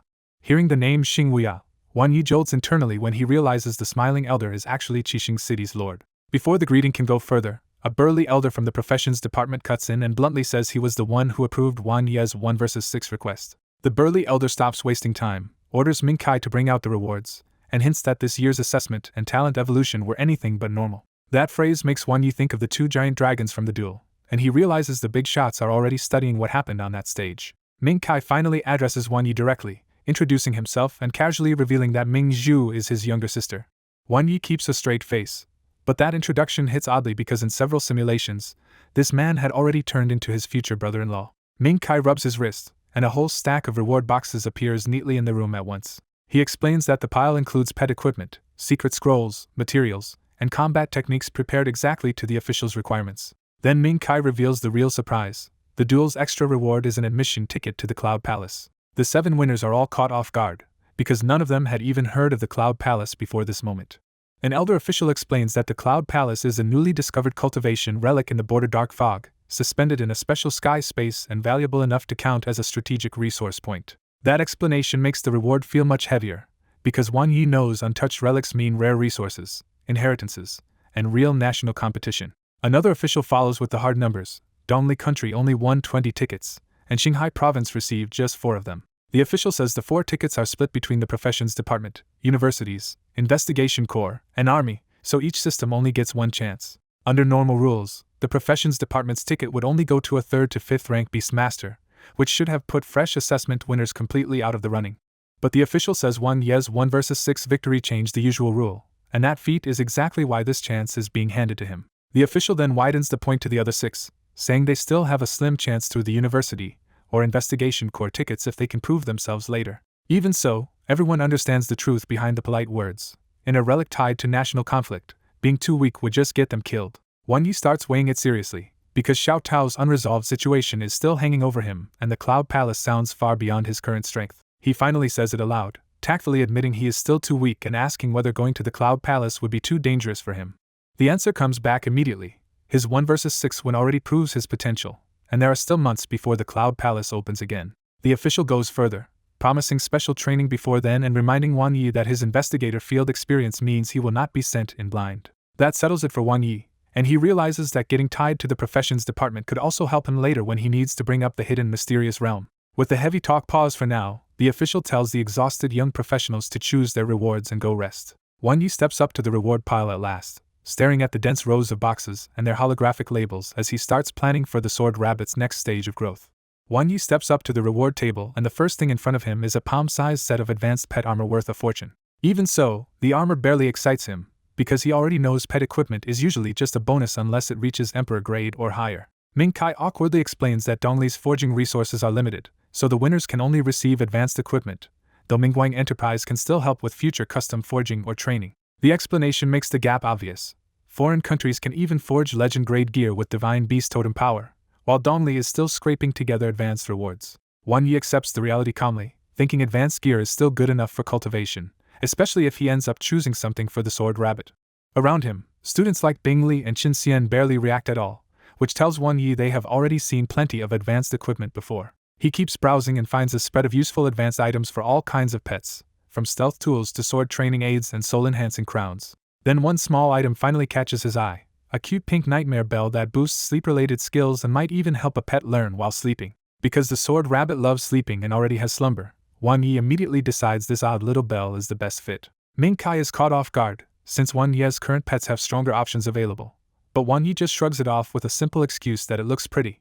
With the equipment chosen, Wang Yi moves on to the combat technique reward, where the choices are far rarer and much more limited. Since combat techniques depend heavily on body type and compatibility, Wang Yi does not chase rank and instead picks one ordinary type technique for the Sword Rabbit's future. The manual he chooses is the 7-star body tempering technique, a well-known middle-rank method meant for most ordinary type pets. As soon as Wang Yi picks the 7-star body tempering technique, an elderly city lord named Xing Huya speaks up from beside him and praises his choice. The old man boasts that this middle-rank technique can one day let a pet absorb star power and grow into a starry sky behemoth, which briefly gets Wang Yi's attention.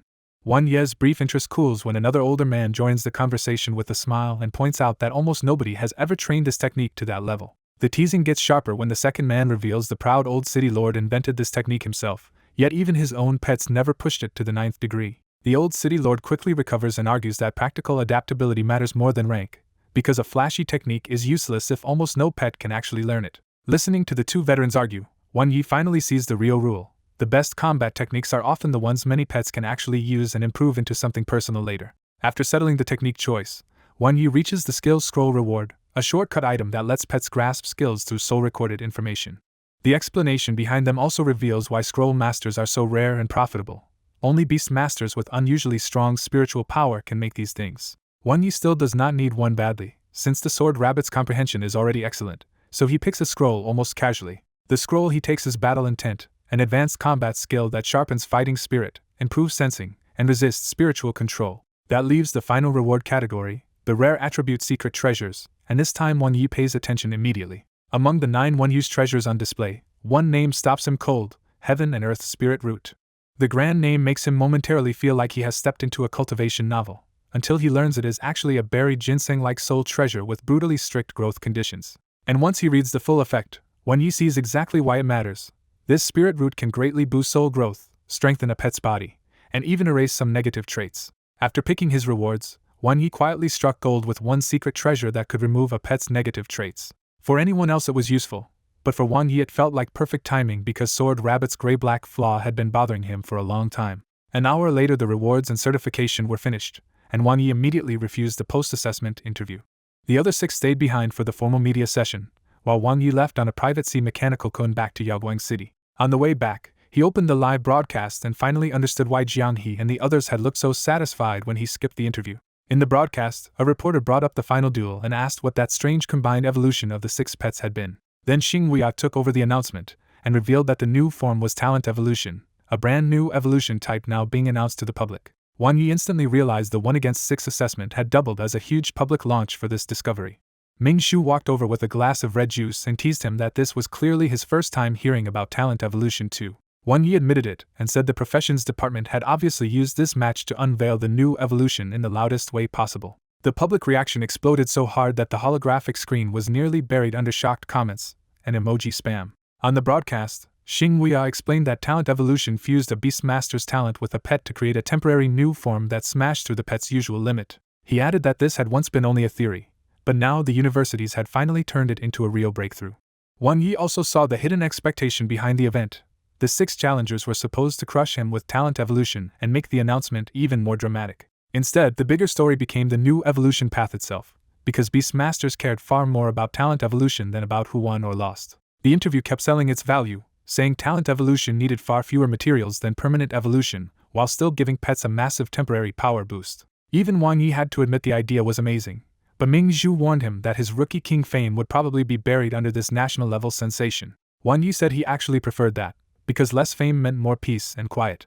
But his next thought was much less relaxed. If talent evolution looked this strong and he still beat it, too many people might start staring at him instead. Ming Zhu reassured him that if he really wanted peace, the country itself would help keep the spotlight under control, while everyone obsessed over the talent evolution news. Wan Yi shifted gears and complained that a weak talent like deep memory probably meant he could not get much out of talent evolution anyway. That line earned him a sharp glare from Ming Zhu, who looked ready to hit him for saying something so absurd after becoming Rookie King. Wan Yi insisted he was serious and brought up the giant dragons from the duel, still amazed that an ordinary storm-horned dragon could be pushed into something that monstrous. Ming Zhu explained that talent evolution was not as easy as the announcement made it sound, because it still needed materials and strict compatibility with the Beastmaster's talent. She told him plainly that deep memory was a poor fit for helping pets trigger talent evolution, but with his pets already this strong, he hardly needed it anyway. Wan Yi still wanted it, because the broadcast had said talent evolution could also deepen pet bonds and even strengthen the Beastmaster's own talent. He ended up giving real credit to the university researchers, because turning that theory into reality was genuinely impressive. Ming Zhu even suggested that if he wanted, he could enter a university himself, since with his strength every school would be fighting to recruit him. Wan Yi turned that down too, saying he was already used to life as an investigator, and would rather keep exploring secret realms and relics than do research. Remembering an earlier promise, Ming Zhu asked where Sword Rabbit was and brought up the swordsmanship master she had found for its training. The name she offered was Gu Xinghe, the sword saint of Shanghai, a master beastmaster whose sword-related pets were strong enough to contend with deity-rank power. Wan Yi had never even heard of him, which only made the offer feel more mysterious. Ming Zhu said Gu Xinghe was hard for ordinary people to find, but Mingguang Enterprise had ties to him and could arrange an introduction if Wan Yi wanted one. Wan Yi did not refuse, but he also did not commit, saying he needed to think it over first. By the time the Fast Mechanical Kun reached Yaoguang City, Ming Zhu moved on to another practical question: what secondary class he planned to choose. She explained that investigators were usually too busy to pick one, but if he wanted a side profession, common choices included pharmacists, alchemists, scroll masters, purifiers, skill researchers, and pet evolutionary scholars. Ming Zhu especially pushed purifier work, since Wan Yi had a light-type pet and could make easy money by cleansing rare materials tainted by secret realms or dark fog. She broke down the job further, saying ordinary materials could be handled by city purification rooms, but high-level materials were much harder to cleanse and charged very high fees. The catch, she said, was that purifier work demanded an extremely strong light-type pet, which kept the threshold high and the money good. She also pointed out that skill researchers made fortunes by inventing new pet combo skills, but that path demanded a rare spirit sequence talent. Finally, she described pet evolutionary scholars as a top-tier class that builds full evolution paths, but said the field was already so crowded that it earned less in practice than the 4 basic trade professions. As Ming Zhu talks about secondary professions, Wan Yi suddenly realizes the jobs do not suit him much, but they fit Xiaojiu perfectly as a light and fire pet. His plan gets even greedier fast. Wan Yi imagined Xiaojiu handling the firework for refining and forging, so he could explore secret realms, purify materials, make potions, and build pet gear in one self-sufficient setup.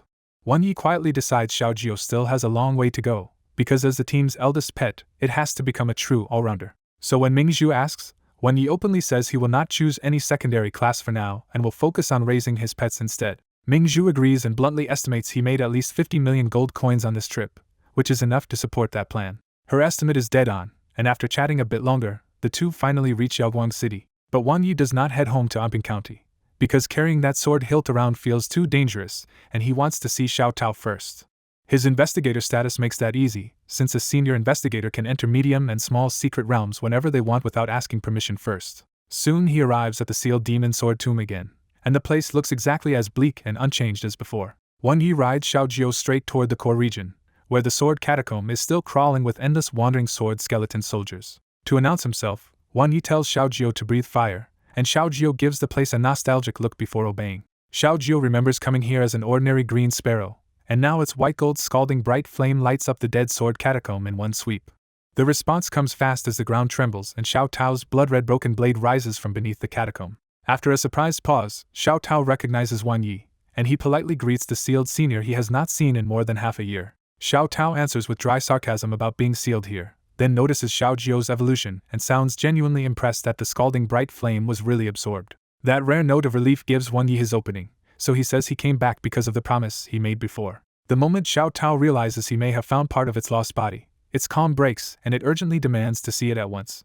Wan Yi pulls the sword hilt out of his spatial sphere and asks Xiao Tao to confirm whether this is the piece it lost. As soon as the hilt appears, the entire sword catacomb surges with violent spiritual energy, and an invisible pressure starts condensing around them. Then the hilt speaks first in a loud, arrogant voice, laughing at the broken blade's miserable state like it already knows exactly who it is. Xiao Tao is completely thrown and insists this thing is not its broken body, and Wan Yi grimly realizes the sealed remnant has already demonized and grown its own consciousness. The hilt keeps mocking, calling Xiao Tao a peachwood sword too weak to face its own darkest side, and the broken blade finally demands to know what this thing really is.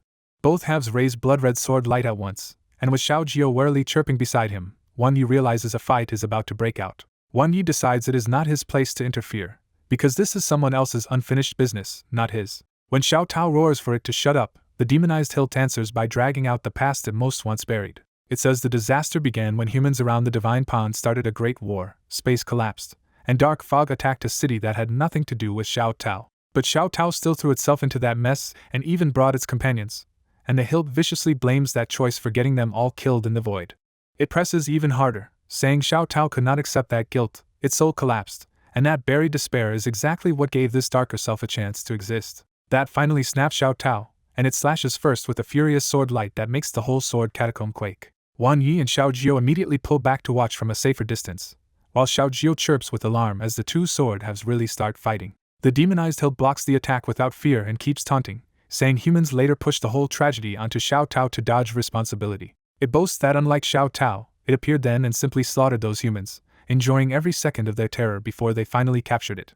It even sneers that Xiao Tao's level 8 light-type body was too hard to kill, and if it had level 9 strength back then, it would have exterminated every human it could reach. Listening from the sidelines, Wan Yi has to admit the story sounds disturbingly plausible, especially after what he already heard from the Dark Tree of Heaven. The hilt refuses any idea of being controlled and snarls that it will never become a dog for humans after everything they did. Then it drags up an even uglier memory, saying a past human beast master used pets as dark fog experiment material for some twisted evolution and got them all killed. To the demonized hilt, that proves Xiao Tao's loyalty was pathetic, because in its eyes humans have always treated pets as expendable. And just to make the whole scene worse, it suddenly points at Wan Yi and claims this human is another hypocrite who will betray Xiao Tao the moment he gets the chance. Wan Yi gets dragged into Xiao Tao's internal quarrel and immediately protests that this old disaster has nothing to do with him. The sword hilt coldly exposes Wan Yi as someone who once seemed willing to kill his own kind just to take it out of the secret realm. The broken blade actually hesitates, and Wan Yi realizes Xiao Tao may believe that ugly version of him. So Wan Yi finally explains the trick: his pet only swallowed those 4 investigators alive, and he never killed them at all.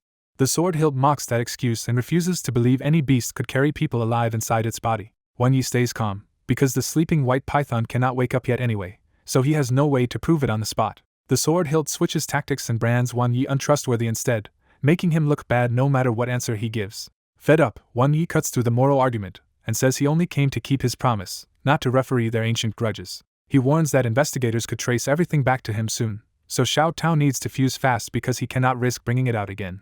The sword hilt immediately twists that warning into poison, claiming Wan Yi is just discarding Xiao Tao now that he already got the scalding bright flame. That is the last straw, and Wan Yi orders Xiaojio to bring out the scalding bright flame. The holy flame ignites at once, and the sword hilt erupts in painful screams as its illusory presence starts burning inside the platinum fire. Wan Yi bluntly reminds it that he still controls it, and the sword hilt's rage finally dies down. With the hilt silenced, the broken blade admits it would rather stop arguing if Wan Yi is telling the truth.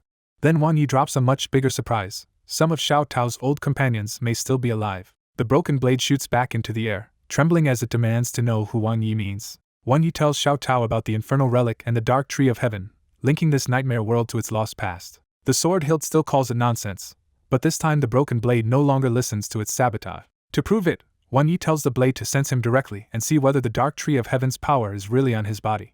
The broken blade moves close, confirms the tree's natural divine power on Wan Yi, and suddenly believes every word. Wan Yi coughs awkwardly, because the power was not really gifted to him so much as copied through the simulator. Relief floods through the broken blade, and its depressed aura vanishes on the spot. That surge of confidence becomes the turning point, and the broken blade forcefully drags the sword hilt over to fuse before it can resist. The sword hilt screams that it refuses to become one with a fool, exposing how desperately it wanted control of the finished body. Watching the forced merger, Wan Yi realizes the hilt had spent this whole exchange trying to crush the blade's spirit and steal sovereignty during fusion. In just a few minutes, blade and hilt finish merging into a complete sword with two clashing lights rippling across its body. When Wan Yi asks what is still missing, Xiao Tao says only the crossguard remains, and most of the memories were hidden in the hilt. Xiao Tao explains that hearing the hilt's version of the past shattered its emotions because those lost memories were exactly what it lacked. Now fused, Xiao Tao says it is barely stable, but the hilt's cruel will is still part of itself, and cannot simply be denied away. Asked what comes next, Xiao Tao admits it has fallen too far to recover its old Dominator-class strength, or fit cleanly into the modern human world. So Xiao Tao decides its best ending may be to pass on its power to a suitable pet, then retreat into seclusion with the old survivors and the infernal relic. Xiao Tao even says Wan Yi would have been a good heir for that impossible job, except his current pets have nothing to do with swords. Wan Yi jumps on that opening instantly and blurts out that he does have a third pet after all. He summons the sword rabbit, hoping this sleepy little swordsman can catch the eye of a former level 8 powerhouse. Xiao Tao recognizes it as a sword rabbit and studies it carefully instead of dismissing it outright. Its verdict is cautious. The rabbit carries a strange aura, but it is still too weak to receive Xiao Tao's full power yet. Still, Xiao Tao offers a test first and says it will teach the rabbit a beginner sword skill to judge its talent. Xiao Tao starts the demonstration by stabbing itself into the ground, gathering light so subtly that Wan Yi can barely tell what the move is supposed to do. Wan Yi even activates dynamic vision, but the spiritual flow inside Xiao Tao is still so blurry that he cannot read this so-called beginner move at all. The sword rabbit, though, suddenly turns dead serious, sensing something Wan Yi cannot. Then Xiao Tao draws the sword in one explosive motion, splitting the earth and sending sword light straight through the dark world. Wan Yi is left numb, because this beginner skill looks even scarier than one of Xiao Jiu's emperor-level techniques. Xiao Tao calmly names it the sword drawing technique and says this ordinary-looking move is actually the best test of true sword talent. It explains that the move is easy to learn but nearly impossible to master, because every sword and swordsman can take it in different directions. And with quiet finality, Xiao Tao says that if the rabbit can truly grasp this skill, then its power will have a worthy successor, and it can die without regrets. Wan Yi asks how the sword rabbit feels, and the little rabbit steadies itself with its tiny wooden sword like it is about to prove something. The sword rabbit closes its eyes, draws in a gust of wind, and enters a sudden, razor-sharp calm. In one flash, the sword rabbit unleashes the move and carves a massive gully across the ground. The borrowed power is too violent for the rabbit's weak body, and cracks immediately spread across its little wooden sword. Xiao Tao is stunned numb, because it just demonstrated this slash, and the sword rabbit somehow copied it on the spot. Right after the slash, the sword rabbit burns itself empty, drops to the ground, and falls asleep on the spot. Wan Yi quickly scoops the sleeping rabbit up, realizing one slash emptied its spiritual energy so badly it will sleep for a full day. Holding the sleeping rabbit, Wan Yi decides it needs hard cultivation and plenty of treasures before it can bear a slash this strong. When Wan Yi asks for Xiao Tao's judgment, Xiao Tao admits the rabbit is impressive but still too weak and needs more time to grow. That answer is enough to relax Wan Yi, because Xiao Tao has finally accepted the rabbit as someone worth passing its inheritance to later. Xiao Tao immediately raises a harder problem and asks how Wan Yi plans to explain bringing a demonic sword hilt here without getting himself half-killed next time. Wan Yi says he can predict danger, but Xiao Tao must lower its guard first so he can trace a future tied to both of them. Xiao Tao immediately grows wary, because Wan Yi's request to lower its guard sounds suspicious coming from someone it barely trusts. When Wan Yi bluntly says he only needs to touch it, Xiao Tao falls awkwardly silent before grudgingly floating over. The instant Wan Yi touches Xiao Tao's hilt, his reality simulation talent activates again. The simulation opens on a quiet agreement. In 1 month, Wan Yi will bring back a stronger pet so Xiao Tao can pass on its heritage. But when that future day comes, investigators spring an ambush, accuse Wan Yi of colluding with the demonic sword, and move to seize both of them. Xiao Tao erupts in fury and, despite the murderous voice inside it, chooses to save Wan Yi instead of massacring everyone there. A few days later, that rescue leaves them both wanted across Qinghai province, turning the pair into a national scandal. Xiao Tao grows guilty watching Wan Yi lose his public future, especially after learning he was already Qinghai province's rookie champion. Their escape takes another turn when a black-robed man finds them first, and invites them into the Dark Fog cult. The recruiter makes it worse by revealing the Dark Fog cult knows Xiao Tao's past and was the one that broke the seal on its remnant part. Neither Wang Yi nor Xiao Tao trust the offer, so they stall for time instead of joining on the spot. Later, two much stronger Dark Fog scholars find them in a secret realm, and Wang Yi's strange expression tells Xiao Tao these people are far more dangerous than before. After a private talk with those scholars, Wang Yi makes the shocking decision to join the Dark Fog cult for real. Xiao Tao wants to leave, but in the end stays beside Wang Yi because it owes him and cannot just abandon him to that path. As new fog inductors with false identities, they are sent to the opening Cloud Palace secret realm to kill a human target and retrieve an item left by a strange god. Inside the bizarre Cloud Palace secret realm, they endure brutal trials, seize the strange god relic first, then hunt down and kill their human target. The cult rewards them with an Emperor-grade strange core and claims a human can absorb it to awaken a terrifying strange god talent sequence beyond the normal 9. Wang Yi absorbs the strange core and awakens the Eye of Deep Space, a new talent that can see through lies and even through space itself. Mission after mission restores Xiao Tao's body, but the deeper they go, the more both of them are horrified by how far the Dark Fog cult has spread through all 6 countries. A year later, the cult launches its paradise plan against Donli country and sends Wang Yi and Xiao Tao to Qixing City to help summon Dark Fog. The trap hides inside the Cloud Palace Grand Meet, where Shanghai Beast Masters will enter the Heavenly Mountain thinking it is a safe place to gather resources and pets. Their job is brutally simple: set the spatial array before the hidden war starts, then use the chaos to draw in Dark Fog and escape with their superior. The war does erupt and the Dark Fog starts pouring in, but just as they move to meet their superior, the pair is exposed. Their superior is killed, both of them are badly injured in the aftermath, and Xiao Tao finally realizes Wang Yi had been risking everything as a spy. Wang Yi dies from his injuries, and a disheartened Xiao Tao leaves alone before eventually perishing in the world's endless crossing darkness and light. The vision ends with a reward interface showing Xiao Tao survived 89 years in that future and offering Wang Yi 4 choices: skill, characteristic, 1 6-dimensional stat, or combat technique. Back in the Sword Tomb, both Wang Yi and Xiao Tao are left reeling by a future tied to a cult far bigger and darker than either of them expected.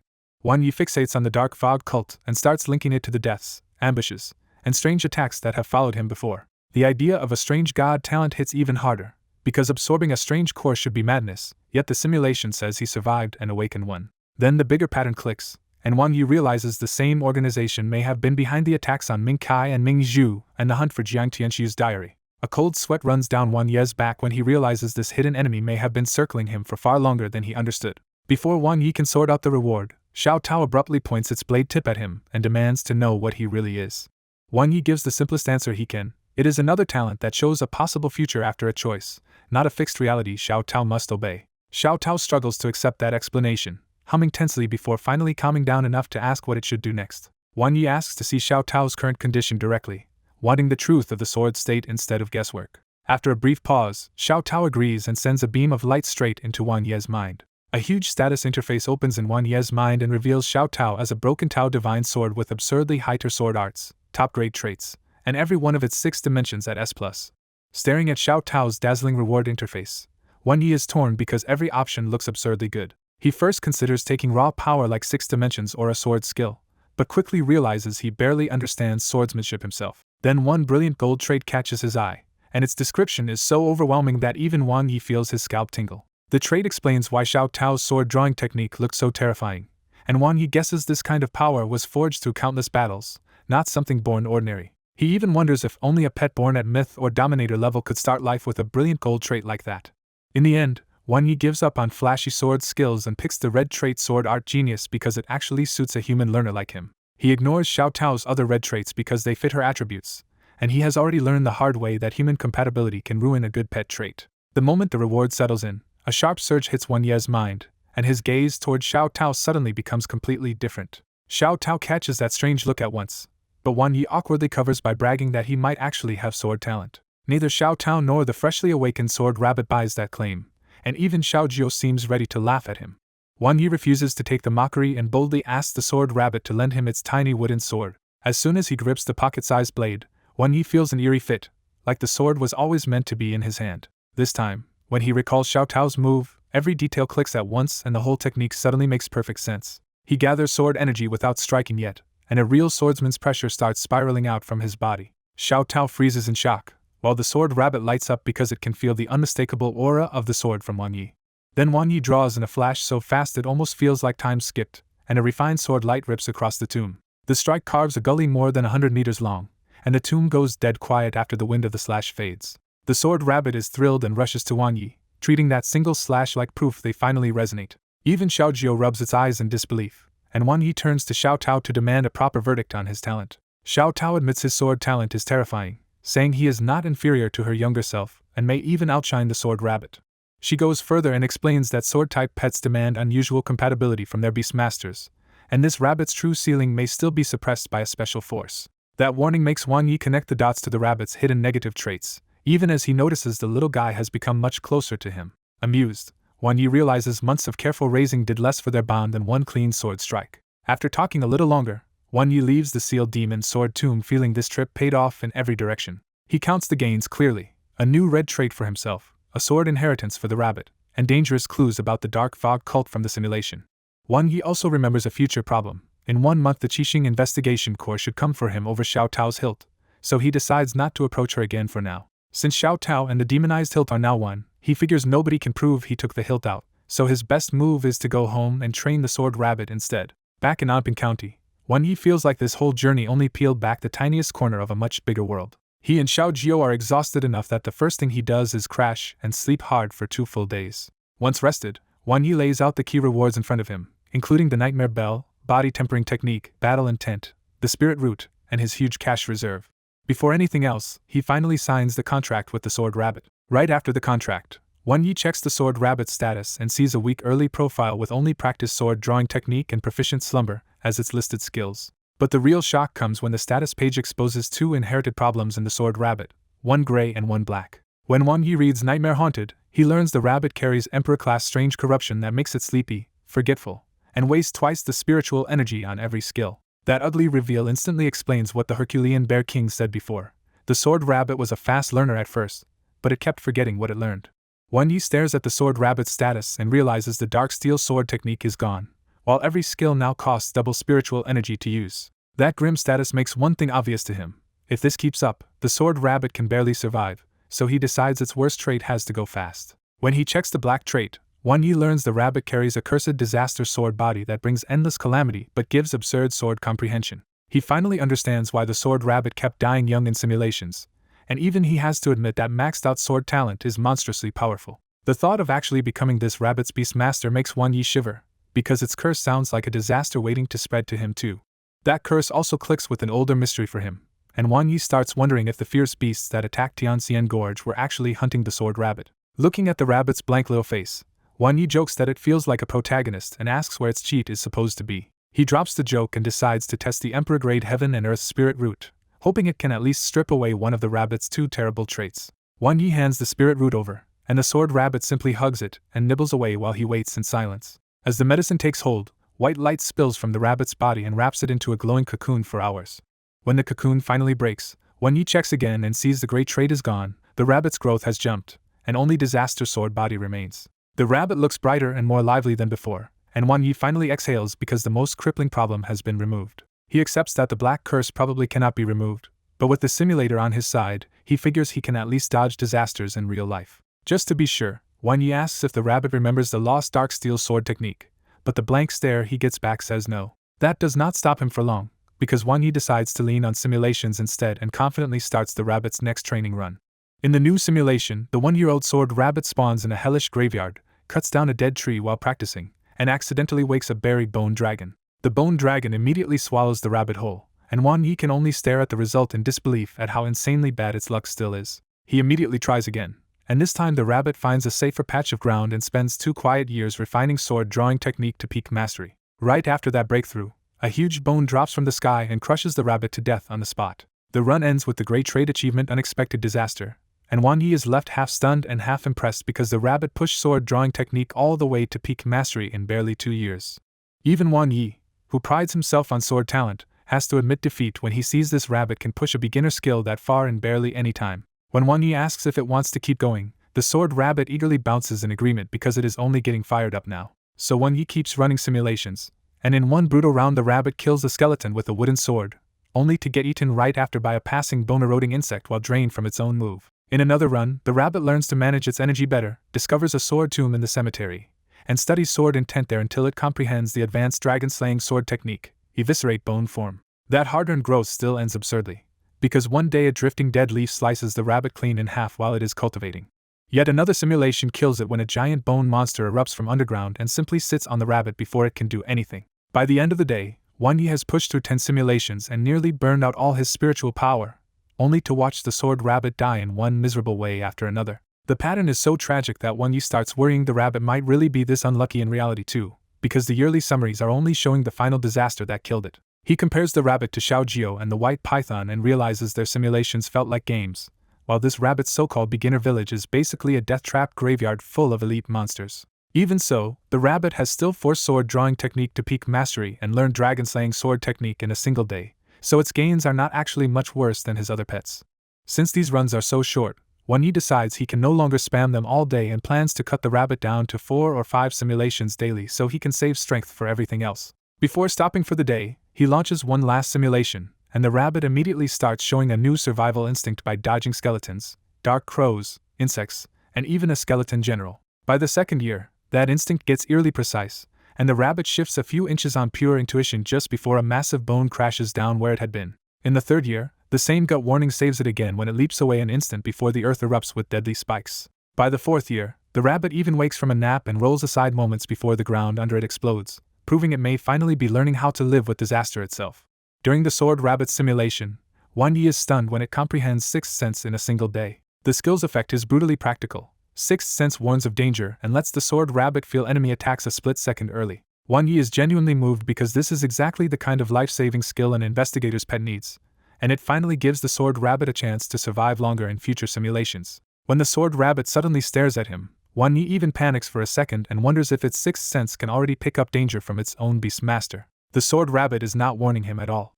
It quietly rubs its splintered wooden sword, reminding Wan Yi that this battered weapon needs to be replaced.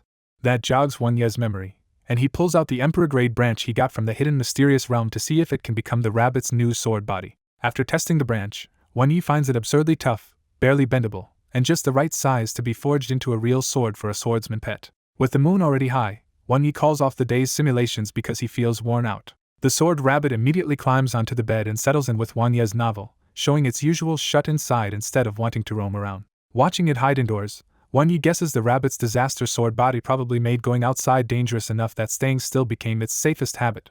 While the rabbit reads, Wan Yi spends 2 hours digging through forums until he finally finds what that branch really is. The answer is shocking. The branch is Heaven Thunderwood, the remains of a lightning-struck emperor tree of life with thunder power, life force, and resistance to strange corruption. Once he realizes he is holding part of a dead emperor tree of life, Wan Yi becomes even more certain this material should become the sword rabbit's proper weapon. Because swordsman pets are tied to their weapons like part of their own bodies, Wan Yi decides not to delay and messages Ming Zhu for forging help. Ming Zhu quickly understands the request is for the sword rabbit and agrees to forge the sword as long as Wan Yi provides the main material. When Wan Yi says the main material is Heaven Thunderwood from a secret realm, even Ming Zhu is thrown off because that kind of material is basically impossible to buy in Dongli. After a brief moment of envy, Ming Zhu tells him to send the wood over and warns that the extra materials alone may cost at least 5 million gold coins if he wants Emperor-grade equipment. The price is huge, but Wan Yi agrees without hesitation because Emperor-grade equipment is rare enough to be worth it. Then Wan Yi suddenly asks Ming Zhu for study materials on alchemy and other secondary professions, claiming he wants to see what class suits him. Ming Zhu agrees to send beginner materials for pharmacists, alchemists, secret scroll masters, and more, but she warns him those paths are expensive and hard to learn without heavy practice. She even offers to recommend a teacher later, but Wan Yi thanks her while privately thinking this is not for him at all. He is gathering all of it for Xiao Jiao. Right then, Xiao Jiao flutters in through the window after its usual solo flight, lively and in a good mood from stretching its wings outside. Wan Yi calls Xiao Jiao over and starts luring it with a simple promise: better food and prettier, stronger equipment. Xiao Jiao eagerly nods to every tempting question, and Wan Yi sends it to bed full of happy expectation for tomorrow. The next day, a broad-back eagle delivers a huge basket of books and information sheets that Wan Yi has ordered for the trap he set last night. Even a quick look leaves Wan Yi dizzy, because the so-called beginner books are so hard they feel worse than calculus. Still, he does not care whether he can understand them, because the real reader is about to wake up and take the bait. Xiao Jiao wakes up excited for the promised food and gear, only for Wan Yi to dramatically present a mountain of textbooks instead. The titles make the betrayal even clearer. On one side are pharmacist's books about herbs, fire control, and pet cuisine, and on the other are alchemy manuals and ore analysis texts. Wan Yi cheerfully explains that if Xiao Jiao studies all this, it can make its own delicious food and beautiful equipment, which only makes the bird feel more ambushed. Xiao Jio's answer is immediate. It chases Wan Yi around the room and pecks him furiously for this shameless bait and switch. Once he catches the angry bird, Wan Yi switches tactics and tells Xiao Jio its scalding bright flame makes it naturally suited for both alchemy and pharmacy. He keeps pushing the dream, learn these professions, and Xiao Jio will be able to cook whatever it likes and forge whatever looks good all by itself. Then Wan Yi goes for the real hook and whispers that if Xiao Jio controls food and equipment, the sword rabbit and white python will have no choice but to treat it like the big sister of the team. That image lands perfectly, and Xiao Jio starts imagining itself in divine gear while the others serve it, grinning so hard it almost gets lost in the fantasy. Just like that, Wan Yi successfully tricks Xiao Jio into deciding it will become the strongest alchemist and pharmacist among birds. Wan Yi ends the pitch with the practical part. Xiao Jio only needs to read and memorize for now, and later the simulator can handle the hard practice runs. Satisfied that he finally has a path to raise a multifunction pet for the harsh future ahead, Wan Yi watches Xiao Jio dive into the books with real enthusiasm. Back in his room, Wan Yi starts planning for the future and decides the white python should eventually treat the infernal relic like farmland once it wakes up. He figures Xiao Jio's scalding bright flame could burn away the strange power there, making that dead space livable and even self-sufficient if the world ever falls apart. That thought leaves Wan Yi half amused and half helpless, because in the end he feels less like the hero and more like a support unit built to raise absurdly strong pets. Just then the sword rabbit wakes up, hops over, whips out its wooden sword, and impatiently asks when today's simulations are starting. Wan Yi gets serious and tells it the goal for today is simple but brutal: push Sixth Sense to a higher realm. The training is harsh because Sixth Sense only grows well under constant danger, and in real life almost no pet has enough lives to practice it that way. So instead of slow real combat drills, Wan Yi burns through simulation after simulation all morning to force the breakthrough faster. By noon, after 3 runs, the sword rabbit finally pushes Sixth Sense up to the proficient realm. Now the skill works almost like eerie telepathy, warning the rabbit just before danger hits, and even helping it read attacks in battle. Wan Yi realizes the upgraded skill is why the sword rabbit can now survive 30 or 40 years in simulation as long as the threat is not a giant unavoidable disaster. The cost hits him at once, so at lunch he starts swallowing pricey spirit-waking pills like candy just to refill his drained spiritual power. He knows this pace is expensive, but with his pets growing this fast, spending money on recovery is the only way to keep up. He thinks about Xiao Jio's emperor-class diet and cultivation resources and grimly accepts that top-tier nurturing burns through money at a terrifying rate. The sword rabbit is still cheap for now, but Wan Yi can already see the next spike coming after its second evolution. And even then, the real heavyweight eater is still the white python, whose dark and space-type food costs even more than Xiao Jio's. In the afternoon he keeps going, and by the last simulation of the day the sword rabbit finally breaks past the 50-year mark. Inside that long run, the sword rabbit spends years surviving on instinct while a black-feathered crow blocks its path at the sword tomb and beats it back again and again. 10 more brutal years pass in that constant pressure, and the sword rabbit keeps training anyway even after the crows seize the sword tomb. After hundreds of fights, it turns that hatred into its own new move and creates the wing-breaking sword technique specifically to butcher flying enemies. It does not stop there, because more life and death fights force out the second and third forms, swallow return and skybreaking. At 41, the sword rabbit finally comes back strong enough to kill the crow leader and drive the flock away from the sword tomb. With the tomb finally open to it, the sword rabbit's sword path surges ahead as it masters wing-breaking and comprehends new forms from the dragon-slaying and dark steel sword techniques one after another. Even after all that growth, the simulation ends viciously when a flock of black-feathered crows returns with a bone dragon and runs the sword rabbit to death. When the results appear, Wan Yi is stunned to see a huge haul, including the new orange characteristic sword master and the rabbit's self-created wing-breaking sword technique. What really shocks him is that the rabbit invented an intermediate anti-bird sword technique entirely on its own, which is impressive enough to make even Wan Yi feel outclassed. After thinking it through, Wan Yi keeps the self-created wing-breaking sword technique, both characteristics, and one reality simulation chance instead of taking the 2 advanced sword techniques now. The orange sword master trait immediately stands out to him, because it boosts the power of a full chain of sword techniques instead of just one move. The purple battle rabbit trait is less impressive, but Wan Yi still keeps it because he now sees purple traits as future fusion material. That idea sends his thoughts to Xiao Jio, and he regrets not preserving more purple traits earlier now that he knows they can be fused upward later. He finally stops for the day when he notices Xiao Jio has studied so long that it has fallen asleep right on top of its books. Wan Yi gently carries the sleeping bird back to its nest and tucks it in before getting ready to rest himself. Then Ming Zhu suddenly messages him with excited news and asks if he still remembers Sword Saint Gu Xinghe. Ming Zhu tells him that next month Gu Xinghe will attend a wild sword path exchange meeting at the Twilight Plains outside Tianquan City. The event is more than a lecture, because beast masters and their pets will spar, train, and the strong performers will earn serious rewards while Gu Xinghe gives personal guidance. Ming Zhu even says she will recommend him, and that even an average showing could still earn Sword Saint guidance for his sword rabbit afterward. At first Wan Yi is not fully sold, because attending or skipping both seem acceptable to him. That changes instantly when Ming Zhu adds one more detail. The top reward is an Emperor-grade sword testing stone that may be a key to the sealed ancient sword relic. The moment relic access enters the picture, Wan Ye's hesitation vanishes, because a sealed legendary relic is exactly the kind of chance he cannot ignore. So he gives Ming Zhu a clear answer at once and agrees to join the sword exchange meeting. Over the next week, Wan Yi keeps feeding simulations to the sword rabbit, and its sword training finally starts surging instead of crawling. With Sixth Sense acting like a cheat code, the rabbit gains something in almost every run and pushes all 6 dimensions to the upper limit of its current class at C+. Wan Yi knows that jump comes from both the heaven and earth spirit root and the rabbit's absurdly long simulated years, even if its graveyard starting zone is still brutally hard.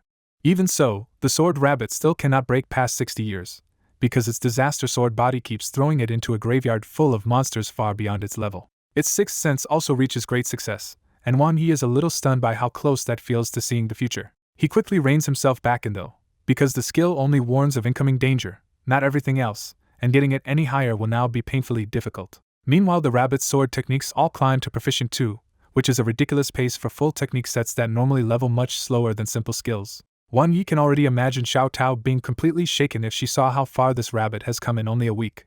At the same time, Xiao Jiu spends the whole week buried in books, forcing itself through dull secondary class material for future simulations. Neither Wan Yi nor Xiao Jiu really understands the material yet, but his plan is simple: memorize first, then let long simulations turn that into real comprehension later. On the morning of the 8th day, Wan Yi gets the break he wanted when the white python finally wakes up. The moment it wakes, its strength has clearly shot up, jumping to 2-star level 3 with spiritual energy past 150,000. It has also gained 2 terrifying rewards from its last ordeal: the red trait Dark Dragon Armor, and the Emperor's skill Desolate Dragon Starfall. Wan Yi can only stare and wonder if the snake really duplicated powers straight from those giant dragons, because this upgrade feels shamelessly unfair. The newly awakened python is not interested in theory though, and immediately starts wolfing down the preserved fruit Wan Yi prepared for it. Then Wan Yi has a bold idea and feeds it the rare spatial cloud mushroom too. The white python swallows it in one gulp, flashes between white light and black shadow, cries out once, and drops unconscious all over again. Wan Yi hurriedly checks its status and finds the big change. The shadow python heaven-devouring technique has transformed, and the mushroom now boosts every stage of its growth by an extra fold. The result is immediate, with the white python's spiritual energy leaping again to 190,000 and nearly touching the ceiling for its current rank. Its 6-dimensional growth shifts too, with strength, agility, and soul climbing, spiritual energy jumping hard, and constitution blasting straight past the usual Emperor class cap to S-. That makes Wan Yi realize this combat technique is a terrifying money burner. The more top-tier resources the python devours, the more abnormal it becomes. He immediately sees the catch as well, because even Emperor-grade resources are already painfully expensive, and later the python might demand legendary or even mythical food. In Wan Ye's mind, the white python has quietly secured its future as the team's terrifying resource-draining tyrant. Across the room, Xiao Jiu snaps its book shut in a daze after days of reading, then quickly flaps to show Wan Yi it can still keep going. Wan Yi gently offers Xiao Jiu the next simulation slot, trying to give the exhausted bird a break. But Xiao Jiu looks at the sword rabbit polishing its sword and pushes the chance away, convinced the rabbit is still the weaker one and needs it more. Wan Yi almost laughs, because Xiao Jiu still thinks the rabbit is weak even though its wing-breaking and dragon-slaying sword techniques have already reached great success. He can already picture a future where, after more progress, Tier 2 evolution, and a proper Emperor-grade sword, the rabbit might start beating up his first 2 pets instead. Even so, Wan Yi accepts Xiao Jiu's choice and turns back to the sword rabbit for another run. Watching the rabbit hop over and put its paw on his hand, Wan Yi realizes it has finally shed that frail early look and feels solid with real strength now. The sword rabbit sets down its wooden sword, gives Wan Yi a firm little pat, and signals that it is completely ready. The new simulation opens with the familiar start: 1-year-old sword rabbit returning to the sword tomb to observe and cultivate. By age 3, it catches sight of a dragon-like sword shadow soaring from the tomb and finally comprehends the last dragon-slaying form, Dragonless World. At 5 years old, it also finishes the dark steel sword technique by grasping the final form, Invincible. As the years pass, constant testing and near-death escapes sharpen the rabbit's body and sword understanding another step. Then at 12, the rabbit hits a nasty wall when shadow monsters crawl from the tomb and prove nearly immune to all its physical sword attacks. It starts hiding and fighting smarter, reaches Grandmaster in all 3 sword techniques, but the shadow monsters still leave it stuck. One stormy day, wind and lightning force the shadows to hide, and the rabbit seizes that opening to study the power of nature itself. At 15, that struggle leads to a radical new path. If ordinary swordsmanship cannot win, it will try to practice with spirit instead. Even after 10 more years, the idea still refuses to click, and Wang Yi can only watch the rabbit try to force a mortal sword path into spirit sword control. The rabbit does not solve spirit sword control yet, but decades of fighting still pay off when it develops a new special skill, Heart's Eye. By 45, Heart's Eye reaches great success, and together with Sixth Sense it lets the rabbit read danger, spot weaknesses, and finally stand firm against the graveyard's stronger enemies. Then at 55, the breakthrough finally arrives when its wooden sword rises by itself and the rabbit comprehends sword control technique.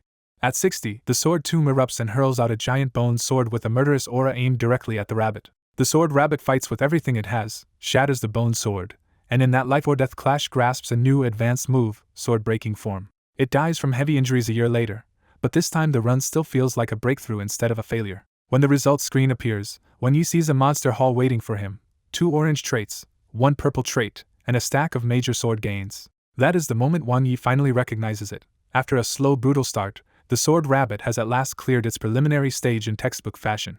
Back in his room, Wang Yi stares at the reward panel and gets stuck because every option for the sword rabbit looks painfully good. He hates giving up the final forms of the 2 sword techniques, because their names alone scream finishing moves and the exploded sword tomb hints they came from a terrifying late-stage fight. But the newly comprehended skills tempt him even more, especially Heart's Eye, sword control, and the anti-sword sword breaking form. After a long pause, Wang Yi finally makes the hard call and skips the flashy final techniques. He chooses the 3 skills, the 3 characteristics, and the reality simulations, betting the sword rabbit can fill in the missing sword moves later.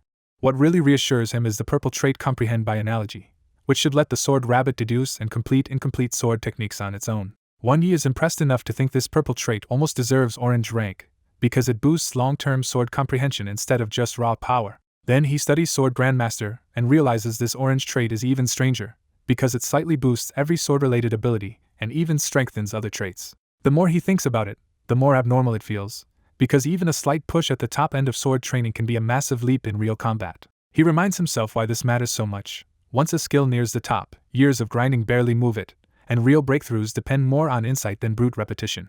That makes him think of Xiao Tao and the others, monsters who push skills near enlightenment in barely a couple hundred years. He even jokes to himself that Xiao Jiao looks weirdly hopeless after thousands of simulated years without reaching enlightenment, then immediately knows that judgment is not really fair. Wang Yi corrects himself and realizes the real problem is that simulations do not change a pet's actual age, so Xiao Jiao still returns to the mind of a 1-year-old in reality. Compared with normal 1-year-old pets, his team is already absurdly advanced, which makes Sword Grandmaster's tiny-looking boost feel even more terrifying. Still, he stays realistic and figures Sword Grandmaster has limits, because an orange trait should not be able to shove an already top-tier skill straight into enlightenment.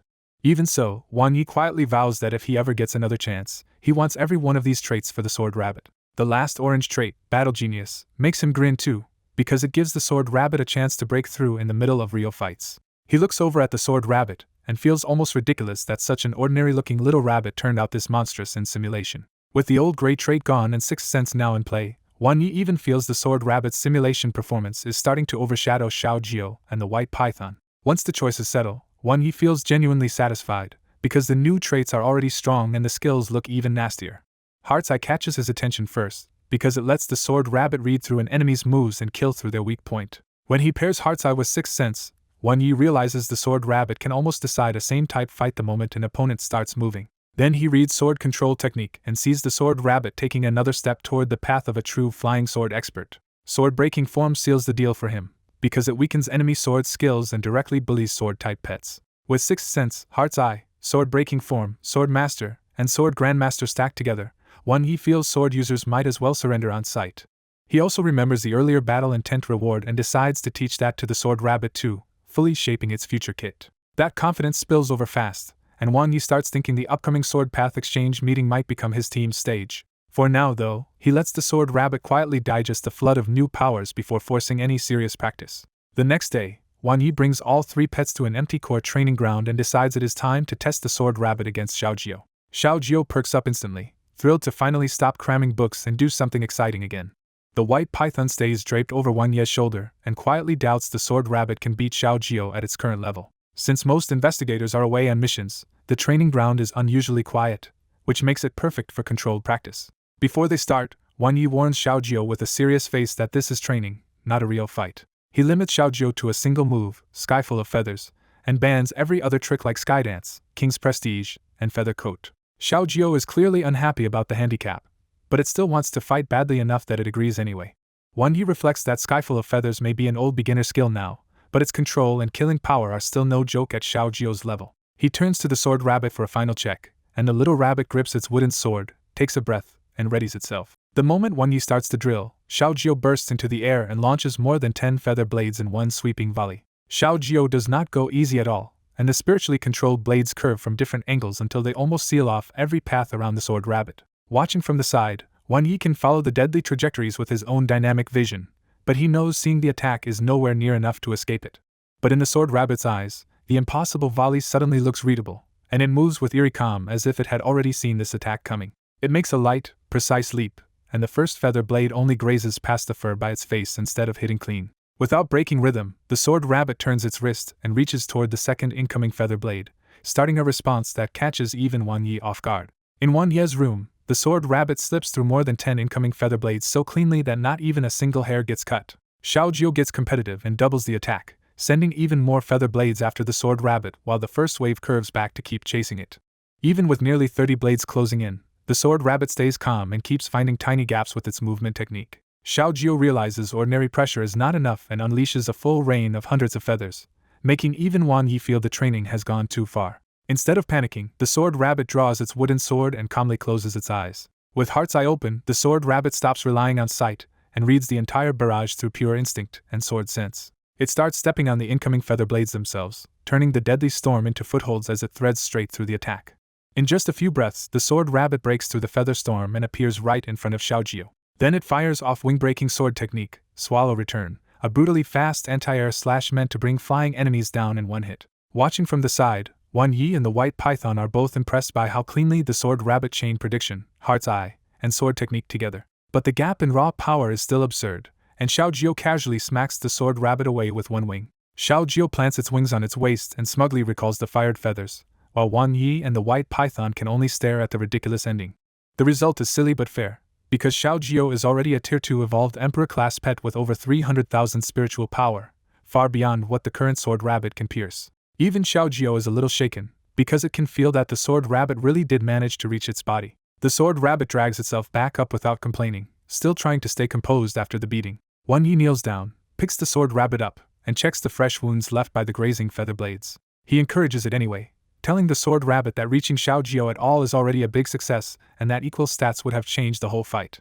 After the drill, Wan Yi takes the sword rabbit to the pet center for treatment and starts thinking seriously about how badly his team needs a real healer. While thinking over his lineup, Wan Yi realizes Xiao Jio can buff and the White Python can recover itself by eating, but he still has no pet that can heal injured allies in a real fight. That leads Wan Yi to a plan. When he gets the chance, he wants Xiao Jio to learn proper light attribute healing skills.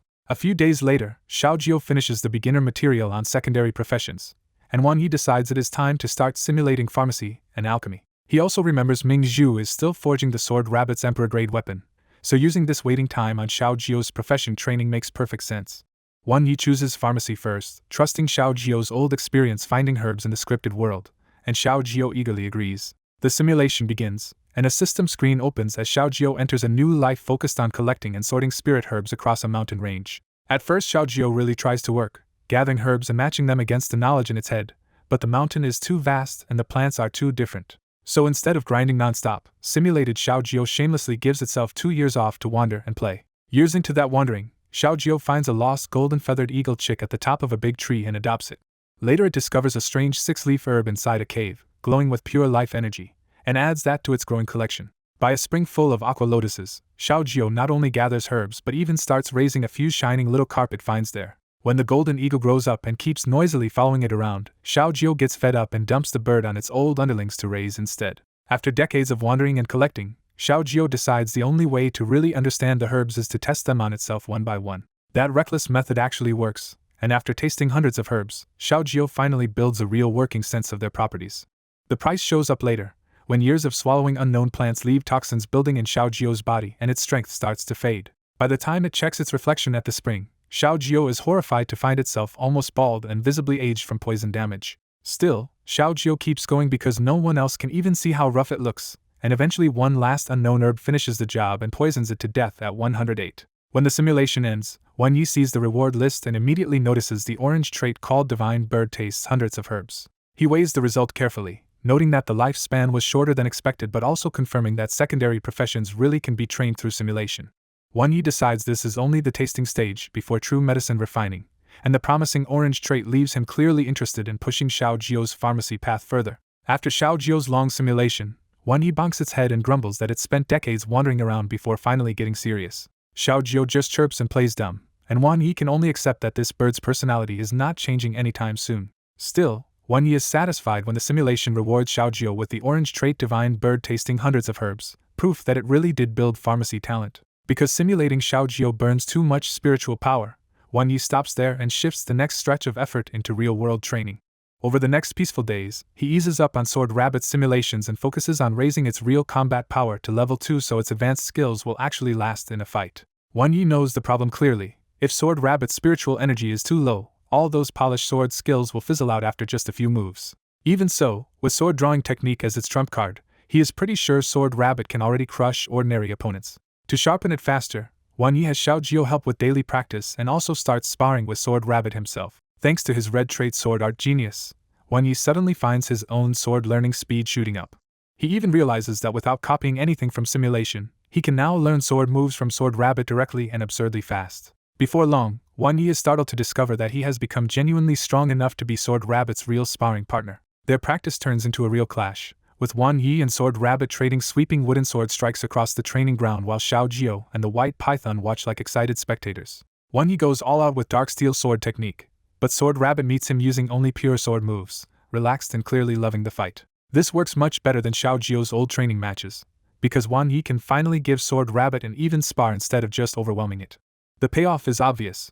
Wan Yi's swordsmanship improves fast, and his bond with Sword Rabbit grows just as quickly. After several sessions, Wan Yi also notices that Sword Rabbit has picked up a new hobby of its own, sparring with him. When Wan Yi calls an end to practice, both of them are sweaty, but Sword Rabbit still coolly sheathes its sword like a tiny veteran. Even though it is tired too, Sword Rabbit hops onto Wan Yi's shoulder with a towel and carefully wipes the sweat from his face. Wan Yi asks whether all this sparring brought it any insight, and Sword Rabbit gives a funny answer by nodding first, and then shaking its head.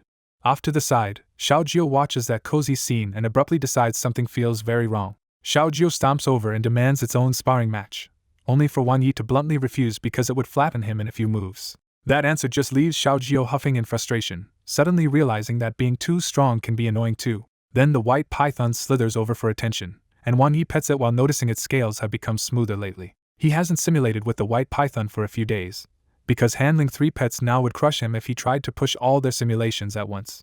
So for now, Wan Yi is content. Xiao Jiu and the White Python are already evolved, and all 3 pets just need to keep growing steadily. A month passes in that routine, and Sword Rabbit's first stage of training pays off with a clean, unexpectedly strong level 2 status screen. Its 6 dimensions have all hit the C+ cap for a transcendent class pet, and nearly every sword skill has already reached great success or better. Wan Yi quietly admits that in just 1 month, Sword Rabbit's early build already looks stronger than Xiao Jiu and the White Python did at the same stage. He also notices why its combat power rose so fast. Sword Rabbit clearly prefers short daily real-world practice with him over endless simulations. But once the satisfaction settles, Wan Yi runs into the next wall. Figuring out Sword Rabbit's evolution is going to be much harder. The best path in the current world leads all the way to Sword Rabbit King, but that route needs 2 evolutions, with the first step being the Supreme Class Sword Rabbit Guard. Since Sword Rabbit is his 3rd pet, Wan Yi refuses to let its future form fall behind Xiao Jiu and the White Python. The real problem is the simulation map itself, because Sword Rabbit's graveyard novice area is too barren to provide the materials and conditions that easy evolution usually needs. Reality simulation would be even worse, so Wan Yi can only conclude that Sword Rabbit's evolution route is going to cost a huge amount of work.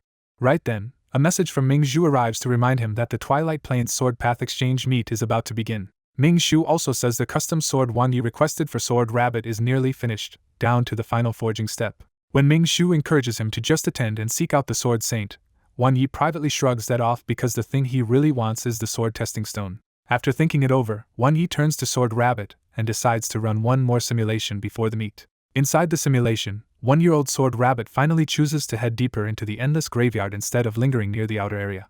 As the years crawl by, Sword Rabbit pushes deeper through the graveyard and the tombstones around it grow larger and more magnificent, some towering over 100 meters high. The deeper it goes, the graveyard turns brutally empty, with no plants, no animals, and spiritual energy thinning into almost nothing. By the 4th year, the blood-colored unreadable writing on the mountain-like tombs starts to genuinely frighten Sword Rabbit. After 2 more starving years, Sword Rabbit reaches its limit and realizes that if it pushes any farther without food or energy, it will die. Just as it prepares to turn back, it spots scattered broken swords nearby and instantly realizes there might be another sword tomb here. That hint pays off when Sword Rabbit searches around and finds a very unusual sword tomb hidden in the depths. In the 7th year, it sees why this tomb is different at a glance. The tombstone itself is shaped like a sword. Sword Rabbit activates Heart's Eye and immerses itself in the tomb's sword aura, only to be stunned by how vast and profound it is. But the moment breaks into pure frustration when it realizes the gap is too big, and facing this sword tomb feels like an illiterate trying to read a book it cannot understand at all. In the simulation, the Sword Rabbit spends 10 years, then 20, then 40, then 80, and still keeps sitting in front of the sword tomb, stubbornly trying to understand it. Even after more than 100 years, it still has not grasped anything, and Wan Yi can only stare at the simulation in disbelief at how absurdly hard this place is. The more he thinks about it, the more Wan Yi suspects the rabbit was basically born into an ultimate death map, maybe even warped by its disaster sword body from the start. At 110 years old, the Sword Rabbit finally gives up on forcing the tomb and leaves, realizing the mystery is too deep for its current strength. But that century was not wasted, because when it returns to the outer platform and casually cuts with a roadside weed, a heaven-splitting sword light suddenly erupts. The rabbit frantically tests the revelation and finds that weeds, wood, bones, broken blades, even its own fur can all become swords in its hand. That is when it truly understands the path it found. At the peak of its sword sense, anything in the world can be its blade. Instead of challenging the tomb again, the Sword Rabbit changes course and starts tempering its body and soul, knowing it has to grow stronger before it can face that place. Its growth turns brutal and practical, because in that graveyard it has no beastmaster, no allies, and no rest from skeleton monsters, bone dragons, flesh-eating crows, and devouring bugs. And there is nowhere safer outside either, because beyond the graveyard is nothing but an endless abyss. By 116, the pressure and insight push all of its sword techniques past their old limits into a new realm. A few years later, it can even use its paw as a sword, and the plants around it rise as sword lights in a brilliant storm as it creates the Emperor's skill Flora Sword Intent. Then the entire graveyard erupts, and an endless black fog packed with resentment rolls in so violently that the rabbit's soul collapses after only a few breaths. The simulation ends at 120 years, and Wan Yi is hit with a stacked reward screen including Flora Sword Intent, the Orange Traits Sword Great Master, and 100 years of loneliness, and more reality simulations. Looking at that ridiculous haul, Wan Yi can only think that bringing this rabbit to an ordinary sword exchange now feels completely unfair. Once the simulation clears, Wan Yi looks at the Sword Rabbit with fresh envy, because it just self-created an Emperor skill by itself like a monster-level genius. He even starts wondering if that graveyard was something insane like a divine tomb, because if the rabbit can leave a place like that alive, it may end up nearly unbeatable. The Sword Rabbit itself is still confused, as if the simulation memories are only a hazy mirage that suddenly left a pile of new power inside it. Wan Yi rubs its head and praises it, and even through the days the rabbit's ears perk up happily at the approval. Thinking it through, Wan Yi decides to keep the reality simulations, the 2 orange traits, and the new Emperor skill, leaving the other skill proficiencies for later. He also realizes the Sword Rabbit has almost squeezed everything it can out of this route for now, because pushing past 120 years or beating graveyard bosses sounds brutally hard. When Wan Yi reads Flora's Sword Intent in detail, he is stunned again because the skill lets the rabbit turn all nearby plants into swords and fight without carrying a blade at all. To him, that basically means the rabbit can change the entire shape of a battle, since most sword users are crippled the moment they lose their weapon. The Orange Trait Sword Great Master impresses him too, because it doubles the effect of whatever sword the rabbit holds and even cuts the cost of sword moves when it fights unarmed. That synergy makes Wan Yi grin, because Flora's Sword Intent gets stronger when the rabbit has no sword, and this trait also makes that swordless state cheaper to maintain. It also solves a real problem for him, since the rabbit is only level 2 and its tiny spiritual energy pool should not be enough to spam so many peak-level sword techniques. Then he opens the second orange trait and finds an even cleaner payoff. After 100 years of solitary meditation, the rabbit is now immune to mental control, deterrence, and bewitching. That makes Wan Yi immediately think of Xiaojio, because he would love to paste this trait onto the little bird's head and stop its mind from wandering during cultivation. As if it hears him, Xiaojio flutters over with a curious head tilt, and one look at that silly little face makes Wan Yi give up on the idea on the spot. After reviewing the Sword Rabbit's skills and traits, Wan Yi can only stare with a shaken grin because its latest gains feel absurdly strong. The more Wan Yi thinks about Flora's Sword Intent and Sword Great Master, the more convinced he is that the rabbit's build is almost too perfect. Then one detail starts bothering him. If this is a sword exchange meet, why is it being held out on Twilight Plains instead of safely inside the city? To clear it up, Wan Yi messages Ming Zhu and asks what is going on with the strange venue choice. Ming Zhu replies that powerful sword sentries have appeared in Twilight Plains, so the meet was moved into the wild to deal with them and maybe study them up close. That answer makes Wan Yi remember what sword sentries really are, an unusual branch of mechanical pets that originally came from Xionggang. He runs through the old argument in his head: Dongli swordsmen value sword intent and spirituality, while mechanical pets rely on perfect programmed execution that can feel rigid.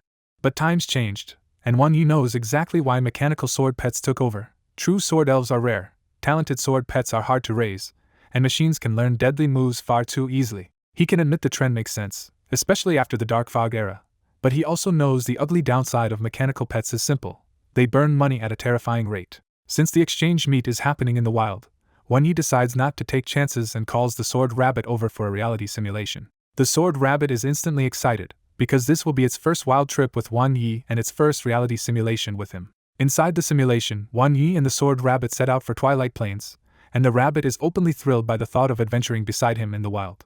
On the road, one competitor stands out immediately when Wan Yi spots a mechanical sword pet called the Scarlet Light Sword among the arriving beast masters. When they finally reach the basin where the event is being held, even the Sword Rabbit is dazzled by how many different sword-wielding pets have gathered there. Once the exchange meet begins, Wan Yi and the Sword Rabbit surge to the front with standout results, and only the Scarlet Light Sword can really keep up. The final stage sends contestants into the basin depths to hunt sword sentries, with victory going to whoever clears the challenge fastest. As the battles start, Wan Yi and the Sword Rabbit are caught off guard because these sword sentries fight with sword techniques that feel far too alive to be mere machine programs.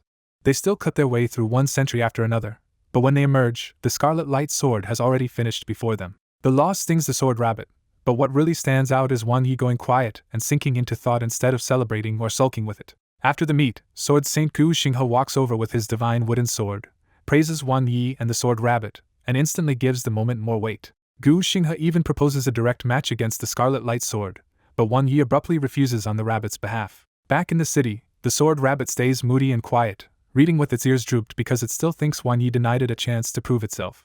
Wan Yi finally explains that the sword sentries may not be true machines at all, but real pet consciousnesses hidden inside them, which is why he refused to expose more of their strength. His warning is blunt: if that hidden secret was real, showing too much back there could have put both of them in real danger. A few months later, Jianhe from the Professions Department puts them through special training for the coming Cloud Palace, and the pair performs so well they earn plenty of praise. Then the Cloud Palace finally opens, and Wan Yi and the Sword Rabbit push deep inside after clearing stage after stage against fierce beasts and strange gods.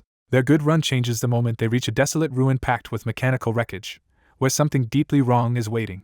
Among the corrupted mechanical pets wandering those ruins, the familiar Scarlet Light Sword suddenly bursts out glowing blood-red like a beast that has lost its mind. The Sword Rabbit fights with everything it has and barely wins, but the victory is ugly enough that the run is effectively over right there. By the time they retreat, the Cloud Palace result is mediocre. The Sword Rabbit is badly hurt, and Wan Yi is even more severely injured from protecting it. Wan Yi survives, but the damage is cruel. His body barely holds on, and his path of cultivation is finished for good. In the years after that, their fame fades because their strength no longer matches the expectations around them, but the two quietly settle into a simple life together.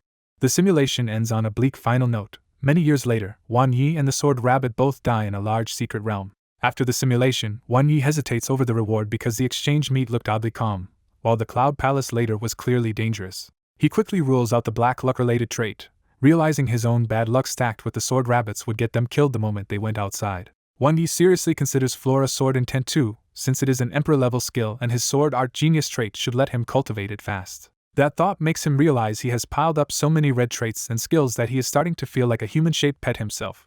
In the end, he picks the Sword Grandmaster trait, deciding that traits are better to take now while higher skill realms can wait until the Sword Rabbit trains them further. Once the reward is settled, Wan Yi studies the simulation details, while the Sword Rabbit comes out of its dreamlike 100-year script with a heavy, complicated look. The Sword Rabbit tugs Wan Yi's pants and waves its wooden sword, clearly protesting that this simulation felt way too short. Wan Yi tells it 20 years is not short at all, since Xiao Jiu used to die before even lasting a year in early simulations. Xiao Jiu turns and snorts at that reminder, obviously not happy about having its week-old days dragged out again. The Sword Rabbit gives up on arguing and quietly climbs onto the bed to rest. The next day, Wan Yi heads for Twilight Plains with his 3 little companions. Once they leave the city, Xiao Jiu enlarges and carries them straight through the sky toward the plains. Half a day later, Wan Yi finally sees the edge of Twilight Plains and notices the land turning greener the closer they get to richer natural regions. Flying low in the wild is not completely safe, but the fierce beasts they meet on the way are all weak enough that the trip stays smooth. Seeing more ordinary wild pets than usual makes Wan Yi realize how little direct contact he has had with true wild ecology outside dangerous secret realms and relics. At the border, Xiao Jiu lands them on a high cliff, as if instinctively drawn to a place that matches its old simulated memories. From the cliff, Wan Yi gets his first full view of Twilight Plains, with glowing grasslands, giant trees, sleeping giant pets, and misty mountains stretching into the distance. The scenery hits him hard, because after so much time in relics and secret realms, this open natural wilderness feels like a whole new world. Xiao Jiu cries out in excitement and charges down the slope with the white python and sword rabbit, eager to dive into the wild. Walking down after them, Wan Yi can immediately tell this place suits pets better than cities because the energies are rich, clean, and naturally balanced. Then the local wild pets start appearing from everywhere, and before long Wan Yi is completely surrounded. Wan Yi realizes natural divine power is drawing them in like a scent they cannot ignore, especially in a place this close to raw nature. The effect feels even stronger here than in Tianxian Gorge, and Wan Yi suddenly regrets not spending more time training in the wild before this. As he keeps walking toward Twilight Plains, more and more wild pets trail behind him until it looks like he is leading a small army. A young swordsman spots the absurd parade and blurts out in disbelief that Wan Yi must be wearing some kind of pet-seducing perfume. Wan Yi deadpans that maybe he is just too handsome, and the visiting swordsman instantly treats that like a challenge to his own looks. Their joking turns practical when the swordsman asks if Wan Yi also came for Tianquan City's sword exchange meet. When the swordsman notices Wan Yi is not carrying a sword, Wan Yi coolly says he already has a sword in his heart. The line lands so well that the swordsman admits Wan Yi acts cooler than he does and then introduces himself as a first-rank fighter from Tianji Sword Dojo. Wan Yi gives his own name and rank, and the swordsman pauses because the name sounds familiar even from outside Qinghai province. When Wan Yi guesses he is from another province, it becomes clear the swordsman only knows the name vaguely from Wan Ye's rising fame in Qinghai's professional circle. The swordsman still doubts Wan Ye's sword background, so Wan Yi casually brings up Gu Xinghe as proof that Qinghai does have true sword path figures. That name clearly needles the swordsman, and he brusquely brushes Gu Xinghe aside before saying he came all the way from Jiangnan province to watch this exchange meet. While they talk, Wan Yi casually eats the bright red fruits some wild pets brought him, treating them like a gift from nature. The swordsman stares in disbelief and tells him those are Yahello fruits, a valuable intermediate resource worth about half a month of body tempering for a beast master. He gets even more suspicious when he sees shy fire chinchillas offering up their treasured stash on purpose, and jokes that Wan Yi might secretly be a pet in human form. Feeling awkward, Wan Yi tries to return the remaining fruits, but the leading fire chinchilla stubbornly pushes them back into his hands. Wan Yi finally burps, thanks them, and gently sends the wild pets away, promising they can play again another time. The fire chinchillas keep glancing back as they run off, leaving the swordsman staring because the wild pets seem to understand Wan Yi perfectly. The swordsman starts guessing Wan Yi might have a rare talent like beast spirit, but Wan Yi shuts it down with a straight face and says this trouble comes purely from being handsome. He Xinggu deadpants that someone as shameless as Wan Yi must be a sword expert, and Wan Yi is left completely baffled by the logic. Before leaving, He Xinggu says he has a feeling Wan Yi will be his strongest rival on this trip. He Xinggu taps his wrist, and a scarlet mechanical light sword condenses out of red energy in front of Wan Yi. The summoned blade unfolds a cross-shaped hilt and glowing central ring, making it clear this is no ordinary sword pet. He Xinggu jumps onto the scarlet light sword and flies off low over the plains, cool as ever. Watching him leave, Wan Yi realizes this must be the beast master tied to the scarlet light sword from the sword rabbit simulation. A moment later, Xiao Jiu, the white python, and the sword rabbit come bounding back covered in weeds after playing wildly on the grassland. Seeing how happy the sword rabbit is out here, Wan Yi starts thinking that pets really need space where they can act like themselves. That thought leads Wan Yi back to the infernal relic, and he considers turning that huge hidden space into a real playground for his pets. He decides he should revisit the old life relic site, because the white python's evolved generational holy spirit might still let them enter the infernal relic freely. As the grassland opens up, Wan Yi finally sees the exchange meets landmark ahead, a giant sword in the air with a banner hanging from it. The closer he gets, the more stunned Wan Yi is by the scale of it, with crowds below and beast masters on flying pets overhead. Wan Yi quickly understands why the place is packed. Sword-loving beast masters from many provinces treat this meet like a serious gathering, not a small local event. To stay low-key, Wan Yi has Xiao Jiu and the white python hide in his sleeves before heading into the crowd. Then Wan Yi spots a familiar face from the professional assessment, by Mo, and he is already trapped in fan chaos. Bai Mo's cold face is almost cracking under the attention as excited people bombard him with questions about his sword and his loss in the assessment. Watching this, Wan Yi finally feels how big the professional assessment's viral aftermath really is. The reason becomes clear. The final duel was recorded, edited, and blasted across major platforms until it became a huge hit across Qinghai province. Because Wan Yi lives like a shut-in and barely checks social circles, he never really felt that fame until now.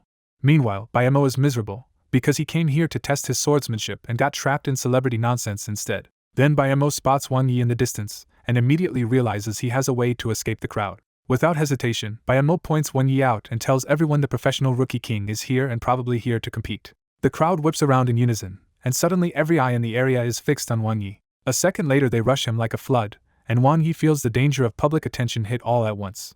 Bayamo finally gets to breathe again, wiping his sweat like he just escaped a disaster in the mortal world. Wang Yi is briefly rattled, but his calm and collected state kicks in and he steadies himself fast. Instead of panicking, Wang Yi flatly tells the crowd they have mistaken him for someone else, and that he is not Wang Yi. The crowd hesitates, and when a soft-spoken girl questions him, Wang Yi calmly asks whether any of them have actually seen Wang Yi with their own eyes. Since none of them ever saw him clearly in the famous video, Wang Yi boldly insists they really did identify the wrong person. But the girl refuses to let it go and demands proof by seeing his pet.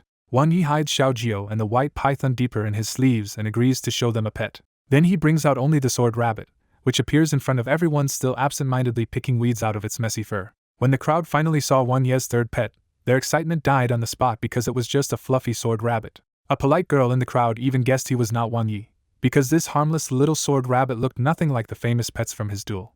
Wang Yi smoothly sent everyone off to keep looking for Bayamo, and the whole crowd lost interest and dispersed. Once the nuisance was gone, Wang Yi relaxed, while the sword rabbit acted like the crowd's disappointment did not matter in the slightest. Wang Yi figured the rabbit's thick skin came from its simulation life, where it had sat before a sword tomb for over 100 years to comprehend the sword path. He brought the rabbit inside to register for the meet, and the staff read out an almost laughably weak profile for a supposed sword competitor. The staff warned him that the wild venue and the later sword sentries were already dangerous, and the very first test, sword resonance, would probably stop a level 2 sword rabbit cold.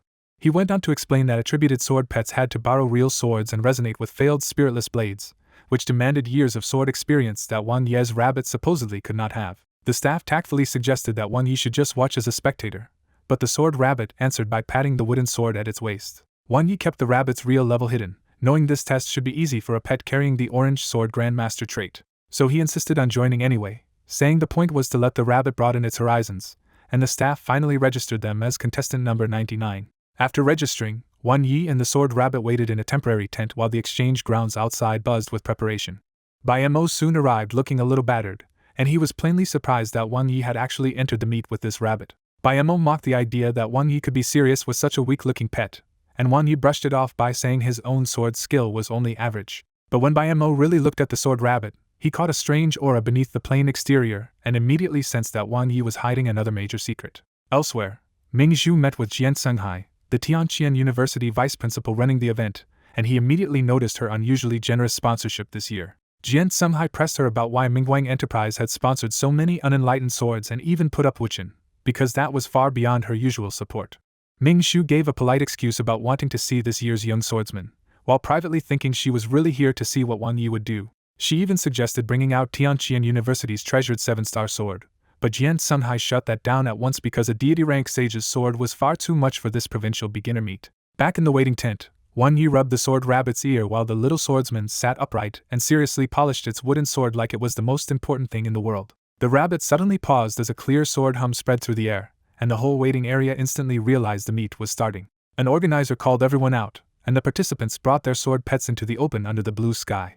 Outside, a huge platform and a towering sword monument dominated the venue, with spectators packed all around the arena. Jian Senghai rose into the air and formally opened the meet, telling everyone that true sword practitioners had to polish both their blade and their sword heart. He announced the first event, Sword Resonance, where contestants had to choose an unsharpened sword, sense it, and sharpen it with their own power until it showed a real response. He laid out the grading rules from A+ down to C-, and added one more hook: anyone who successfully sharpened a sword could keep it. That prize made Wang Yi perk up for a second, though he quickly guessed the free swords were probably not anything too extraordinary. Jian Senghai then revealed that the monument itself was Tianqian University's ancient sword pet, the Ancient Spirit Sword Monument, and the crowd immediately broke into fresh disbelief. Wang Yi was less shocked than everyone else, because after everything he had seen, even a stone monument becoming an innate sword spirit made sense to him. Jian Senghai warned that the best sword available this round reached Emperor grade, but everyone still had to know their limits, or they would leave empty-handed. As Wang Yi studied the monument, he realized it held thousands of swords, with the higher ones likely being better and each entry carved with its own origin. Before Wang Yi could think much further, the first contestant stepped up with his earth sword bear and claimed the opening attempt. At the sword monument, a sword bear steps up first, its fur spiking like steel and its eyes glowing with sword patterns as it prepares to make a statement. The huge bear moves with shocking speed, vaulting up the monument and smashing at a sword embedded partway up the stone. It knocks the sword loose, snatches it out of the air, and lands with a violent shockwave that sends sleeves and grass whipping around the crowd.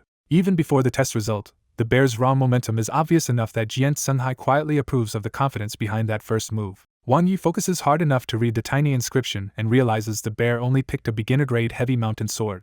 At first Wang Yi thinks the choice is too conservative, because a pet at that level should have reached for something stronger. Then the bear reveals its method, slowly pressing Earth's spiritual energy into the blade until thick armor-like power wraps around the entire sword. Wang Yi recognizes the move as proficient earth armor and immediately understands the bear is using a defensive skill on the sword itself. As the coating settles, the bear's whole body starts to resonate with the blade, and Wang Yi realizes it is stacking the soul-type support skill daggers drawn on top of that armor. Watching closely, Wang Yi pieces the trick together.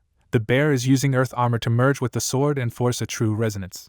The bear holds that state for minutes without moving, every nerve strained tight while its sword aura keeps climbing higher. At the peak of that pressure, the bear roars and gathers all its spiritual energy into one paw like a compressed pump of force. It forms a sword finger with that paw and taps the coated blade with surprising delicacy. The earth armor shatters, sharp light bursts through the cracks, and everyone instantly knows the sword has been sharpened. The crowd breaks into excited cries, especially because the other challengers trying at the same time have all failed to wake their swords at all. Wang Yi gives the bear full credit, because for an attributed sword pet, pulling off that kind of resonance is genuinely impressive. The sword bear proudly celebrates with the oversized heavy mountain sword, while its beast master finally lets out the breath he had been holding. When the old judge inspects it, the result lands at only C, because the feat was hard won but the sword itself was still just a beginner-grade weapon. That low grade cools the excitement for a second, and the crowd finally understands how brutal this first project really is. Armed with that example, the next wave steps up more carefully, and this time mechanical sword pets begin to appear. One of those mechanical pets is a pulse sword, which looks like a plain hilt until a mercury-bright blade flashes out with circuit-like light inside it. Its sharpening method looks almost unfair, because the beast master simply inserts the pulse sword hilt into the unsharpened blade. A magneto-optical skin runs through the dead sword, and in under a minute the blade lights up as if the answer had been fed straight into it.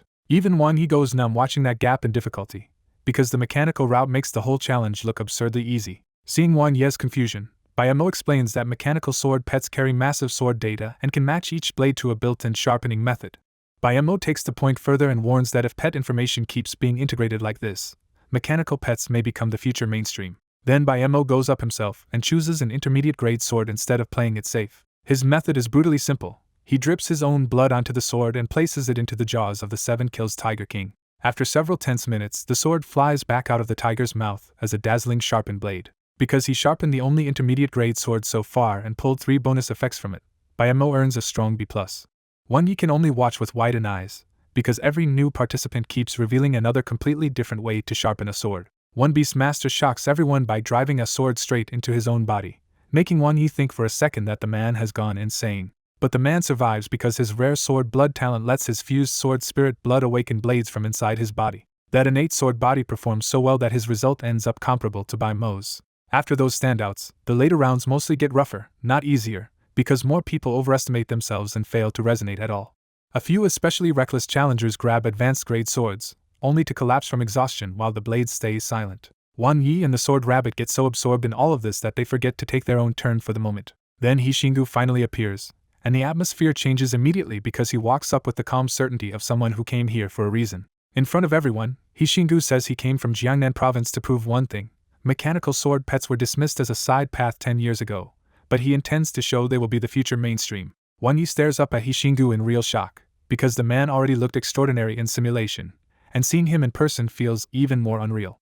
As Wang Yi watches, he realizes this mechanical sword setup is not just flashy, because controlling 10 swords at once should drain an enormous amount of energy. Wang Yi glances at the sword rabbit, and notices it stays calm, which fits a pet that already lived through centuries of sword path simulations and no longer startles easily. Then 10 swords shoot out of the sword monument, and circle the crimson light sword, and the whole venue fixes its eyes on Hishingu. The crowd quickly realizes how absurd this is, because the 10 blades include 2 advanced swords, 3 intermediate ones, and 5 beginner swords all at once. Rumors spread through the audience that this monster must be some hidden expert from Jiangnan province, because he looks way too strong for a city-level exchange meet.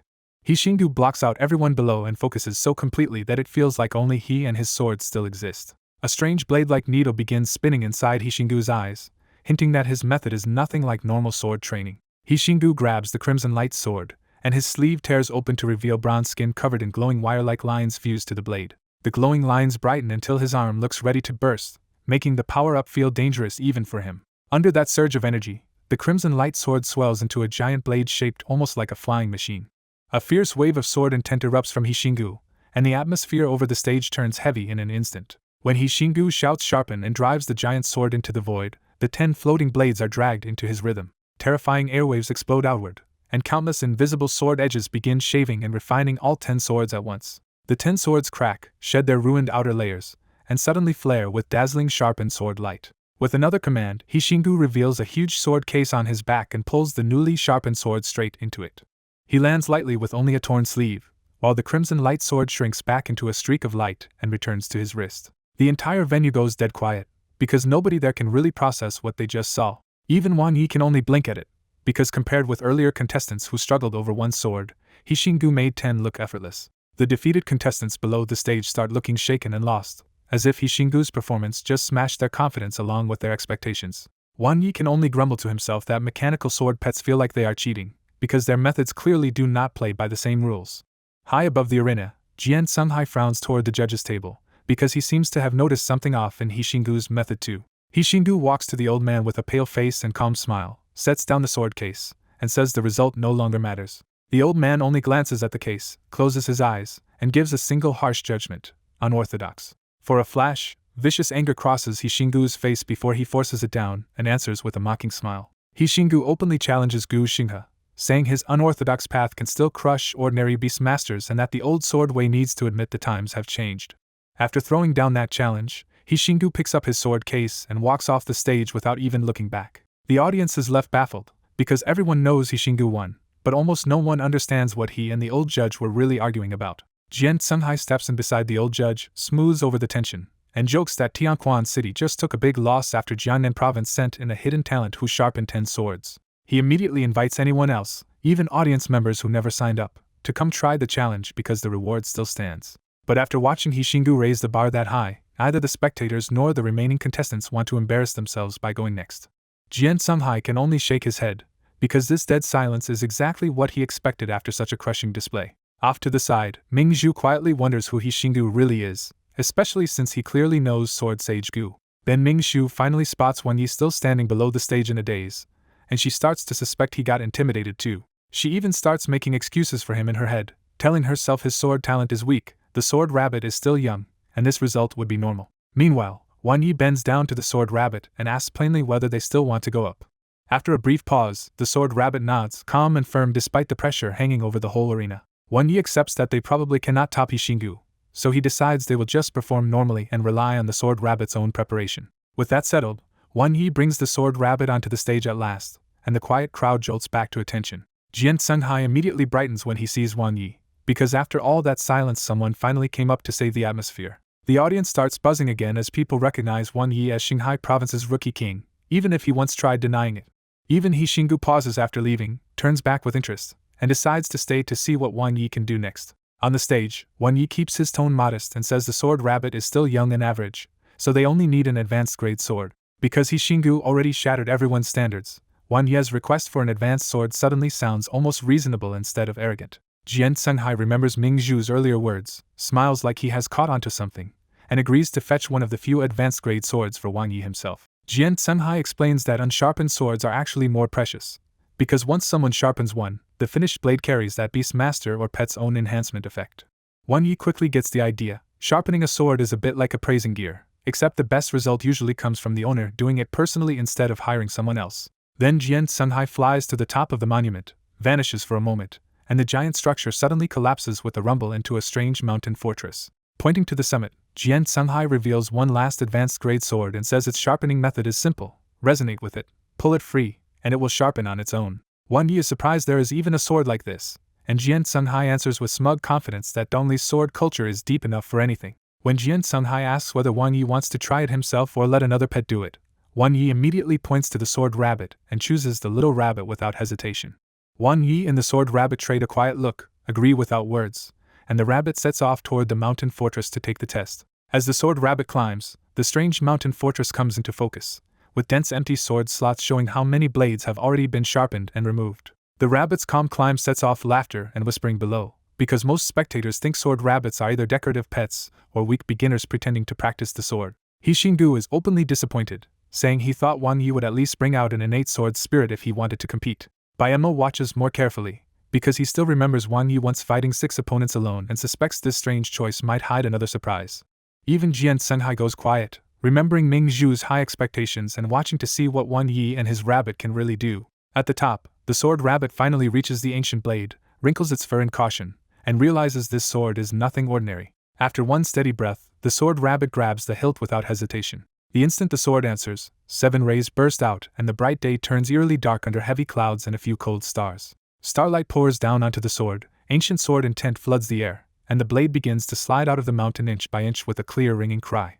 Watching from below, Wang Yi is stunned by the sheer spectacle, because this sharpening scene looks absurdly grand compared to every normal sword before it. The entire crowd feels the same shock, because this is not just flashy light but a real spatially warped phenomenon that makes the whole area feel dragged into another world. But Wang Yi's biggest shock is not the sky at all. Through the contract, he feels the sword rabbit itself changing wildly as its spiritual energy rockets upward. The sword rabbit's power jumps from a little over 1,000 to 3,000 in moments, and even its 6 dimensions start flickering as if they are being rewritten in real time. Wang Yi turns to Jian Senghai in disbelief and blurts out the obvious question: what kind of sword is powerful enough to do this? Jian Senghai is already too shocked to answer cleanly, because he realizes the sealed holy sword of Qinghai province has actually awakened in the paws of a mere sword rabbit. In that instant, Jian Senghai understands why it worked. The sword rabbit already has sword intent, and with the blade in its paws it looks uncannily like an old sword sage returned. Jian Senghai can only guess that the rabbit must have some terrifying sword-related trait, because nothing about this scene makes sense otherwise. Then the sword rabbit raises the awakened blade and slashes straight at the heavens. A huge beam of sword light cuts open the dark clouds, sunlight crashes back down, and the twisted sky snaps to normal as if the strange domain has been broken apart. With the spectacle over, the giant glowing sword shrinks down into a palm-sized blade and flies straight into the sword rabbit's glabella. That final move leaves Wang Yi completely dumbstruck, because a sword should be equipment, not something that dives into a pet like another life form. When Wang Yi finally sees the status message, the truth hits him hard. This is not a normal sword at all, but a 7-star sword spirit, a sword form demon spirit pet. Wang Yi is left reeling as the real reveal sinks in. Rare demon spirit pets confuse with other pets and create terrifying twin pets that stack both sides' power together. The crowd is left completely blank after the sword rabbit's impossible performance, because twin pets are supposed to need absurdly rare conditions and no one has ever seen one born naturally.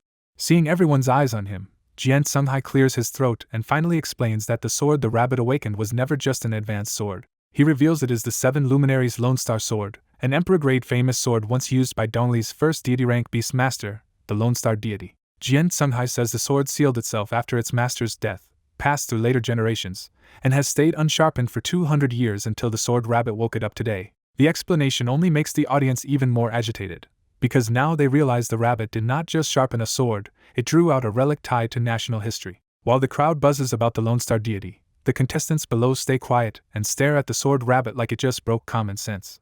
He Xinggu quietly recognizes the weapon as the 7 Luminaries Lone Star Sword and starts looking at Wang Yi with real interest. As someone who knows sword pets better than anyone here, He Xinggu understands how absurd it is for a basic sword rabbit to resonate with a sword carrying that much history. Wang Yi, meanwhile, is stuck on a much stranger thought.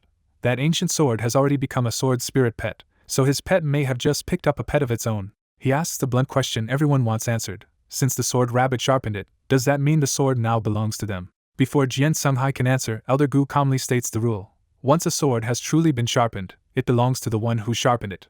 Jian Senghai agrees, but asks to verify the sword first before making the handover official. At Wang Yi's signal, the sword rabbit hops over and summons the ancient sword with obvious affection, reluctant to let it leave its paws even for a moment. Elder Gu urgently warns that the sword should reject anyone except its original owner, but Wang Yi grabs it anyway. Wang Yi jolts like he got shocked, then stands there perfectly fine, which instantly surprises both elders. Looking it over, Wang Yi can only make out 7 faint light nuclei on the blade and mutters that it does not seem especially impressive.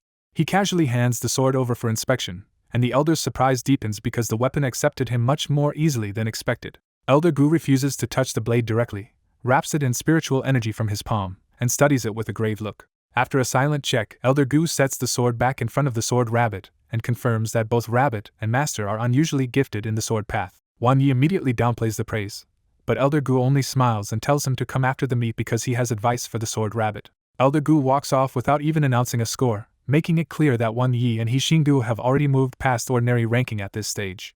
Inside a nearby tent, Jian Senghai quietly asks Elder Gu what he really found during the inspection. Elder Gu reveals the real problem. The 7-star sword has already birthed a sword spirit, and is no longer a normal weapon at all. He says the only way forward now is for the sword rabbit and that sword spirit to evolve together into twin pets, otherwise the ancient blade will be less useful than an ordinary sword. Jian Senghai is stunned, then slowly understands that what looked like a miracle may actually trap Wan Yi with an evolution path almost no one can complete. Elder Gu explains that twin pets sound glorious overseas, but the beast spirit bond and evolution route are both so uncertain that sword-type cases are almost non-existent. When Jian Senghai asks if this means the awakening was not really a good thing, Elder Gu admits that right now it may become a burden instead of a blessing. Still, Elder Gu decides to think of a solution after the meet because he does not want a sword pet with that much talent to be dragged down by the awakened relic. After the first project ends, some casual participants give up competing and turn into spectators while the meet shifts toward its next round. Back off the stage, Wan Yi pulls out his phone and starts searching for anything useful about twin pets. The search turns up almost nothing, so little that Wan Yi feels like the whole topic barely exists in public records. That makes him realize twin pets are still more famous as a dazzling concept than a field anyone has actually solved. Since the internet is useless, Wan Yi decides he will have to ask real experts later, and Ming Zhu is the first person who comes to mind. He then asks the sword rabbit how it feels, hoping for some clue about the strange new bond. The sword rabbit thinks for a moment, then honestly signals that it does not feel anything special at all. To make the point even clearer, it pulls out its old waist-hung wooden sword, gives it a few test swings, and looks much more satisfied with that familiar blade. Wan Yi can only conclude that the rabbit and the 7-star sword spirit are both still strangers, and pets do not instantly learn to live with each other. He starts thinking through the bigger mystery too. If that ancient sword has seen so many stronger swordsmen and pets over the years, why did it pick his rabbit now? The answer he lands on is simple and a little scary. At this growth stage, almost no sword pet can match the sword rabbit's stacked traits, sword mastery, and hundreds of years of simulated experience. Wan Yi ends up half proud and half serious, deciding the 7-star sword spirit probably chose the rabbit because it really did have the best eye for talent. With that question shelved for now, Wan Yi looks ahead to the next project and figures it will probably be some kind of sword skills showdown. He reflects that every exchange meet tests the same thing in different ways, whether through carving, cutting, or stranger trials, because the real point is always sword skill. That thought leads him back to Hixingdu, whose Jiangnan background explains why mechanical sword pets are so much more common around him. Wan Yi finishes by comparing Dongli's map in his head. Jiangnan sits safer and richer near the country's center, while Xinghai lies closer to the dangerous outer arc and the old dark fog zone beyond it. As the group waits for the next test, Wan Yi reflects that Xinghai province still leans traditional, while Jiangnan develops faster around machinery and would naturally have far more mechanical sword pets. A new message from the organizers breaks the lull and announces the next project, Sword Skills Evaluation. The organizers make the reason clear too. If a contestant's sword skills are too weak, facing ancient sword pets later could get them killed. Then the two choices are revealed: enter the traditional Starry Sky sword realm and face sword path predecessors, or test yourself against a modern mechanical sword guard. As Wan Yi reads the explanation, the Starry Sky sword realm turns out to be an old-school spiritual space that preserves the imprints of dead sword masters so later generations can fight them, or even learn from them. That tradition sounds powerful, but it also has a hard limit. The imprints are rare, they weaken over time, and the difficulty cannot be tuned down. The second option feels much more current to him, because the mechanical sword guard is a modern sword pet developed from the ancient sword sentry line. He quickly guesses the version at this meet is only a weakened export model, because no empire would casually hand another country its real core mechanical technology. That mix of mystical sword inheritance and hard modern engineering makes the whole world feel oddly patched together, and Wan Yi can only marvel at the contrast. He cuts off the useless overthinking, brings Sword Rabbit out in full, and turns his attention back to the actual event. Once the project is announced, the participants buzz with excitement, especially because this year's meet has far more mechanical pet users than it would have just a few years ago. When everyone moves to the new venue, the evaluation area is split into two raised platforms, making the clash between old sword culture and new sword culture impossible to miss. On Jian Senghai's side, the audience stares hard at the sleek steel box, because in Xinghai province even a stripped-down mechanical sword pet still feels fresh and advanced. On the opposite platform, Wan Yi spots the controller of the traditional trial, a rare snow-white monkey soul pet floating cross-legged before a glowing rhombus-shaped spiritual imprint. An old man in green stands guard beside the spiritual platform, reinforcing that the Starry Sky Sword realm is treated with real caution and respect. Jian Senghai addresses the crowd and lays out the choice plainly: test yourself against Xinghai's sword path predecessors, or take a modern sword fight with the mechanical sword guard. He adds the passing rules next: survive at least 5 minutes or exchange 10 moves with the mechanical sword guard, or in the sword realm battle at least one predecessor's imprint. But his real warning lands after that. The Starry Sky Sword realm cannot be tuned, and the imprints inside all come from genuinely powerful dead experts, so just getting in and out safely already counts as passing. That explanation throws the crowd off, because the vague idea of exiting normally makes the old trial sound easier than the mechanical one on paper. Jian Sunghai quickly clears that up too, saying the two paths are not actually far apart in difficulty, and the floating monkey soul pet can project what happens inside the sword realm for everyone to watch. Then He Xinggu calmly asked the question everyone else did not dare ask: can contestants try both methods? Jian Sunghai frowns first, then relaxes and admits it is allowed, though he clearly doubts anyone can endure both. He Xinggu accepts that answer without backing down, and says he still wants to see the Starry Sky Sword realm. Watching that exchange, Wan Yi guesses He Xinggu has probably fought mechanical sword guards before, likely back in Jian and where such pets are more common. With that settled, Jian Sunghai tells everyone to make their choice, and the first eager participants rush toward the mechanical side. Nan Kuai steps up first again, excited to test his sword bear against the mechanical sword guard before anyone else can. Instead of starting right away, Jian Sunghai asks the first challenger which of the mechanical sword guard's 3 gears he wants. The explanation is blunt. First gear is C grade across the board with 1 practice sword set and no mechanical skills, second gear rises to B grade with 3 proficient sets and 1 mechanical skill, and third gear reaches A grade with 5 great success. When Jian Sunghai adds that all 3 versions are still only level 1 star 3, the first challenger is visibly shocked by how flexible mechanical pets really are. After a brief hesitation, the first challenger picks the second gear, judging that his sword bear and his own sword talent should manage it if they fight smart. Jian Sunghai praises the choice as sensible, but warns the first challenger one last time that a first fight against a mechanical sword pet may be far rougher than he expects. Then Jian Sunghai gives the signal, and the silver steel box answers immediately with a burst of twisting mechanical sounds from inside. On the arena stage, the silver steel box suddenly unfolds in Wan Ye's sight and starts turning into something far more dangerous. The box finishes assembling into a nearly 3-meter mechanical sword guard, its sword-hilt head and red eye making it look like a living machine swordsman. Then the machine grips its own torso and pulls out a cross-shaped long sword, and the whole stadium goes quiet at how sleek and unreal it looks.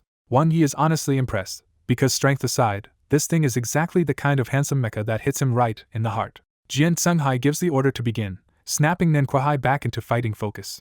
Nan Kuai's sword bear roars, yanks the broadsword off its back, and charges straight at the machine.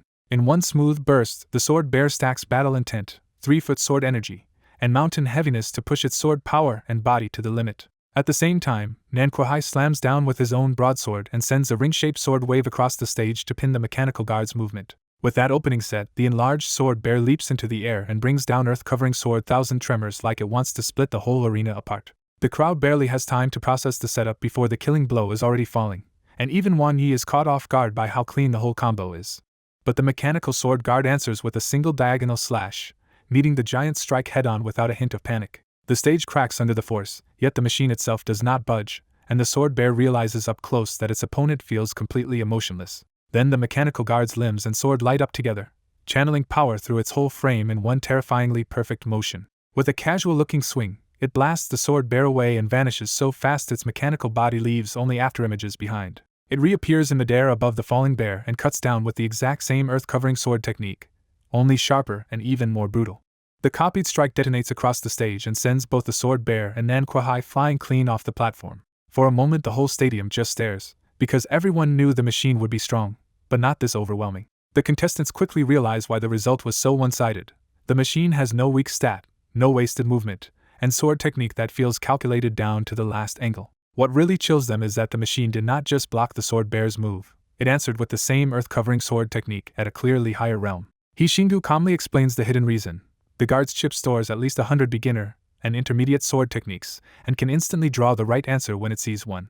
He adds that it has also recorded thousands of real battles, even master rank and deity rank duels, so under equal conditions almost nobody below peak mastery can beat it. When someone asks if he can beat it, He Xinggu answers without drama that against another mechanical sword pet under the same conditions, the best result against the overloaded top setting is basically a draw. He finally gives the practical rule: if anyone wants a real shot, they should choose the lowest difficulty, and use a second sword style before the machine can lock them down. Jian Sunghai asks who wants to go next, but even he is really hoping someone can actually defeat the machine he brought. He Xinggu stays out of it, deciding to clear the medium setting later because the real prize in his eyes is still the Starry Sky Sword realm. Seeing the opening, Wan Yi looks down at the sword rabbit and quietly asks if it wants to try against that monster of a machine. The sword rabbit's eyes flare with fighting spirit, making it obvious this is exactly the kind of sword challenge it refuses to back away from. Wan Yi smiles, pats its head, and agrees to let it go, trusting that stubborn sword heart of its. Then Wan Yi breaks the silence and publicly volunteers. instantly pulling every eye in the stadium onto himself. Jian Sunghai is caught off guard, because unlike the earlier resonance tests, this round is real combat, and Wan Ye's Sword Rabbit is only level 2 against a fixed level 3 machine. Wan Yi just answers that it will be fighting above its level, and he says it so calmly that everyone else is left speechless. The crowd stares at the stage in disbelief because a low-level Sword Rabbit is about to challenge a mechanical sword pet across a level gap that should be impossible to cross. Even Hishingu is impressed, blurting out that it is awesome because brute force alone should let a mechanical sword pet crush any fancy sword technique. Hishingu asks about Wan Yi, and a nearby Beastmaster says Wan Ye's talent is only deep memory, though rumors claim he has some big shots reincarnation memories. The same Beastmaster adds that Wan Yi looks weak in direct combat, but he once shocked everyone by winning a professional assessment duel 1-6.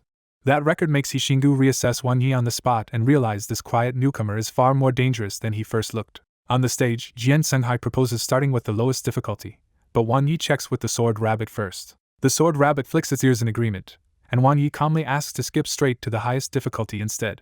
Jian Sunghai presses him one more time, and Wan Yi admits he has no confidence himself because the one fighting is the Sword Rabbit, not him. Privately, Wan Yi knows his own real combat experience is weak, but he trusts the Sword Rabbit because his pre-battle simulation said this should work. Jian Sunghai finally gives the order to start, and the mechanical sword pet instantly shifts into a much stronger armored configuration. The Sword Rabbit lowers its body, plants one foot back, and fixes the upgraded machine with a razor-sharp stare as both sides wait for the opening move. Instead of rushing in, the Sword Rabbit gathers power onto the wooden sword at its waist, and Jian Sunghai recognizes the old-fashioned sword-drawing technique. Jian Sunghai immediately understands the setup, because that slow charge can hit far above its rank if the user gets time to finish it. The mechanical sword pet reads the threat through its battle logic and lunges first with Flash Shadow Sword, trying to end the fight before the charge completes. At the last instant, the Sword Rabbit's whole sword momentum changes because it was never waiting to draw first, it was waiting for the enemy to attack. Using Sixth Sense and Heart's Eye, the Sword Rabbit draws and thrusts a plain-looking strike that is actually its new sword-breaking form. In that split second, the Sword Rabbit sees past the guard's steel shell and directly reads the hidden energy circuit, engine, and core chip inside. The wooden sword cuts the exact flaw, severs the energy circuit, and blasts the mechanical sword pet's cross sword out of its hand. Before anyone can process it, the Sword Rabbit lands on the machine's shoulder and places its wooden sword beside the steel head, ending the technique test outright. The arena drops into stunned silence, and the Sword Rabbit simply hops down, sheathes its wooden sword, and walks away like the result is obvious. Then the crowd erupts in confused shouting because everyone can see the Sword Rabbit won, but almost nobody understands how it did it. Below the stage, Hishingu is shaken because a 1 or 2-year-old Sword Rabbit should not have sword mastery at this level. When someone beside him begs for an explanation, Hishingu starts breaking down the real weakness of mechanical sword pets. He says brute force usually makes mechanical sword pets unbeatable, but their hidden chip and engine are still the true source of that power. The problem is that those internal parts are normally impossible to sense in battle because a mechanical sword pet's structure interferes with spiritual perception. Hishingu concludes that the Sword Rabbit somehow saw through all of that in a millisecond, cut the energy circuit, and used a mysterious sword skill built to break other sword techniques. That explanation only makes the result stranger, because Hishingu knows a sword skill like this should take decades of peak mastery to create, or comprehend. His suspicion snaps toward Wan Yi, because the only explanation he can accept is that the Beastmaster himself must be terrifyingly strong. Once that idea spreads, the other contestants and even Jian Sunghai start looking at Wan Yi differently, as if his abnormal pets suddenly make terrifying sense. Jian Sunghai and the old man on the other platform both fall into the same uneasy thought, wondering what kind of background Wan Yi really has. Meanwhile, Wan Yi is just quietly delighted, because with his own sword art genius trait he understands exactly what happened and knows the Sword Rabbit really did comprehend sword-breaking form on its own. Everyone quickly realizes the Sword Rabbit did not win by brute force at all, but by baiting the mechanical sword guard into using sword moves it could read and counter. The crowd also sees the limit of that win. With only level 2 power and an ordinary wooden sword, the Sword Rabbit still could not break steel defense in a real fight. Jian Sunghai laughs in delight and openly calls it a good win, because this project is judging sword technique, not overall combat power. He pushes the point further and says that with a stronger sword, this kind of refined technique could even bring down the more powerful sword sentries. Jian Sunghai then warns everyone not to worship mechanical sword pets too blindly, because the true peak of the sword still belongs to humans and living pets. His speech lands hard, and the audience goes from awe at machine strength to excited belief that sword skill can still overcome it. Hishingu quietly senses how dangerous this whole exchange meet could become, because spreading these ideas would stir the old debate between mechanical pets and traditional attributed pets. With that settled, Jian Sunghai asks Wan Yi if he still wants to test the Starry Sky Sword realm. Wan Yi checks the Sword Rabbit's condition, sees it is still fine, and decides to go because what matters now is whether it can comprehend something inside. Won Yi brings the sword rabbit to the second platform, where a mindless spirit monkey has been meditating in the air the whole time. When the monkey opens its eyes, Won Yi is distracted for a second by how good-looking and rare the little spirit pet is. The monkey seems to catch that thought immediately and points Won Yi toward the prism crystal, making it clear that touching it starts the trial. Won Yi tries to let the sword rabbit enter alone, but the monkey firmly insists that the beast master has to go in too. An old man at the side explains that the realm reads the strength of the contract itself, so beast master and pet must enter together. That rule makes Won Yi hesitate, because he suddenly worries he might be judged by the dead predecessors inside too. The old man's answer and Jian Sunghai's oddly confident look make Won Yi realize they may have badly misunderstood who taught the sword rabbit all this sword skill. Even so, Won Yi gives in, picks up the sword rabbit, and reaches toward the crystal. The instant Won Yi touches it, the crystal twists into a black spiral vortex and drags both him and the sword rabbit inside. Right after that, the mindless spirit monkey uses mental image and opens a floating light screen so everyone outside can watch what happens in the realm. As the image clears, everyone sees that the starry sky sword realm is a vast night sky packed with countless stars that each hold an ancient spiritual imprint. The sight hits the audience hard, because those stars are not symbols but the remaining wills of countless sword path predecessors who died long ago. Inside the realm, Won Yi is stunned too, and the beautiful idea of guidance from the dead suddenly feels far heavier when he is standing under those stars himself. Won Yi steadies himself and sends the sword rabbit forward to see which imprint might answer it. The sword rabbit feels something different from Won Yi, because among the many pet auras above, one familiar but blurry presence suddenly tugs at its heart. That unknown familiarity jolts the sword rabbit so sharply that it draws its wooden sword and points straight at the sky. Outside, Jian Sunghai starts explaining the realm's rules and says the first thing the imprints judge is the beast master's contract with the pet. He reminds them that Dongli contracts rely on real emotional bonds rather than divine totem support, so a weak relationship stops both Beastmaster and Pet from going very far. Then he points out that Won Yi and the Sword Rabbit have already passed that check, because the stars around them in the projected realm are shining unusually bright.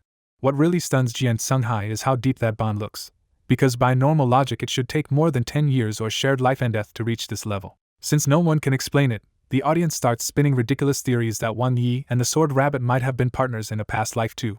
Inside the realm, Won Yi walks over to the frozen Sword Rabbit, only to find it oddly dazed and rubbing at its eyes as if it might cry. Jian Sunghai keeps explaining that after the bond check, suitable spiritual imprints usually descend 1 or 2 at a time to test the beast master or pet and pass on their arts. He is still saying that 1 or 2 acknowledgements would already be excellent when, on the projected screen, the Sword Rabbit suddenly lifts its wooden sword toward the sky again.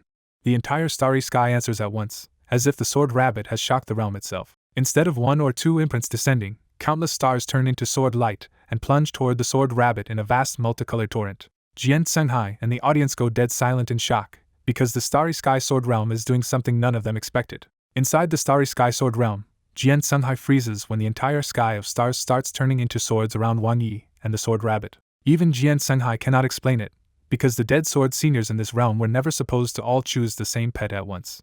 The audience outside can only stare, because the scene looks less like a normal inheritance, and more like every sword path predecessor suddenly locking onto one tiny rabbit. Won Yi is just as lost, wondering why so many top sword imprints would be interested in an unevolved level 2 sword rabbit at all. Then Won Yi notices tears in the sword rabbit's eyes and immediately drops the theory talk to ask what is wrong. The sword rabbit points Won Yi toward one special sword light, and inside it a rabbit-shaped spiritual figure starts taking shape.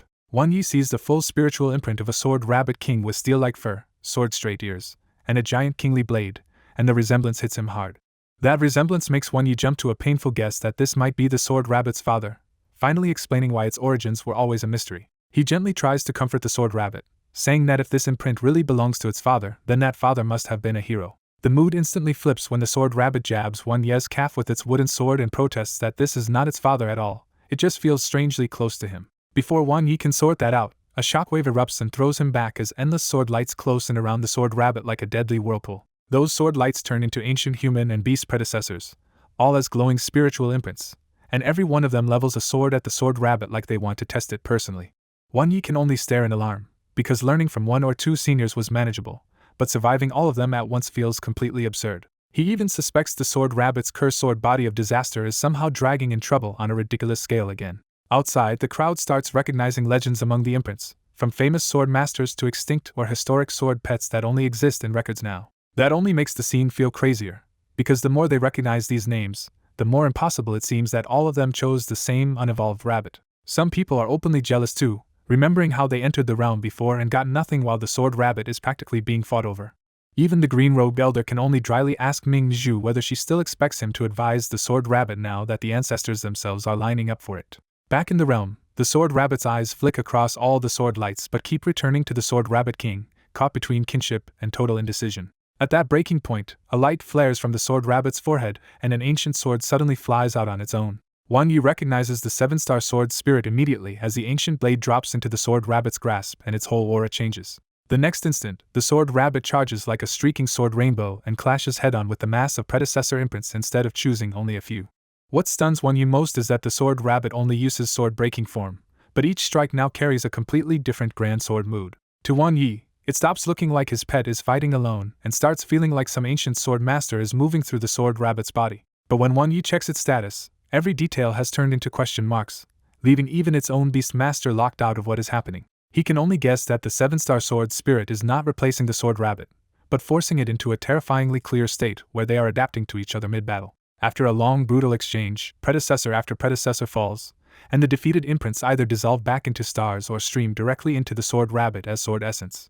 As the essence pours in, Wan Yi suddenly feels the results in his soul. The sword rabbit awakens an upgradable twin sword soul characteristic. That new characteristic keeps climbing from white to blue to purple and all the way to red as more than 100 wisps of sword essence are absorbed. At the same time, sword-breaking form reaches peak mastery and further comprehends the profoundness called sword star shift. Then another inheritance lands, and the sword rabbit comprehends a brand new skill called myriad sword form. Wan Yi can only curse inwardly, because this is so outrageous it feels like the sword rabbit brought simulation-style cheating straight into real life.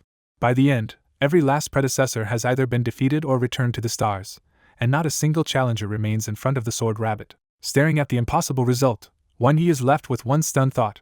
Whether this was sword pet unity or just the 7-star sword spirit's power, it was far beyond normal. Inside the starry sky sword realm, Wan Yi tries to sense the 7-star sword spirit but gets nothing, because it still belongs to the sword rabbit, not to him. Outside, the whole venue erupts as the spectators stare at the sword rabbit's performance and argue over whether the real monster is the ancient sword or the rabbit itself. Jian somehow watches in silence and realizes the 7-star sword spirit has truly awakened, and that it is shockingly compatible with the sword rabbit.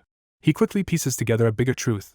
Those ancient sword wills may have descended not just for the sword rabbit, but because they sensed the awakened 7-star sword spirit from their own era. That realization leaves Jian Sunghai quietly delighted, because he knows this spectacle brought the sword path a huge windfall. Back inside the realm, Wan Yi is thrilled because the sword rabbit has finally awakened a red characteristic, something even endless simulations had never managed to produce. What really stuns him is that the sword rabbit also picked up an inheritance skill for free, making even Wan Yi feel this outcome is absurdly unfair. He can only thank his luck that the crowd has no idea what the rabbit just gained, or the poor thing would be dragged off for research on the spot.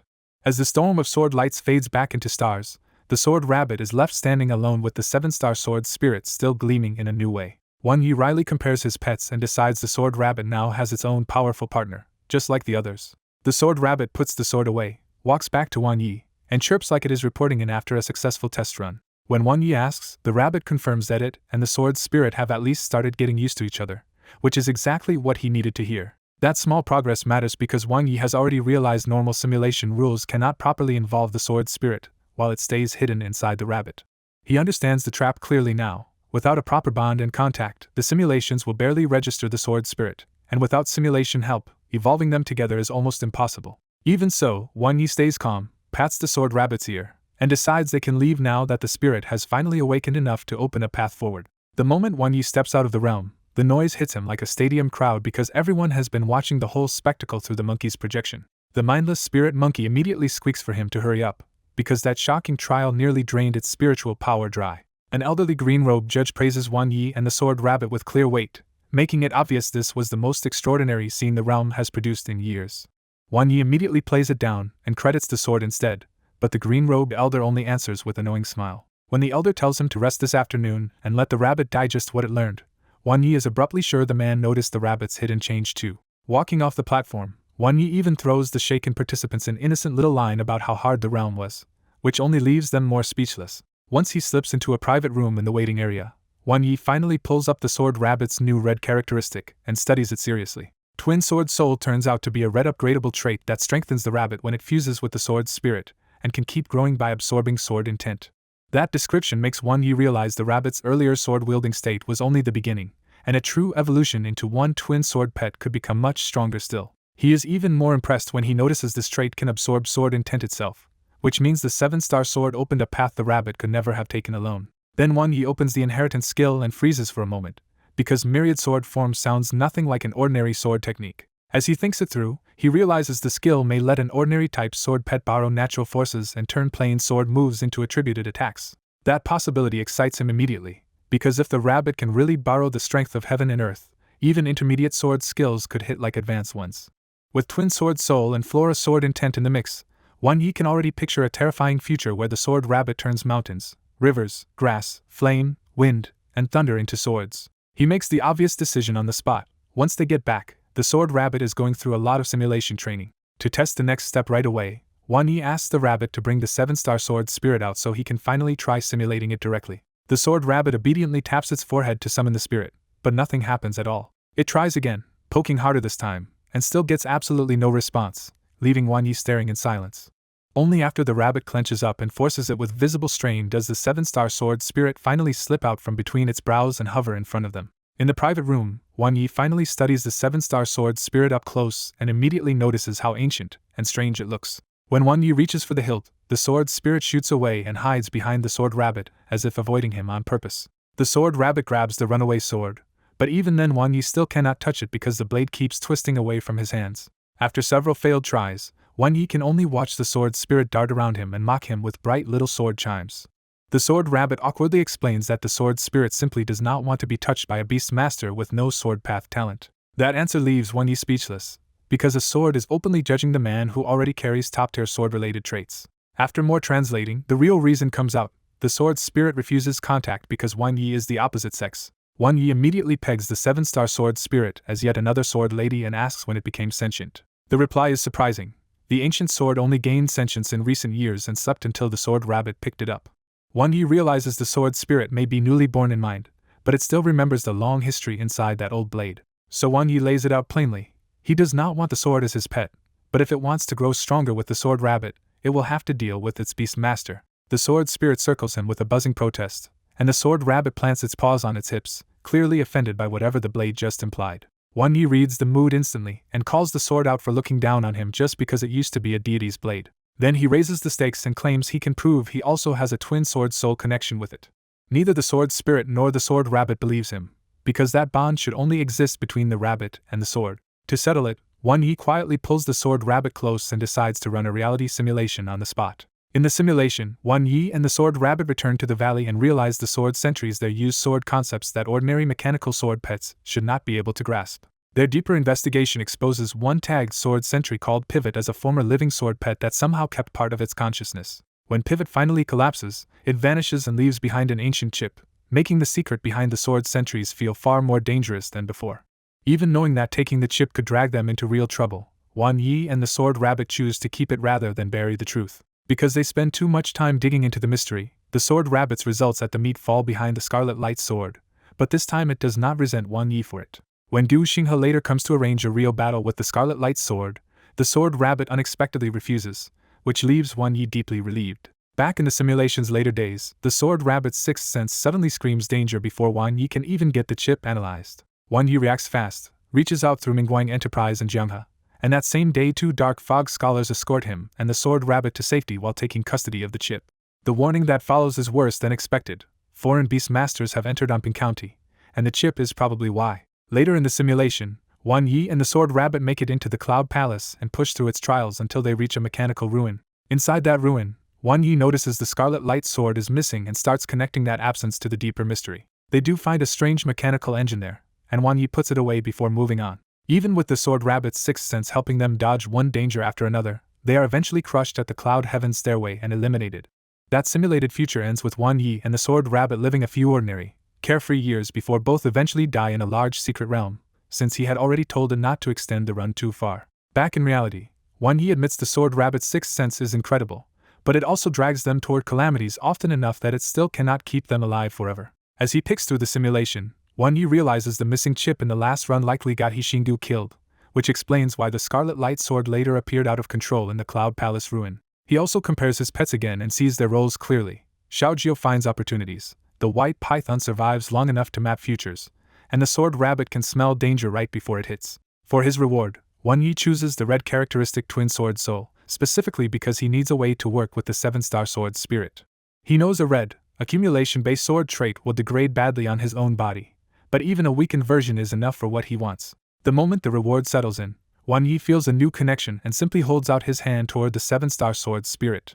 To everyone's shock, the sword spirit trembles and flies straight into Wan Yi's palm on its own. As the blade comes to him, faint moonlight-like sword energy wraps around Wan Yi and forms a weak but real sword-soul link. The 7-star sword spirit immediately panics, because it can feel a mysterious bond with a human it never wanted and cannot explain. Its pride turns into a full internal contradiction, and it desperately buzzes at the sword rabbit as if begging to be taken back instead. The sword rabbit is left speechless, because the sword that kept insulting Wan Yi has now ended up in his hand anyway. With the 7-star sword spirit finally caught in his grasp, Wan Yi gives it a narrow-eyed look and asks if it believes him now. In the waiting room, the 7-star sword spirit struggles in Wan Yi's palm until he calmly introduces himself as the sword rabbit's beastmaster. The sword's resistance eases when Wan Yi says he is not trying to contract it for himself, even though he privately thinks a future twin evolution would still make it his pet in the end.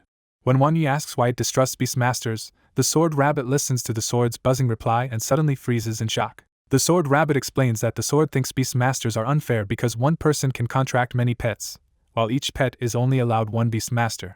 That argument hits Wan Yi so hard he cannot refute it, and for a moment he is genuinely shaken by how deep the sword spirit's logic goes. After thinking it through, Wan Yi answers that numbers are not the real issue and that what matters is whether partners are truly compatible. He presses the point by reminding the sword that he also has twin sword soul, and that the only way forward now is for it and the sword rabbit to evolve together instead of separating.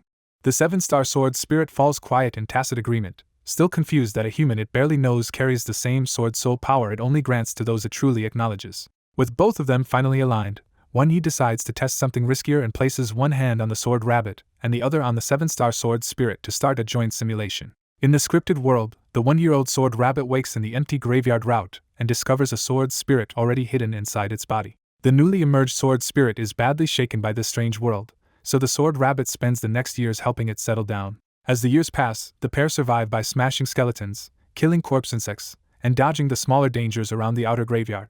By age 8, the sword rabbit starts teaching the sword spirit about its own power and realizes the blade holds 7 different kinds of strength. Years of testing confirm those 7 powers are elemental in nature, but without resources the sword rabbit still cannot truly develop them. By 25, their partnership has grown intimate, and the sword rabbit's flora sword intent deepens along with that bond. At 30, the sword rabbit finally turns from understanding their powers to searching for an actual evolution path. At 40, the sword rabbit tries to leave the graveyard but stops when a terrifying warning from its sixth sense tells it that stepping out would be deadly. By 50, the two are inseparable, discussing sword arts every day until the sword rabbit pushes all its skills to peak mastery and becomes nearly unbeatable in the graveyard's outer ring. At 72, after killing a huge skeleton, the 7-star sword spirit suddenly suggests a reckless plan: dig up the graves and search them for resources. The sword rabbit thinks it over and reluctantly agrees, because in this dead place dangerous grave robbing may be the only way to find what they need. Their first excavation uncovers the bones of a terrifying 2-headed, 4-armed beast, and the moment they disturb it, the grave erupts into a brutal fight. They barely destroy the revived corpse and gain nothing from the grave, proving just how lethal this method really is.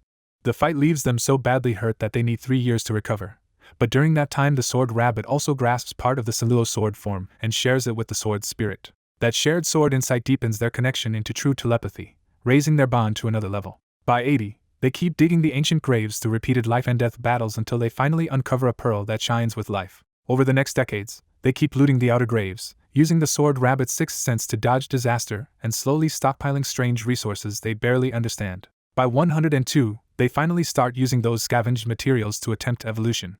Most of the grave materials are soaked in death aura, and their early tests go so badly that both of them nearly die several times. At 105, one experiment finally works, and the sword rabbit and 7-star sword spirit fuse into a single evolved body. But the victory lasts only a moment, because the new form cannot handle its own power and dies almost immediately after evolving. Back in the present, the simulation ends and confirms that this joint route achieved a first successful twin evolution after a brutal 105 years. Wan Yi is impressed that twin evolution can be simulated at all, and even more amazed that the sword rabbit survived such a nightmare opening by literally digging graves for resources. He opens the evolution result and sees the first twin form named Bone Spirit Sword Rabbit, with an Emperor second-class rating that immediately feels far stronger than normal first evolutions. The estimated stats, Emperor-level skills, and orange and red traits make it clear this fused sword pet would be outrageously strong if the evolution ever succeeds for real. Wang Yi realizes the bracketed values likely reflect the 7-star sword spirit's added combat contribution after fusion, which makes this twin evolution even more special than ordinary pet paths. The only direct requirement is a red-grade twin sword soul, so when Wang Yi sees the route has just 8% compatibility despite such absurd rewards, he is left staring at a path the pair may already qualify to attempt. Back in the waiting room, Wang Yi studies the twin evolution estimate and immediately spots the problem. The sword rabbit and 7-star sword spirit have huge potential, but their current compatibility is still too low.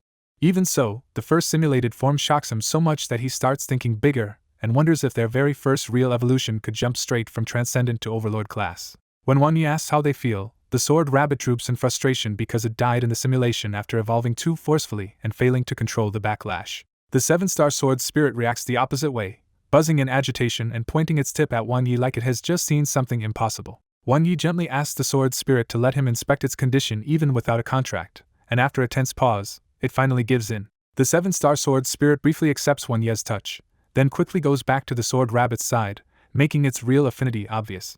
As soon as Wang Yi checks its status, he is stunned by how absurdly loaded the newborn sword spirit is with emperor-level skills, top-tier growth, and a brilliant gold deity's sword trait. He realizes that a spirit born from the 7-star sword was destined to start outrageously strong, which explains how the pair could simulate such a terrifying first twin evolution. Wang Yi is still impressed enough to compare it with Xiao Tao and decides the 7-star sword spirit is weaker right now, but its future potential may actually be even higher. Then he pinpoints the real danger of their twin path. Once the sword rabbit and sword spirit fully merge, their combined traits and sword power will be far messier and stronger than the simulation preview showed. That makes the sword rabbit's sudden death in the simulation look less like bad materials and more like a control failure from gaining too much power too fast. He also figures their true complete form probably needs both sword souls activated, much like the terrifying killing spree they showed earlier inside the Starry Sky Sword realm. The more Wang Yi thinks about the sword spirit's extraordinary sword body, the clearer it becomes that this infant pet is terrifying because its main body is also an ancient sword far beyond an ordinary emperor-grade weapon. After sorting through all of that, Wang Yi calls for a break because the real fight with the sword sentries is still ahead. Wang Yi rests for several hours, and when he wakes up, the sword technique assessment outside is already over and the meet has shifted into loud post-match excitement. Outside, Wang Yi hears that several later contestants did well, but He Xinggu stood out most by clearing both challenges and stirring up the Starry Sky Sword realm, even if he still did not match Wang Yi's showing. The comparison is a little unfair anyway, because Wang Yi's earlier rampage with the sword rabbit and 7-star sword spirit drained so many spiritual imprints that later challengers had fewer predecessors to face. Another name draws attention too. Baemo is the only one who impressed several senior imprints purely with his own sword talent, without leaning on a pet like He Xinggu or Wang Yi did. By mid-afternoon, Wang Yi steps back out into the bright but pleasantly cool Twilight Plains, where the exchange meet is moving on to its real combat stage. A staff member gives Wang Yi a locator projector to install on his phone so the coming wild battles can be tracked and partially shown through long-distance holographic projection. That device also highlights the difference in stakes, because the sword sentries waiting in the wild are not controlled test opponents like the assessment models.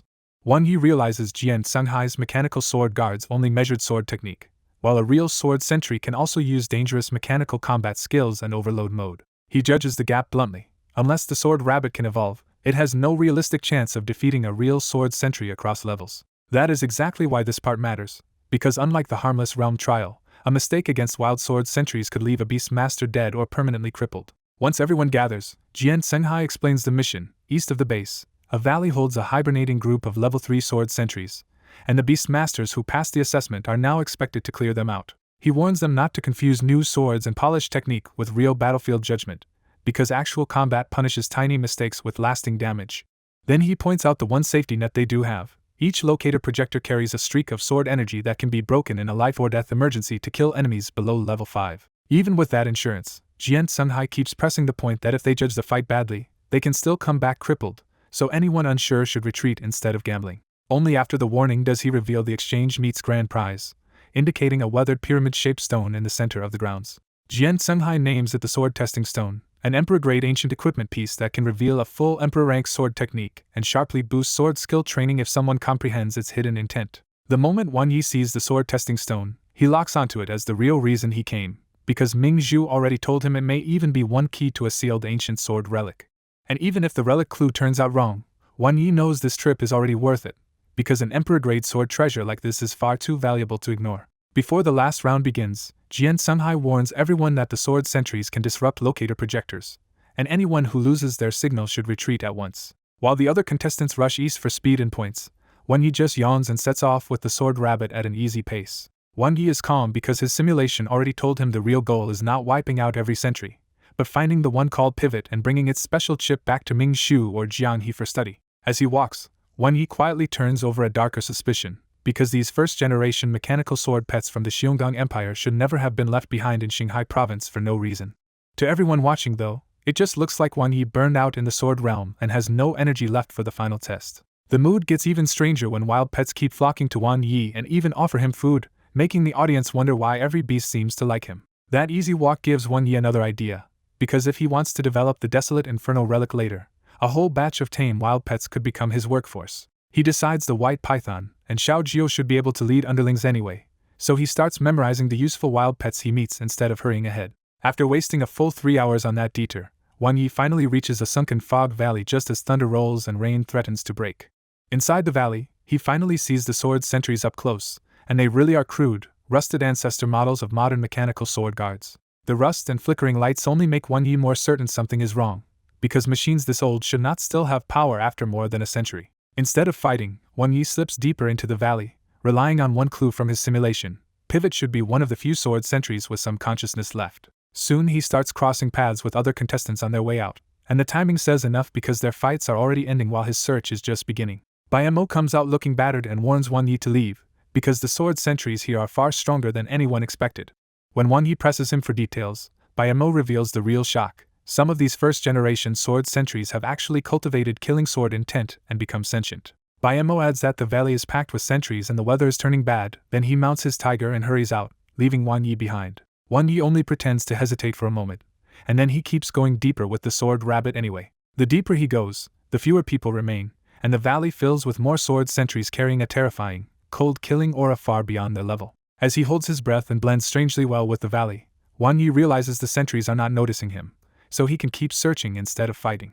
Then a burst of crimson sword light in the distance exposes Hishingu going all out, and Wan Yi immediately uses that chaos as cover to continue hunting for Pivot. On the broadcast, Hishingu's battle looks bad enough to chill the audience, because he is being slowly surrounded and the broken signal makes the killing intent feel even worse. Watching the unstable broadcast, Jian Sunghai remarks to the elder beside him that Hishingu is still as stubborn as ever and refuses to retreat. The elder coldly spells out what Hishingu is trying to do: use the Scarlet Light Sword to absorb the sentry's killing sword intent and force a breakthrough by shortcut. He goes on to condemn that path as dangerous and crooked, bluntly warning that the sentry's killing sword intent can even ruin a mechanical pet's intelligence.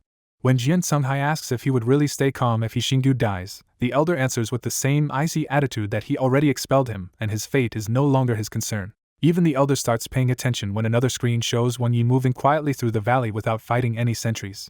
A little later, Wan Yi finally spots the one he wanted, a strange sword sentry whose eyes glow reddish-blue instead of pure hostile red. Wan Yi quietly approaches and asks the obvious question, and the damaged machine answers in a broken voice that it is number 1000 Pivot. When Wan Yi asks if it is dying and whether it was once a pet called the Pivot Swordfish, the sentry trembles because he somehow knows a truth buried inside it.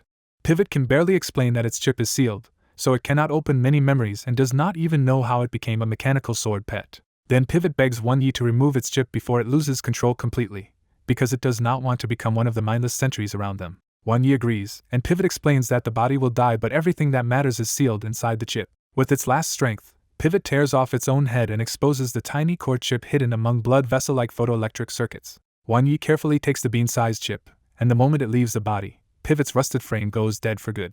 Wan Yi pockets the chip and starts to leave, but the sword rabbit suddenly cries out as its sixth sense warns that something is wrong. In the next instant, Wan Yi feels a spiritual lock clamp onto him, and red lights begin igniting through the fog from every direction. A pounding wave of sword sentries rushes toward him at once, as if the whole valley has suddenly decided Wan Yi is the enemy. Even Hishingu is caught off guard when the swarm around him suddenly breaks away, and the pressure on his own battlefield disappears in a heartbeat. The audience explodes in shock when the broadcast shows every sword sentry converging on Wan Yi, and the heavy mechanical interference starts breaking the picture apart. Jian Sunghai tenses at the sight, then remembers Wan Yi still has other powerful pets, and can ignore the sword-only rule if this becomes a real life-or-death emergency. But instead of calling out another pet, Wan Yi holds his ground while the sword rabbit jumps down from his shoulder to face the oncoming horde alone. Looking over the aftermath, Wan Yi is stunned that the sword rabbit's new combo is this strong even at the beginner stage. Then he spots the real trick. The sentry's armor is mostly intact, so the sword rabbit didn't smash through them. Its slip sword forms through their gaps and pierces their cores.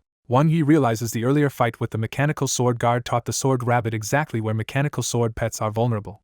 He also suspects the orange battle rabbit trait is doing work here, because the little rabbit's combat instincts are starting to look as absurd as its sword talent. But the move burns far too much energy for a level 2 pet, so Wang Yi scoops up the powerless sword rabbit and bolts out of the valley. As he runs, Wang Yi sees disabled sword sentries all over the place, some shrieking alarms, some heating up as if they might explode, and some already trying to reassemble. That sight makes Wang Yi quietly proud, because the fragile little rabbit from Tianxian Gorge has grown into something terrifying. To everyone watching, Wang Yi suddenly looks like a winner, making his dramatic return after flattening nearly 100 enemies in one move. Most of the audience can't even process what they saw, and the whole venue erupts over the sword rabbit's outrageous cross-level win. Jian Sanghai, though, reads it clearly. The sword rabbit used formed sword intent to thread through weak points and strike the sentry's cores directly. He also judges that the skill is newly learned and at least Emperor class, because the attack was huge but still not perfectly precise. What unsettles Jian Sanghai most is not the power, but how experienced the sword rabbit fights, like a veteran instead of a young pet cub. He concludes that a plain sword rabbit could only reach this level through brutal acquired training, which makes him look toward Wang Yi as the likely reason. Even Jian Sanghai ends up muttering that deep memory may look ordinary, but in Wang Yi's hands it feels almost limitless. Back in the valley, He Xinggu arrives late to the wreckage and freezes when he sees how many sword sentries have been crippled. Without any live feed to explain it, He Xinggu can only study the traces in the valley, and those traces tell him Wang Yi or that sword rabbit has already surpassed him. He admits Wang Yi is impressive, while his scarlet light sword buzzes with stubborn refusal to accept losing. Instead of sulking, He Xinggu reminds his pet that they came here to take risks, and winning or losing is only part of the point. Then He Xinggu turns the aftermath into an opportunity, and leads the scarlet light sword to a sentry that is still slowly rebuilding itself. In one clean move, the scarlet light sword drives into the sentry's core and starts linking with it through their shared mechanical nature. Ancient sword system data and subtle sword intent start pouring into the scarlet light sword, and He Xinggu realizes these ruined sentries are a treasure trove for him. He grins at the thought that Wang Yi may be stronger now, but if he does not use this chance to grow, the next meeting will be ugly. By the time Wang Yi returns to the exchange meet, the earlier uproar has settled into a strange, tense quiet. Wang Yi quickly checks his phone's locator projector, finds it broken, and briefly thinks that maybe his full strength stayed hidden after all. That hope dies instantly when Jian Sanghai walks over smiling and publicly announces Wang Yi as the first-place winner of the sword exchange meet. Wang Yi can only accept that he has been fully exposed, though he consoles himself that the sword rabbit has only just learned these moves. Jian Sanghai even politely invites Wang Yi to study at his university, tempting him with resources, sword pets, and mechanical sword pets. Wang Yi turns him down with a smile, saying he is more used to life in the investigation corps than campus life. Jian Sanghai does not push, but he pointedly tells Wang Yi to keep the sword testing stone safe because it is a real treasure. He also tells Wang Yi to rest for now and hints that something important will be discussed with him tomorrow. Once that conversation ends, Wang Yi decides he needs to get the chips sent off quickly before it becomes a hot potato in his hands. As the event wraps up, some people rush over for photos and autographs, and Wang Yi has to slip away before he gets mobbed. He finally ducks into a private room and calls Ming Zhu, telling her he found something important and wants her to take it away fast. Ming Zhu shocks him by replying that she already knows where he is and will be there immediately. A moment later, Ming Zhu walks into the room in person, and Wang Yi realizes she was already on site the whole time. Ming Zhu admits she was backstage, then gives Wang Yi a long, curious look like she still cannot believe what she just watched. Then she bluntly demands the truth and asks which reincarnated big shot Wang Yi really is, because in her eyes his 3 pets are already absurd. Wang Yi responds with a perfectly solemn fake title so ridiculously long that Ming Zhu just stares at him in baffled silence. When she realizes he is making it up, Ming Zhu rubs her head in exasperation and tells him to stop talking nonsense and hand over the real item. So Wang Yi takes out the chip and explains how he got it, carefully framing his deliberate search for Pivot as a lucky encounter instead. Because Ming Zhu already saw the recorded battle, she immediately understands that the chip is why Wang Yi got swarmed by so many sword sentries at the end. Ming Zhu finally takes the chip with full seriousness, because it may be the key to uncovering where those ancient sword sentries really came from. In the valley, Ming Zhu studies the old chip from the sword sentry and says it probably ties back to the ancient Xionggang Empire, even if that secret may not matter much anymore. Wang Yi keeps quiet, but he knows how dangerous that chip really was, because in the simulation he would have died fast without the sword rabbit helping him survive it. Ming Zhu accepts the chip for later study, then tells Wang Yi he can skip Cloud Palace special training for now and just come when it officially begins. She adds that if the sword rabbit runs into material problems during evolution in the next 2 or 3 months, Wang Yi can come straight to her. This time Ming Zhu does not offer an evolution route at all, because Wang Yi's past pet evolutions were already far beyond anything the universities could hand him. Ming Zhu admits she had wanted Sword Saint Gu to guide him, but after seeing Wang Yi's showing, even Gu probably lost confidence about what he could teach. When Wang Yi awkwardly downplays it, Mingzhu laughs and reveals the old man at the event was Gu Xinghe himself, and he had watched Wang Yi the whole time. Wang Yi finally asks how strong Gu Xinghe really is, and Mingzhu tells him the man is only one step from deity rank and can still fight at that level. She goes further and says Gu Xinghe's strongest pet is a level 8 myth-class sword spirit, making him the top beast master in Qinghai province. That title hits Wang Yi hard, because a myth-class pet is absurdly rare in modern times and already sits above the usual ceiling most countries can reach. Even so, Wang Yi quickly turns practical and humbly says the sword rabbit is still young, so if Gu Xinghe can teach it a few moves, that would already be enough.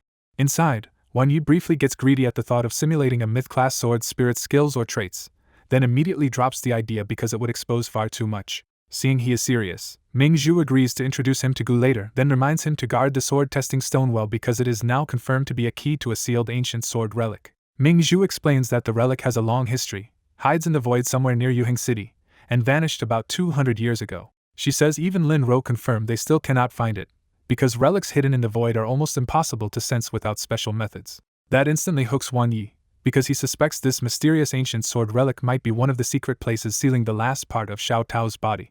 Mingzhu warns the odds of finding the relic are low anyway, but says the sword testing stone is still valuable even as plain emperor-grade equipment, so Wang Yi loses nothing by keeping it. As the talk ends, Wang Yi suddenly connects the problem to the white python's fused orange trait, Supreme Spiritual Sense, and wonders if that pet could actually detect a relic hiding in another space. With that possibility in mind, Wang Yi quietly decides this relic could become a real chance to recover Xiao Tao's final sealed piece. Mingzhu leaves for the night, planning to return early the next day, and the exchange meet finally settles into evening. Looking back on the day, Wang Yi realizes he gained far more than expected, starting with a lot of fresh information about mechanical pets. More importantly, the sword rabbit came away with a sword spirit, a red characteristic, and an inheritance skill, opening the road toward a future twin evolution. That night, Wang Yi keeps turning over the same idea. If the sword rabbit can learn from Sword Saint Gu or even copy a little from that myth-class sword spirit, its twin evolution will start on much stronger footing. He also decides that once he gets back, he has to begin simulating the sword rabbit's twin evolution route in earnest. The next day, after the meet wraps up and everyone starts packing to leave, Mingzhu personally brings Wang Yi to meet Gu Xinghe for the first time. Wang Yi is caught off guard when he finds Gu Xinghe casually playing with a flame chinchilla, looking more like a mischievous child than a legendary swordsman. Gu Xinghe stands up, pats the flame chinchilla goodbye, and the little wild pet bolts off with its fruit without even looking back. With a grin, Gu Xinghe says he copied Wang Ye's approach and still had to spend 5 elo fruits just to get one flame chinchilla to let him touch it. He goes on to say Wang Ye's knack for drawing wild pets close is so bizarre that, if not for deep memory, he would suspect Wang Yi had another talent, or was a pet himself. Wang Yi keeps that thought to himself, privately remembering he really does have an unusual red characteristic backing him up. Mingzhu cuts in before the old man can keep rambling and pushes him to get to the point, but Gu Xinghe just scolds her for being impatient. That prompts Wang Yi to step in and ask directly what kind of sword path Gu Xinghe actually follows. Gu Xinghe claims his sword talent is actually ordinary, maybe not even as good as the sword rabbit's, and Wang Yi clearly does not buy it.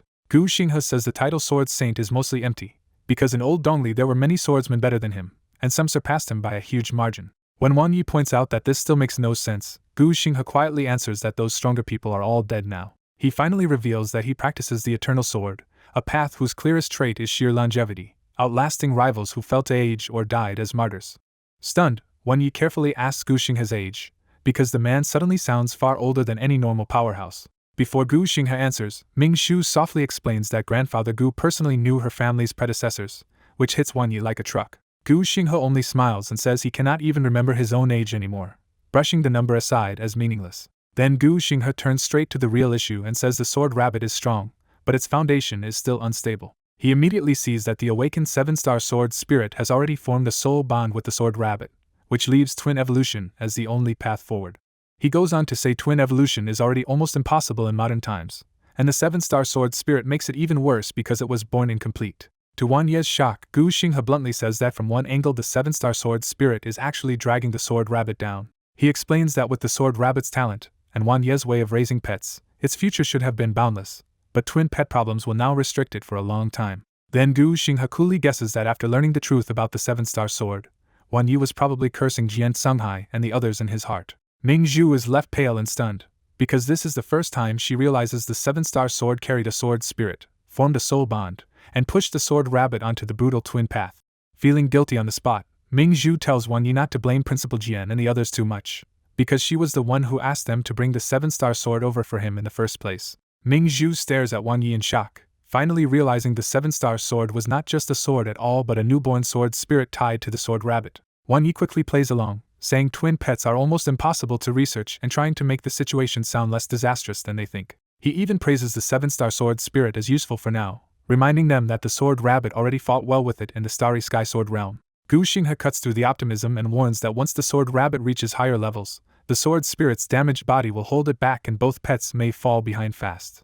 Wan Yi answers with a thin smile and says it is fine, but the forced calm only makes Ming Zhu feel even more responsible. When Wan Yi jokes that maybe luck will solve twin evolution, Gu Xinghe flatly shuts that down and starts explaining the real rules. Gu Xinghe says twin pets first need a deep long-term bond with each other, and that is much harder than a normal Beastmaster contract because pets cannot sign contracts between themselves. Ming Zhu immediately offers to cover future resources for both the sword rabbit and the 7-star sword spirit, trying to make up for the mess. Gu Xinghe says money alone cannot solve an evolution wall, because the hardest part is when a Beastmaster has resources but no path forward. After thinking all night, Gu Xinghe finally presents his first method, severing the soul bond between the sword rabbit and the 7-star sword spirit. That method comes with a catch. Once the bond is broken, the 7-star sword spirit would likely resent the sword rabbit and still refuse to contract with Wan Yi. Wan Yi rejects that idea on the spot, especially since he already knows the 7-star sword spirit is far too strange and stubborn to contract normally anyway. Gu Xinghe moves to a second plan and says the two pets should walk the same sword path by cultivating the same sword intent, which would raise their chance of evolving together. He adds that the 7-star sword is incomplete from age and damage, but its long history with 3 Beastmasters also means it still holds deep sword mysteries worth rebuilding. Then Gu Xinghe offers the real prize. Using his Divine Wood Sword, he can personally pass a wisp of Eternal Sword Intent to both little sword pets. He describes Eternal Sword Intent as a life-nurturing path that tempers the sword body, extends lifespan, and at its peak can support endless power, and even a slash through time. Wan Yi asks the obvious question about whether Gu Xinghe himself has reached that level, and the answer is an awkward no. Gu Xinghe admits it took him decades just to grasp this sword intent, but he still believes the sword rabbit and 7-star sword spirit have enough talent to do better. Wan Yi agrees immediately, because even if the pets cannot understand it on their own, he can always brute force the process through simulation later. Gu Xinghe summons the Divine Wood Sword, and an ancient wooden longsword appears with such overwhelming life aura that even breathing near it feels different. The Divine Wood Sword suddenly circles Wan Yi on its own, as if it has noticed something unusual about him before anyone else does. When Wan Yi reaches out, Gu Xinghe warns that the Divine Wood Sword hates being touched by outsiders. But the warning comes too late, and instead of attacking, the myth-class sword only trembles and gently pushes Wan Yi's hand away after letting him touch it. That impossible little moment leaves Gu Xinghe openly bewildered, because even his own myth-class sword spirit is acting unusually fond of Wan Yi. Then the Divine Wood Sword speaks in an aged human voice and says Wan Yi carries power from the Divine Wood lineage, which shocks him even more. The sword brushes the mystery aside and orders Wan Yi to bring out his pet, making it clear it will only pass on the intent and not guarantee comprehension. Wan Yi summons the sword rabbit, and the 7-star sword spirit appears beside it from the glabella mark as both little sword beings face the myth-class elder. The Divine Wood Sword flashes forward as a beam and pierces the sword rabbit's glabella, finishing the transmission of Eternal Sword Intent in an instant. Wan Yi can barely believe it is already over, but the sword spirit calmly explains that the intent has been planted and the rest depends on the two pets themselves. When Ming Zhu worries that years of comprehension sounds too slow, the old sword spirit bluntly reminds them that even Gu Xinghe needed decades just to begin. The Divine Wood Sword says it is curious to see what these two little sword pets become, then vanishes as suddenly as it appeared. After a few final notes about twin pets, Gu Xinghe pats Wan Yi on the shoulder and leaves with clear expectations for what comes next. Ming Zhu's guilty face makes the whole exchange feel backward to Wan Yi, because he knows he just got a priceless sword intent almost for free. As soon as he gets back, Wan Yi starts a simulation at once because he wants to know how strong Eternal Sword Intent really is. He specifically directs the sword rabbit to focus on comprehending Eternal Sword Intent, and the updated simulation begins loading. Inside the simulation, the sword rabbit and 7-star sword spirit begin meditating over Eternal Sword Intent in a bleak graveyard full of white bones and dead silence. By the second year, the graveyard itself gives them the answer: bodies die, but sword wills can remain, and that insight lets the pair truly grasp Eternal Sword Intent. Wan Yi is stunned that they understand in barely 2 years, because Gu Xinghe needed decades for the same first step. He quickly realizes the speed is not just talent but also the Divine Wood Sword's planted wisp of intent doing a huge amount of the work. The first simulation still ends badly, because the two become so absorbed in comprehension that they forget food and get eaten by a giant bone dragon while weakened by hunger. Wan Yi receives the beginner Eternal Sword Intent skill as the best result from that run, along with a blue trait for being too deeply absorbed. When Wang Yi asks what happened, the embarrassed sword rabbit blames the 7-star sword spirit for dragging it into non-stop comprehension, while forgetting that a rabbit still needs to eat. Wang Yi warns them not to repeat that disaster, then checks the new skill and discovers Eternal Sword Intent is not a normal technique at all but an upgradable sword skill. The description says the skill grows with the pet's lifespan, condensing sword intent that does not disperse and slowly extending life even though it has no offensive power yet.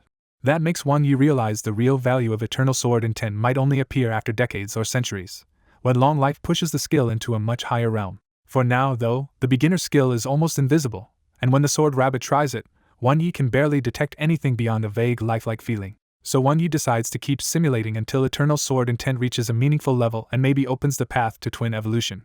In the new long simulation, years pass quietly as the Sword Rabbit and 7-star Sword Spirit keep cultivating Eternal Sword Intent together in the same ancient graveyard. By 15 years old, the 7-star Sword Spirit is even directing grave digging so they can stockpile useful materials while they train. At 29, they uncover a human skeleton for the first time, and the 7-star Sword Spirit immediately becomes wary that real humans may exist somewhere in this world. Decades later, the Eternal Sword Intent finally condenses through their bodies, and every sword move starts carrying a strange sense of time flowing away. After one training exchange, they realize several days have passed without them noticing, which proves their sword intent has started touching something far deeper than ordinary technique. By 79, the Sword Rabbit has developed an ethereal, almost celestial aura of life, and that bright presence starts attracting danger in the death-soaked graveyard. The dead earth answers by cracking open, and corpse generals and rotting gluttonous beasts crawl out as if summoned by that living aura. At 80 years old, the Sword Rabbit's life-rich aura has turned it into the tastiest target in the whole graveyard, and countless monsters begin closing in. In the latest simulation, the Sword Rabbit survives to 85, only to die alongside the 7-star Sword Spirit against a horned, bat-winged demon from an ancient tomb. The result screen gives Wang Yi a new blue trait called Earthly Spirit Rabbit, plus the option to keep Eternal Sword Intent, or the rabbit's 85-year growth. What catches Wang Yi is not the blue trait, but the fact that Eternal Sword Intent started drawing danger as soon as the Sword Rabbit made progress with it. As he reads the skill details, Wang Yi realizes Eternal Sword Intent does more than boost sword moves. It also strengthens the body, lengthens lifespan, and raises evolution potential. That matters because evolution is tied to potential, and Wang Yi knows a pet with higher potential can take more evolutions and more materials without collapsing. He even uses Xiaojiao as proof to himself. Without rare high-grade traits already stacked on that little bird, a normal green sparrow could never aim for the brilliant light sparrow route. That pushes Wang Yi to a bigger thought. If Eternal Sword Intent is already advanced at age 85, then a much older Sword Rabbit might raise it to Emperor level. So he keeps running simulations, but over the next few days the difficulty spikes so hard that even with Sixth Sense, the Sword Rabbit keeps dying before it can go farther. The only reason the runs keep improving at all is because the Sword Rabbit and the 7-star Sword Spirit grow together, train together, and cover each other in battle. Around the 4th day, after more than 10 more runs, Wang Yi finally pushes the Sword Rabbit to age 120. At that age, Eternal Sword Intent really does break into Emperor grade, and its description becomes absurdly strong. Wang Yi is especially stunned by the effect that lets any sword technique below Emperor rank hit far above its normal ceiling. When he compares it to the Orange Sword Grandmaster trait, he realizes this skill is on another level.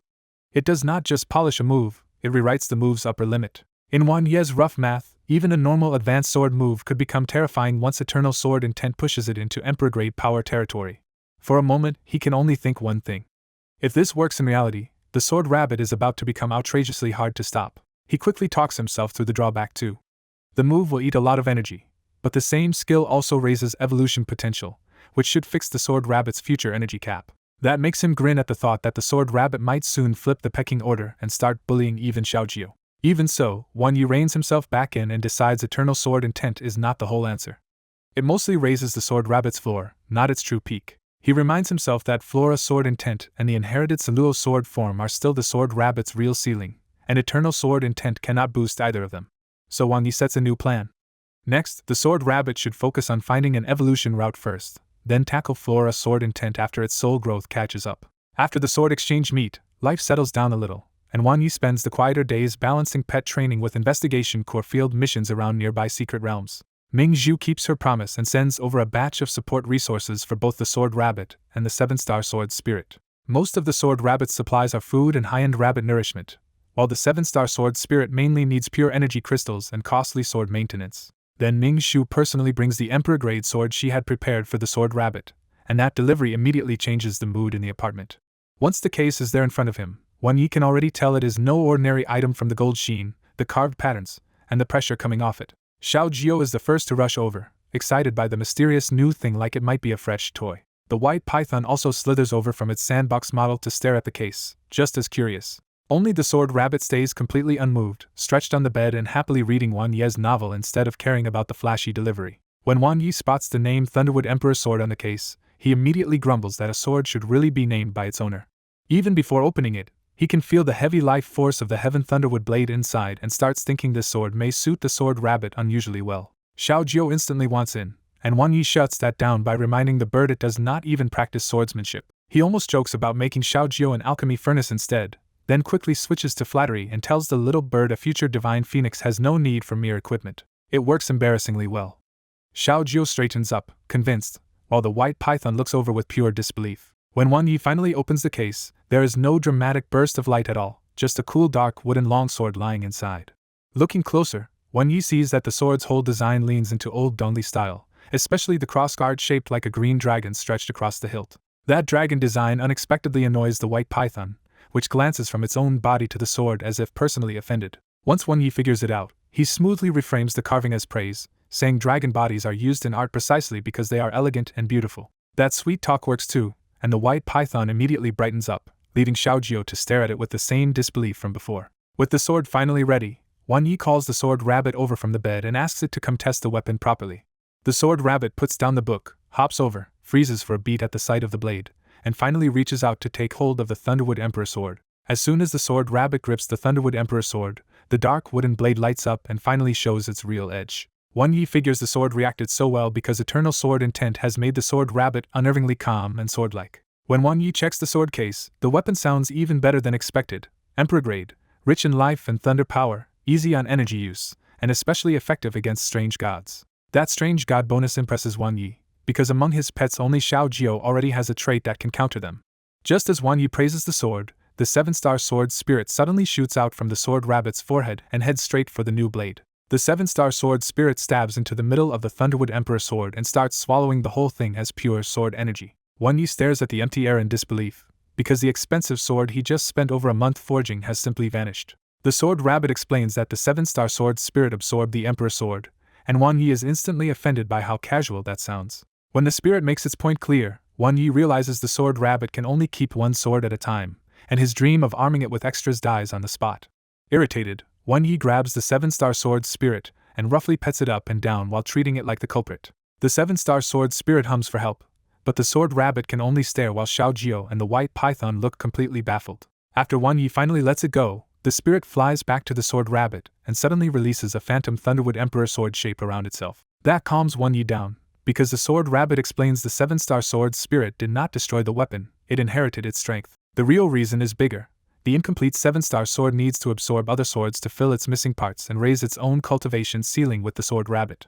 Wan Yi immediately changes his tone and acts reasonable again once he understands the Emperor sword's materials were not wasted. As Wan Yi thinks it through, he remembers demon spirit pets all evolve by strange rules, so the 7-star sword spirit needing a host sword in special growth conditions actually fits. The relief only lasts a second before Wan Yi gets a new headache. If the spirit needs more Emperor swords later, that will be another brutal money sink. Still, Wan Yi shelves that problem and decides the next priority is simulating the sword rabbit's evolved form. Over the next 3 weeks, Wan Yi keeps running simulations, and the process is especially brutal because eternal sword intent makes the sword rabbit's path much harder to predict.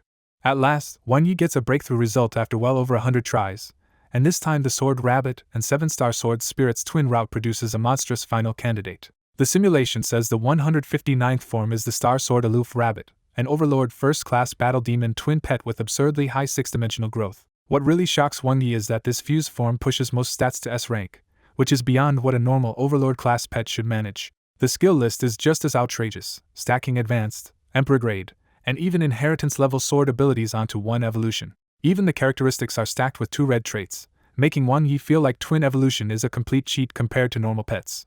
Then the requirements hit him. The evolution needs red grade eternal sword body and twin sword soul, Emperor grade eternal sword intent, and peak mastery in key skills. The material list is surprisingly short, and the nearly 40% compatibility makes Wan Yi think this form might be reachable in only a few more evolutions. Looking at all of it together, Wan Yi decides the route is not weak at all. It is twin evolution itself that is ridiculously monstrous. The excitement is real, but by the end Wan Yi is still painfully aware of the next obstacle, After all those long, exhausting simulations, gathering the evolution materials will be the real problem. At Qixing University, Ming Shu goes straight to a famous old evolution professor to ask about one of Wan Ye's bizarre sword evolution materials. Professor Qin immediately guesses her friend is preparing another evolution, and Ming Zhu admits she came because Gu Xinghe pointed her to the right expert. The professor explains that the sword heart herb is an ancient material that only grows where a powerful sword pet died, fed by its blood and sword intent. He warns that this herb can only appear on ancient battlefields or sword tombs, so in modern times it is almost impossible to find. Ming Zhu presses him for substitutes, but he flatly says evolution materials are too specific to replace so casually. The other two materials are even worse. After asking experts in other provinces, Professor Qin says they may be fabricated names or extinct ancient resources nobody recognizes anymore.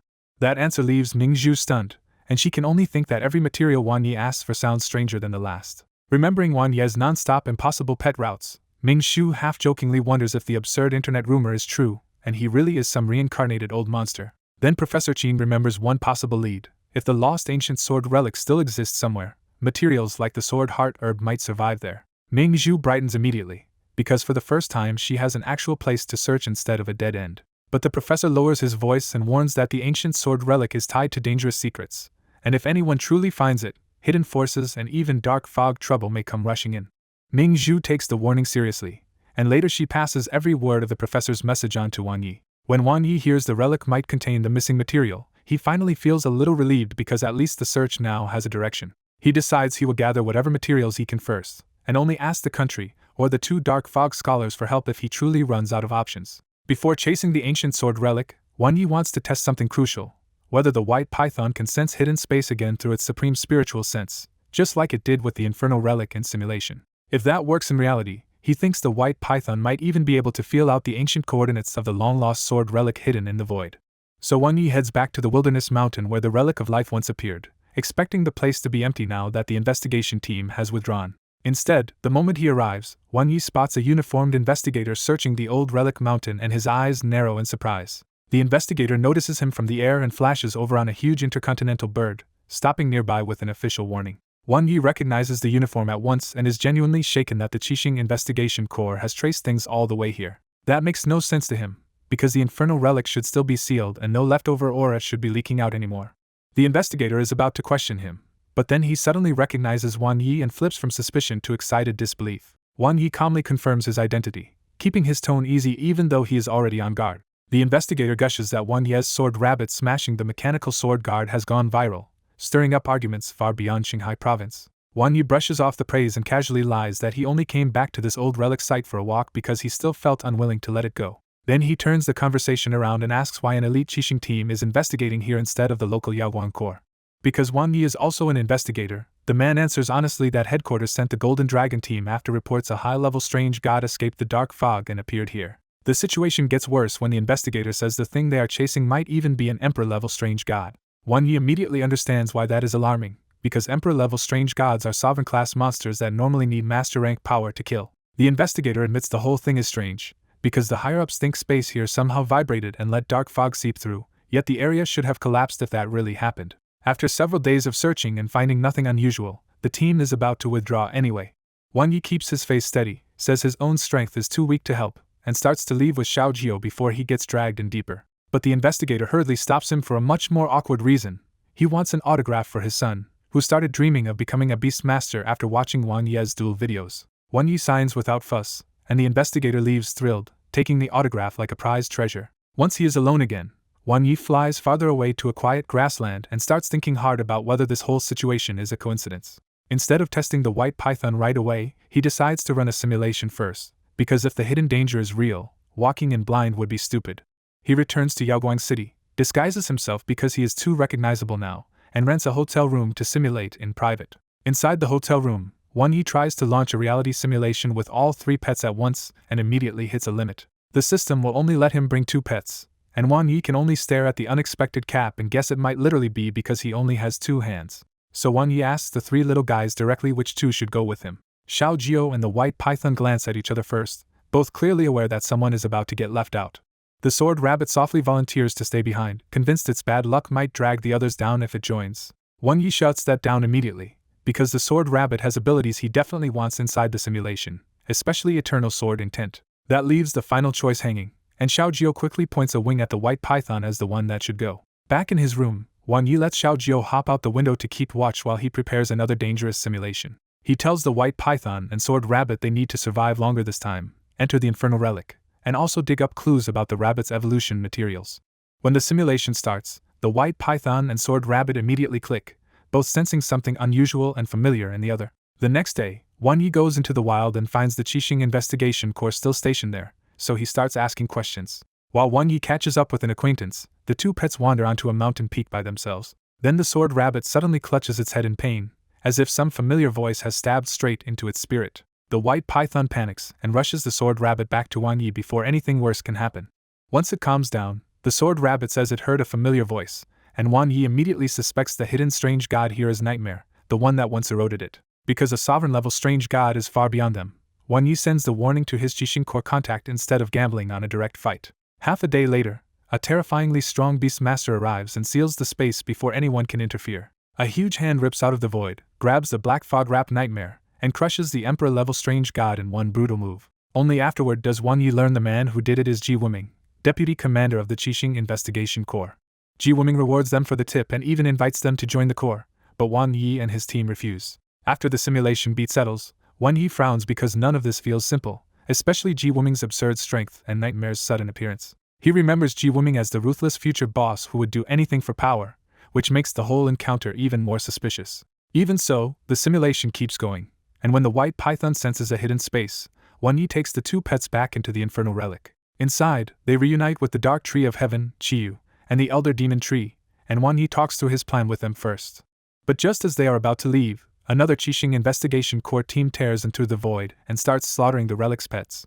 The relic's residents instantly treat Wan Yi's side as traitors too, and the entire place erupts into a frenzy against them. Then Ji Wuming appears at the head of the squad, gives one order, and wipes the entire infernal relic clean. After the purge, Wan Yi and his two pets are arrested, exposed for releasing the demon sword remains, and dragged into a treason case that shocks the whole country. Prison comes next, until two dark fog scholars secretly pull the white python and sword rabbit out and separate them from Wan Yi.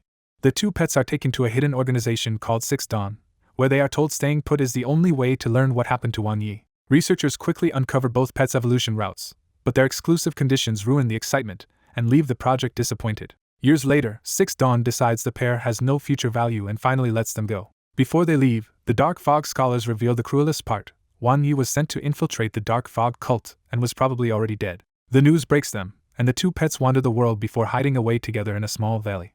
In the end, Dark Fog swallows even that hiding place, and both pets are dragged into helpless darkness. When the simulation ends, Wan Yi and both pets come back dazed, and he immediately realizes entering the infernal relic now is basically walking into Ji Wuming's trap. He concludes they cannot go to the infernal relic anymore and will have to search for the ancient sword relic directly instead. He also notes that even Sixth Dawn could not figure out the pet's future forms, which only proves again how absurdly powerful the simulator is. Before the next run, Wan Yi takes the reward and directly acquires the Emperor-grade Eternal Sword Intent.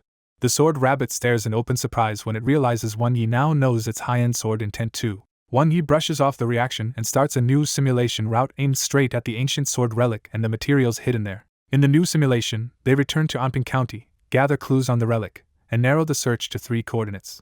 At the second location, Dusk Ridge near Yuheng City, the white python finally catches a hidden spatial aura. To cross safely, the white python swallows Wan Yi and the sword rabbit, then uses spatial flash to dive into the hidden space.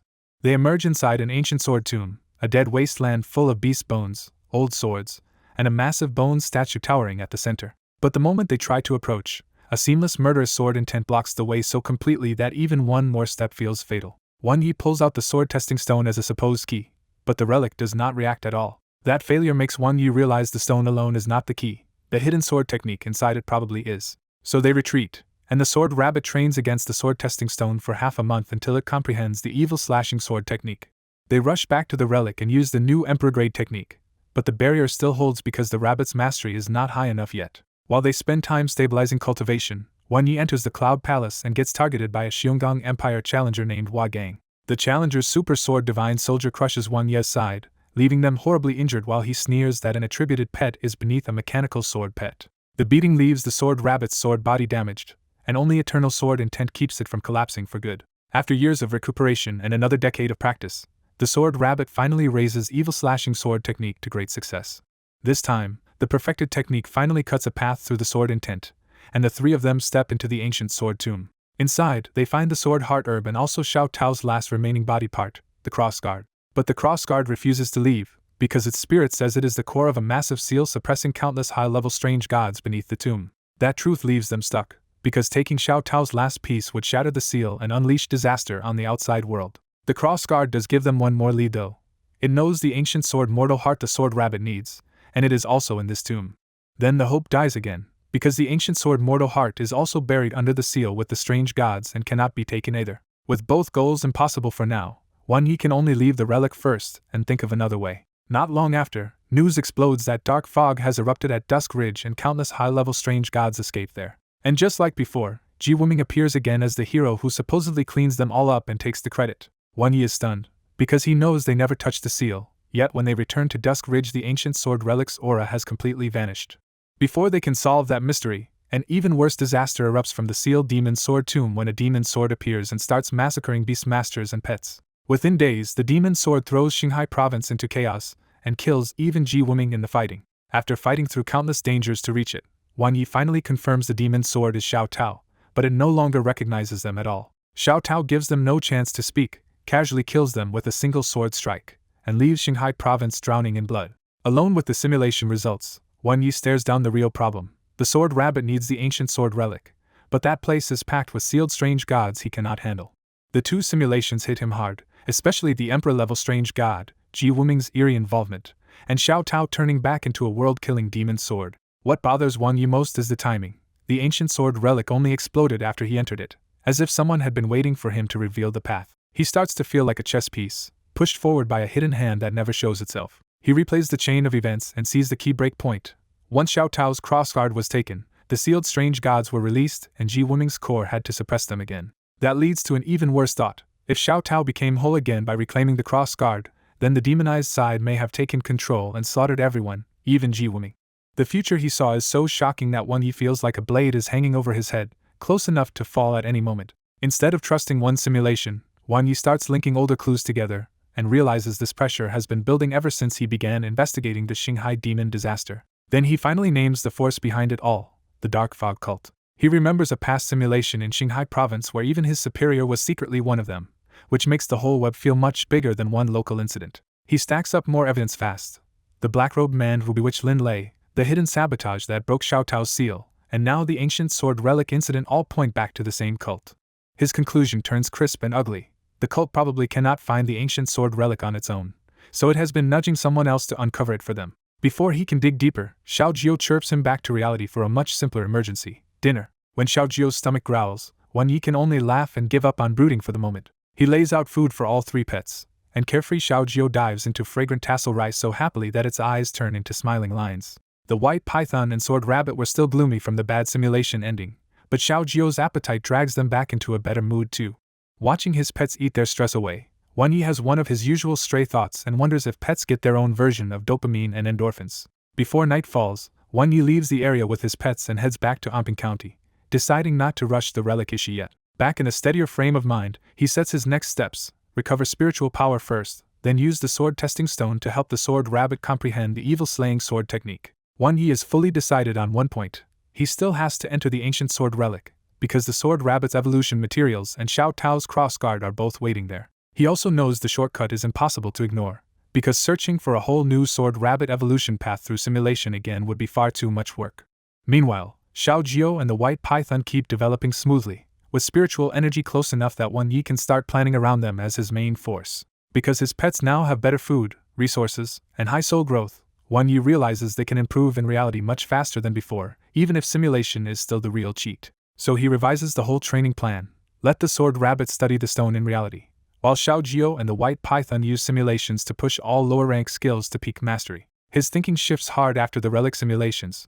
For the danger ahead, the real key is not the still-growing sword rabbit but his two fake sisters, Xiao Jiao and the white python. He decides to spend money where it matters most, buying rare materials to raise the white python's heaven-devouring technique while keeping Xiao Jiao in the lead as his strongest fighter. Wan Yi maps out the milestone clearly. If Xiao Jiao pushes the divine bird sun-devouring technique to the 6th degree, it will truly become an S-grade pet. A week later, the new plan pays off fast. Xiao Jiao has pushed every skill below Emperor rank all the way to peak mastery. Thanks to Divine Bird's education, Xiao Jio's offensive skills do not just get stronger, they also gain unusually sharp profoundness. Its deadliest offensive move becomes Divine Light Flame Strike, a light flame body charge so fast and brutal that it can smash through defenses like a meteor. At peak mastery, that move also awakens Burning Blood Space Shatter, letting Xiao Jio burn Phoenix Blood to force the attack up a level and crack space so the target cannot escape. Wang Yi immediately notices the downside with a wry look. Xiao Jio's strongest offensive profoundness all seem to involve hurting itself for more power. On the support side, Xiao Jio's best skill is even more outrageous. Free Size reaches peak mastery and becomes a massive stat-swinging trump card. Free Size can now enlarge Xiao Jio up to 20 times stronger and bigger or shrink it for rapid recovery, and its new profoundness can even break physical and spiritual restraint in a pinch. Wang Yi can't help envying monsters like Xiao Tao for reaching the Enlightenment realm, but he also knows peak mastery profoundness will become even nastier once Xiao Jio gets there someday. What really stuns him is the scale boost. With Free Size at full enlargement, Xiao Jio could become a 100-meter giant bird and temporarily push all 6 dimensions into true S-grade territory. Compared with that absurd buff, most of Xiao Jio's other support skills start to look ordinary. The clear exception is Shine Upon the World, which at peak mastery turns into a huge holy light flame field that massively boosts light flame allies and crushes enemy senses. Back in his room, Wang Yi judges that with Shine Upon the World stacked on Xiao Jio's other peak skills, this is now the strongest attack the little bird can unleash. Wang Yi estimates that unless the target is also a light flame type, Xiao Jio's buffed attack could instantly kill a peak level 4 Emperor class pet. During a week of simulation, Xiao Jio behaves unusually well, grinding both its skills and its pharmacy studies. Even so, Xiao Jio's reckless nature still gets it killed too early, and it still cannot survive the simulation's 180-year mark. The simulations show why Xiao Jio keeps failing. Once it leaves the old cliff, the outside world is packed with demon kings and powerful humans. Worse, Xiao Jio never finds the mysterious bird or the little green worm from the cliff again, which leaves the road ahead feeling even lonelier. Still, with its skills all pushed to peak mastery, Xiao Jio's real combat power has become terrifying for a pet that is only around 5-star level 3. Wang Yi pats Xiao Jio and sets the next target. Train the Divine Bird Sun Devouring technique to the 6th degree so all 6 growth stats rise to S rank and it becomes a true 6S pet. Xiao Jio flares with excitement, and Wang Yi warns that Emperor rank combat techniques are much harder than ordinary skills, so it needs the will to endure. Then Wang Yi gets blunt: avoid humans, survive as long as possible, and if a hopeless enemy appears, use Golden Crow Falls West and take them with you. That warning matters because Golden Crow Falls West is a suicide move, and Xiao Jio's old Nirvana Rebirth trait still has not recovered from its last activation. Before, Xiao Jio could not use Golden Crow Falls West at all, but now every required skill except its 2 Emperor techniques has hit peak mastery, so the scripted world finally lets it go all out. Wang Yi starts to run, still thinking Xiao Jio lags behind his other pets in traits and badly needs stronger characteristics. In the new simulated life, 1-year-old Xiao Jio finally enters determined to train the Divine Bird Sun Devouring technique seriously. At first the years pass quietly, with Xiao Jio patrolling the mountain and wandering outside like it is getting used to its territory. By 8, Xiao Jio visits the mountain tribes and proudly hands out its new pills, only to poison the beasts for half a month and learn a humiliating lesson in pharmacy. Xiao Jio actually reflects on that failure, studies again for years, and by 13 finally makes a safer batch that really boosts the mountain tribe's strength. At 14, Xiao Jio suddenly remembers the training it neglected and rushes back to its nest to resume the sun devouring technique. After more than 20 years of steady training, Xiao Jio feels the combat technique nearing the 4th degree and smugly decides it deserves a reward. That reward trip changes everything when Xiao Jio stumbles into a hidden valley filled with freezing air and finds a divine flower burning with ice flames. Xiao Jio swallows the strange flower on impulse and immediately blacks out. More than 10 years later, Xiao Jio wakes from the coma in the frozen valley and discovers its sun-devouring technique has broken into the 4th degree. Delighted by the breakthrough, Xiao Jio sweeps up the valley herbs, refines ice crystal spirit pills, and starts giving them to the mountain birds and beasts. As the decades pass, Xiao Jio starts driving off invading demon kings, and an entire mountain following gradually forms around it. Even after building up the mountain, Xiao Jio still returns to the old cliff and quietly misses its master and the little green worm. By 136, Xiao Jio finds that the past decades have gone well. Its sun-devouring technique is close to the 5th degree, and its medicine has made the mountain beasts much stronger. The ugly catch is that Xiao Jio keeps ignoring the pill's side effects, from vomiting and diarrhea to absent-mindedness and irritability. At 153, Xiao Jio wants to leave the mountain and see the world, but hesitates and holds itself back for 1 more year. At 154, curiosity finally wins and Xiao Jio flies out of the mountain for real. Outside, the world is so vast and wild that even a stronger Xiao Jio suddenly feels small again. On a beach, Xiao Jio spots a strange little bird tirelessly carrying stones into the sea and dropping them into the waves. When Xiao Jio asks what it is doing, the little bird calmly answers that it is filling up the sea. The answer leaves Xiaojio deeply impressed, and after a short talk it decides to join the little bird's absurdly stubborn project. 3 years later, the endless stone carrying has nearly bored Xiaojio to death, but by then it has become genuinely close to the little bird. Seeing that Xiaojio wants to leave, the little bird lets it go without anger and teaches it a new emperor skill, body burning true flames. After parting, Xiaojio realizes too late that it never asked the little bird's name, and it leaves with a quiet promise to return someday. But when Xiaojio gets back to its mountain, the mood turns cold fast because the number of beasts there has dropped sharply. After asking around, Xiaojio learns that human hunting parties invaded during its absence and slaughtered many of the mountain tribes. Before it can cool down, another band of humans wearing beast skins marches into the mountain to hunt again. At 180, Xiaojio charges out and leads the mountain birds and beasts into a full-scale battle against the hunters. The battle turns brutal for both sides, and then the human leader chants a strange incantation and swells into a giant god-possessed figure. Seeing no other way to win, Xiaojio ignites body-burning true flames and throws itself into Golden Crow Falls West for a suicidal final strike. The explosion wipes out the enemy leader, kills Xiaojio too, and leaves the mountain region shattered for thousands of miles. When the simulation ends, Wan Yi finally gets the breakthrough he wanted. Xiaojio has survived 180 years for the first time and gained the red characteristic Legendary Life. The reward list is stacked with good options, and Wan Yi quickly decides to keep the new characteristic, the new Emperor skill, and extra reality simulation chances. He has his rewards, but the run also proves how brutally slow Emperor rank combat techniques are. Even after more than 100 years and a rare treasure, Xiaojio only reached the 4th degree. Even so, Wan Yi settles on the next step and leans back in to examine the new skill and characteristic first. Wan Yi reads the new skill Body Burning True Flames and immediately realizes Xiaojio has learned another terrifying all-or-nothing move. The skill's effect is absurdly strong, because Burning Blood Essence can directly raise combat power itself, not just one stat or one technique. But the price is brutal too. If Xiaojio uses it for real, it could permanently lose rank in 6 dimensions, or simply burn itself to death. After thinking it through, Wan Yi calms down and decides the move is still worth keeping because Nirvana and scripted simulations make a suicidal skill far more usable for Xiaojio. Then Wan Yi checks Xiaojio's new red characteristic, Legendary Life, and his mood flips from worried to thrilled. Legendary Life is exactly what Xiaojio needs, a passive luck boost that helps the reckless little bird survive danger instead of just sensing it. Wan Yi even wonders if Xiaojio's luck might one day offset the Sword Rabbit's disaster sword body when they simulate together. Satisfied, Wan Yi pats Xiaojio on the head and tells it to keep pushing higher, and the bird answers with eager confidence. That optimism has a limit though, because Xiaojio's long simulations now drain so much spiritual power that Wan Yi can only run 1 or 2 a day. Wan Yi knows he is improving too, but compared with Xiaojio and the white pythons rocketing upward through simulation, he still feels a step behind. That night by the window, Wan Yi drifts into a quiet, lonely thought about how he has already lived in this world for more than a year. He stares into the giant moon and dark sky, wondering whether the people and pets of this world could one day push past the fog and fly into the universe. By morning he is back to business, bringing the Sword Rabbit to the core training ground to keep working toward the evil-slaying sword technique. Since the Sword Rabbit already grasped the technique in simulation, Wan Yi expects reality to catch up soon and plans to push it all the way to great success afterward. Around them, new trainee investigators have started arriving for the season, and their nervous excitement reminds Wan Yi of his own first days here. After training until noon, Wan Yi heads home, eats, and prepares to spend today's limited simulation on Xiaojio's combat technique before helping the white python later. Wan Yi asks if Xiaojio is ready, and the well-fed little bird chirps back in a very good mood as the simulation starts loading. Inside the script, 1-year-old Xiaojio returns to its mountain homeland and smugly admires the wasteland left behind by Golden Crow Falls West. Watching from outside, Wan Yi can only deadpan at how confident simulated Xiaojio is compared with the real one.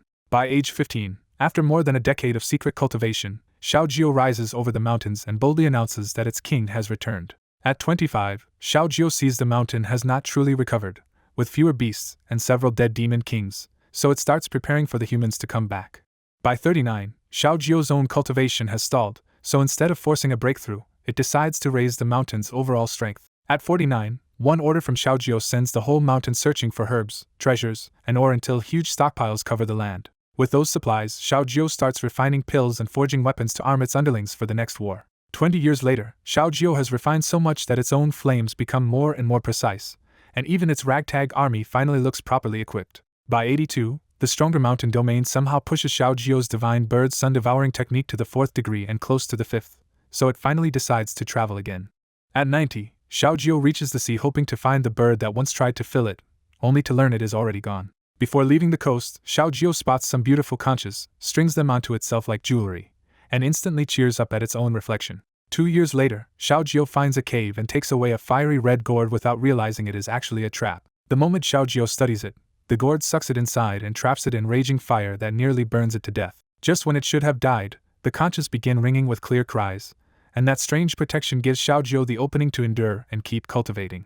40 years pass inside the gourd, and as the conches break one by one, Xiaojio's sun-devouring technique finally reaches the 6th degree. With the gourd's flames absorbed and its power surging, Xiaojio drills a tiny hole through the shell and escapes by shrinking with free size. Back outside at 145, Xiaojio survives the calamity, keeps the last remaining conch as a treasure, and returns to the mountain changed. When Xiaojio gets home, it finds the mountain thriving in its absence, with more demon kings and a recovering population. At 175, peace ends abruptly when the mountain turns unbearably hot, and the young beasts begin dying from violent fire energy. Xiaojio rushes to investigate, and discovers the earth splitting open as a rolling sea of flames erupts from inside the mountain. 4 years later, for the sake of the countless tribes below, Xiaojio ignores the demon king's pleas and flies alone into the inferno. Deep under the earth at 185, Xiaojio has no miracle helper left, so it forces itself to absorb the endless fire alone.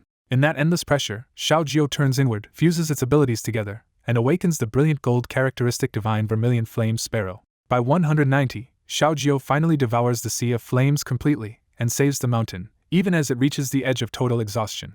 At the bottom of that emptied abyss, Xiaojio notices a beautiful plume that feels like the source of the entire disaster. When the plume lands on Xiaojio, its mind shakes and it subconsciously comprehends the inheritance skill world-burning heavenly fire. The simulation ends with Xiaojio surviving 190 years, earning selfless sacrifice, and handing Wan Yi an absurdly rich set of rewards. Wan Yi is left stunned by just how outrageous this fortuitous encounter was, because Xiaojio got stronger simply by finally roaming outside after decades of staying steady. As he pieces it together, Wan Yi suspects the mountain catastrophe was ultimately caused by that underground feather, and starts wondering whether it came from a vermilion bird or a phoenix.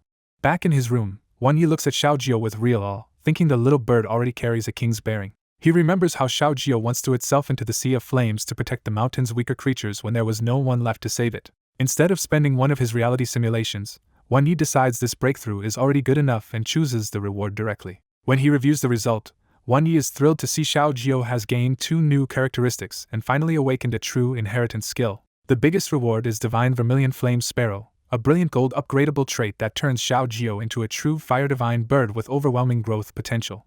Wan Yi quickly realizes this one trait fused several of Xiaojio's best old powers into something even stronger, with Phoenix Masquerade at the core. He is especially stunned that Xiaojio can now absorb flames to keep raising its abilities, and the idea feels absurdly powerful. Xiaojio does not look much different on the outside, but every feather now carries a quiet divine aura, as if the change happened deep inside its body. That internal boost means even Xiaojio's most basic attacks should now hit like other pets' intermediate or advanced skills. Then Wan Yi checks the red trait and goes numb when he sees Selfless Sacrifice, a power that rewards Xiaojio for pushing into life and death situations.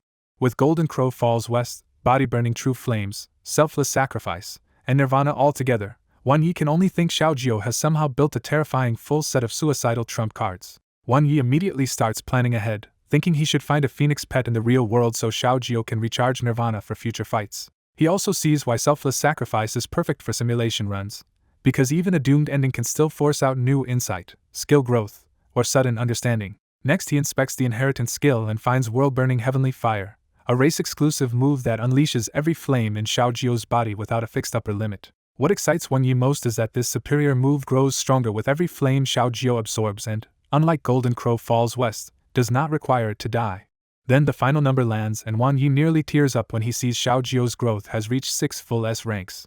After all his grinding, Xiaojio has finally reached an outrageous level of growth that even weakened Overlord-class beings could only barely match. The white python watches that terrifying bird shadow and quietly shrinks back. A moment later, the python slithers onto Wan Yi's shoulder and protests that it wants its own turn too. Wan Yi promises it will be next in a few days, but his reflection shows just how hard Xiaojio's long simulations have already drained him.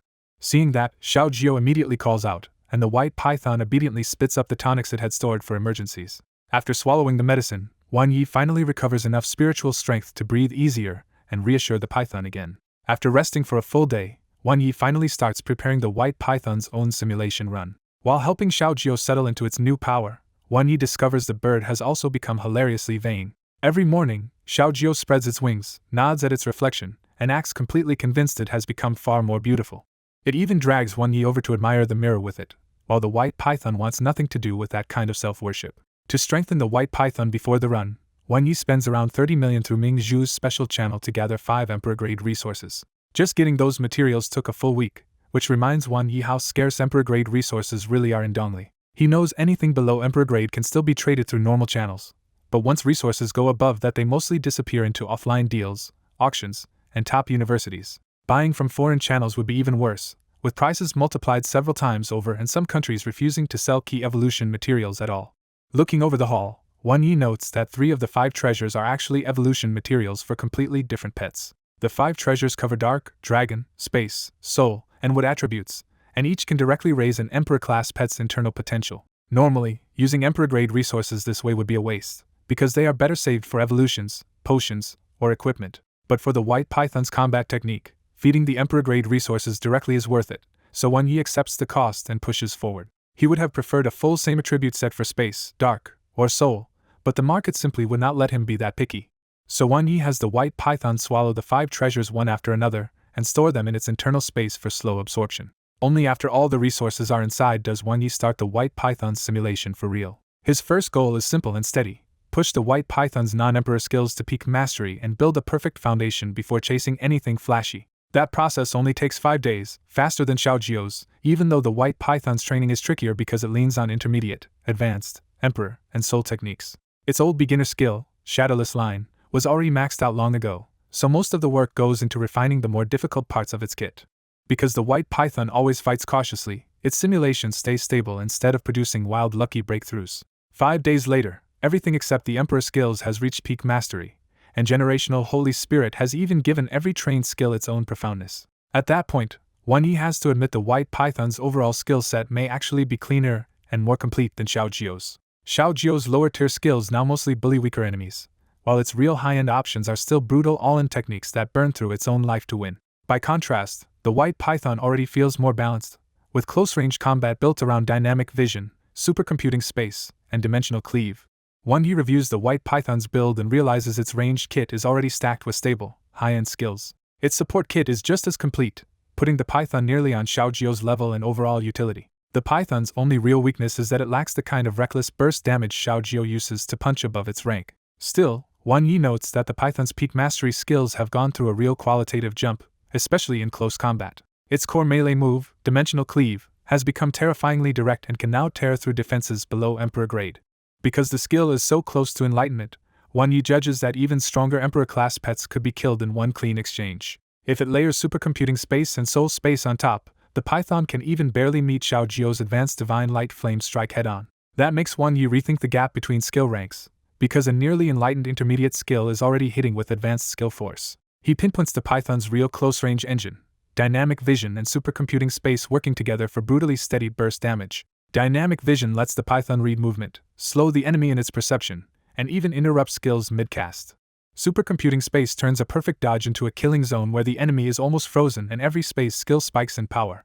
After that close combat review, Wan Yi decides the python's nastiest edge is still its long-range composite dark attack, Instant Hell Strike. He likes it because, as a composite Dark Soul skill, it can stack with support buffs in ways ordinary single-attribute attacks cannot. That is why Complete Darkness can boost dark skills but not Dimensional Cleave, while Instant Hell Strike can fully exploit that support. Wan Yi also highlights Soul Space, the Emperor skill that can raise the python by 4 small levels for a while without wrecking its foundations. To Wan Yi, it feels like the python chose the safer path, a huge temporary boost, but none of Xiaojiu's reckless self-burning risk. With the skill review done, Wan Yi shifts the goal and tells the python to start simulating its combat technique next. He keeps the goal realistic. 3rd degree is enough, and after eating 5 Emperor resources, the python's combat technique might already reach absurd effects. Wan Yi knows this will be harder for the python than it was for Xiaojiu, because Emperor rank combat techniques usually need lucky breaks and decades to push that far. He still reminds it that in this world, evolution matters more than combat techniques, so steady growth comes first. Before starting, Wan Yi gives one more practical order: train steadily, but go exploring sometimes and escape immediately if things get dangerous. He specifically trusts Spatial Flash now, because peak mastery and Spatial Beacon mean the python can jump farther and even return to its starting point for free. The white python nods, and Wan Yi finally kicks off the simulation.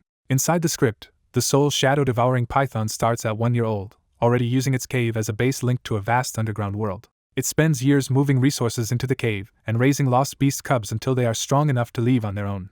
Its parenting style is absurdly careful, with months of observation, testing, and years of work before it fully trusts any cub. By 60, that careful life has become a dead end, and the python finally feels its strength has hit a wall it cannot cross. Instead of risking the outside world it distrusts, the python decides to search deeper into the underground world below the cave. At 70, after sending away the last cubs, it sets out alone. Using spatial flash, it travels back into the giant underground land it knows is actually spread across the body of an unimaginably huge dragon. This time it goes farther than ever before, aiming straight for what it thinks is the dragon's head. After years of crossing mountains, valleys, caves, and plains, the python finally reaches two enormous peaks that block the way completely. The sight shocks it so badly that it settles there for years just to study the peaks and the land around them. More than a decade later, it confirms the truth. The two peaks are not mountains at all, but the giant dragon's horns. But this area is also a forbidden zone, and the moment it stays near the horns, the python feels its power crushed down until it moves like an ordinary little snake. Even so, the python decides to climb the giant horn anyway. 5 brutal years later, it feels like it has barely moved, but the struggle still pushes its shadow python heaven-devouring technique into the 2nd degree. The climb soon becomes a starvation trap, because there is no food left anywhere on the giant horn. Desperate at last, it tries to eat the horn itself and discovers the ground is so tough it cannot even bite through it. It keeps gnawing for 2 full years before finally tearing off a tiny piece of the mountain.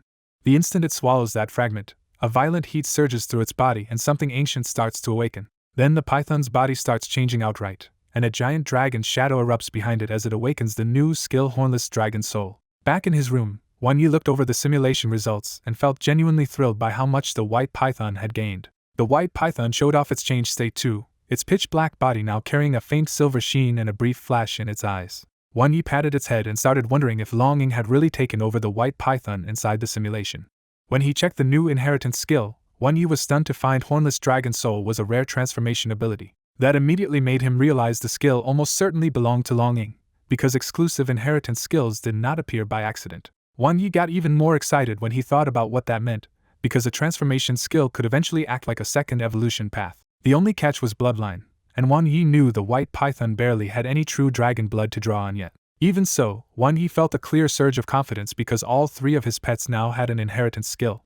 Then he read the white python's second new skill, Ancestral Dragon's Roar, and realized it was an unusually useful support move. It could break control effects, strengthen allies, and even hit enemies mentally, which made Wan Yi value it immediately. The last gain was Heavenly Thunder Baptism, a red characteristic born from the white python enduring days of lightning strikes in the simulation. That trait made the white python resistant to most thunder abilities and even some evil power, which only made the whole haul look better. What pleased Wan Yi most was that Hornless Dragon Soul might finally let the hidden powerhouse longing step in and help through the white python. After that, Wan Yi turned to the white python's Shadow Python Heaven-Devouring technique and counted the Emperor-grade resources already feeding it. By the 3rd degree, the technique had already swallowed enough rare material to multiply its growth effects 5-fold. When Wan Yi compared the 6-dimensional growth before and after, even he was shocked by how hard the white python had jumped upward. Its old spread had only a few high points, but now every category had reached the S range, with Constitution even hitting S+. Wan Yi understood that the real value went beyond raw stats, because the technique also boosted skill power, cultivation speed, and the hidden ceiling of spiritual energy. With Xiao Jiao and the white python both at 9-star level 3, Wan Yi felt their foundations were finally solid enough to push toward 1,000,000 spiritual energy. He also saw the difference between them clearly. Xiao Jiao's growth needed time and lucky encounters, while the white python's path could be forced upward with money and devoured treasures. That made Wan Yi connect the dots on older gains too, realizing the white python's extra dragon skills had likely all come from the same devouring chain. He especially noted how dark dragon armor had permanently hardened the white python's constitution, making that S+ body feel absurdly tough. At that point, Wan Yi honestly couldn't even say whether Xiao Jiao or the white python would win if they fought for real. Then Wan Yi had a dangerous little idea and wondered if the white python could swallow Xiao Jiao briefly to copy its traits or skills. He kept staring at the 2 of them like he had found a loophole, which made the moment feel suspiciously awkward. In the end, Wan Yi dropped the idea because copied powers only worked well with compatible races, and Xiao Jiao's traits did not suit the white python anyway. Instead, he looked at Xiao Jiao and the white python and told them the truth: surviving the ancient sword relic was going to depend on them. After half a month of non-stop simulations, Wan Yi was badly drained and knew he would have blacked out repeatedly without innate divine soul helping him endure it. He was improving quickly himself, but standing beside these monsters he had raised, Wan Yi still felt plainly outclassed. 2 days later, the sword rabbit lived up to expectations and finally comprehended the evil slashing sword technique from the sword testing stone. A few days after that, Wan Yi pushed the Sword Rabbit's new technique all the way to great success through more scripted simulation. The progress was so fast because the 7-star Sword Spirit could now practice sword paths with the Sword Rabbit inside the simulation. Since that Sword Spirit had once been a deity's sword, its sword talent made the Sword Rabbit's learning curve much easier to climb. Once Wan Yi reviewed the finished technique, he knew this anti-evil sword art would be especially lethal against evil spirits and strange gods. With the 3 pets finally sharpened, Wan Yi took a deep breath and decided it was time to begin the real plan. But before moving, he wanted one more round of reality simulation, because now his own 6 dimensions and borrowed skills needed to catch up too. He had stacked up more than 10 simulation chances, so this was the perfect moment to farm upgrades like dynamic vision, free size, and a usable soul-type skill. He even thought about taking Heavenly Thunder Baptism for himself, because as long as the group hid from major events, a long quiet simulation life could yield plenty of rewards. Wan Yi knew the trade-off was simple. Hiding would keep them alive and productive, but it would also starve him of new information unless trouble came to them. So he pictured the simplest possible run: bring Xiao Jiao and the White Python, reject missions, and quietly disappear from the world. In the first simulated year, Xiao Jiao helped support the household through pharmacy and alchemy while the White Python carefully designed a peaceful life for all 3 of them. By year 2, Xiao Jiao was already getting restless and wanted to fly out to other provinces, but the White Python shut that down immediately. Wan Yi kept cutting himself off too, severing contact little by little as the hidden life settled in. In year 3, news of a new relic in the north reached them, and the White Python reacted so fast that it pushed Wan Yi to flee south instead. Because Wan Yi had ignored missions for years, the Corps cut off his supplies, so the 3 of them slipped away to a small southern county and kept hiding. By year 6, their secluded life was actually comfortable, and the 3 of them even built a small home together. The problem was that their strength improved painfully slowly, even while their bond with Wan Yi grew deeper over the years. By year 10, Xiao Jiao was so bored it tried to sneak out on its own, and the White Python caught it again. By year 15, the plan had worked too well, and the 3 of them had almost completely vanished from the world's attention.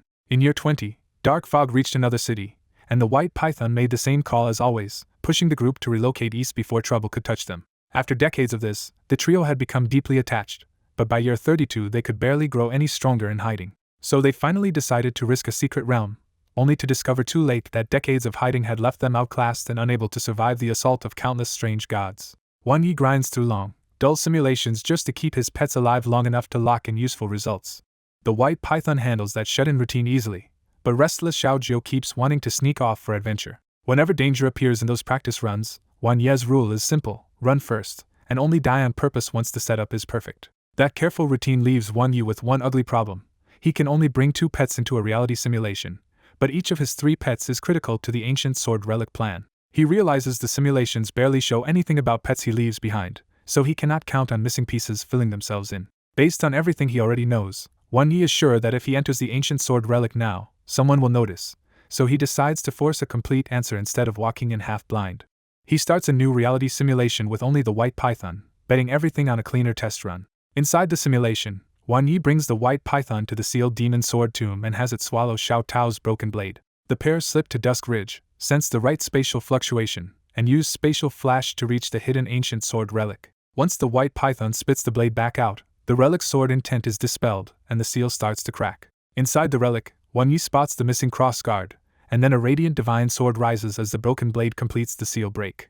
Countless strange gods pour out, but the reborn divine sword slaughters them in a brutal sweep. With the path briefly clear, Wan Yi grabs the evolution materials he needed and immediately retreats. But the moment they come back out near Dusk Ridge, Ji Wiming and a force of investigators are already waiting to arrest them for letting the demon sword loose. Wan Yi is far too weak to break through, and the divine sword has to reappear for a desperate clash with Ji Wiming's investigators. The simulation ends in disaster. Both sides nearly wipe each other out. Wan Yi tries to escape in the chaos, and still dies from heavy injuries. Back in reality, Wan Yi immediately catches the key point. Xiao Tao can break the ancient sword relic seal without the sword rabbit's evil slashing sword technique. He pieces together the lost two.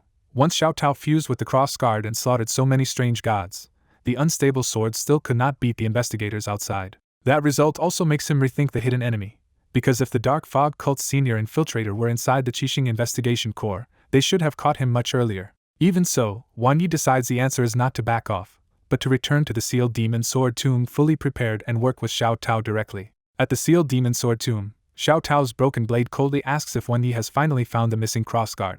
Wan Yi confirms he found it, and awkwardly hints that he hopes Xiao Tao can do that mind-opening trick again. Xiao Tao flatly refuses, saying that opening its mind to him last time felt terrible. Xiao Tao presses the real danger next, warning that anyone seen taking a demon sword away will end badly. Wan Yi answers that once Xiao Tao is complete, getting exposed will not matter, and if the old method is off the table, he will rely on a different plan.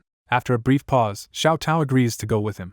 Wan Yi immediately has the white python swallow the broken blade, using its inner space to hide Xiao Tao from outside detection. He knows this return trip will alert the Qixing Investigation Corps, so he wastes no time and heads straight for the hidden relic's location. The moment Wan Yi leaves, two dark figures emerge outside the tomb and confirm that they have been watching for his return. They quietly decide the missing demon sword fragment is probably on him and prepare to move on orders. At remote Dusk Ridge, Wan Yi rides on Xiaojio while bringing the white python along, searching the wilderness for nearly 2 hours before finally sensing the right spatial aura. Once he locks onto it, Wan Yi orders the white python to swallow both him and Xiaojio before using spatial flash to punch through. The white python obeys, swallowing them both and charging peak mastery spatial flash until space itself starts to twist around its body. In the next instant, the white python vanishes so cleanly that it is like a breeze passed through and left nothing behind. Only later does Longwu arrive over Dusk Ridge on a huge neon cloud dragon, leading more than 10 Sky-type investigation pets to sweep the area. The search team quickly concludes Wan Ye's aura vanished through a spatial skill, but even the Eye of Deep Space cannot find him within 100 miles. Longwu personally leads the pursuit, and the order itself unsettles him because he never expected a first-rank genius like Wan Yi to be tied to the old demon sword case. When his team reports that Wan Ye's strength should make such a long-range teleport impossible, the mystery only gets worse. With no known relic or alternate dimension nearby and no spatial coordinates to lock onto, Longwu is left searching an empty sky for a trail that has simply gone dead. At Dusk Ridge, Longwu gets the commander's order. If they cannot find Wan Yi, they are to wait for him to come out or bring in a Master Beast Master who specializes in space pets to investigate personally. The report gets worse when the team member says Wan Yi vanished at the very place where the demon sword's last remnant was sealed. Longwu immediately connects the dots and decides Wan Ye's real goal must be to resurrect the demon sword. The investigators confirm the sealed broken blade from the sealed demon sword tomb is gone, and the missing hilt from the hidden mysterious realm also points back to Wan Yi because only he reached that core area. When Longwu hears that Jin Ge once repeated Wan Ye's claim that the hilt had disappeared on its own, he flatly rejects it and concludes Wan Yi must have taken it away himself. That logic leaves Longwu uneasy, because if Wan Yi was truly planning something this huge, sparing Jin Ge and letting the news spread makes no sense. Even so, Longwu is impressed that a young beast master somehow found a relic location even the ace investigators never fully pinned down.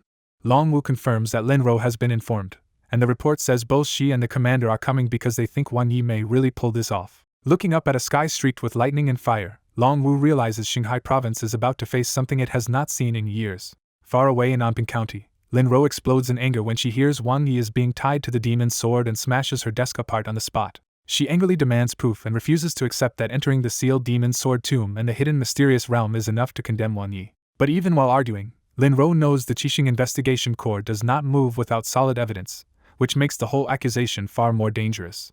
Unable to sit still, Linro hurries out and heads for the Qixing Investigation Corps to see what they intend to do to Wan Yi. On a windy cliff overlooking Dusk Ridge, Qinhe says Wan Yi has likely found the relic where Yan Wuji sealed the demon sword's remains. Qinhe also brings up his bigger suspicion.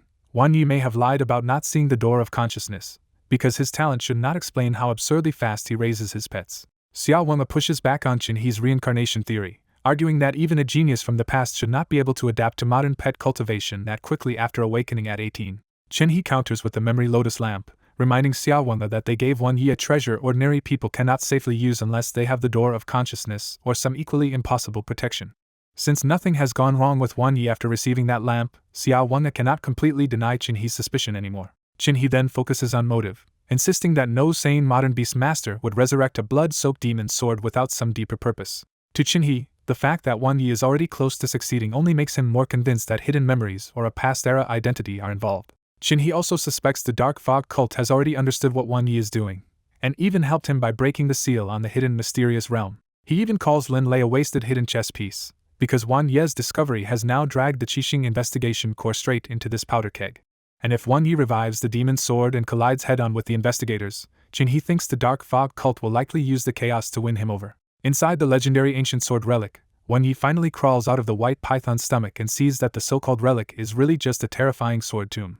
At the edge of the tomb, Wan Yi stops in front of an invisible sword intent formation so lethal that any living thing trying to cross it would be cut down. The broken blade flies out, senses its missing crossguard inside, and says the place feels familiar, as if it once fought the owner of this sword intent. The broken blade warns that the relic has become a sword world with its own rules and says it can force a way in if necessary.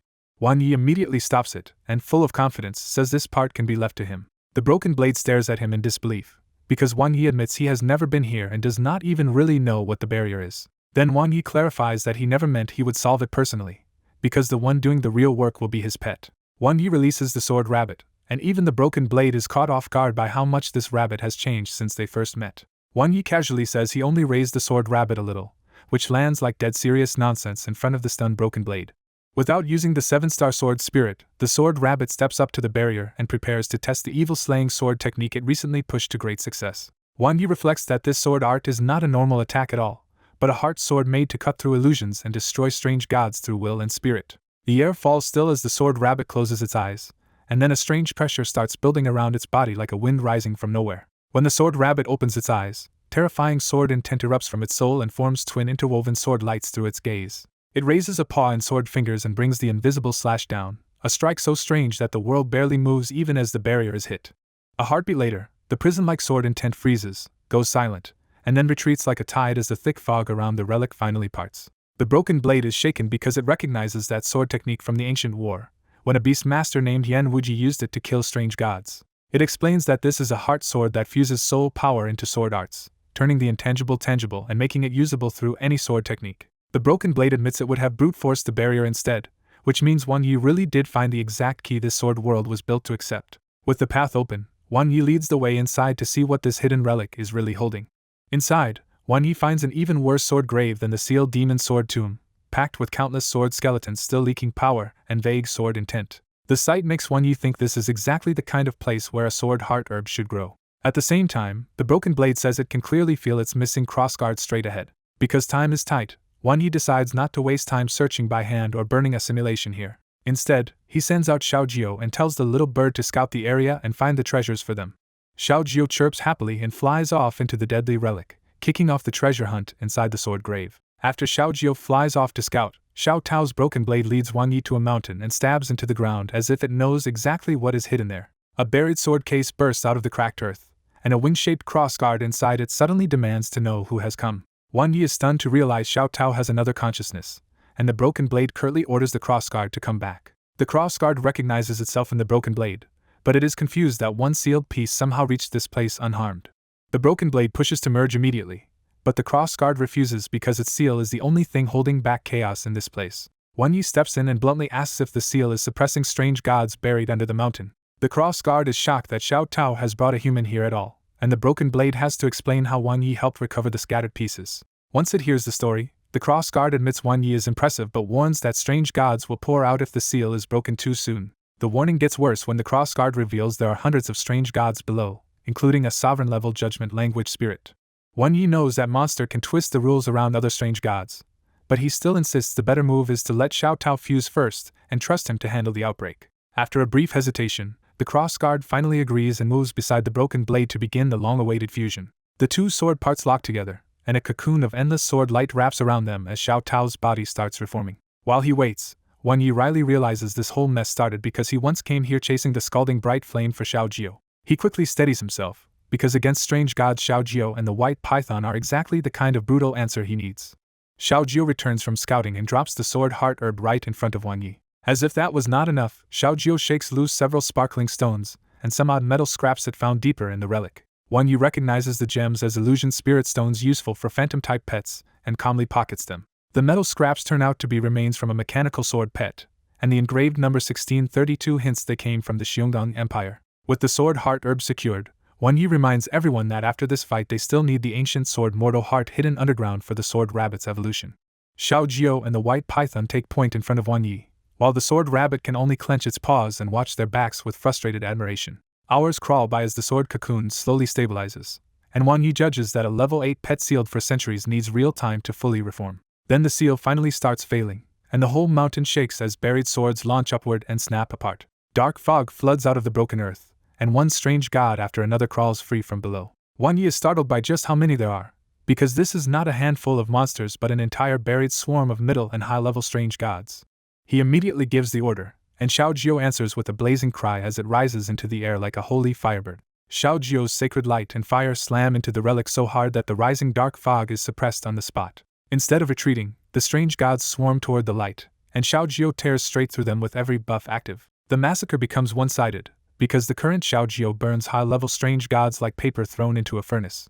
On the ground, the white python efficiently plays cleanup and swallows the strange cores raining down from Xiao Jio's kills.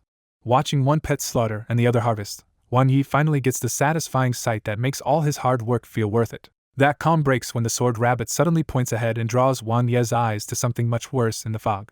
A massive abyssal strange god finally shows itself, and Wan Yi recognizes it at once as the sovereign-level judgment language spirit. Wan Yi does not hesitate for even a second and orders Xiao Jio to kill the sovereign-level strange god instantly. Xiao Jio's flames surge violently as it drops into a berserk dive and plunges straight into the monster's giant mouth. Inside the fusion cocoon, Xiao Tao's three consciousnesses keep merging and quietly question why one of them chose to trust a human like Wan Yi. The answer is messy but sincere. Helping Wan Yi began with the scalding bright flame, yet somehow he really did recover all of Xiao Tao's scattered parts.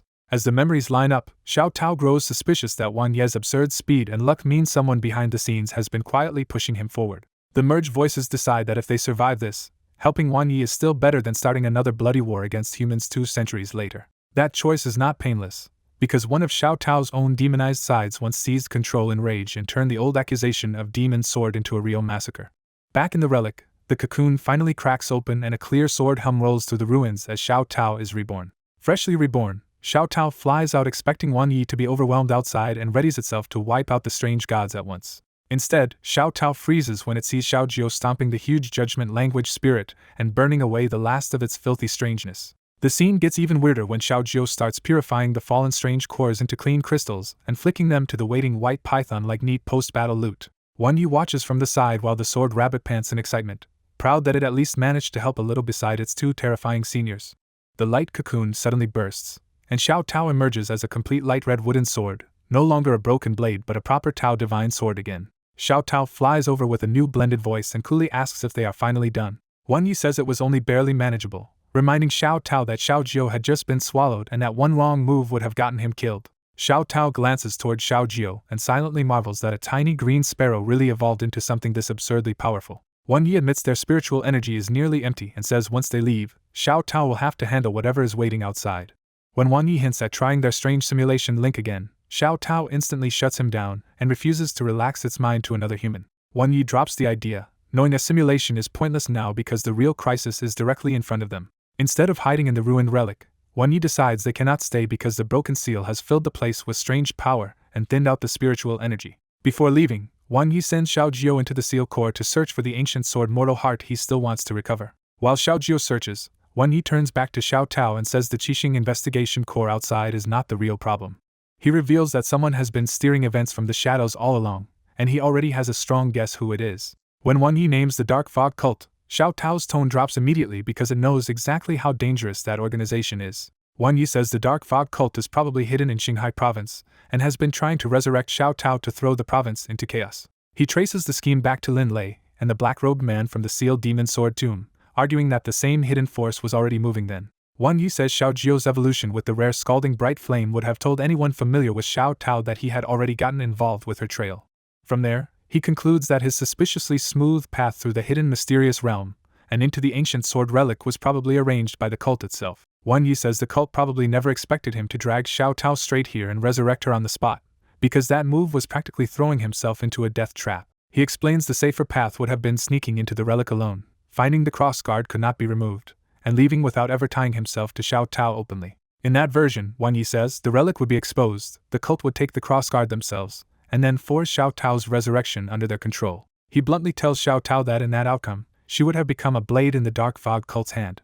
Xiao Tao finally understands and asks if that is why Wan Yi took her out of the tomb and revived her here even though it would alert the investigation core. Wan Yi confirms it, and says drawing in the Qixing investigation core early makes it much harder for the Dark Fog cult to quietly step in and claim her. He warns that the cult still will not give up, and once Xiao Tao is weakened by a clash with the investigation core, they will probably show themselves. When Xiao Tao asks if he already knows who is behind it, Wan Yi says he is only about 70 to 80% sure. Xiao Tao suddenly asks the question that really matters. Why risk dying for this at all when Wan Yi is already talented, famous, and could have found another flame for Xiao Jio eventually? Wan Yi starts with a dry joke, saying being carefully controlled actually feels pretty comfortable when it keeps handing him exactly what he wants. Then he gets serious and says the cult wanted to use him, so under their preferred scenario they would have protected him while arranging to seize the crossguard themselves. That way, Wan Yi says, he could have walked away with benefits and a clean reputation, while Xiao Tao's resurrection became somebody else's disaster. Back outside at Dusk Ridge, the sun sinks and Long Wu waits under a suffocating sky, his mental perception talent warning him that something terrible is about to happen. Even his giant neon cloud dragon senses his unease and spreads its sail-like wings as the sealed area stays under full investigation lockdown. Long Wu's heart suddenly lurches with the awful thought that Wan Yi might really have resurrected the 200-year-old demon sword. A team member suddenly shouts, and the sealed space ahead tears open as Wan Ye's giant python bursts out from the hidden relic. Long Wu recognizes Wan Ye's pet at once and urgently stops his own people from attacking too early. Wan Yi steps out from the giant python's mouth, sees Long Wu across from him, and realizes the captain waiting outside is someone he already knows. Long Wu demands answers on how Wan Yi got tangled up with the demon sword and who gave him access to information he should never have known. Wan Yi calmly points out that Long Wu was ordered to capture him anyway, so even the truth would not change what happens next. That answer makes Long Wu's heart sink, because it means Wan Yi chose this path knowingly instead of being dragged into it by accident. Long Wu tries one last softer approach and tells Wan Yi to hand over the demon's sword, promising that someone with his age and talent could still be treated as misled instead of condemned. Wan Yi thanks him but says the sword has already been resurrected, and at this point he has no right to hand her over even if he wanted to. The moment those words leave his mouth, Long Wu's danger sense erupts and every investigator instinctively braces for something monstrous. Then a sword light rises slowly behind Wan Yi, and Xiao Tao's voice cuts across the field with one icy command: get lost. The investigators freeze because unlike ordinary people, they know the real horror behind the old Qinghai sword disaster and understand what this resurrection could mean. But when they actually look at Xiao Tao, Long Wu is thrown off because this so-called demon sword radiates clean, life-filled purity instead of anything demonic. One red-haired investigator hesitates out loud, but Long Wu forces himself past the contradiction and orders the team to move, judging that a freshly revived sword should still be weak enough to suppress. Xiao Tao's distant sword tears through the sky in one brutal stroke, splitting clouds, cracking space, and smashing the investigation core's seal formation apart. Only Long Wu's level 7 neon cloud dragon keeps steady under the pressure, and even he is rattled by how overwhelming the revived demon sword feels. Watching from farther away, Chen He and Xiao Wang realize something is off. Xiao Tao should have just revived after centuries of sealing, yet that sword power already looks like peak level 7. Their conclusion is even worse for everyone else. If the strange gods sealed in the ancient sword relic are still missing, Xiao Tao may have already dealt with them before coming out. Wan Yi can only stare at the wrecked formation in disbelief, while the sword rabbit gazes at Xiao Tao with shining eyes like it has just seen a real sword legend. The 7-star sword spirit happily rubs against the sword rabbit, while Wan Yi watches the little sword pet get even more fired up by Xiao Tao's display. As Wan Yi wonders why everything is going almost too smoothly, the ripped open sky suddenly closes back up and the whole airspace turns cold and rigid. A lone old man descends from the sky with a strange cube hanging over his palm, and Xiao Tao recognizes him at once as someone with a spatial talent from long ago. Ji Wuming calmly says his talent evolved, and Wan Yi is jolted when he realizes the man in front of him is the living legend whose statue stands in Qinghai's professional office. Xiao Tao mocks Ji Wuming for still being alive after 200 years, and he answers that high-level talent cultivation can prolong a human life without burning through endless resources. When Xiao Tao asks if he came to seal her again, Ji Wuming says no one can undo history now, and he admits they kept searching for her third remnant after Yan Wuji took the others away.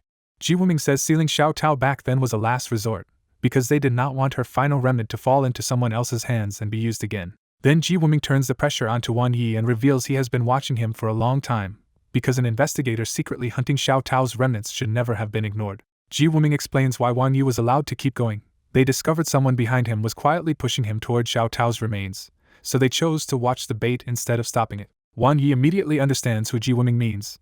The hidden force behind this mess is the Dark Fog cult.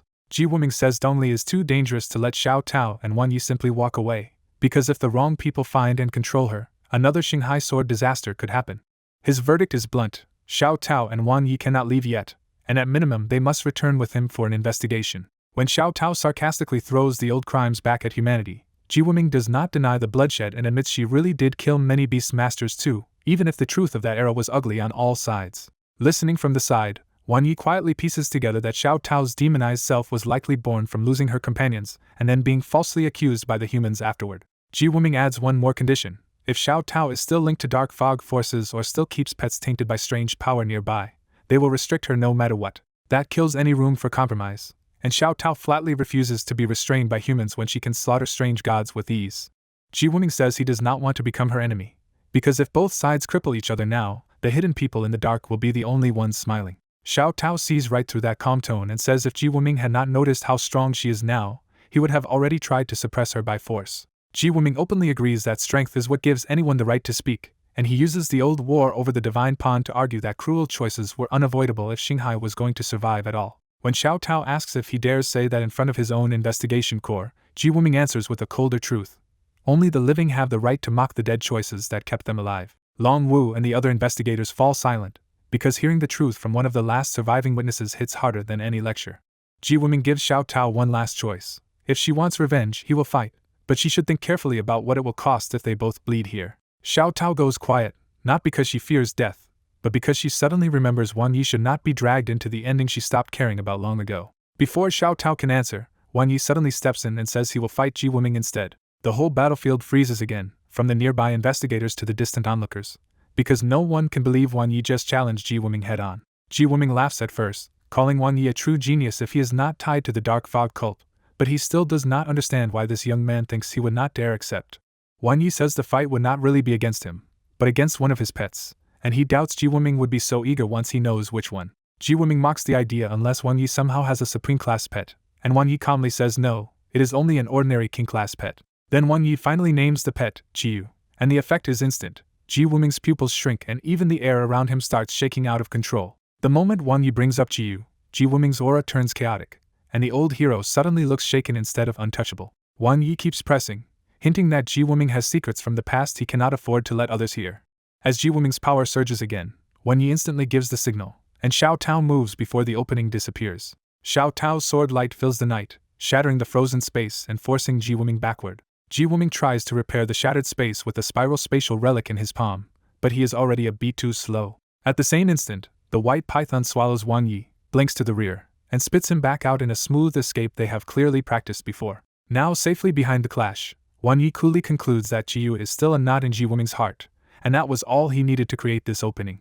Wang Yi has no intention of fighting Ji Wuming himself, because this monster is a master-rank fighter with spatial talent and terrifying strength even without using his pets. His real goal was simply to hand Xiao Tao one clean chance, because in perfect condition the restored Tao Divine Sword should be able to overwhelm Ji Wuming.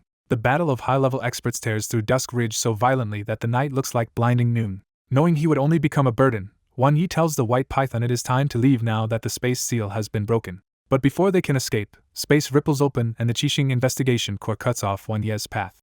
Long Wu urges Wang Yi to come back for investigation, promising nothing will change if he is clean, but warning that fleeing will only make him look tied to the Dark Fog cult. Wang Yi snaps back that he has never even heard of the Dark Fog cult and refuses to submit to an investigation he does not owe them. Long Wu still refuses to let him pass, and the standoff tightens right when another force arrives. Lin Ro descends on a blazing sky falcon and immediately claims Wang Yi as her own core member, not Qixing's prisoner. After a quick glance at the shattered battlefield, Lin Ro doubles down and says even if Wang Yi must be investigated, Qixing has no right to do it.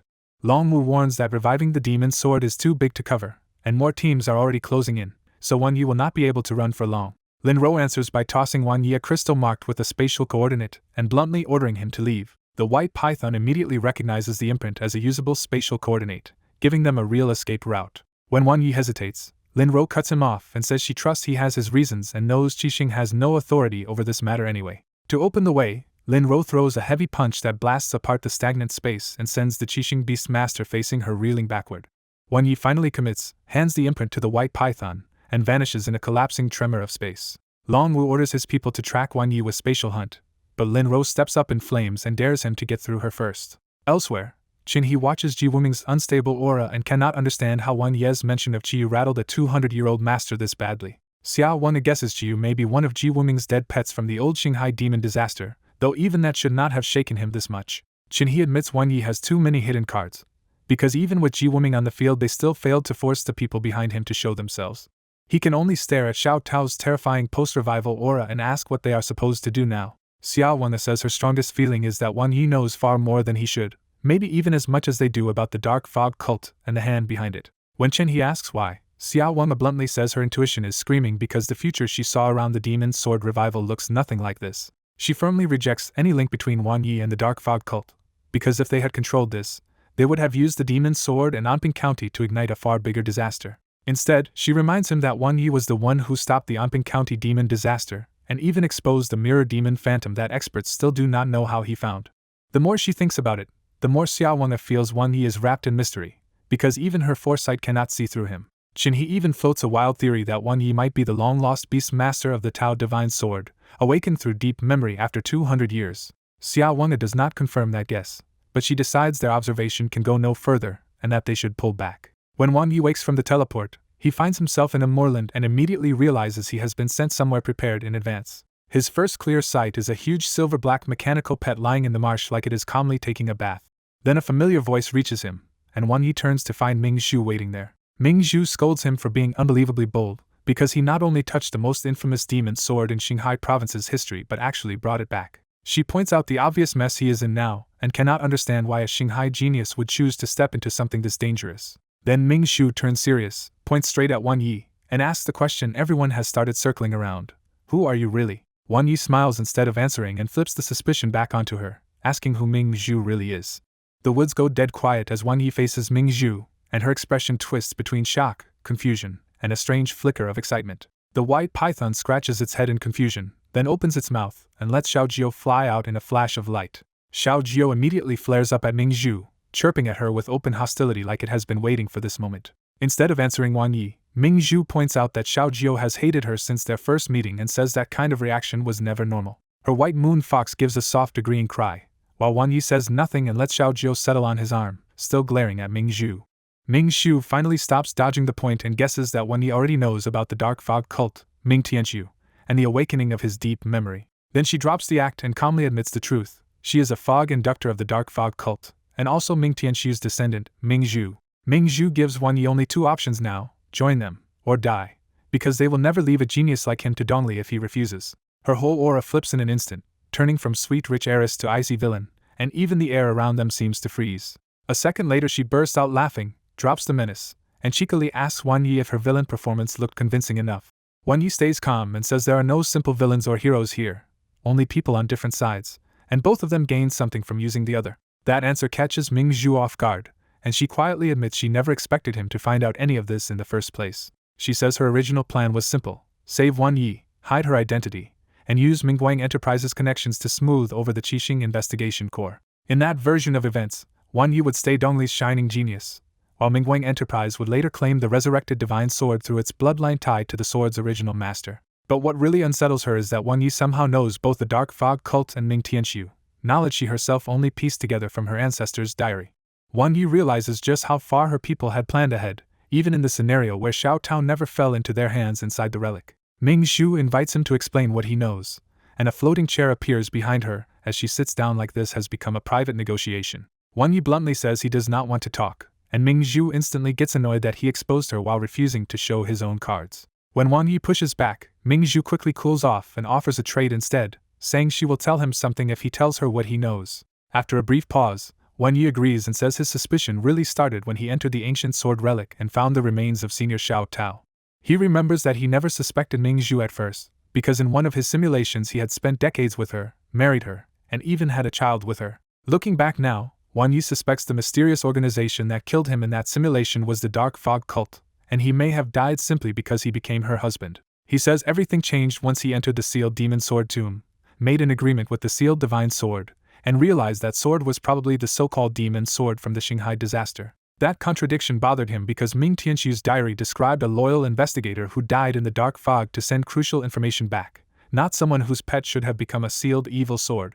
Wang Yi adds that after he obtained Xiao Tao's scalding bright flame and asked Ming Zhu about it as a Ming family descendant, she probably started arranging things from that moment on.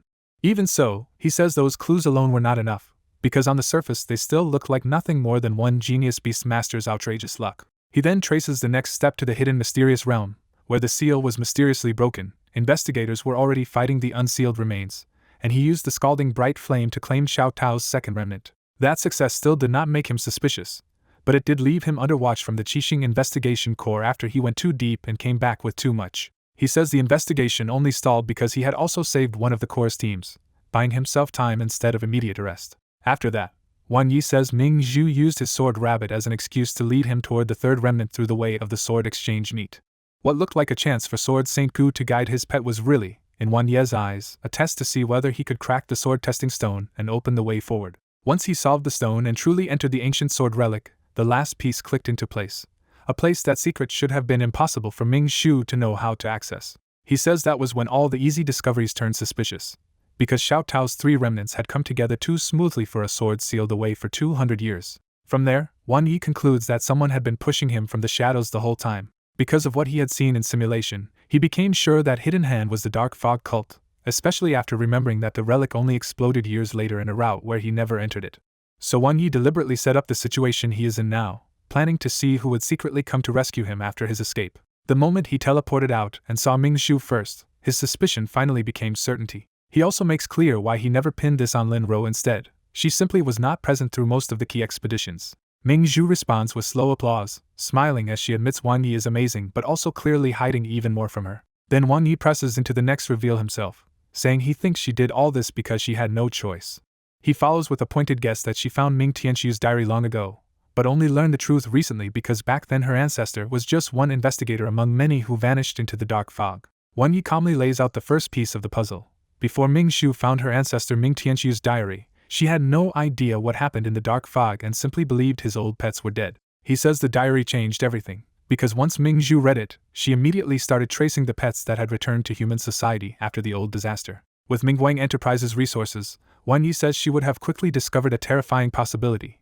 Those missing pets were tied to the old Shanghai demon disaster, especially the demon sword. He pushes harder and says Ming Zhu could not accept that her ancestor's pet might have caused such a catastrophe, so the only way to learn the truth was to resurrect the sealed divine sword itself. But Wan Yi also points out her trap. As a young miss of the state-backed Mingguang Enterprise, she wanted that resurrection and also could not afford to be the one blamed for it. Then Wan Yi reveals the trigger that gave her certainty. After Xiao Jiu evolved in Yihuang Forest, the scalding bright flame in its body proved the sealed demon sword really was Ming Tianxiu's pet. He says that was when she decided to use him to revive the demon sword, while still searching for a safe way to survive the fallout if everything went wrong. At first, he says, Ming Zhu meant for Wan Yi to carry the blame, but later she found a cleaner scapegoat and switched the whole plan toward the Dark Fog cult. Wan Yi even asks if she recognized him long ago as the one who saved her in the miniature secret realm, and Ming Zhu finally gives a silent nod. He goes on to say the Dark Fog cult was never after the diary at all, but after Mingguang Enterprises' mechanical pet secrets, and Ming Zhu only understood that after she got close to them. According to Wan Yi, Ming Zhu approached the cult pretending to share their anger, offering herself as a willing descendant of the Ming family who wanted the sword revived. But he makes the real power balance clear. She was using the Dark Fog cult to save her ancestor's pet, and the cult was using her to unleash chaos in Shanghai province. Wan Yi finishes the chain of logic by saying that once Xiao Jiu showed the scalding bright flame, he became the perfect tool to carry their resurrection plan forward. Behind his calm voice, Wan Yi is drawing on everything he learned from Xiao Tao and from countless simulations that exposed the holes in Ming Zhu's story. He had already realized one crucial point. If Ming Zhu had truly belonged to the Dark Fog cult from the start, too many past events, including the attacks on her and Ming Kai, made no sense. The silence after his explanation turns heavy, and Ming Zhu finally breaks it with a shaken voice, asking how he could possibly know this much. Then her tone suddenly changes into someone else's, and the atmosphere turns dangerous in an instant. A magnificent female phantom bursts out of Ming Zhu's body, towering into the air with a crown and scepter like a dark empress descending over the scene. Ming Zhu's white moon fox instantly turns hostile toward the new figure, only for the phantom to tap it with her scepter and rewrite it on the spot.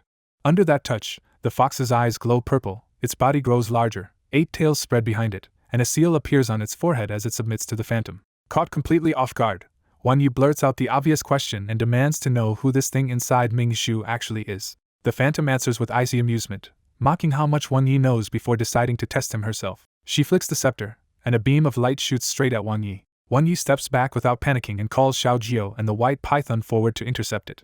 The white python immediately enters hornless dragon soul state, merging with the dragon shadow as its body turns pale and stretches into a spiraling dragon form. At the same time, Xiao Jiu erupts in scorching holy fire and enlarges with free size, throwing out its full strength to shield Wan Yi. The pair spiral together into their python sparrow swallow dragon formation, and the white python twists the incoming beam before swallowing it whole. Watching the phantom rise over Ming Zhu, Wan Yi quickly reads the situation. The Dark Fog cult planted a hidden safeguard inside her in case she was ever exposed. Even then, his next thought is grimly practical. Maybe they can beat this thing, but saving Ming Zhu afterward is a much harder question. Jing Huan sneers at Wan Ye's 2 pets as if they are beneath her and slams her scepter down to shake the space itself. Instead of backing off, Xiao Jiao dives straight into the dark vortex and turns the combo into a full-force killing strike. Loaded with Xiao Jiao's stack support skills, Holy Flame, Brilliant Gold Trait, and Divine Bird Sun Devouring Power, the combo fires a terrifying light flame blast at the Empress Phantom. Jing Huan answers by merging her scepter and the transformed fox into a mysterious barrier, but the blast still smashes through it. The explosion floods the battlefield with light, and inside that blast Wan Yi sees the phantom body starting to weaken and melt away. Then the white python's abdomen flares, and Wan Yi realizes it is about to unleash the Emperor's skill at once copied from Dragon Prey, Desolate Dragon Starfall. He quickly understands why it works now. In Hornless Dragon Soul state, the white python borrows just enough true dragon bloodline to force that skill into action. Even if that dragon bloodline is still thin, the move is monstrous enough that Wan Yi can tell the white python is no weaker than Xiao Jiao in this state. The white python drops like a silver star with Desolate Dragon Starfall, while Xiao Jiao hits again with Divine Light Flame Strike, turning the whole space into annihilating light.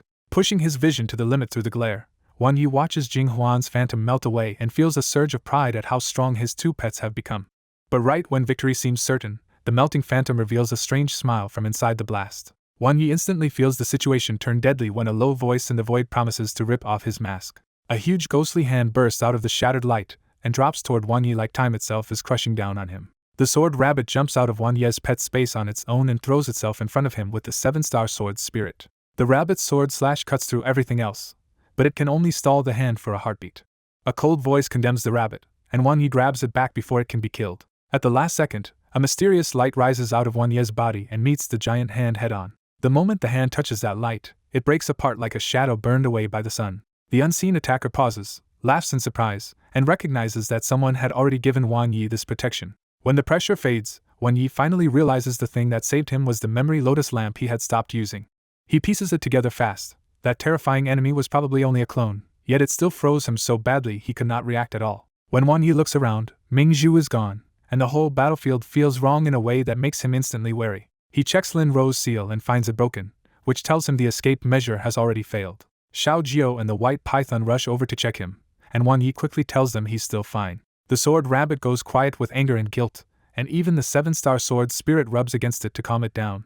The more Wan Yi studies the place, the more obvious it becomes that this world is unreal and hard to escape without spatial coordinates. While Wan Yi thinks, Xiao Jiao calmly refuels with food and the white python snacks on a space crystal like this nightmare just became a break. Wan Yi decides the danger has settled enough that he might finally risk a simulation to sort this mess out. Before he can do it, the space itself splits open and two familiar figures step through. Wan Yi recognizes the two dark fog scholars at once, and they are just as shocked to find him standing here alive.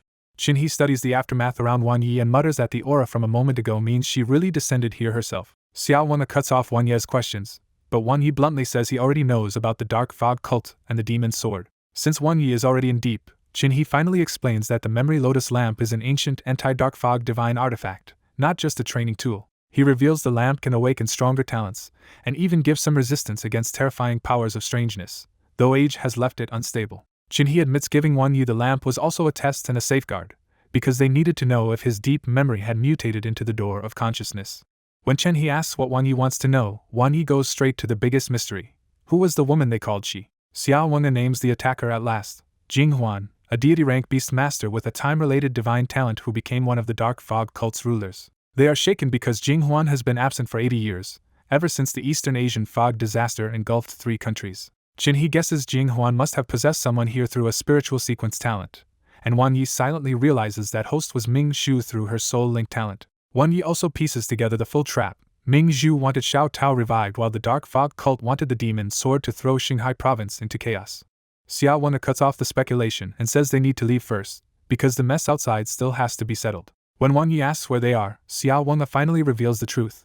This whole place is an illusory mechanical world hidden inside a chip. They can barely believe Wan Yi survived Jing Huan's descent in a place this sealed off, and Qin He warns that whatever secret they tested for may already be exposed. Xiao Wana admits their plan had been to arrive when the lamp activated, but by the time they broke in, the fight was already over. Wan Yi suddenly wonders if this hidden world is tied to the chip he handed over to Ming Zhu earlier. Before he can say it, Xiao Jiao chirps, flies over, and drops a chip it picked up from the place where Ming Zhu vanished. Wan Yi quietly takes the chip, keeping his face unreadable while the clue settles into place. Qin He and Xiao Wana cut open the way out, and Wan Yi brings his pets after them without lingering any longer. Outside at Dusk Ridge, the main battle is already winding down by the time Wan Yi returns. In the sky, The restored divine sword still shines brilliantly while Ji Wuming faces it with white hair flying and a badly disturbed aura. Elsewhere, Lin Ro has already stopped fighting Long Wu's side because she could not win alone, and Long Wu lost interest once Wang Yi vanished. The divine sword coldly tells Ji Wuming that after all these years, he still is not strong enough to beat it. Ji Wuming refuses to back down and swears that even if he dies, he still will not let a demonic sword escape. But the divine sword has already made up its mind to leave, because Wang Yi is safely gone, and dragging this fight out would only waste energy. When Wang Yi came out onto Dusk Ridge, the ridge was dead quiet under a cold bright moon. Long Wu and the Qixing Investigation Corps looked startled to see Wang Yi return with the others alive. Even Xiao Tao, who had been ready to leave, paused when this new face-off formed. Only Ji Wuming stayed unreadable as he quietly watched Chen He and Xiao Wan step forward. Chen He formally told Ji Wuming that the Dawn Bureau was taking over the entire case. Ji Wuming immediately pushed back and asked why the Dawn Bureau had waited until now to show itself.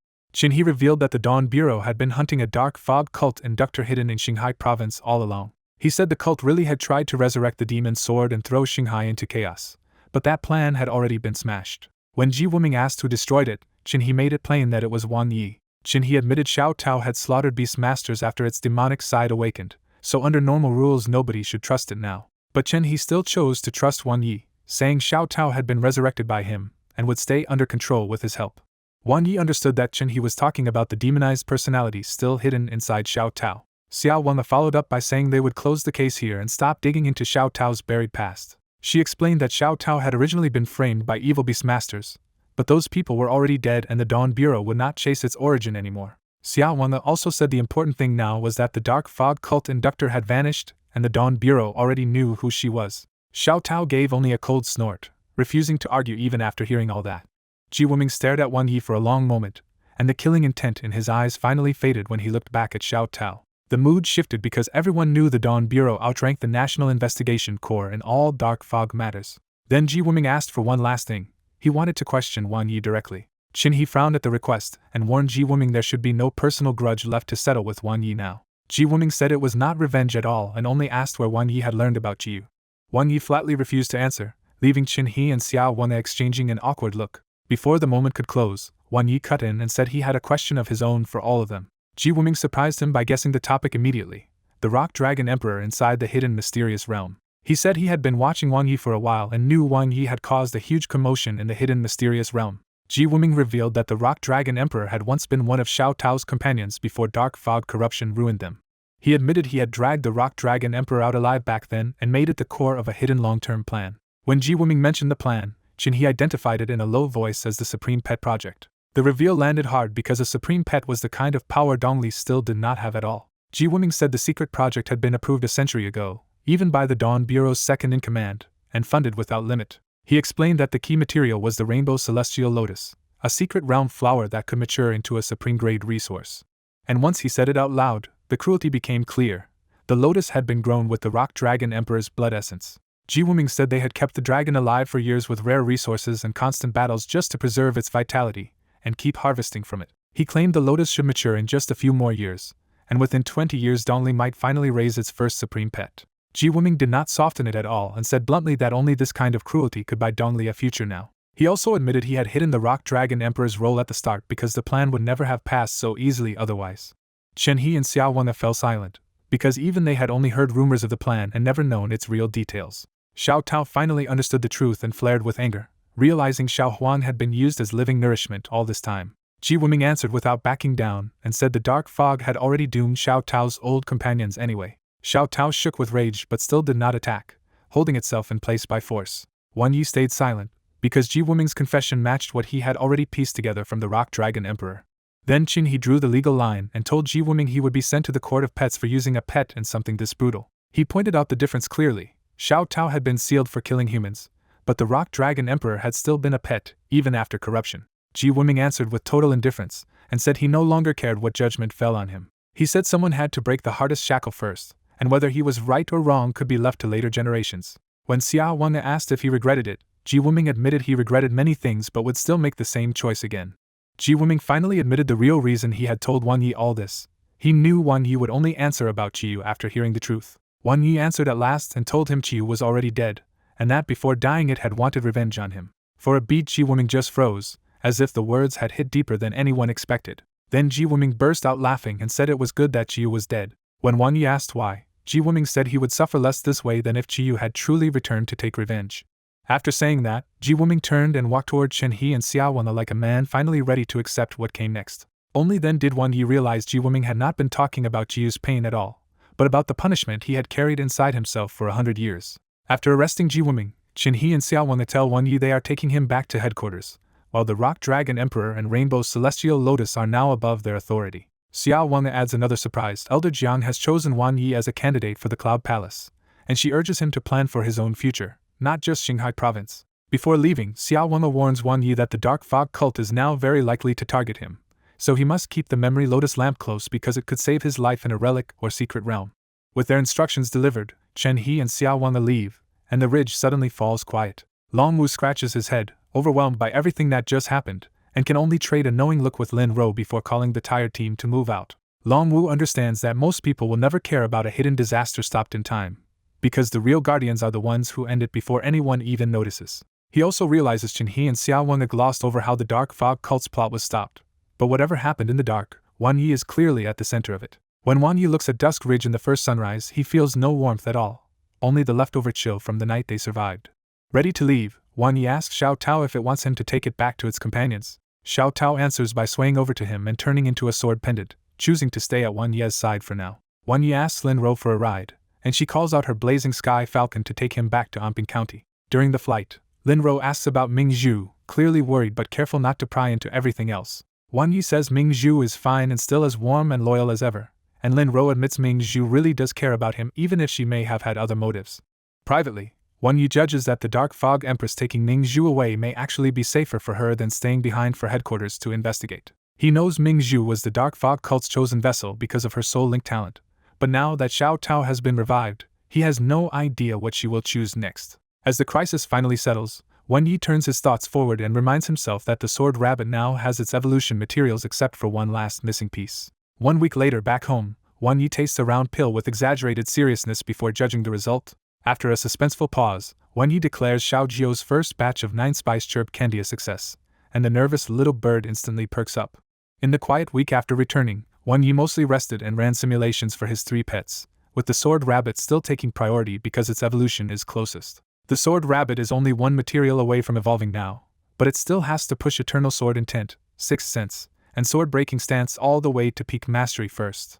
Out of those 3, Eternal Sword Intent is the toughest wall because it is an Emperor-level skill. At the same time, Xiao Jiu has drifted deeper into pharmacy and even weapon forging, turning its simulation experience into real progress little by little. In simulation, Xiao Jiu could waste endless materials and test products on underlings, but real life is harsher, so the White Python ends up serving as its very unwilling test subject. After the White Python survives the dangerous part, Wan Yi is the final taste tester, which has already left the snake with food poisoning once or twice this week. This successful candy finally impresses Wan Yi, because the compressed energy from 12 materials makes it even better for daily cultivation than high-grade spiritual energy crystals. Once he starts doing the math, Wan Yi realizes that if Xiao Jiu mass-produced these pills, the profits could be absurdly high. That quick calculation leaves him genuinely amazed that pharmacy is such a dominant industry, because the money really is that good. But the excitement cools when he remembers what it actually took to get here. Xiao Jiu's current skill is built on the equivalent of many long simulations and years of hidden practice. He also knows the 9 Spice Chirp candy itself only exists because Xiao Jiu burned through more than 10 years of simulated trial and error to develop the formula. Even selling it would be troublesome, since commissions and certification channels would eat into the profit. So Wan Yi decides there is no need to rush into business while he still has money. For now, he decides the candy is best used in-house, though he notes one drawback: it is great for cultivation and nutrition, but not especially good at restoring spiritual power. That limitation still does not bother him much, because right now his simulations are not putting enough pressure on him to make spiritual recovery urgent. Xiao Jiu proudly struts over with wings on its waist, demanding praise without saying it outright.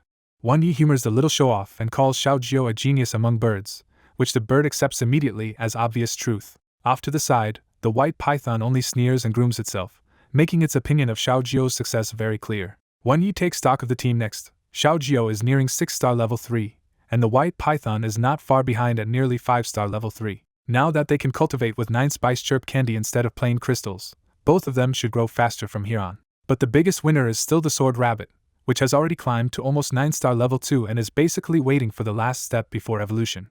After a peaceful week, Wan Yi decides they have rested enough, and it is time to head back into the infernal relic. The outside world has been chaotic, with dark fog outbreaks, beast riots, and new pet evolutions popping up across the country, but Wan Yi barely looks away from his own training. Lin Ro also asks about Ming Zhu, because Ming Zhu vanished right after Wan Yi used the spiritual imprint to meet her. Wan Yi knows why nobody can prove the truth. Even the Dark Fog scholars only know Jing Huan appeared and was defeated, not that she had possessed Ming Zhu. He quietly concludes that Ming Zhu had planned every move, and her brother Ming Kai probably knew what she was doing even if he never openly joined her.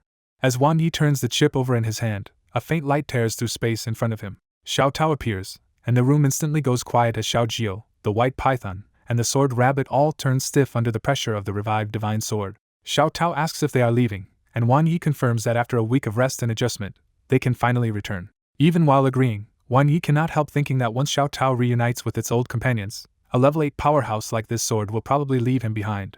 Xiao Tao simply tells him to move quickly, showing the same detached attitude it has kept all week. Wan Yi rallies the team, while the three little pets stay visibly more intimidated by Xiao Tao than they ever are by him. The group arrives in the wilderness where the infernal relic had appeared before, and this time the area is eerily calm with no investigation core and no strange gods in sight. Wan Yi orders the white python to locate the hidden dimension they entered before. The white python slips through the void, senses out the hidden entrance, and circles back with a confident nod. With the path found, Wan Yi gives the order to enter at once.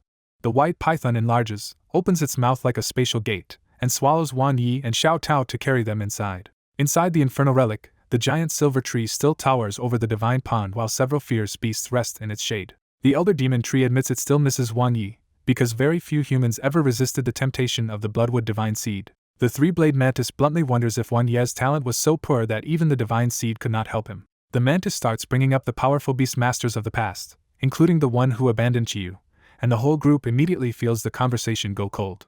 The elder demon tree cuts him off, knowing Chiyu's bond was the cruelest of all because her beast master had been the strongest, and should have cared the most. Chiyu says flatly that beast masters are all bad, making it clear her hatred still has not faded. When the mantis asks why she still let Wan Yi pass before, Chiyu answers that at least he was human and not something. The elder demon tree shifts to the real problem. Although Yama was beaten and the divine pond is recovering, too many infected companions still remain inside the relic. The giant silver tree stays patient, and says it is still waiting for Wan Yi to bring Xiao Tao's body back, even if that promise sounds almost impossible now. The elder demon tree quietly explains why it seems hopeless, because the outside world now treats Xiao Tao as a broken demon sword no human would ever be allowed to approach, much less restore. Even so, the giant silver tree only says it can keep waiting a few more decades now that the purified divine pond has bought it some more life. Chiyu scoffs that humans never keep that kind of promise, and says Wan Yi will forget them the moment he becomes strong enough. The old guardian can only endure the doubt, because waiting is the only choice left to them. Then the giant silver tree suddenly trembles and shouts a warning that an outside enemy has broken into the relic. The fierce beasts instantly go on guard, only to freeze when a huge snake drops out of the void and lands right on the silver tree's branch. The white python spits Wan Yi and the others back out onto a branch, and Wan Yi is plainly relieved to be out of its cramped internal space. As soon as Xiao Tao appears with Wan Yi, the giant silver tree goes still in shock and recognizes her voice after 200 years. Yama pulls his roots out of the divine pond and reshapes into a standing ancient tree form just to face Xiao Tao properly. Xiao Tao softly confirms who she is, and the reunion lands with the weight of two former companions meeting again after a lost age. Seeing their old bond, Wan Yi quietly imagines what Xiao Jiao and the white python might become after 200 years, then decides to give the old companions space. Wan Yi cheerfully turns to the fierce beasts and acts like he is dropping in on old friends, which earns him a wall of silence. The three-blade mantis snaps that they are fierce beasts, not Wan Yi's buddies, while the elder demon tree stands beside him as the one being addressed. Before the mood can sour further, the elder demon tree smacks the mantis, admits he is curious why Wan Yi came back, and tells everyone to follow him. As they walk, Wan Yi takes in the infernal relic again and sees just how wrong it feels, like a dead human city rotting inside a vicious secret realm. Then Wan Yi drops the real reason for the talk. He ran into their former beast master and got dragged into Xiao Tao's resurrection and Ji Wuming's clash. At the mention of that old master, Ji freezes, and a faint flush cuts through her cursed, scarred face. Wan Yi sums up what happened and bluntly judges their former beast master as brilliant but ruthless, a man who treated pets as tools for power. He adds that the man should be under investigation now, but Jiyu cuts him off and says it no longer matters. Wan Yi can tell the beasts have changed in ways he still cannot grasp, worn down by betrayal, isolation, and a future they already saw go bad in simulation. So Wan Yi shifts gears and pitches a practical plan. If they cannot leave, they can at least develop the infernal relic into self-sufficient farmland and grow stronger here. The beasts answer with a deadpan reality check, and the elder demon tree mockingly eats a mouthful of dirt to show how absurd Wang Ye's farming dream sounds here. Taobai backs that up with a warning: even the plants here are monsters, and ordinary fierce beasts would not dare eat what grows from this cursed ground. That warning reminds Wang Yi of the infernal karma vine, a crop so full of lingering thoughts and madness that eating too much would drive most creatures insane. Chiyu explains why this place failed long ago. Starving beasts ate the strange plants, went mad, killed each other, and became more fertilizer for the land. When Wang Yi asks how they survived at all, the answer points back to Yama. The elder demon tree admits they have been living off Yama's fruits, leaves, and branches for years, basically surviving by draining him while the divine pond stayed polluted. He goes on to say Yama eventually broke under that burden, his consciousness split, and brutal battles in the relic wiped out almost everyone. Even now things are only slightly better, because the divine pond has recovered a little but its energy has thinned out after all these years. Listening to all that, Wang Yi looks at Yama and realizes this tree has been carrying everyone here like a saint. To judge the land for himself, Wang Yi picks up the soil and nearly gets dizzy on the spot from the strange, addictive corruption soaked into it. That test makes the problem obvious, so Wang Yi turns to the one pet who actually knows how to farm in simulations, the white python. Wang Yi decides the only sensible move is to run a simulation of this place first, and the white python lights up at the idea. Xiao Jiu immediately flies over to join in too, and Wang Yi agrees because her eyes and purifying flame might reveal what the others missed. He steps aside with both pets in hand and tells the fierce beasts to wait, while he and his team talk through the plan.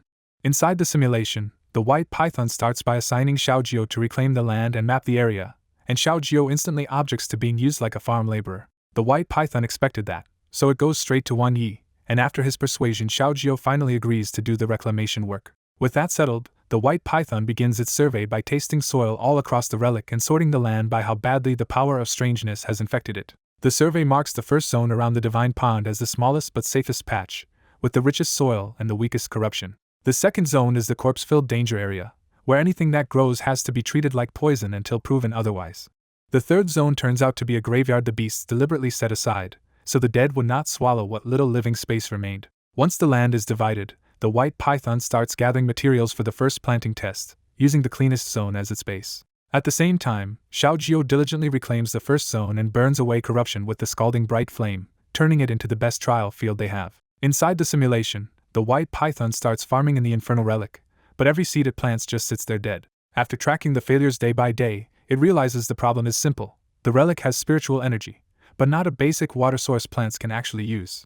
So the white python changes approach and starts sorting the fierce beasts by ability, looking for anyone who can help irrigate the land. It remembers Chiyu, an old cloud-hornless dragon with water soul talent, and patiently talks the half-forgotten senior into trying again. The trial finally works, and after a month the first seeds sprout under Chiyu's clumsy watering. A few batches still get drowned because Chiyu is rusty, but the white python accepts the losses and keeps treating this as cheap beginner-level practice. Months later, the first crops mature, and the white python immediately records every result before handing the harvest to Xiao Jiu for refining. In the next year it pushes up to intermediate materials, and the whole batch crashes. Half a year later, the white python brings in the elder demon tree to speed ripening, and this time a few batches of intermediate materials finally make it through. When advanced materials fail for lack of light, the white python goes to negotiate with the giant silver tree instead of forcing another bad trial. With the silver tree's consent, different levels of radiance start pouring over the fields, giving the relic its missing light source. By the fourth year, advanced materials succeed, and Xiao Jiu proudly starts refining its signature 9-spice chirp candy from the new harvest.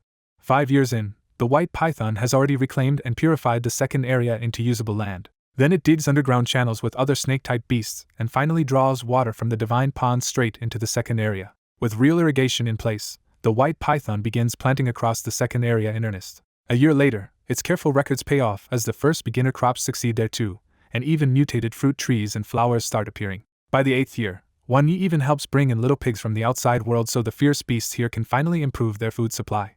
While reclaiming the third area, Xiao Jiu uncovers a blood crystal mine and quickly turns it into useful tools. By the 10th year, the second area is producing advanced materials too, and the whole relic starts feeling richer as spiritual energy thickens in the air. The white python realizes the ecology itself is feeding back now, and the restored environment is making the relic stronger. In the 12th year, green finally starts spreading across the infernal relic on a large scale. By the 15th year, fruit trees are everywhere, the fierce beasts grow stronger, and many of them gradually recover their original appearances. In the 18th year, Xiao Jiu finishes reclaiming the third area, becoming the relic's materials leader while the white python clearly stands as its spiritual leader. By year 20, even the third area's trial planting is done, and the relic is running like a real long-term settlement. When the last fierce beast fully recovers in the 25th year, the white python finally looks over the emerald land and feels openly proud of what it built. It even thinks, a little smugly, that if it had to do this all over again, it could finish much faster now. By year 30, the relic is producing more materials than it can use, so the white python gets ambitious and starts researching pet-to-pet contracts it calls twin evolution. That bold idea ends almost instantly, because in the 31st year the experiment blows up and kills both the white python and Xiaojio. Back in reality, Wan Yi is left staring in silence at the ridiculous ending. He knocks the white python on the head and blurts out that it somehow tried to invent pet technology before getting itself blown up. The white python only looks confused, like it does not understand why it made that choice either. That bothers Wan Yi even more, because the white python is normally too steady to rush into something this reckless. He thinks through twin evolution and knows this field is dangerous enough that even modern pet academics still do not fully understand it. Then Wan Yi remembers his own planned evolution for the sword rabbit and 7-star sword spirit, and realizes that was only manageable because it was a rare special case with heavy preparation. So when he looks at Xiaojio, Wan Yi suddenly suspects the white python picked up this reckless streak from its little bird teammate. Xiaojio immediately turns away and puts on a pure, clueless face, which only convinces Wan Yi more. Inwardly, Wan Yi concludes that pets really can influence each other if they simulate together for long enough. After that, he drops the complaint and collects his reward, choosing Xiaojio's improved 6 dimensions and the white python's dynamic vision. With Xiaojio's stats now all at S rank, Wan Yi upgrades himself too and reaches a full 6S panel. The boost feels obvious right away, especially in his soul growth, and Wan Yi can tell his spiritual power has jumped again. Even so, the farming result still bothers him, because taking more than 20 years to fix the infernal relic is far too slow for reality. He estimates that even with everything the white python just learned, the real project would still take at least 10 years. That is when Wan Yi thinks of a shortcut. Stop relying only on Xiaojio and ask Senior Xiao Tao to help reclaim the place instead. He reminds the white python that Xiao Tao is a majestic level 8 pet, and the same senior who even gave Xiaojio the scalding bright flame. But the white python quickly shakes its head, clearly feeling that a lofty senior like Xiao Tao would never agree so easily. Wan Yi decides to handle it himself, and goes to speak with Xiao Tao directly. As he heads over, the giant silver tree in the distance has already calmed down, and a ripple of sword light shows Xiao Tao is nearby. Before he reaches them, the elder demon tree eagerly asks how the simulation went. Wan Yi shamelessly promises that he can transform this place in about 20 years and even help everyone recover and evolve. Most of the seniors plainly do not buy it, but the 3-blade mantis lights up the moment it hears the word evolve. The mantis eagerly blurts out that it still feels like it is missing one more blade and would love to grow another. Wan Yi pats it on the shoulder and calmly tells it yes, instantly winning one loyal supporter. The mantis happily agrees to do whatever Wan Yi needs when the time comes. Then Wan Yi finally steps up to Xiao Tao and the others, asking if they have finished catching up. Xiao Tao says it has just learned what happened to Xiao Yin over these years, and the weight of that reunion is still sitting in its voice. When Wan Yi asks about its next move, Xiao Tao answers that it plans to find a chance to bring Xiao Yan back and then disappear into seclusion. Xiao Tao makes its position even clearer. The dark fog, strange gods, pets, and humans have nothing to do with them anymore. Wan Yi actually agrees with that instinct, because if he had the choice, he would also rather hide away than keep getting dragged into this chaos. But he immediately points out the real problem. In the current world, even seclusion is hard, because the 6 great countries have already carved up nearly every stable piece of land. In the ruined infernal relic, Wan Yi tells Xiao Tao that there is no true wilderness left anymore, because even secret realms and wild zones are already under human control. The Dark Tree of Heaven quietly agrees, admitting it has no desire to leave the Divine Pond after staying rooted here for so many years. Wan Yi starts to pitch an idea, but Xiao Tao instantly shuts him down, already suspicious that he is about to rope them into work. With the old tree encouraging him to continue, Wan Yi points at the land under their feet and says the infernal relic itself could become their paradise. Xiao Tao rejects that idea on the spot, reminding him this place is already a dying wasteland that survives only because Xiao Yin keeps purifying a little of the Divine Pond's energy while pets here pay the price with their lives. The old tree sees through Wan Yi immediately and asks the real question: does he mean to transform the whole place? Wan Yi eagerly says yes and insists the abandoned relic is still special enough to rebuild, especially with a resource as rare as the Divine Pond. When Xiao Tao doubts it can be done, Wan Yi boldly claims the job might take only a year or 2, or even just a few months if they move fast. The old tree is genuinely surprised, but Wan Yi reveals the catch right away. He needs Xiao Tao and the tree to help. Xiao Tao snaps that it knew he wanted to order them around and makes it clear again that they are not becoming anyone's pets. Wan Yi quickly backtracks and says they do not need to obey him at all, only cooperate with his little white python. Xiao Tao still refuses to buy it, arguing that Wan Yi's pets are too young and that he is obviously hiding extra demands. So Wan Yi plays his best card and asks Xiao Tao to try a simulation first, saying they can judge the future with their own eyes before deciding anything. After a long pause, the Dark Tree of Heaven tells Xiao Tao to give it a try, and that finally breaks the deadlock. Xiao Tao agrees at last, and Wang Yi immediately gets excited because this is his first real chance to simulate with a genuine level 8 senior. Before starting, Wang Yi takes medicine to support his soul growth and lets the little white python get used to Xiao Tao during a short rest. He warns Xiao Tao that he is basically dead weight inside the simulation, so the sword only needs to cooperate with the little white python. Holding Xiao Tao while the white python coils around his other arm, Wang Yi triggers the simulation.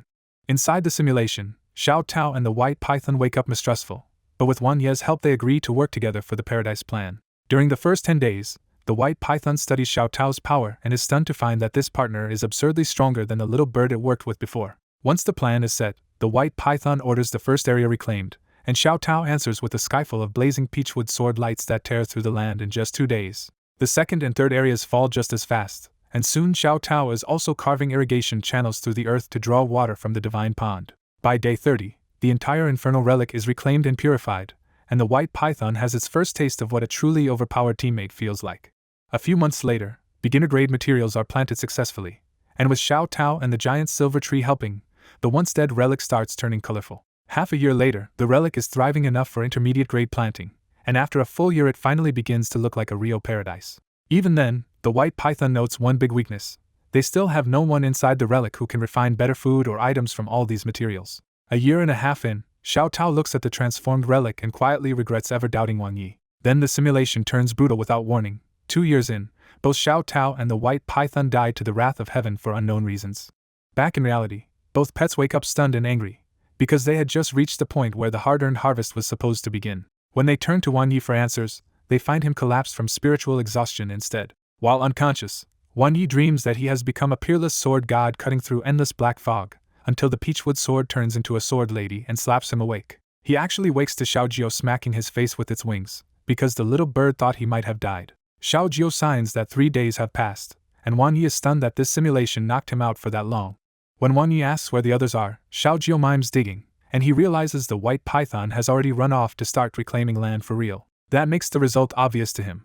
With Xiao Tao's power, the Paradise Project finished absurdly faster than the old simulation with Xiaojiu. Xiaojiu pecks his shoulder in protest, and Wang Yi pats the bird before sending it to call Xiao Tao over. After Xiaojiu finally flies off, Wang Yi reflects that his own spiritual power is now the main limit keeping longer simulations from revealing even more. The Dark Tree of Heaven greets him warmly, and says Xiao Tao has clearly regained some of its old passion, enough that the infernal relic may really change now. Wang Yi humbly says the real work still depends on them, and also admits he and his pets can only stay here for another month before they must leave. The old tree is not worried, saying that as long as Xiao Tao is willing and the white python leaves proper tasks behind, the infernal relic can keep transforming without Wang Yi staying here. Then the Dark Tree of Heaven brings up a bonus. Because the little white python sensed and entered the sealed place anyway, it may deserve the tree's spatial sealing inheritance. Wang Yi asks if the skill is hard to learn, and the old tree casually replies that it is not difficult at all because it is only an inheritance skill. Even so, Wang Yi gladly accepts the offer, already thinking that with simulations on his side, even a brutal inheritance skill should be learnable eventually. A sword light drops from above, and Xiao Tao arrives sounding slightly out of breath, as if it has already been working hard on the land outside. Wang Yi asks about Xiao Tao's current strength, and the sword answers that it is roughly peak level 7 but still far from fully restored. When Wang Yi presses for details, Xiao Tao warns that many of its former abilities are still unusable right now and asks why he wants to know so much. Wang Yi smoothly claims he only wants to help the little white python understand its future partner better, using his Beastmaster role as the excuse. After a brief pause, Xiao Tao sends a sword-like torrent into Wang Yi's brow and directly hands over its status information.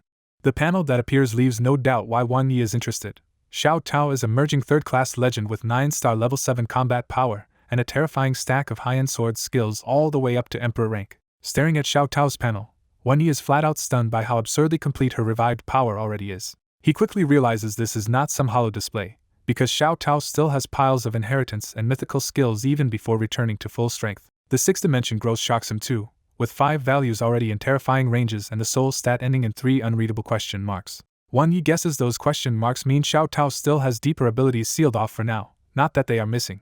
He even feels a little regretful that the soul growth is unclear, because if it were confirmed at SS+, he would have picked that on the spot. In his mind, absurd soul growth would let him stop worrying about soul-type enemies and maybe even fight like a sword user through pure spiritual control. But when he reaches Xiao Tao's brilliant gold traits, one of them immediately grabs him harder than all the flashy skills. That trait is Peerless Sword Soul, and the more Wang Yi reads, the more he realizes it is a terrifying mix of possession, amplification, learning talent, and survival after death. The detail that really hooks him is simple and outrageous. Even if he dies, this sword soul can keep going by possessing something else.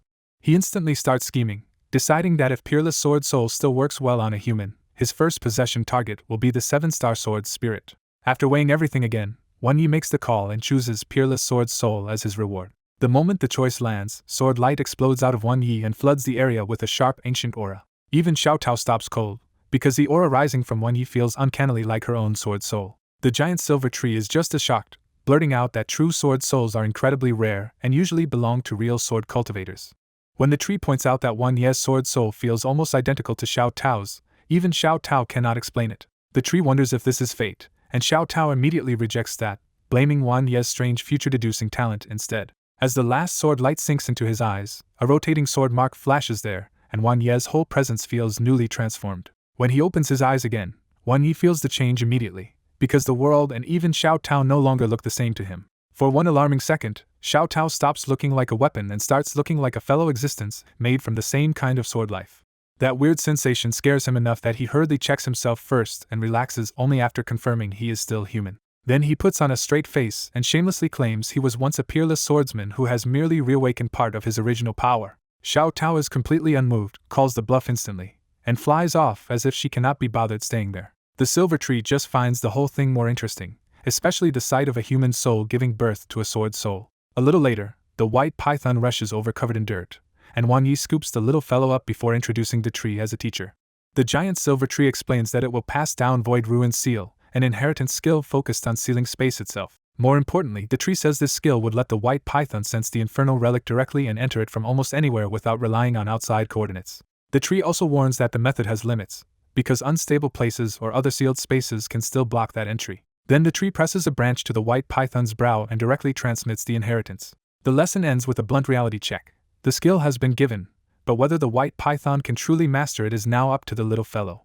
Wan Yi immediately treats it like a future simulation project, casually telling the white python to work it out because it is only an inheritance skill after all. With that settled, Wan Yi decides to leave for now and start buying the materials and seeds they will need to reclaim the infernal relic properly. Back outside, he takes it slow because even one simulation with Xiao Tao has left him weak and drained for days. A full week later the weakness finally fades, and Wan Yi can tell the newly awakened sword soul has also changed his spiritual power in some unusual way. Even so, he does not rush to test Peerless Sword Soul yet, and spends that recovery week on practical shopping instead. He specifically buys resource seeds and basic materials, quietly laying the groundwork for future planting inside the relic. As he prepares all this, the larger reality is clear. Modern pet resources only stay on the market because beastmasters use earth, wood, and water pets to force crops to grow fast enough. That pressure exists because pets like Xiaojiu keep needing better food as they level up, and poor feeding would drag down their growth and future strength. So across a country as large as Dongli, ordinary seasonal farming is nowhere near enough, and accelerated cultivation has become a necessity rather than a luxury. The bottleneck gets worse at higher grades, because advanced materials need harsher environments, and only a few famous giant cultivation bases can produce them at scale. And once materials rise above emperor grade, the market mostly gives up on growing them at home, leaving import or deadly relic exploration as the only real options. While sorting resources, Wan Yi reminds himself why emperor grade materials matter so much. They decide Tier 3 evolution and shape the real backbone of every country's pet power. He thinks about his own pets and feels the pressure immediately, because Xiaojiu, the white python, and even the sword rabbit all hit walls that trace back to scarce emperor grade materials. The shortage is so bad that some key materials are nearly gone from the country, and Wan Yi knows the sword rabbit's astral stone and sword heart grass are exactly that kind of nightmare. That thought sends him into a dangerous little fantasy. If the white python can mass-produce emperor-grade materials inside the infernal relic, he could raise not just a few pets, but a whole terrifying army. He quickly reins himself back in, because if news like that ever leaked, it would trigger another brutal scramble for control, so secret development is the only sane path. A few days later, just as Wan Yi is about to help the white python study an inheritance skill, Jian He unexpectedly visits in person with a serious face. Jian He gets straight to it and tells him the Cloud Palace will open in half a month, but Wan Yi already missed the planned special training for this mission. The bigger problem is political. Deng may have leaked the news, other countries are circling in, and too many young beast masters entering the relic could trigger deadly rules inside it. That warning hits Wan Yi hard because it lines up with one of his old simulations where he got hurt in the Cloud Palace by a beast master from Xiongong Kingdom.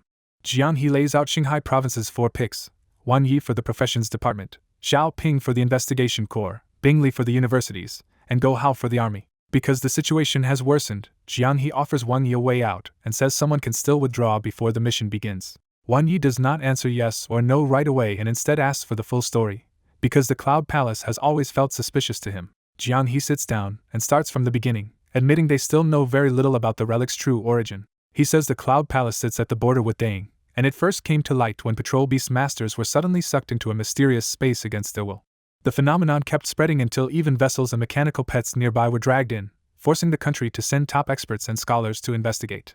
Wang Yi is startled to hear people were taken automatically, and Jiang He confirms that once they entered, the outside world could no longer detect whether they were alive or dead. The investigation eventually pointed to a strange mechanical relic whose energy field pulls people in, and scholars now think it may be a battlefield ruin corrupted by dark fog centuries ago. From there, Jiang He broadens the picture, reminding Wang Yi that when dark fog first appeared, the world's nations were once united and tried to fight it with technology instead of pet power. Wang Yi follows the history in his head.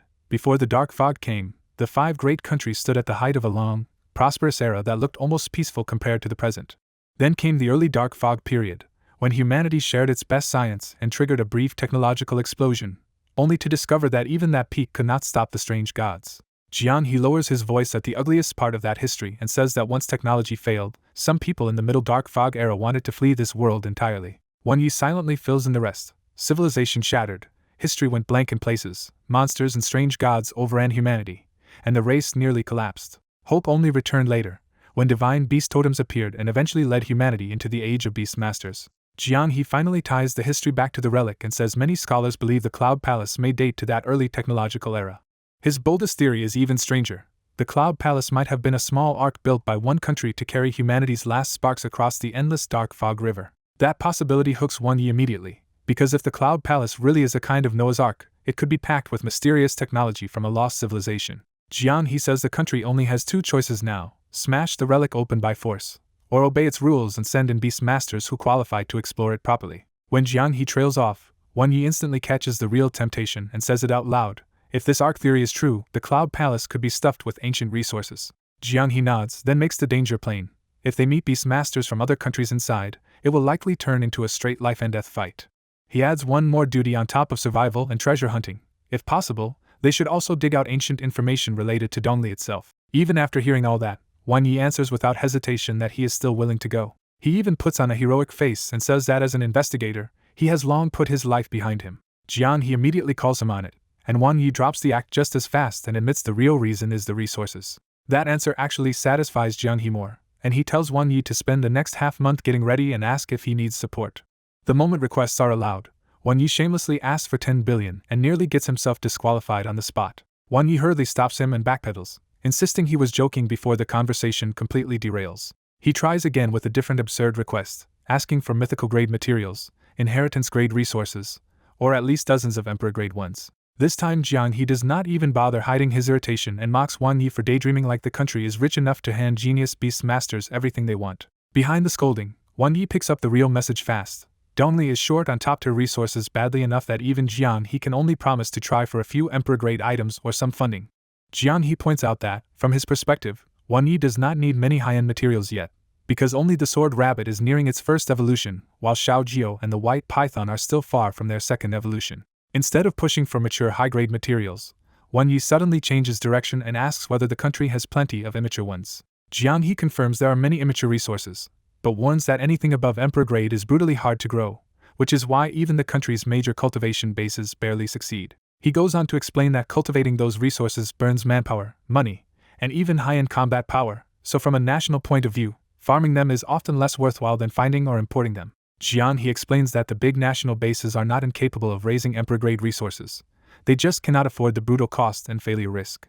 Wang Yi admits he still wants to try, and Jiang He immediately offers him as many unripe emperor-grade seeds as he needs. That offer tells Wang Yi the country never really gave up on emperor-grade cultivation research. When Jiang He asks what he wants, Wang Yi picks the rarest options first: space and soul seeds, plus fire and wood types. His choices are practical. Wood materials have strong support value, and fire resources would directly help Xiao Jiao grow stronger. Jiang He agrees to send the seeds in 2 days, but he warns Wang Yi not to sell, trade, or casually discard something this rare.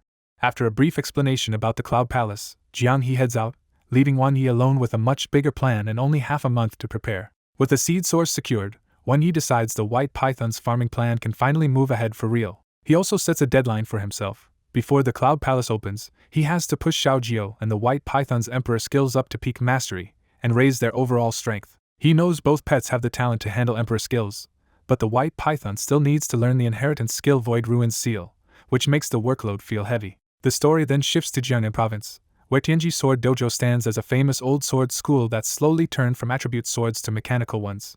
Its biggest training ground is built like a high-end combat simulator, able to project powerful pets, skills, and battle data for practical drills. On the dojo arena floor, Hishingu grips his scarlet light sword and challenges the simulated war pet Wenxiang after months of obsessive training. Ever since his defeat in Qinghai Province, Hishingu has been training like a man possessed because the sword rabbit crushed his pride. To catch up, he rebuilt the scarlet light sword with 10 newly obtained swords turned into mechanical sub-swords. He also replaced its sword intent core, leaning into the brutal advantage mechanical sword pets have over normal attribute swords. Hishingu reflects on the terrifying truth of mechanical pets, where attribute pets struggle for years to comprehend sword intent. Machines can just swap cores, update engines, and load code. After coming to Jiangnan Province, he has become convinced that mechanical pets will one day smother the whole pet world. That fear turns immediate when the simulator fully renders Wenxiang, towering over the battlefield like a weapon built to erase ordinary pets. Wenxiang is no normal sword pet at all, but a new Xionggang Empire war model with 3 combat engines and 3 matching sword intents it can switch between at will. Hishingu watches in alarm as Wenxiang simulated earth, fire, and wood powers chained together cleanly enough to suppress attribute pets below level 4. What really chills him is that every one of Wenxiang's simulated skills is already at great success, something living pets normally need months or years to reach. He realizes the old boundary is disappearing too, because mechanical pets can now carry actual attributes instead of remaining neutral machines. And unlike normal pets, a machine can keep upgrading its 6 dimensions just by changing components, which makes its growth ceiling feel almost unfair. The more he thinks about it, the more Hishingu is left with one ugly question. Do ordinary pets even have a chance of survival against this kind of enemy? Not long after, Wenxiang's simulation ends the duel by blasting the Scarlet Light Sword with the advanced fire skill Cross Flame Burst Slash. As the mechanical space starts collapsing, Hishingu has the eerie impression that the simulated Wenxiang is looking at him with contempt. That moment rattles him even more, because a database projection should not be capable of a higher emotion like that. Once he steps out, the arena crowd starts buzzing that Hishingu already did well just by lasting that long against the new Xionggang model. The onlookers keep breaking down why Wenxiang is so absurd, from its attribute-changing engine to its seamless great success skills at only level 3. Their verdict is blunt: if mechanical pets can now use attributes too, the gap between them and normal pets is shrinking to almost nothing. Then a burly man walks up to Hishingu and warns that this challenge is still beyond him, and that his recent training frenzy is becoming unhealthy for both him and his mechanical pet. At Tianji Sword Dojo, Hishingu admits he understands his teacher's warning, but he is still hung up on Wan Yi and that sword exchange meet. The burly teacher bluntly says Wan Yi may be talented at raising pets, but for attributed pets at this stage, failed evolution means they will fall behind mechanical pets. He presses the point harder, saying a sword rabbit is only an ordinary pet, its potential is limited, and squeezing too much from it now could ruin its future growth. Hishingu knows the logic, because in the modern pet world most evolution paths have already been researched nearly to their ceiling. The old consensus is harsh: an ordinary pet almost never reaches Overlord or Legend class without absurd luck and resources, while mechanical pets skip evolution entirely and rely on modification. Even so, Hishingu pushes back and reminds his teacher that Wan Ye's first 2 pets also started as ordinary pets, yet both evolved into brand new and unusually powerful forms. He adds that universities across Jiangnan are still studying those unusual evolutions, so Wan Ye's sword rabbit might become a new species as well. That argument lands, and the giant man falls quiet because he also remembers how much national attention Wan Yi drew during the Qinghai assessment duel. Hishingu quietly says the real reason he cannot let it go is simple: that sword rabbit never felt ordinary to him. The teacher finally cuts the topic short and tells Hishingu to focus on the real priority: entering the Cloud Palace Relic in 2 weeks with Jiangnan's other 5 selected teammates. He warns Hishingu that his current training is enough and tells him to stop challenging Omnizo model war pets, because repeated losses against that machine will wear down his confidence. Hishingu says he suspects Wan Yi also qualifies for the Cloud Palace, which means they may meet there anyway. Then he reveals a new idea and looks toward the distant mechanical field, clearly thinking several moves ahead. Hishingu proposes inviting Wan Yi here to challenge the Omnizo mechanical war pet himself. He explains why the idea matters. Omnizo was developed by the Xionggang Empire. Jiangnan clearly wants local beast masters to study it, and by normal rules a same-level pet cannot beat it without the beast master joining the fight. Even after saying all that, Hishingu still admits his real instinct is stranger than logic, because he has a feeling Wan Yi might actually pull it off. The teacher responds with a cold little sneer and points out the obvious problem. Wang Yi has no mechanical pet, no ties here, and no interest in chasing fame. He goes further and says that if Wang Yi is preparing for the Cloud Palace too, he is probably already buried in special combat training and will not accept a random invitation. He Xingu admits that is true, but he still insists he will definitely run into Beast Masters using Omni-Zo units inside the relic.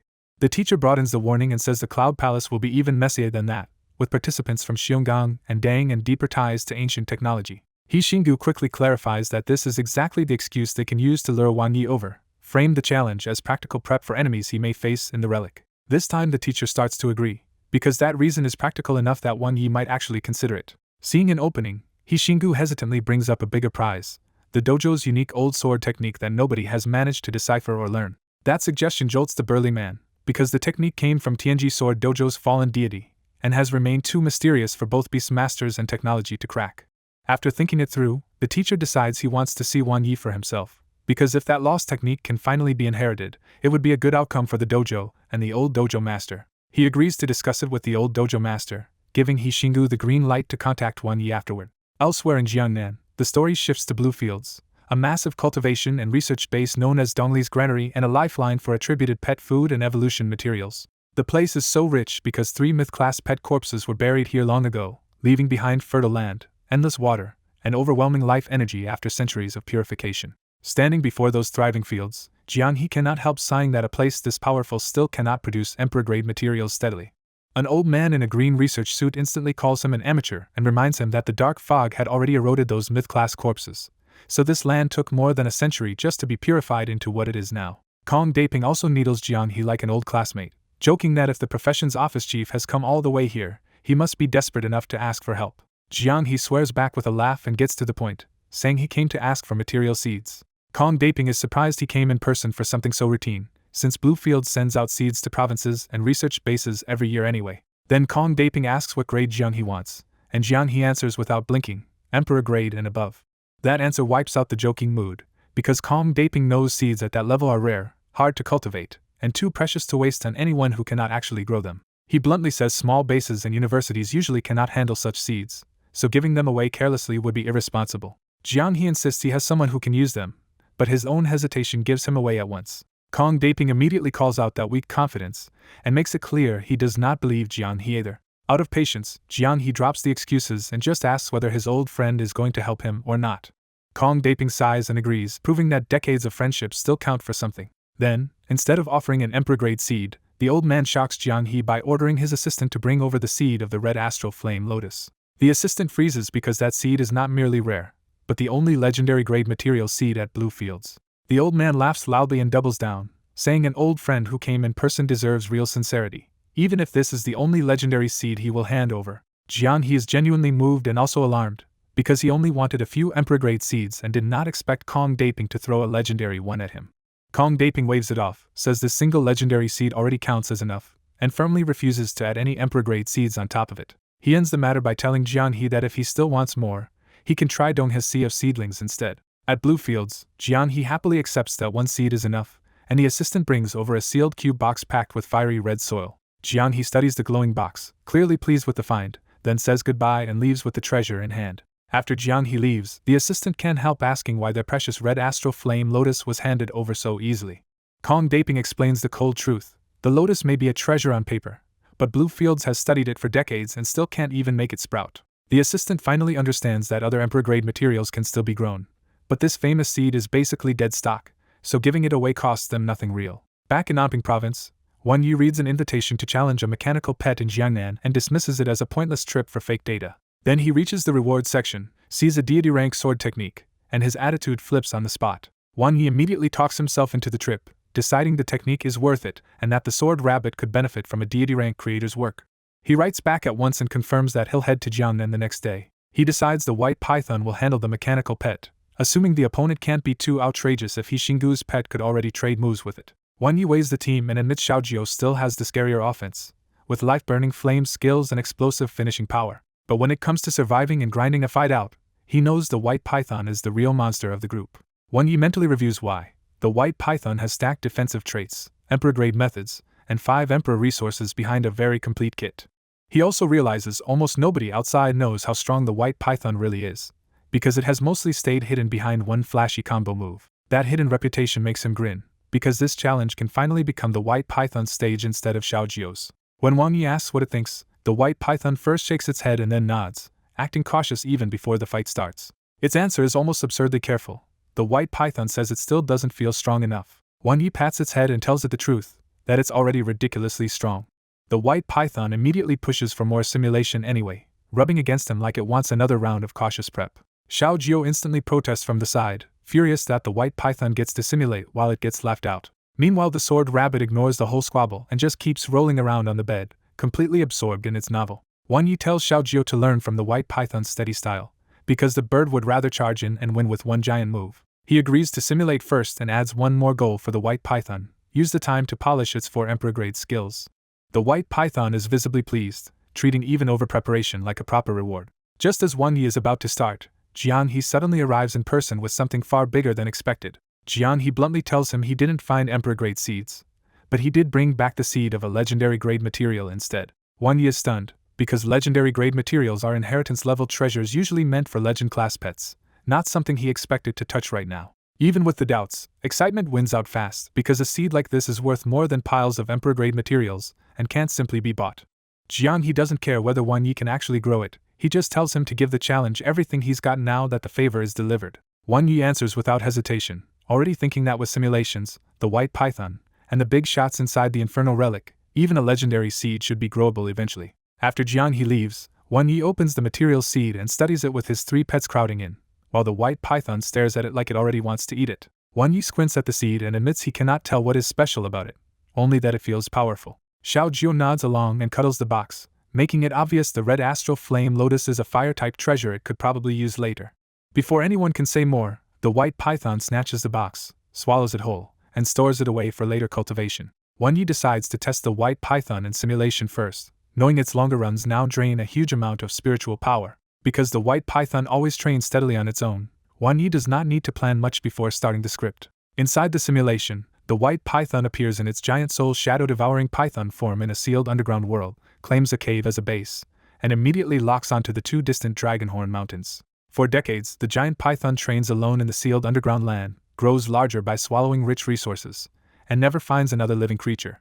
The eerie silence makes the giant python suspect the underground world is sealed, and it briefly links the place to Xiao Tao's broken sword. By 100 years in, the soul's shadow-devouring python hits a bottleneck, but all the materials it has swallowed still make its body and mind absurdly strong. As the long years pile up, its dragon's prestige reaches peak mastery, and its soul space also nears a breakthrough. At 160 years, soul space finally reaches peak mastery, so the giant python turns to Desolate Dragon Starfall next. Training turns rough because Desolate Dragon Starfall needs Hornless Dragon Soul first, and even Ancestral Dragon's Roar feels frustratingly incomplete. When skill gains slow down, the giant python leaves its cave and decides to challenge the 2 Dragonhorn Mountains again. The old prison-like resistance is still crushing the mountain path, but now the giant python can push through it, proving how much stronger it has become. Even after years of climbing, the giant python has only reached 1/3 of the way up, and an ominous sense of disaster starts hanging over the mountain. Once its stored food runs out on the climb, the hungry giant python hesitates, and then bites directly into the mountain. After swallowing one of the hornstones, the giant python's whole body heats up, revealing that the mountain is made from true dragon remains.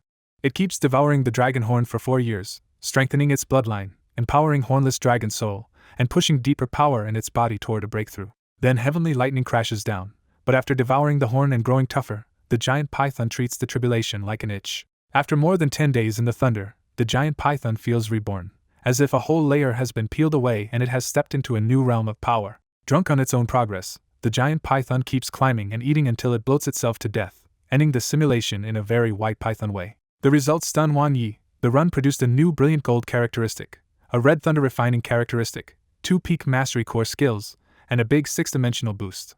Wang Yi cannot help thinking the White Python is absurdly broken, especially with its late bloomer growth snowballing over a long simulation. He briefly laments that all the mountain resources were only script world gains, because the amount the python ate should have been priceless in reality. Since the combat technique itself did not level up enough to be claimable, Wang Yi skips the extra reality simulation and locks in the 5 best rewards instead. When he checks the new Brilliant Gold trait, Wang Yi realizes Hidden Universe is the evolved form of the White Python's old gluttonous snake foundation.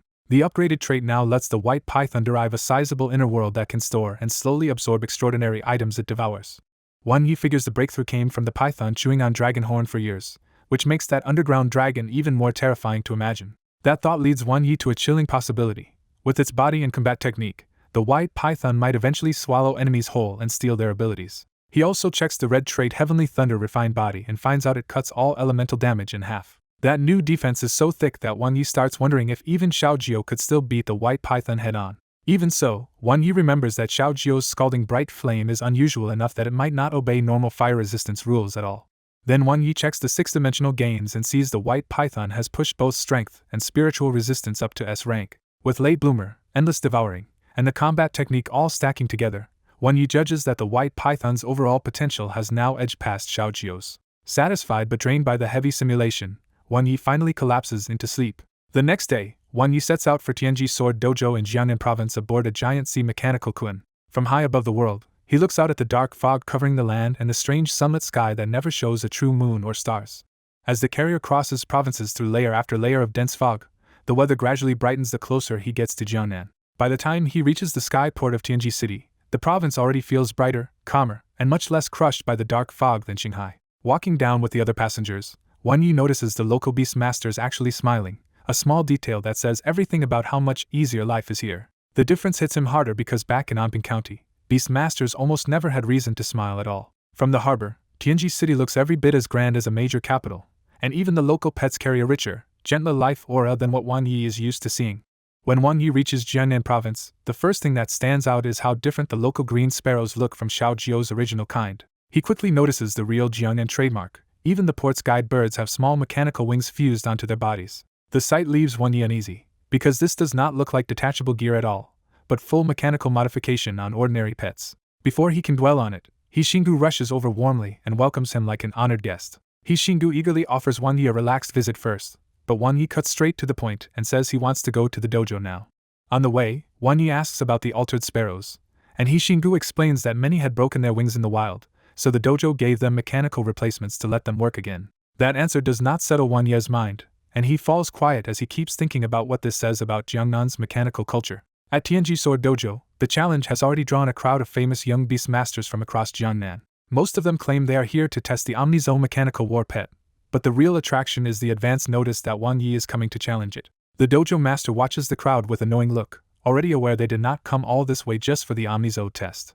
Wan Ye's name may not be famous with ordinary people, but among elite university beast masters, an investigator from another province showing up here is more than enough to stir curiosity. A pretty, androgynous young elite walks over to the burly dojo master and asks when investigator Wang will arrive, sounding like he has already done his homework. The burly dojo master grumbles that none of these juniors were invited, and if Wan Yi hates crowds, this whole turnout will look deliberate and rude. The pretty young elite brushes that off and says Wan Yi is not the type to care about crowds, reputation, or being watched. The burly master is quietly amused by how much these juniors know, especially when the pretty young elite points out that even the military side sent someone to watch.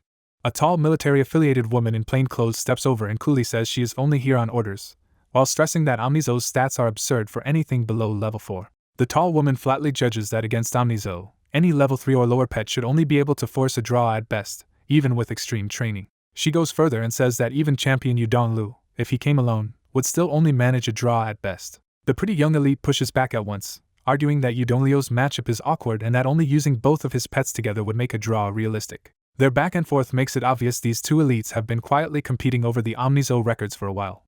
Then the air outside screeches to a stop from high-speed sword travel, and everyone knows Wan Yi has arrived. The crowd immediately files into the stands and pretends to be casual spectators, even though they are all waiting for the same thing. He Xinggu leads Wan Yi into the dojo, and when Wan Yi sees the packed place, he only pauses for a second before ignoring it. He Xinggu awkwardly claims there are only a few spectators from the dojo, trying to play down how obvious this setup really is. Wan Yi scans the stands and casually notes that some of the spectators feel very strong, which makes He Xinggu instantly realize exactly which elites snuck in.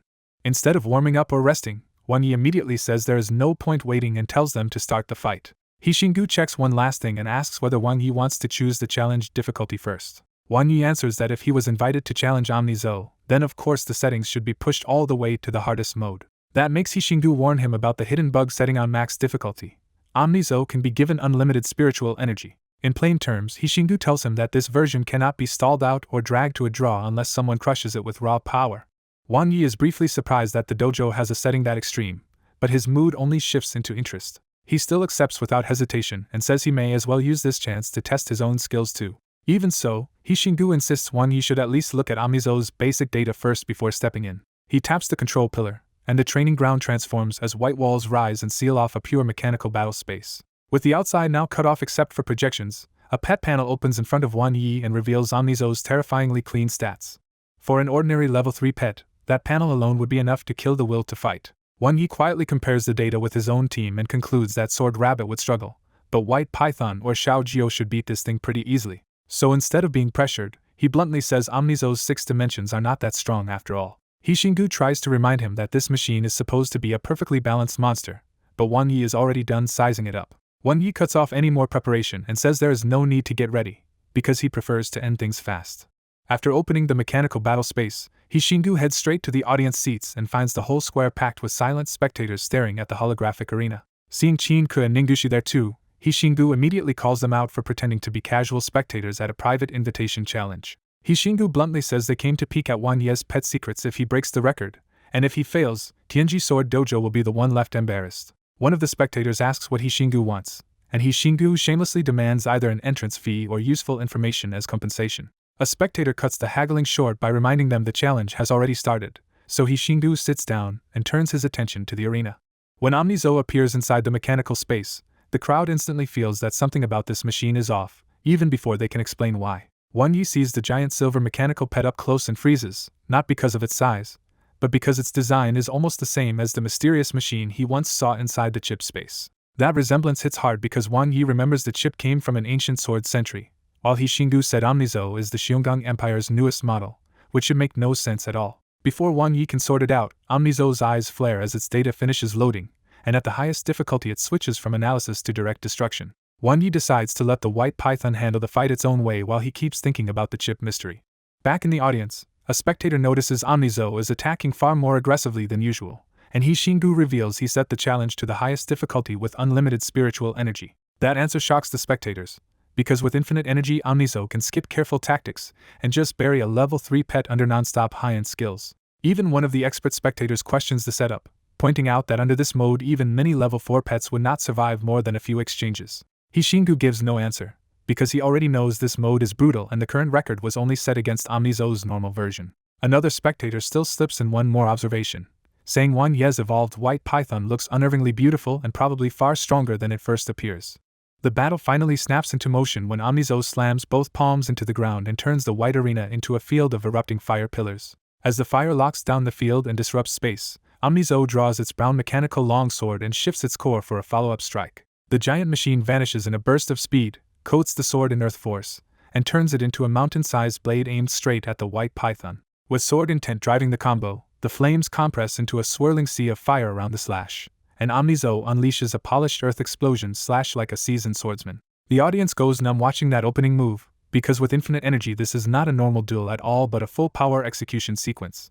The slash lands, half the mechanical space disappears under flames and debris, and even Hishingu thinks Won Ye's White Python may have been erased in one hit. Then the smoke thins, and everyone sees Amizo's giant sword frozen in place because the White Python casually caught it with its tail. The little snake is not even enlarged or defending itself with a skill, and the baffled look in its eyes practically says, "That's all?" The spectators can barely process it, because a level 3 pet should not be able to tank that move cleanly without any obvious defensive skill or trait. Before anyone can explain it, the White Python opens its mouth and releases invisible threads that condense into shadowless swords. The attack instantly escalates from one profoundness to 10,000 shadowless swords, flooding the space with invisible blades. Without even using sword intent, those unseen swords punch through Amizo's head, torso, and limbs until its entire massive body is riddled through. The White Python lets go of the giant sword, and Amizo stumbles backward like a puppet with its strings cut, its joints twisting as control starts to fail. Amizo crashes to the floor, its body suddenly riddled with tiny holes before the whole mechanical pet breaks apart into symbols and data. Outside the arena, the whole dojo erupts in disbelief, and even the dojo master jolts to his feet because what they just saw feels impossible. The audience can barely process it, because the Xionggang Empire's top difficulty Amizo was supposed to be untouchable to local beast masters, not one shot in front of everyone. Hishingu stares blankly and mutters that he cannot believe the White Python took no damage and ended the fight in a single move. Professor Chin forces out the real answer. That cut was Shadowless Line, the hornless White Python's beginner spatial skill, but it was used at a level frighteningly close to enlightenment. That explanation only shakes Hishingu more, because enlightenment is already brushing against the realm of rules and should be absurdly rare for any pet skill, let alone a level 3 one. No one in the dojo can explain how a mechanical war pet with an A+ constitution still got erased that fast, and the shock starts feeling like a direct attack on everything they believed about combat strength. Then the white python makes it even stranger by lashing the already broken Omnizo a few more times with shadowless line, as if it has a personal grudge against the machine. When the mechanical space dissolves, Wan Yi finally blinks back to himself and casually remarks that the fight ended pretty fast. The white python slithers back to Wan Yi, rubs against him, and sounds more disappointed than proud because the opponent was too weak to satisfy it. Its complaint is practical too, because that burst of attacks consumed several thousand points of spiritual energy, so the white python returns to pet space to rest. Wan Yi steps out and finds Hishingu still staggering in a daze, so he asks what is wrong, only to get a hollow nothing back. Then Wan Yi asks the most ordinary question in the room, whether that means he passed the challenge. Hishingu tries to recover by asking where the white python went, and when Wan Yi says it is resting, he clings to that answer as proof that such a move at least had to cost heavily. Hishingu calls Shadowless Line an ultimate move, but Wan Yi only pauses, because to him this was still basically a normal win for a pet stacked with absurd traits and defenses. In Wan Ye's eyes, Omnizo was simply underleveled, because his pets never fight easy same-level opponents in the first place. So instead of boasting, Wan Yi immediately reaches for the real prize and asks about the deity rank sword technique Tianji Sword Dojo promised him. Far away in the Xionggang Empire, a blond man takes off his helmet inside the Central Pet Science Research Institute, while researchers gather around him for the battle data. His white-haired teacher teases him about which new Jiangnan pet Omnizo recorded this time, still assuming the Empire is just harvesting more battle data from Dongli. The blond man calmly drops the real news. Omnizo was defeated at Tianji City Sword Dojo by an unfamiliar level 3 pet. When the Institute pulls up the battle model, a tiny projected hornless white python appears in the air, and the whole room freezes at what actually beat Omnizo. The researchers quickly realize the battle ended almost instantly, with barely any data logged, which makes the white python feel even more dangerous. The old researcher warns that if this beast master reaches the Cloud Palace, he could become a real obstacle, but he still treats the result as useful because they now know the pet has a skill close to enlightenment. He follows that with a smug reassurance. The public Omnizo challenge is only a stripped-down model, while the real version carries 5 attribute transformations, a sword formation core, and more hidden power. The blond man still does not look worried, because he only sees Deng Xushan as a true rival and says he will find the Oracle in the Cloud Palace before this world runs out of time. Back at Tianji Sword Dojo, Hishingu is still half lost when Wan Yi pats him and pushes him to move on to the promised reward. Wan Yi notices the whole audience still looks strangely wounded, as if this one challenge somehow violated something sacred in their minds. Hishingu tells him to ignore the crowd and leads him deeper into the dojo toward the inner court and the sword storage room. On the way, Hishingu explains that the sword technique came from the 13th dojo master, Jian Wanjun, the divine sword deity who died in a dark fog eruption a century ago. The technique's name is Machine Fighting Sword Technique, a legendary art Jian Wanjun once used to hold Tianmen City alone for an entire week. But Hishingu finally admits the catch. In the 100 years since Jian Wanjun died, not one beast master or sword pet in Tianji Sword Dojo has managed to learn it. That instantly makes Wan Yi suspicious, because a true inheritance no one can learn after a century sounds less like a reward and more like something dangerously off. Seeing that reaction, Hishingu hurriedly insists they are not trying to trick him and swears this impossible sword technique is still Tianji Sword Dojo's most treasured secret art. Hishingu brings Wan Yi into Tianji Sword Dojo's inner sword storage room and says the reward is being made available by special exception. In the old hall, Hishingu explains that the dim ancient swords around them all belong to past seniors of the dojo. Hishingu calls for the old dojo master, and an ancient sword flies out on its own to stop in front of them. Hishingu reveals that this relic sword contains the divine sword deity's inheritance, and anyone who touches it with their soul may sense the sword intent inside. Hishingu admits the inheritance has been nearly impossible to comprehend in recent years, but he still hopes Wan Yi can at least grasp the sword intent. Wan Yi immediately decides not to gamble on his own talent, and releases the sword rabbit to try first. The sword rabbit locks onto the relic at once, its sword sense reacting sharply to the sword intent hidden inside. At Wan Ye's urging, the sword rabbit grips the ancient sword and starts trying to absorb the inheritance. For one brief moment the inheritance responds, and a flare of light wraps around the sword rabbit. Then the sword inside turns violently hostile and blasts the sword rabbit away instead of accepting it. Wan Yi catches the flying rabbit, and even Hishingu is stunned because he has never seen the relic reject someone like this. The sword rabbit explains that it barely tried to absorb the sword intent before the inheritance fiercely drove its spirit out. That failure leaves Wan Yi genuinely puzzled, because the sword rabbit's usual gift for sword arts has never let it down before. When Hishingu awkwardly tells him to try in person, Wan Yi first thinks about relying on simulation like always. Then Wan Yi suddenly remembers his own bizarre sword-related talent and decides to test it on the relic sword. The instant Wan Yi grips the hilt, The ancient sword erupts with a hum and explodes into blinding light. That light punches through the roof toward the clouds, and several sword pet phantoms rise around the blade with a deity-like aura. Xingu is completely floored, and with Wan Yi blazing under the awakened sword, he blurts out that it feels like a deity has descended. A hoarse voice breaks in as the old dojo master finally appears, staring at the spectacle and naming the source as the divine sword deity. The old dojo master says the dust-covered inheritance may finally be getting passed down after 100 silent years. Outside the dojo, the entire city feels the pressure of that awakening and looks up at the sky in alarm. Veteran onlookers recognize the spectral sword pets around the light pillar as extinct companions once associated with the divine sword deity. Back in the hall, Xingu nervously wonders if Wan Yi could somehow be the divine sword deity's descendant. The old dojo master shuts that idea down at once and says Wan Ye's abnormal talent is the only explanation he can think of. The truth is stranger. Wan Ye's body is still standing there, but his soul has already entered the ancient sword. Inside the sword, Wan Yi is hit by fragmented battle memories full of contemptuous lines and brutal old wars. One memory becomes clear. A black-robed swordsman stands with several sword pets beside a colossal sword-wielding bear pet in the middle of a nightmare battlefield. Their enemies make Wan Ye's scalp crawl, because the memories show both strange gods hidden in dark fog and mountain-sized mechanical beasts. Wan Yi realizes what made this possible. His peerless sword soul let his soul possess the relic sword and merge with the sword intent inside.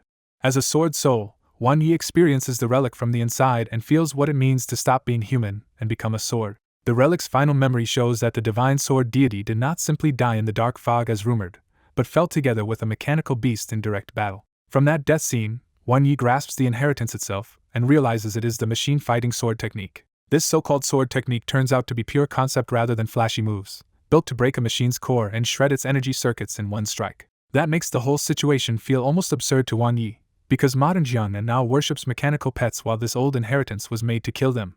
He also understands why the dojo has failed to inherit it for a century. The technique is difficult, and mechanical pet users are naturally repelled by it. Even so, one thing still nags him hard. The sword rabbit was repelled too, and he still cannot explain that part. Still, Wan Yi is quietly pleased that he finally learned a sword technique the sword rabbit could not, which means he gets to play teacher for once. He also realizes just how outrageous peerless sword soul is, because possessing a true ancient sword could let him borrow a slice of a deity's power. In the end, Wan Yi lets the irony settle in. The senior who hated mechanical pets probably never imagined they would dominate this place 100 years later. With that thought, Wan Yi ends the sword soul state and returns his soul to his own body, carrying the inheritance back with him. Wan Yi snaps back to the sword storage room, and the strange vision vanishes like it never happened. What jolts him is everyone else's face. Xingu, the sword rabbit, and the old man all look shaken too. Xingu suddenly stumbles backward in horror and blurts out the wildest guess he can think of. Is Wan Yi somehow the divine sword deity's descendant? Wan Yi looks up at the ancient sword and realizes whatever just happened caused a real disturbance outside his own mind. To cover the truth, he calmly says he only comprehended the sword intent hidden in the blade, along with fragments of the divine sword deity's life. The old man instantly locks onto one detail and presses harder.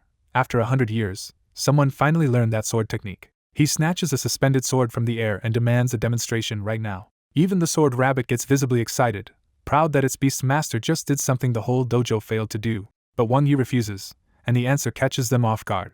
The old man drops the pressure and makes a bare, earnest plea. He does not have much time left, and he wants to see the deity's final sword before he dies. Xingu also tries to reassure Wan Yi, saying the dojo could not learn the technique for a century, so there is no need to fear them stealing it. Wan Yi finally explains the real problem. Machine fighting is not a sword art meant for show, but a killing technique made specifically to restrain mechanical pets. As he lays out the sword technique's origin, the old man's face runs through shock, grief, and confusion all at once. Xingu can barely process it either, struggling with the idea that a revered senior created a sword technique to counter the very kind of pet modern people rely on. Wan Yi can only guess the divine sword deity saw the rise of mechanical life coming long before everyone else did. That thought pulls Wan Yi into a darker question. If steel limbs, cores, and engines replace everything piece by piece, when does a pet stop being a pet? He even thinks of the Xiongong Empire's totem, the divine mechanical Rubik's Cube, and how every great nation except only built its faith around a different divine beast. In the end, Wan Yi tells them the technique can still be learned by someone with a mechanical pet, but actually using it is a completely different matter. Xingu immediately understands the problem and all but rejects the idea, imagining his own scarlet sword turning on him for trying it.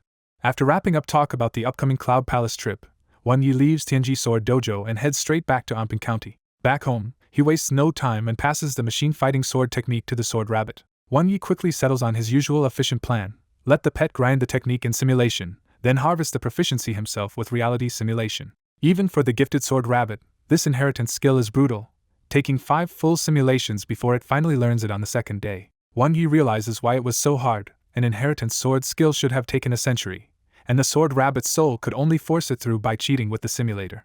With less than a week left before Cloud Palace, Wan Yi starts running future simulations to see what kind of mess is waiting there. He begins with his strongest lineup, Xiao Jiao and the White Python, and the simulated team cuts through the selection battle to reach the Heavenly Palace itself. Inside, the Heavenly Palace turns out to be an endless mechanical ruin packed with ancient materials and equally ancient machines that have come alive. After fighting through the mechanical monsters, the team starts sweeping up resources and digging deeper into the ruin. A few days into the search, Wan Yi pieces together a chilling truth.